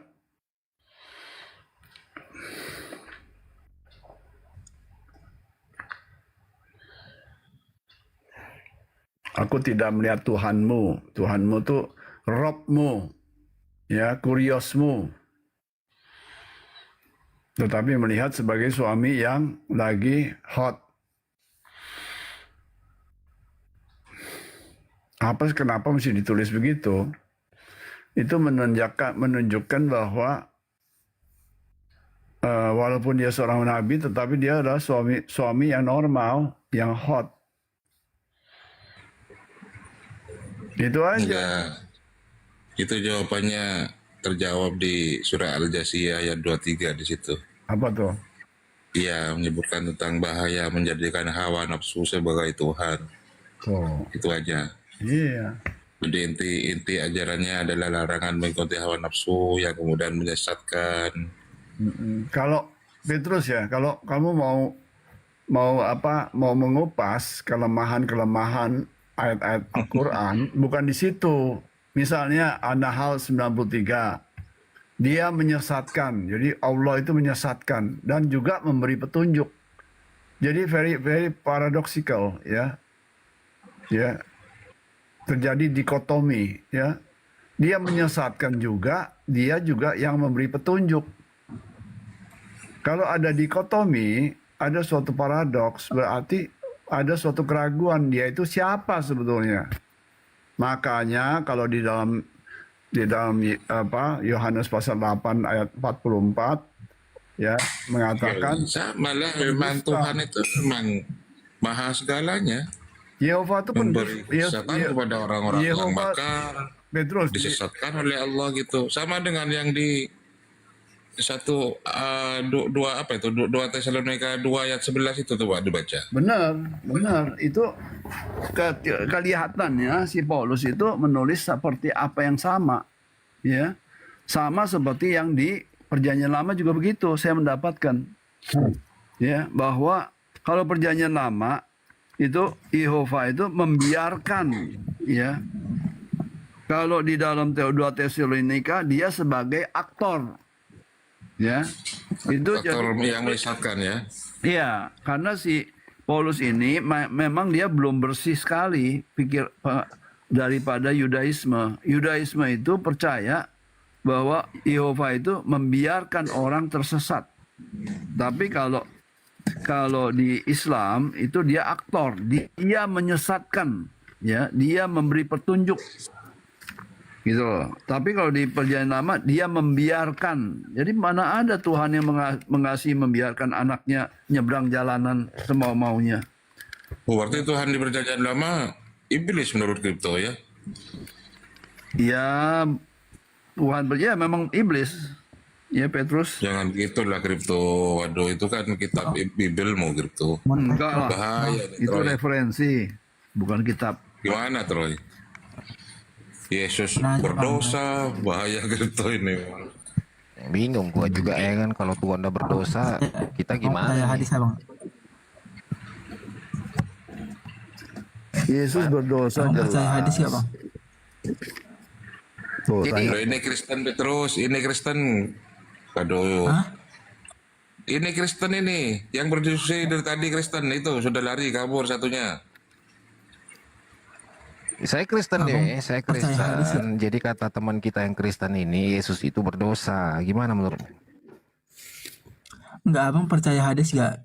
Percaya hadis gak? Kristen kok pakai hadis? Gimana sih? Kristen tuh pakai Alkitab. Saya raja yang muslim sini siapa muslim? Enggak, Saya kau mau Islam nanya. apa Kristen sih? Kok bawa hadis Kristen, ke atas? Kristen. Oh, Kristen, kapan Saya Kristen? Kapan Kristen belajar hadis? Saya kan mau bertanya seputar Islam. Kau mau mualaf, langsung aja bilang Bang Ari, Iya, syaratkan saya aku mau gitu. mualaf. Saya mau mualaf, Iya, tolong bagus, bimbing bagus. saya. Jadi Iya, saya mau bimbing, Bang bertanya, Ari. silakan dengar dulu. Nah, jadi ada pertanyaan saya sini. Ya, naikkan telunjukmu. Udah? Bentar, aku bertanya dulu. Ya udah Troy. Bimbing dulu, Bang. Tanya dulu Troy, siapa ibundanya Yesus gitu Troy. Tanya dulu Troy. Bukan, aku mau nanya. Bentar, jangan ditanya balik. Aku kan belum nanya juga. Tanya dulu Troy. Bentar. Ini diskusinya Aku mau Yesus sama nanya. Kristen dari tadi. Iya, kita sama-sama Kristen. Abang Gitu percaya loh. hadis ya? Kalau percaya aku langsung tanyain. Aku Kristen, aku nggak percaya hadis. Terus? Abang Islam. Ya aku Kristen, tidak pernah belajar hadis. Paham nggak Anda? Yang aku nanya sama yang muslim aja. Di sini nggak ada muslim. Nggak ada muslim di sini. Udah yang keluar aja mau saya. menjawab maksudnya.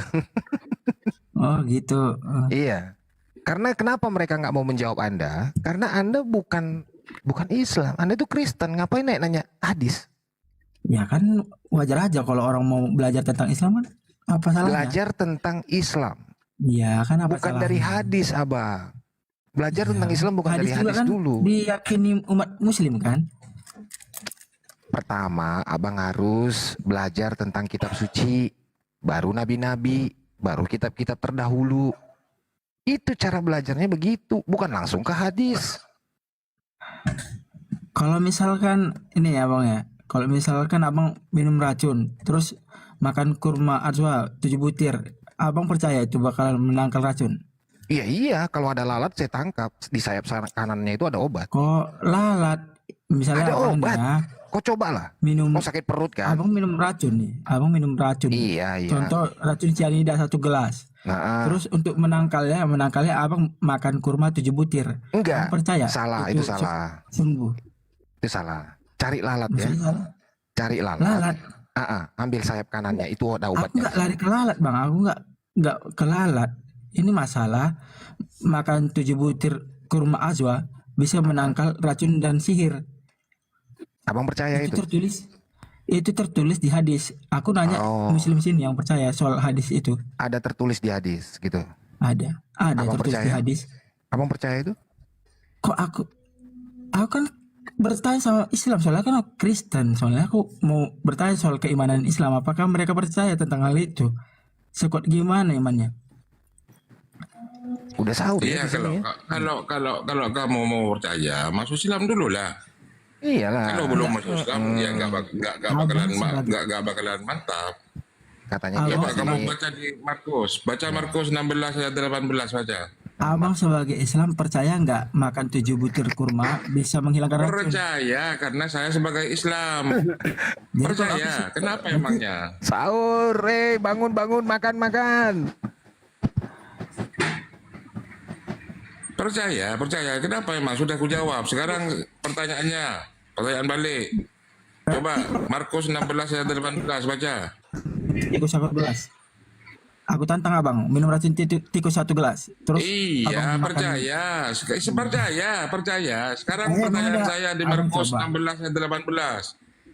Emang Coba, mereka akan memegang ular dan sekalipun mereka minum racun maut, mereka tidak akan mendapat celaka, tidak akan mati. Mereka akan meletakkan tangannya atas orang-orang sakit dan orang-orang itu akan sembuh. Coba kau minum racun ular, ya berani nggak?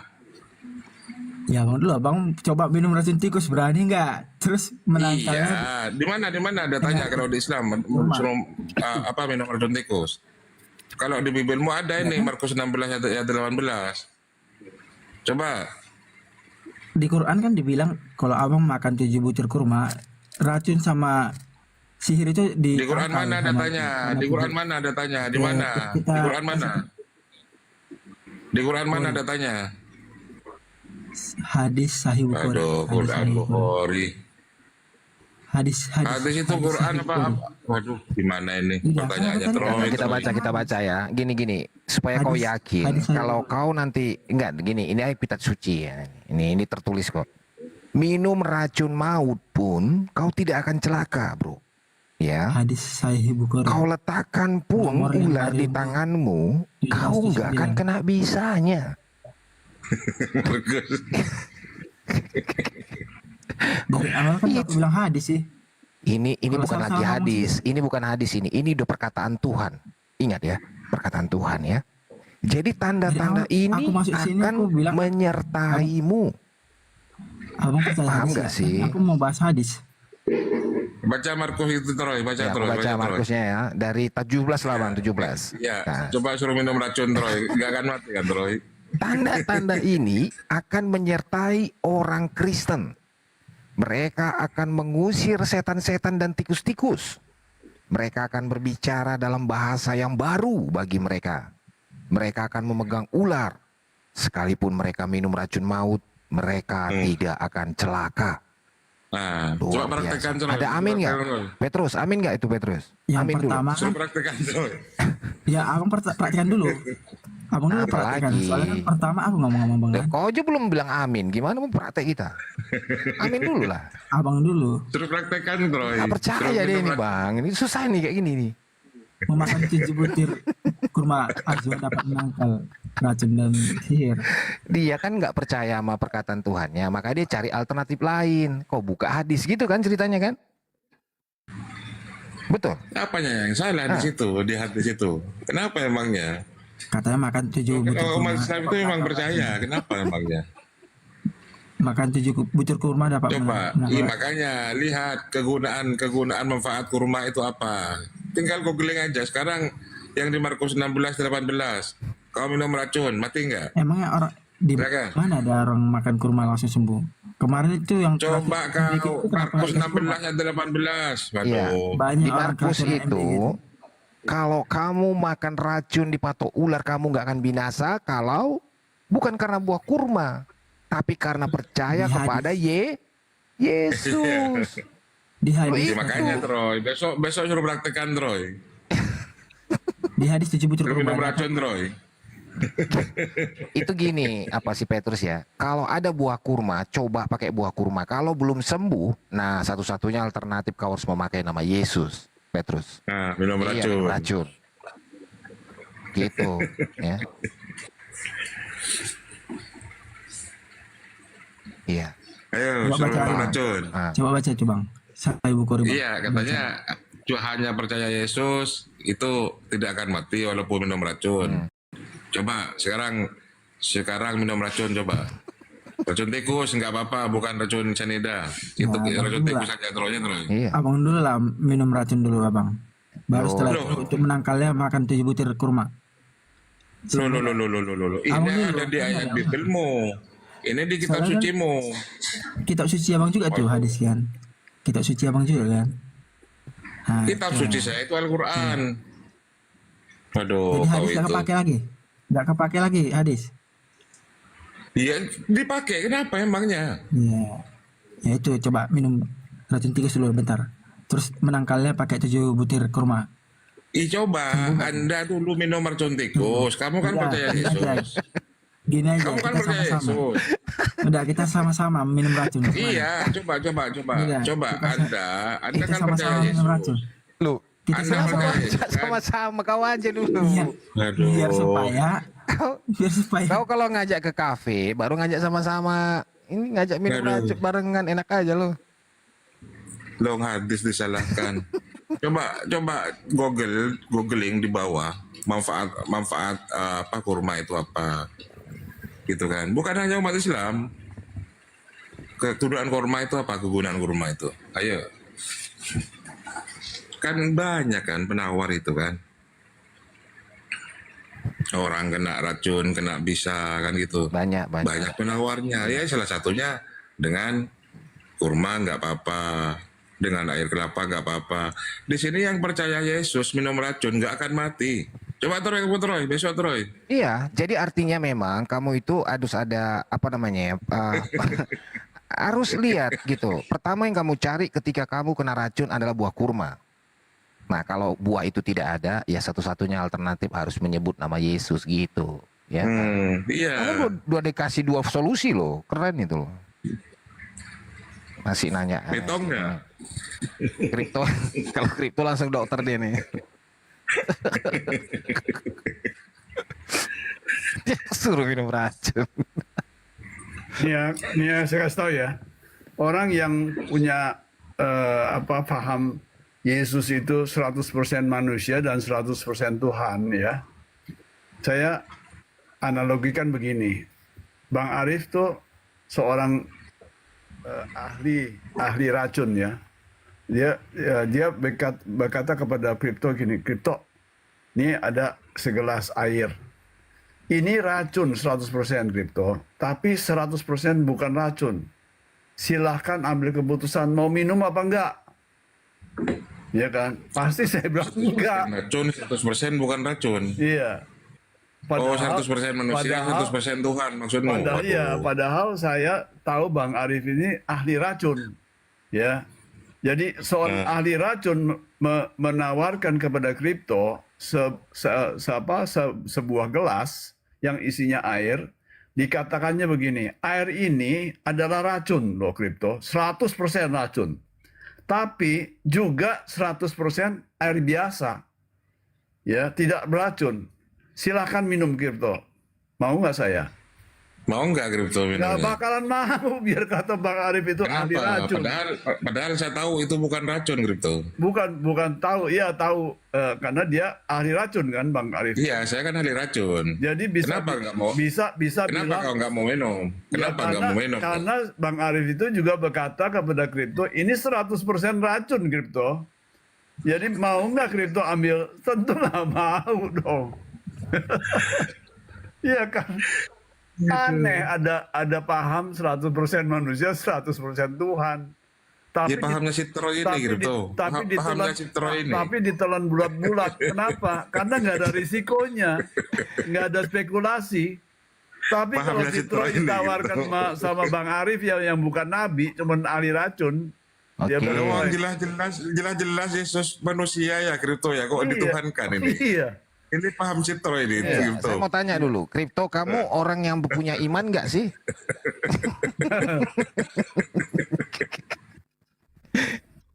Kalau kamu nggak punya iman, jangan lakukan kripto, karena semua ini harus dilakukan dengan iman. Iman tanpa perbuatan mati. Ya Betul, makanya Betul, ketika ada kan? perintah minum racun, kamu tidak akan celaka, lakukanlah. Bukan, maksudnya bukan. iman tanpa perbuatan, iman tanpa akal itu mati. Oh salah ya, bukan perbuatan tapi Bukan. akal. Oh, iya. Iman tanpa akal itu mati. Tapi cepat sekali kau rubah kata-katamu ya. Perbuatan Kan sudah dibilang gitu. Orang Kalau berbuat- kau percaya Yesus, orang- minum racun, orang sehat. kena ular ya kan, kena Iya. bisa ular, Iya. nggak bakalan mati. Itu kitab sucimu gitu.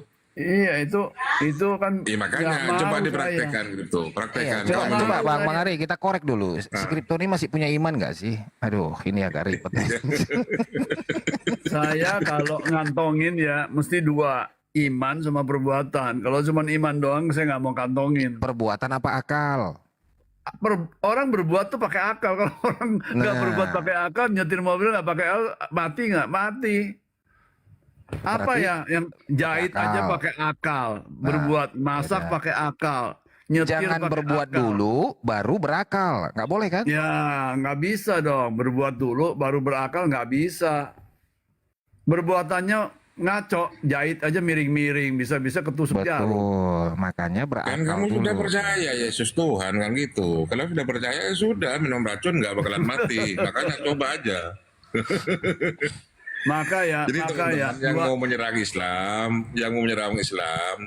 tengok dulu di Bibelnya gitu. Masalahnya apa ya, ketika menyerang Islam, maka di Bible itu jawabannya ada di Bible gitu kan. Dihantam pakai ayat Bible. Troy, ini ya, ini Bang Arif ya.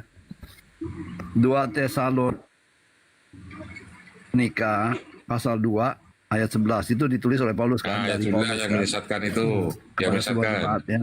Dan itulah makanya, dan itulah sebabnya Theos mendatangkan kesesatan atas mereka yang menyebabkan itu dia. mereka percaya akan dusta. Jadi sebabnya mereka percaya akan dusta karena Theos mendatangkan kesesatan. Jadi di dalam An-Nahl ayat 93 juga Allah mendatangkan kesesatan. Di perjanjian lama di Yosua 11:20 nih, yuk saya bacakan ya. Nggak usah capek-capek buka deh, saya yang bacakan. Yosua pasal 20. Ya, ini pelajaran tinggi nih, malah pagi-pagi nih. Ya.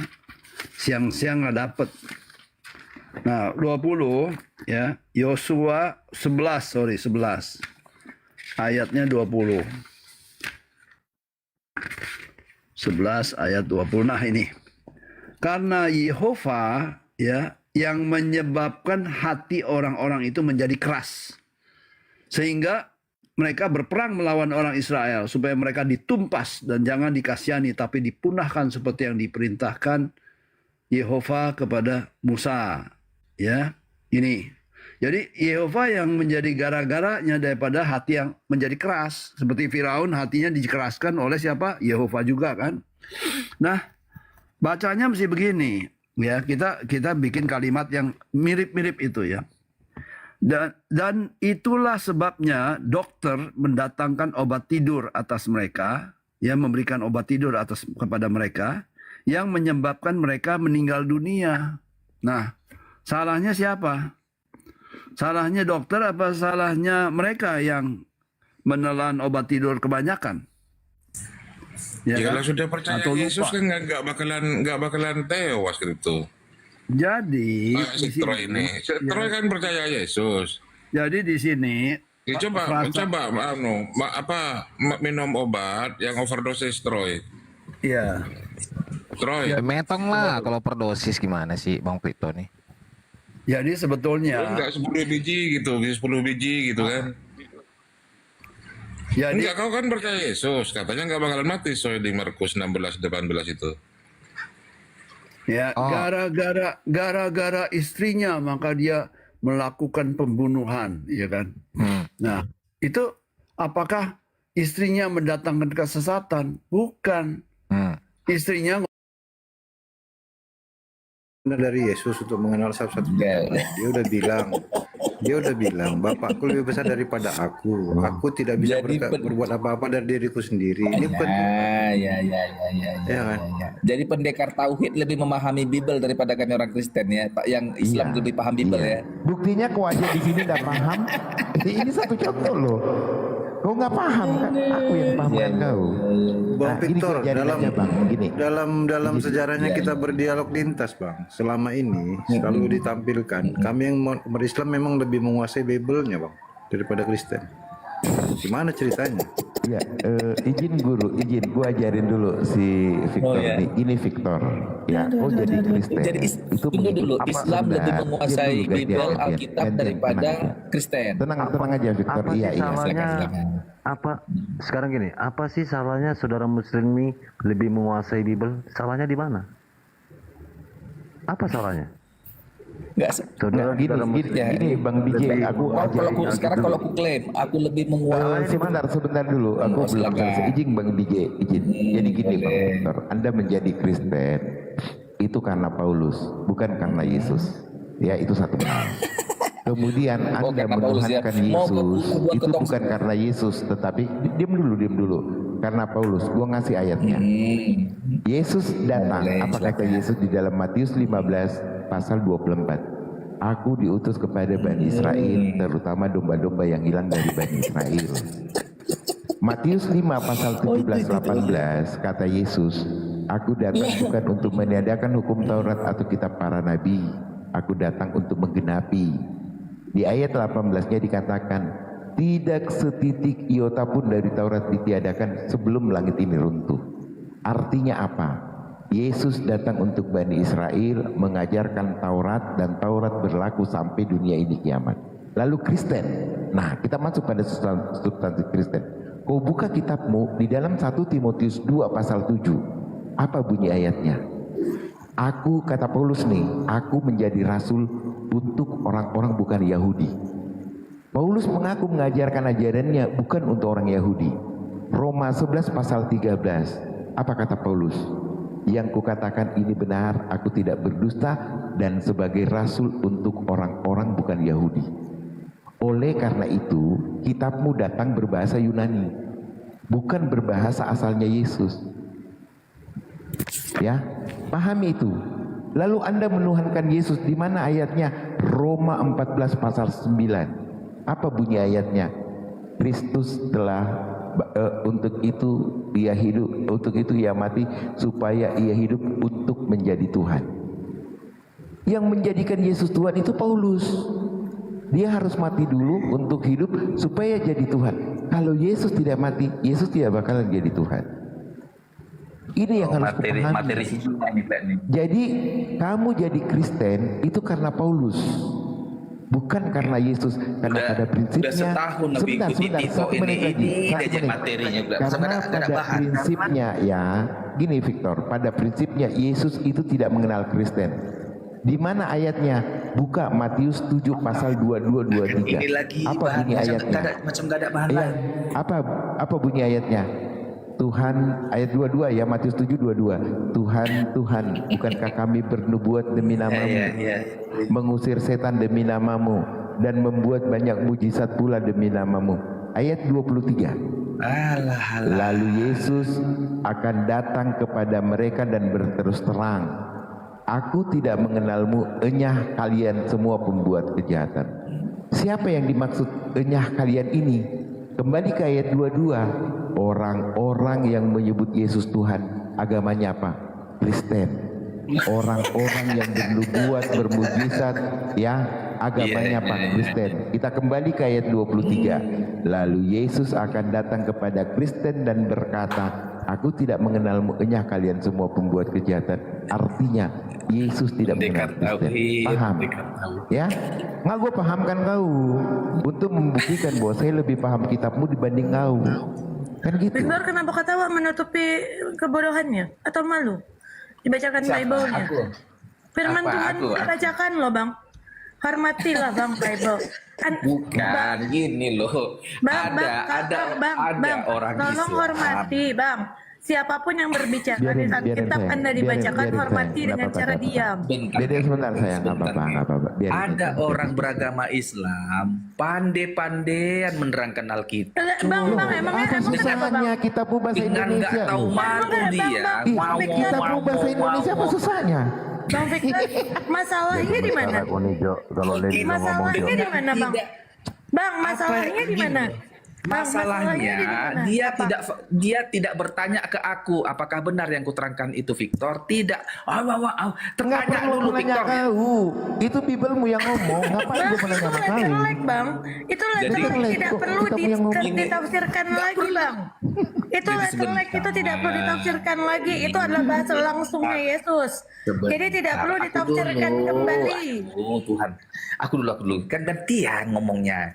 Ada orang beragama Islam menerangkan Alkitab Bang, dengan yang lucu itu, yang paling lucu, ada orang Kristen membahas Al-Quran, membahas hadis, membahas agama Islam, tapi nggak ngerti bahasa Arab. Itu yang lucu, Bang. Kalau orang Indonesia, selain beragama Kristen membahas Bible, wajar, karena kita bahasa Indonesia. Yang lebih lucu itu kalangan Kristen, ngerti bahasa Arab enggak, tahu bahasa Arab enggak, terus berani-beraninya membedah Al-Quran dan hadis tanpa mengerti kaidah-kaidah bahasa Arab. Itu yang lucu. Kitabmu bahasa Indonesia, Bang. Semua orang berhak membahas. Al-Quran pun berhak membahas apabila orang tersebut mengerti bahasa Arab.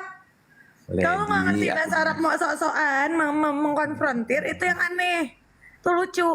Tapi dari kitabnya bahasa Indonesia, adakah larangan bagi orang selain beragama Kristen membedah Bible? Nggak ada larangan itu diizinkan oleh negara. Sah, itu legal. Dan diskusi lintas agama seperti ini pun dilegalkan.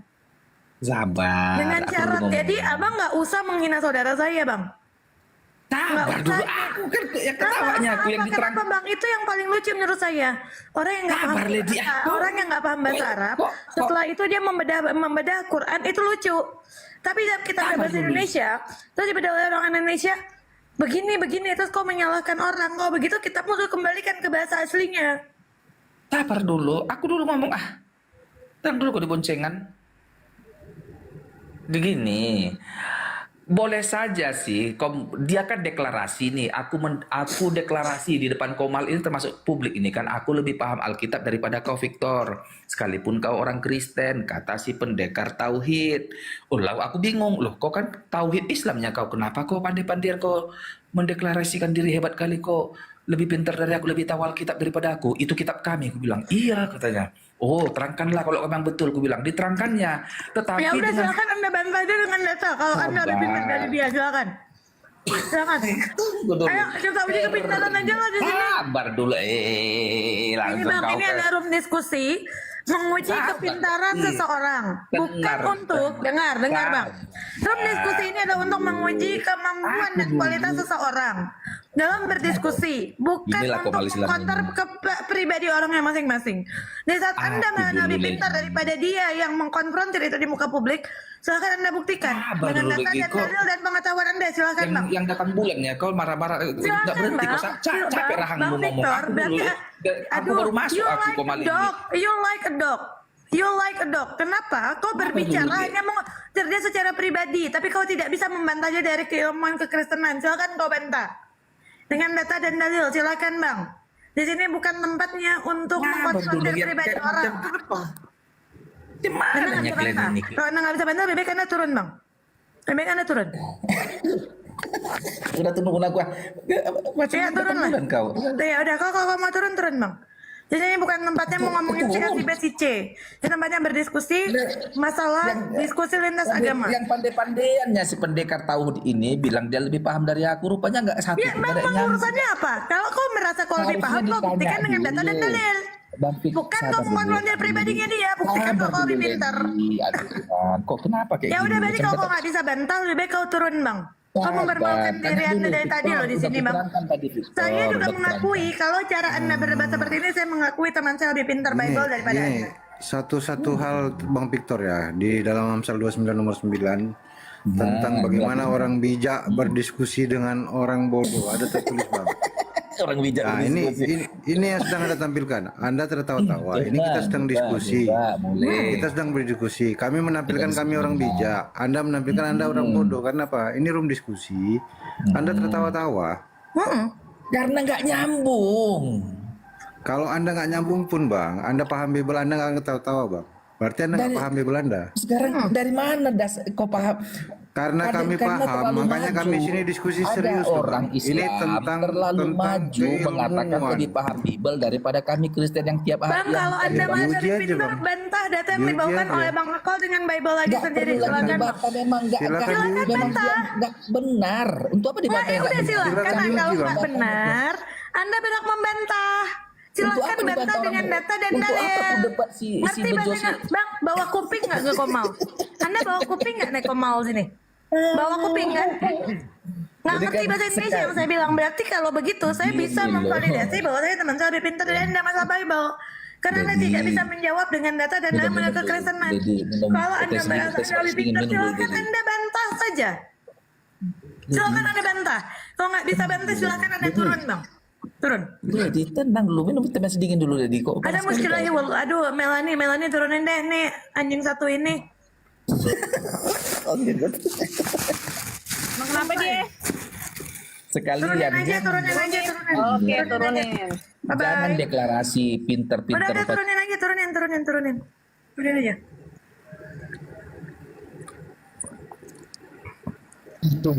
Waduh, naik lagi Bang Teguh. Assalamualaikum warahmatullahi wabarakatuh. Prof. Gue udah nggak tahu, ngeyel aja itu. Satu surat Itu untuk Kristen, satu lagi. Mempermalukan dirinya sendiri. Nih, aku di bawah, biar Prof dia di atas. Lanjut. Penuh ke komalnya. Siapa turun? Oke. Yang turun tadi siapa? Bang Bejo. Bang Bejo turun. Wah, Bang Bejo naik lah. Bang Bejo mau sahur kali. Enggak, dia mah masih lama. Dari tadi saya amati Oke, Bang Victor Van itu Zizi. permalukan. Saya izin sapa tamu baru dulu, Bang Tengku sebentar. Bang Van Zizi, selamat pagi. Oh, Islam, mohon maaf ya saya turunkan. Bejo menyesal diskusi sama aku. Bejo nggak diskusi sama lu, yang diskusi sama lu pendeta magang. Gemetar dungkulku Lady ngomong lah. Dungkulku gemetar bah. Kenapa? Gemetar. Mana Victor? Diturunin. Victornya mana? Otaknya didengkul. Gue tadi sahuran, udah mau imsak ternyata lupa. Oh, di sini mah masih lama. Nah ini udah denger kan suara azan?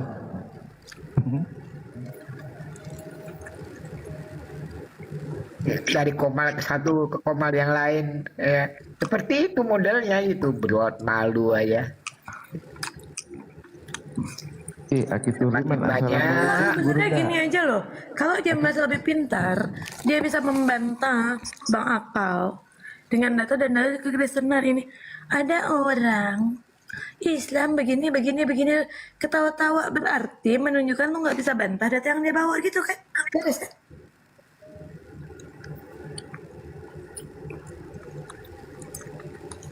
Aki Turiman, assalamualaikum Aki. Baru ketemu nih. Salam wabarakatuh. Gimana? Pendeta Magang sehat? Alhamdulillah guru. Dari mana? Ini baru dari nemu nih. dari Pontianak, dari Kalimantan Barat. Ketua YPM Tauhid wilayah 4 saya. Enggak, maksud saya dari mana Aki? Kok baru dengar suara Aki? Oh ya, saya biasanya pakai akun Turiman Corner. Ini akun saya juga ada 2 akun saya. Saya dari Pontianak, dari Kalimantan Barat, Ketua YPM 4 wilayah Kalimantan yang membina 18.200 mualaf. Iya tahu Guru Nda, tahu. Kan dari dulu sering ketemu Guru Nda. Tadi kemarin saya dari sini tidak ada sinyal, saya turun ke daerah membina mualaf di pedalaman, jadi sinyalnya susah sekali pendeta. Jadi bahasanya datang, bahasanya hilang. Jadi ini baru mendarat lagi di Pontianak. Aku bukan pendeta Guru, aku akal sehat. Cuman akal sehat, iya. Iya sehat lah. Pusing aja sama otet. Jadi emang ada aku pendeta masih magang pun nggak lulus. Masih magang. Pendeta magang. Itulah tadi. SKS-nya udah lulus lah, kalau pendeta udah lulus itu. Analisisnya sudah sampai analisis kategori teksnya sudah bagus, analisis penjernihan konsep, analisis klarifikasinya sudah bagus. Bang Turiman, gua kenal dia 2 tahun tetap aja magang dulu, nggak pernah jadi pendeta bener dia. Magang kalau udah 2 tahun. Oh iya. Sedangkan Yesus saja nggak gagal diselamatkan, dia Ibrani 5 nomor 7 kan, magang aja. Ini masih mending magang itu dia. Ya. Yesusnya gagal ya membawa misi dari Tuhan, ya kan? Maka dipergilirkanlah kepada Bani Ismail begitu.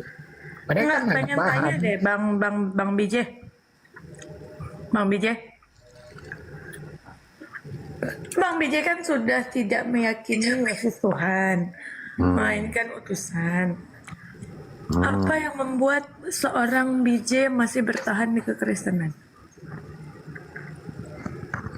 Ya karena aku cinta organisasi aku, Lady. Organisasi kampret, bukan ajaran. Organisasinya ya? Iya, organisasi SSJ. Bang BJ, we love Jesus because Jesus is Muslim. Accept Islam. You don't lose Jesus, but you know the truth about him.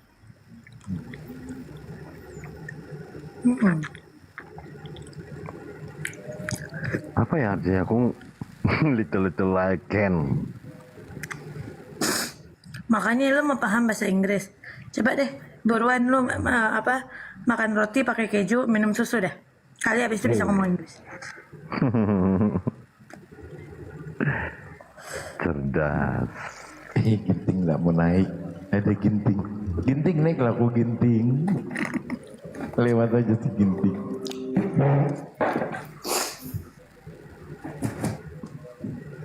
Jadi gini, Bang. Iya.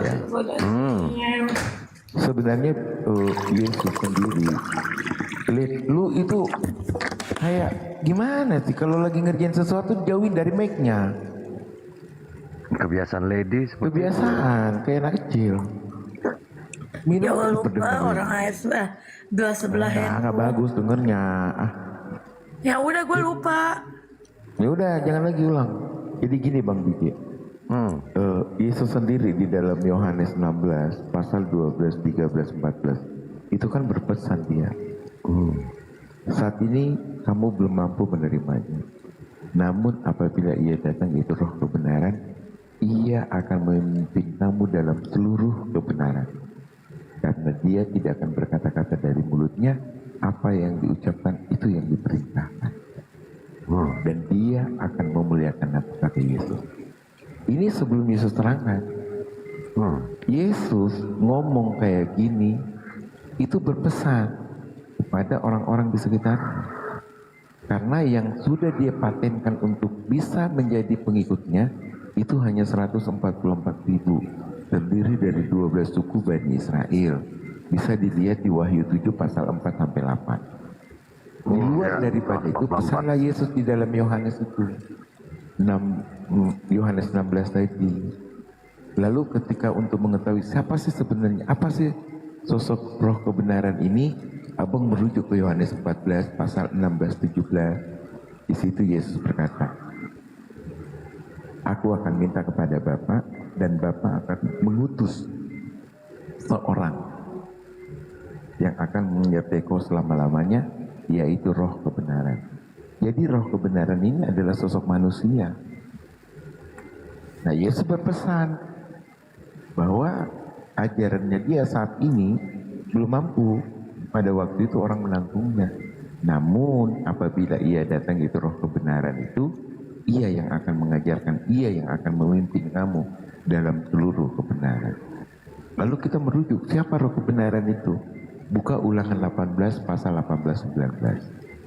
Di situ dikatakan, ketika Musa bercakap dengan Tuhan, hai Musa, akan kubangkitkan seorang nabi di antara saudara mereka, sama seperti engkau. Aku akan menaruh firmanku dalam mulutnya, dan bagi orang yang tidak mengikuti nabi itu, di kemudian hari aku akan menuntut pertanggungjawaban. Kita kembali ke ayat 18. Seorang nabi akan kubangkitkan dari antara saudara mereka. Di dalam teologi kekristenan, nabi yang datang dari pertalian saudara hanya satu, itu dari keturunan Abraham. Satu dari Bani Ismail datang Rasulullah Muhammad, satu dari Bani Ishak datang Isa Al-Masih, Yesua Hamasyah atau Yesus. Nah, dua orang inilah yang datang dari antara saudara mereka. Selebihnya nggak ada lagi nabi yang datang dari pertalian saudara, nggak ada. Hanya Yesus dan Rasulullah Muhammad. Ya silakan Bang Budi, mau nanya apa? Ya kalau itu betul, yang dari Abraham betul. Ismail, yang ibunya Siti Hajar ya. Ya, itu dari budaknya Abraham karena Sarah tidak melahirkan. Tapi ketika Ismail berusia 1 tahun, kemudian Allah Bapa memerintahkan malaikat kepada Sarah, engkau akan melahirkan. Makanya lahir Isa. Kemudian di umur 13 tahun, Bang. Di umur 13 tahun. Ya, oke lah. Jadi usia Ismail 13 tahun, baru 1 tahun kemudian datanglah Ishak. Ya, cuman gitu. Ya mungkin berbeda cerita ya, Bang. Enggak, itu dalam Bible, Bang. Itu dalam Bible semua. Ya, tapi di dalam Bible sebelum Sarah diberi kuasa untuk melahirkan, setelah Ismail lahir, itu ibunya Ismail seperti apa ya? Seperti berwenang gitu. Kemudian kan diusir itu mereka. Diusir kan, Bapa yang memerintahkan itu kepada malaikat melalui Sarah. Nah, Abraham sebenarnya kan tidak terima, tapi karena dibilang malaikat melalui ikuti perintah istrimu, makanya Ismail diusir oleh ibunya. Pergilah kalian, Bapa menyertai kalian, kan begitu kata Abraham. Pergilah kalian, Bapa menyertai kalian. Nah, di situ kan belum ada Bapa itu, Allah sang sumber itu kan di zaman Abraham tidak ada Kristen. Bapa hanya mengatakan itu umatku. Abraham umatku.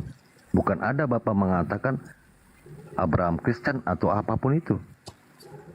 Hanya Bapa mengatakan umatku. Bapa Yehuwa itu mengatakan umatku.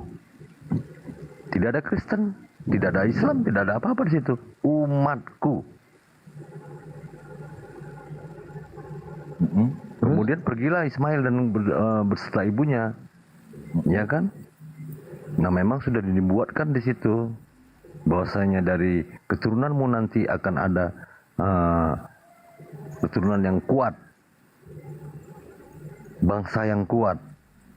Nah, keturunan dari Sarah, Ishak, seperti butiran debu, butiran pasir, banyak dia. Makanya dari Ishak banyak yang jadi nabi, Daud, Yakub, sampai ke Musa. Itu kan Musa kan cucunya Ishak. Cucunya Ishak itu. Siapa? Musa.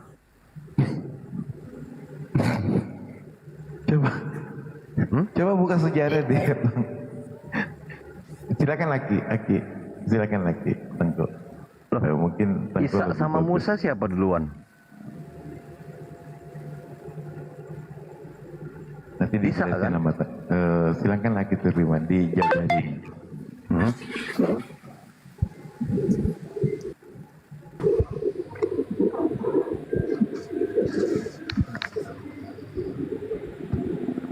Jadi gini Bang, tadi Abang sudah mengatakan ketika Musa bercakap dengan Tuhannya, dikatakan seorang nabi akan kubangkitkan dari antara saudara mereka sama seperti Allah. Dari ayat ini aja jelas siapa yang lebih tua, kan gitu. Maksudnya yang lebih tua mana? Lebih tua Musa lah dibanding Ishak. Ya enggak lah. Ya coba. Ishak duluan. Ya coba Baru lihat Musa. silsilahnya. Lihat silsilah keturunannya. Mungkin aku salah juga ya, tapi Mana coba duluan? Mana duluan Abraham apa Musa? Mana duluan? Sebentar dulu nih, Aki Turiman. Abraham kan? Aki Turiman monitorin Aki. Ya mana duluan Abraham apa Musa? Silakan Aki. Sabar Bang Diki. Dia bertanya mana lebih dulu Abraham atau Musa. Silakan Guru tadi jabarin. Ya, lebih dulu Nabi Musa. Hah? Masa Musa dulu daripada Abraham, gimana sih? Ya Abraham dulu. Musa jauh itu.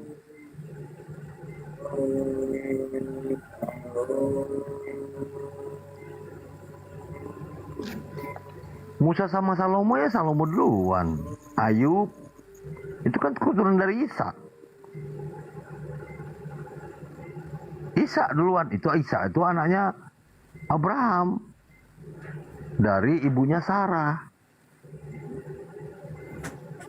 Nabi Ibrahim itu sekitar 2000-1800 sebelum Masehi. Sedangkan Nabi Musa itu sekitar 1300-1200 sebelum Masehi. Kira jaraknya kurang lebih 600 sampai 700 tahun begitu. Sebenarnya lebih dulu Nabi Musa.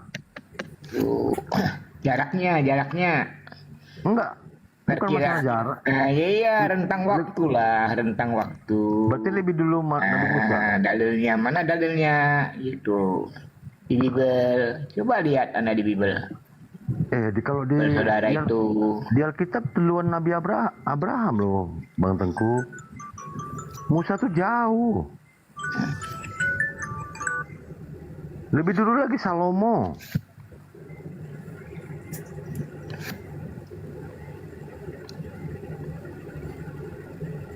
Ayub. Itu keturunan Ishak semua itu. Baru Musa. Musa melalui bangsa yang pertama itu Mesir. Yang dipungut oleh Raja Firaun.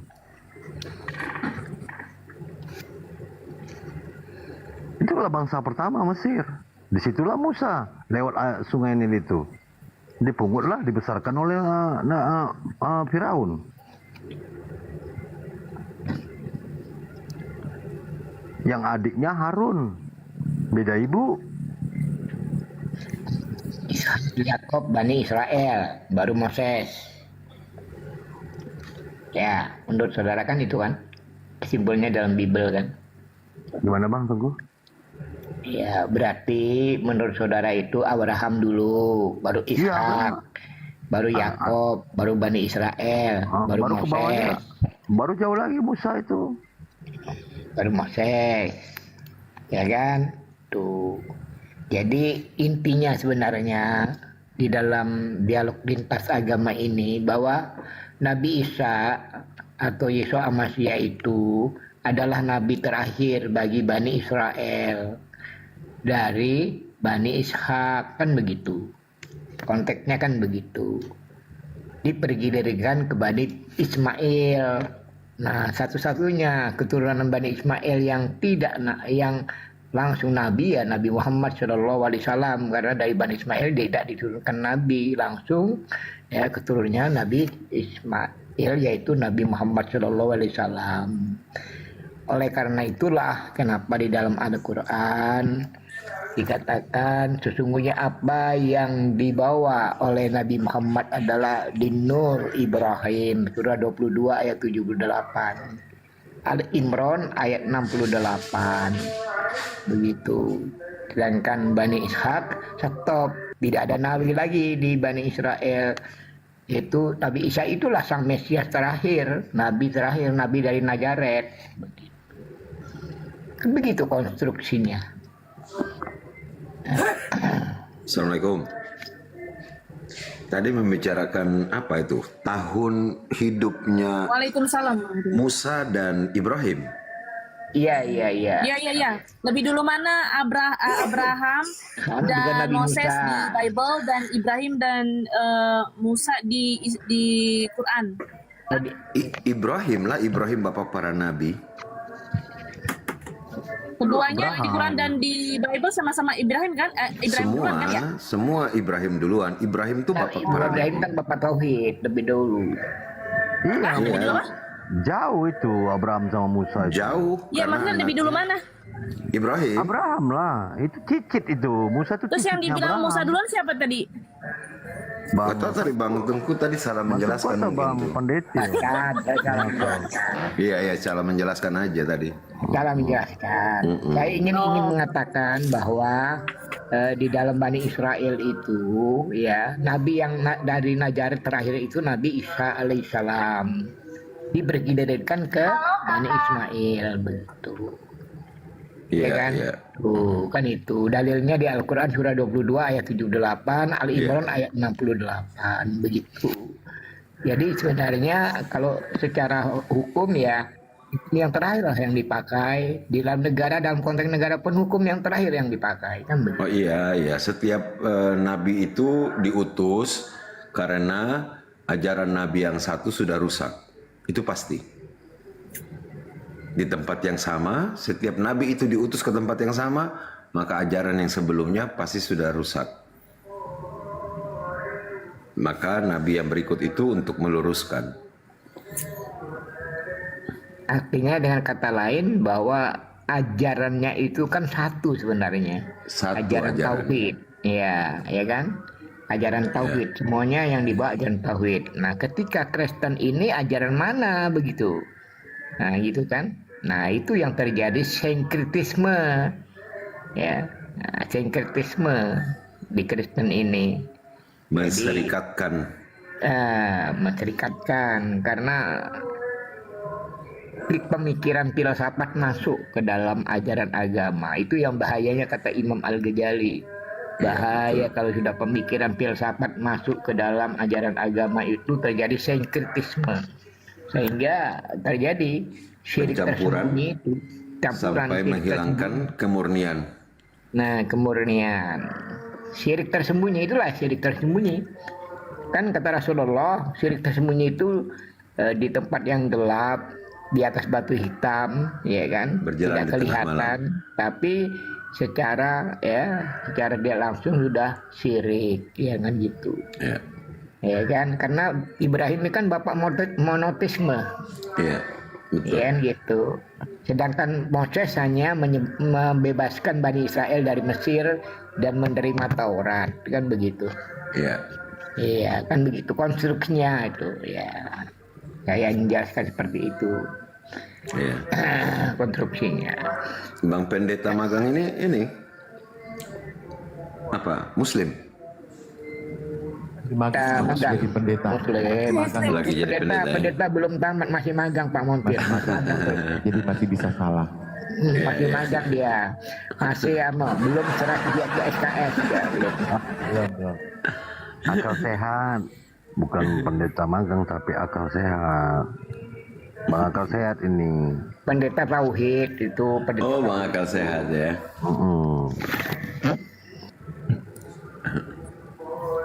Magang aku Bang jadi pendeta. BJS Loli. Kalau kesimpulannya secara hukum itu ya, secara hukum ya. Secara hukum itu sidang anak manusia itu kesimpulannya bahwa hukum Yahudi dilanggar secara sistematis, betul kan? Iya. Iya kan? Iya, dan sejatinya kalau di dalam literasi mereka yang asli lolos itu dari sidang terakhir. Sidang terakhir ya, lolos. Ya, sudah lolos ya. Walaupun awalnya di Matius 26:3 terjadi rancangan pembunuhan, rancangan pemotongan dan penangkapan dengan tipu muslihat, tapi ketika eksekusi dilimpahkan kepada hukum Romawi, sebenarnya vonisnya sudah jatuh 3 kali itu, tidak ada kesalahan dan tidak layak dihukum mati. Sebenarnya kalau dalam konstruksi hukum bebas murni itu. Ya, kalau bagi Yahudi tidak ada penyaliban. Tetapi adanya dia bilangnya rajam. Tiang gantung. Ya, tidak digantung lagi, rajam aja. Rajam sebenarnya rajam. Karena itu kan ketika dilimpahkan kepada Romawi kan para pemuka agama Yahudi, para agama itu kan kenapa kau tidak menggunakan hukum Tauratmu, kan gitu. Ya, Yohanes 18:31 itu kan. Ya kan? Betul. Lalu dijawab oleh para pemuka Yahudi yang kami dalam hukum Taurat tidak boleh membunuh orang yang tidak bersalah.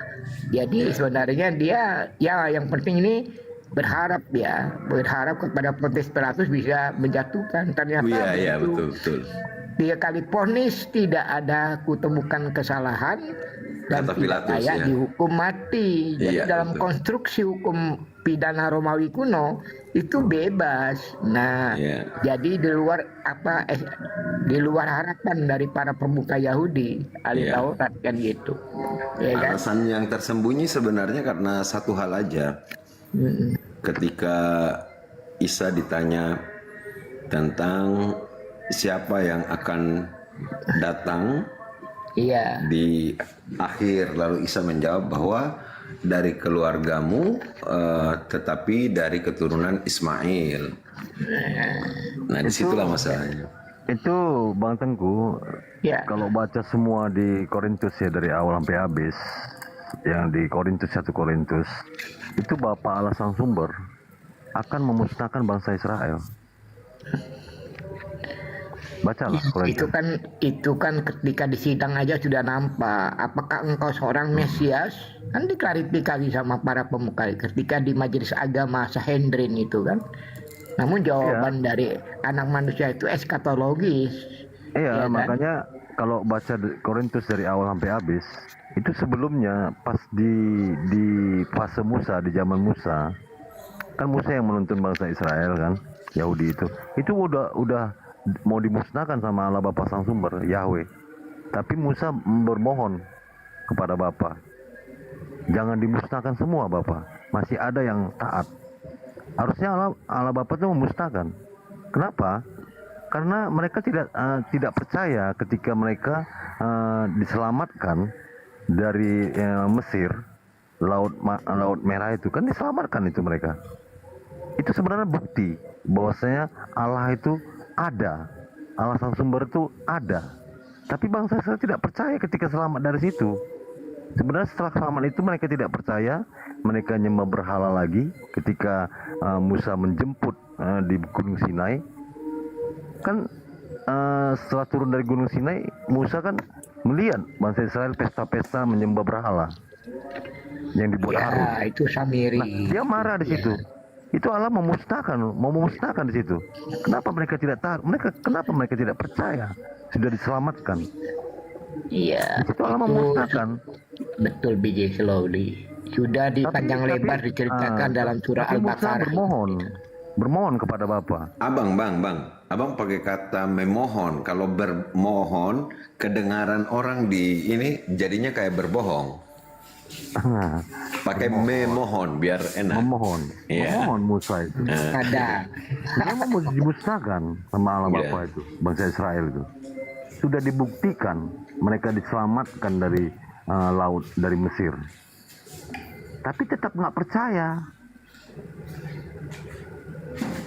Makanya Musa memohon, jangan musnahkan semua Bapa. Masih ada yang taat. Makanya 60% kan dimusnahkan Bapa itu, bangsa Israel itu, setelah dibelah laut itu. Kalau nggak habis itu semua.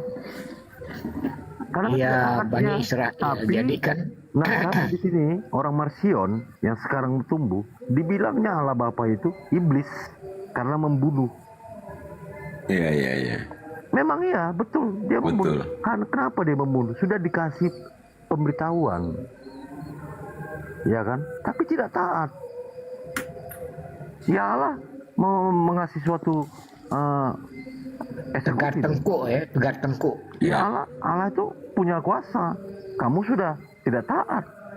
Sebelum kamu tidak taat, saya sudah kasih. Nah, makanya tulah-tulah yang anaknya di Mesir itu kan Allah memang membuat. Ya kan sebelum dikasih tulah kan dikasih peringatan. Akulah Allah yang harus kalian sembah. Tapi mereka tidak taat. Ya mati semua anak-anak itu. Tapi Marsion bilang iblis Allah itu membunuh. Betul. Karena tidak taatnya. Begitu. Ini Marsion ini yang salah di situ. Iya, BJ, itu sudah, kalau di Al-Quran kami sudah diabadikan bahwa Bani Israel itu melakukan kerusakan 2 kali dan ini mau ketiga kali lagi kan itu di surah Al-Isra surah 17 mereka nanti. Ayat 1 sampai dengan 7. Dia kerjaman akan dimusnahkan mereka di Korintus tuh.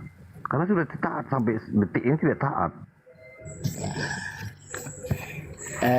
Iya, BJ, itu kan di persepsi dari saudara kan. Kalau di Al-Quran itu jelas di juz 15 surah nomor 17 Al-Isra ayat 1 sampai dengan 7. Ya. Jadi Maha Suci Allah yang telah memperjalankan hambanya itu kan. Nah, tapi ketika sampai pada ayat 7 ayat 4 ya, dan kami tetapkan terhadap Bani Israel dalam kitab itu. Kamu pasti akan berbuat kerusakan di bumi ini 2 kali. Dan pasti kamu akan menyombongkan diri dengan kesombongan yang besar. Nah, itu menarik ya. Maka pada ayat 5, maka apabila datang saat hukuman bagi kejahatan yang pertama, dari kedua kejahatan itu, kami datangkan kepadamu hamba-hamba kami yang perkasa, lalu mereka merajalela di kampung-kampung, dan itulah ketetapan yang pasti terlaksana. Ya. Pada ayat 6, kemudian kami berikan kepadamu giliran untuk mengalahkan mereka. Kami membantumu dengan harta kekayaan dan anak-anak, dan kami jadikan kamu kelompok yang lebih besar. Dan ayat 7-nya, jika kamu berbuat berarti kamu berbuat baik untuk dirimu sendiri. Dan jika kamu berbuat jahat, maka kerugian kejahatan itu untuk dirimu sendiri. Apabila ia datang saat hukuman kejahatan yang kedua, kami bangkitkan musuh-musuhmu untuk menyuramkan wajahmu. Lalu mereka masuk ke dalam Masjidil Aqsa sebagaimana ketika mereka memasuki pertama kali dan membinasakan apa yang mereka kuasai. Ini sunatullah ini sedang berproses, sedang berjalan, ya. Maka tapi di ujungnya yang bisa menjadi temannya orang Islam itu adalah yang mengaku mengikuti Isa Al-Masih alaihissalam dengan diawali dengan Imam Mahdi. Hanya saja syaratnya terlalu banyak. Syaratnya kalau orang yang sekarang ya harus sekarang. Kalau tunggu nanti belum tentu gitu kan. Dia sudah mati baru Yesus datang gitu. Makanya Bani Israel tuh setiap hari dia mengintip Masjidil Aqsa. Bukan untuk apa, bukan untuk apa. Karena penantian dia yang tadi mau dia penuhi. Jumlah umat Islam yang sholat di masjid ini apakah lebih sudah sama dengan yang sholat seperti Jumat kan begitu. Betul. Dia mengecek itu jumlahnya berapa. Ketika ditanya kenapa engkau, ada seorang ulama tanya kepada pengawal-pengawal Bani Israel itu yang menjaga Masjidil Aqsa, tentara-tentara Israel itu kan. Kenapa kau tiap pagi, tiap subuh ya kan, tiap malam 4 subuh datang ke Masjidil Aqsa? Ada yang jujur di antara mereka. Saya mengintip berapa jumlah jemaah ya kan. Karena sepanjang sejarah yang bisa mengalahkan mereka orang-orang Yahudi itu hanya Nabi dan para sahabatnya. Maka hari ini pun yang pasti bisa mengalahkan mereka adalah yang mengikutinya dengan seluruhnya, ya kan? Jadi berislamnya dia itu amalannya. Nah ini juga ketika Salahuddin Al-Ayyubi pernah ditanya ketika memeriksa pasukan, Salahuddin Al-Ayyubi melepaskan Yahudi dan Nasrani dan memerangi kelompok yang dari Islam sendiri yang kemudian tidak lurus pada akidahnya. Sampai-sampai ditanya kenapa Salahuddin Al-Ayyubi melakukan itu, Salahuddin Al-Ayyubi mengatakan bahwa tidak mungkin saya membuka menyerang Yahudi dan Nasrani sementara punggung saya masih terbuka kepada Syiah. Punggung terbuka ini maksudnya berpotensi saya diserang gitu kan. Ada tamu lu nih, siapa nih Pak Montir? Oh iya, siapa coba? Olopia Jahara. Oh iya, sehingga dari poin itu memang kita dapat gambaran yang nanti akan mengalahkan itu ketika kita tetap kembali pada kemurnian agama. Oh ya, Bang Tengku, Bejo? Bejo, Bang Tengku. Aku tadi di real ngobrol nih di real sama teman dari, menarik menurut aku, Aku pengen sharingkan di sini gitu loh. Aku ngobrol sama teman dari Muhammadiyah. Gimana? Hasil kami tadi di Relo sharing menarik menurut aku gitu loh. Nah, jadi dia berkata di mereka ini tidak merayakan ulang tahun. Tidak boleh. Apalagi mengucapkan panjang umur, bahkan dengan lagu panjang umur, tidak boleh. Nah, aku tanya gitu loh, kenapa tidak boleh, brother?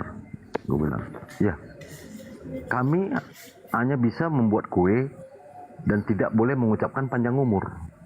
Yang bisa selamat tambah umur, bukan panjang umur. Kalau kita mengucapkan panjang umur itu kita sudah kita nggak ada panjang umur. Iya. Nah, Ya, sebenarnya Bang, pada poin yang lebih berani ya, dari zaman Kiai Haji Ahmad Dahlan, perkataan almarhum itu sudah tidak pantas disematkan manusia menyematkan kepada manusia yang telah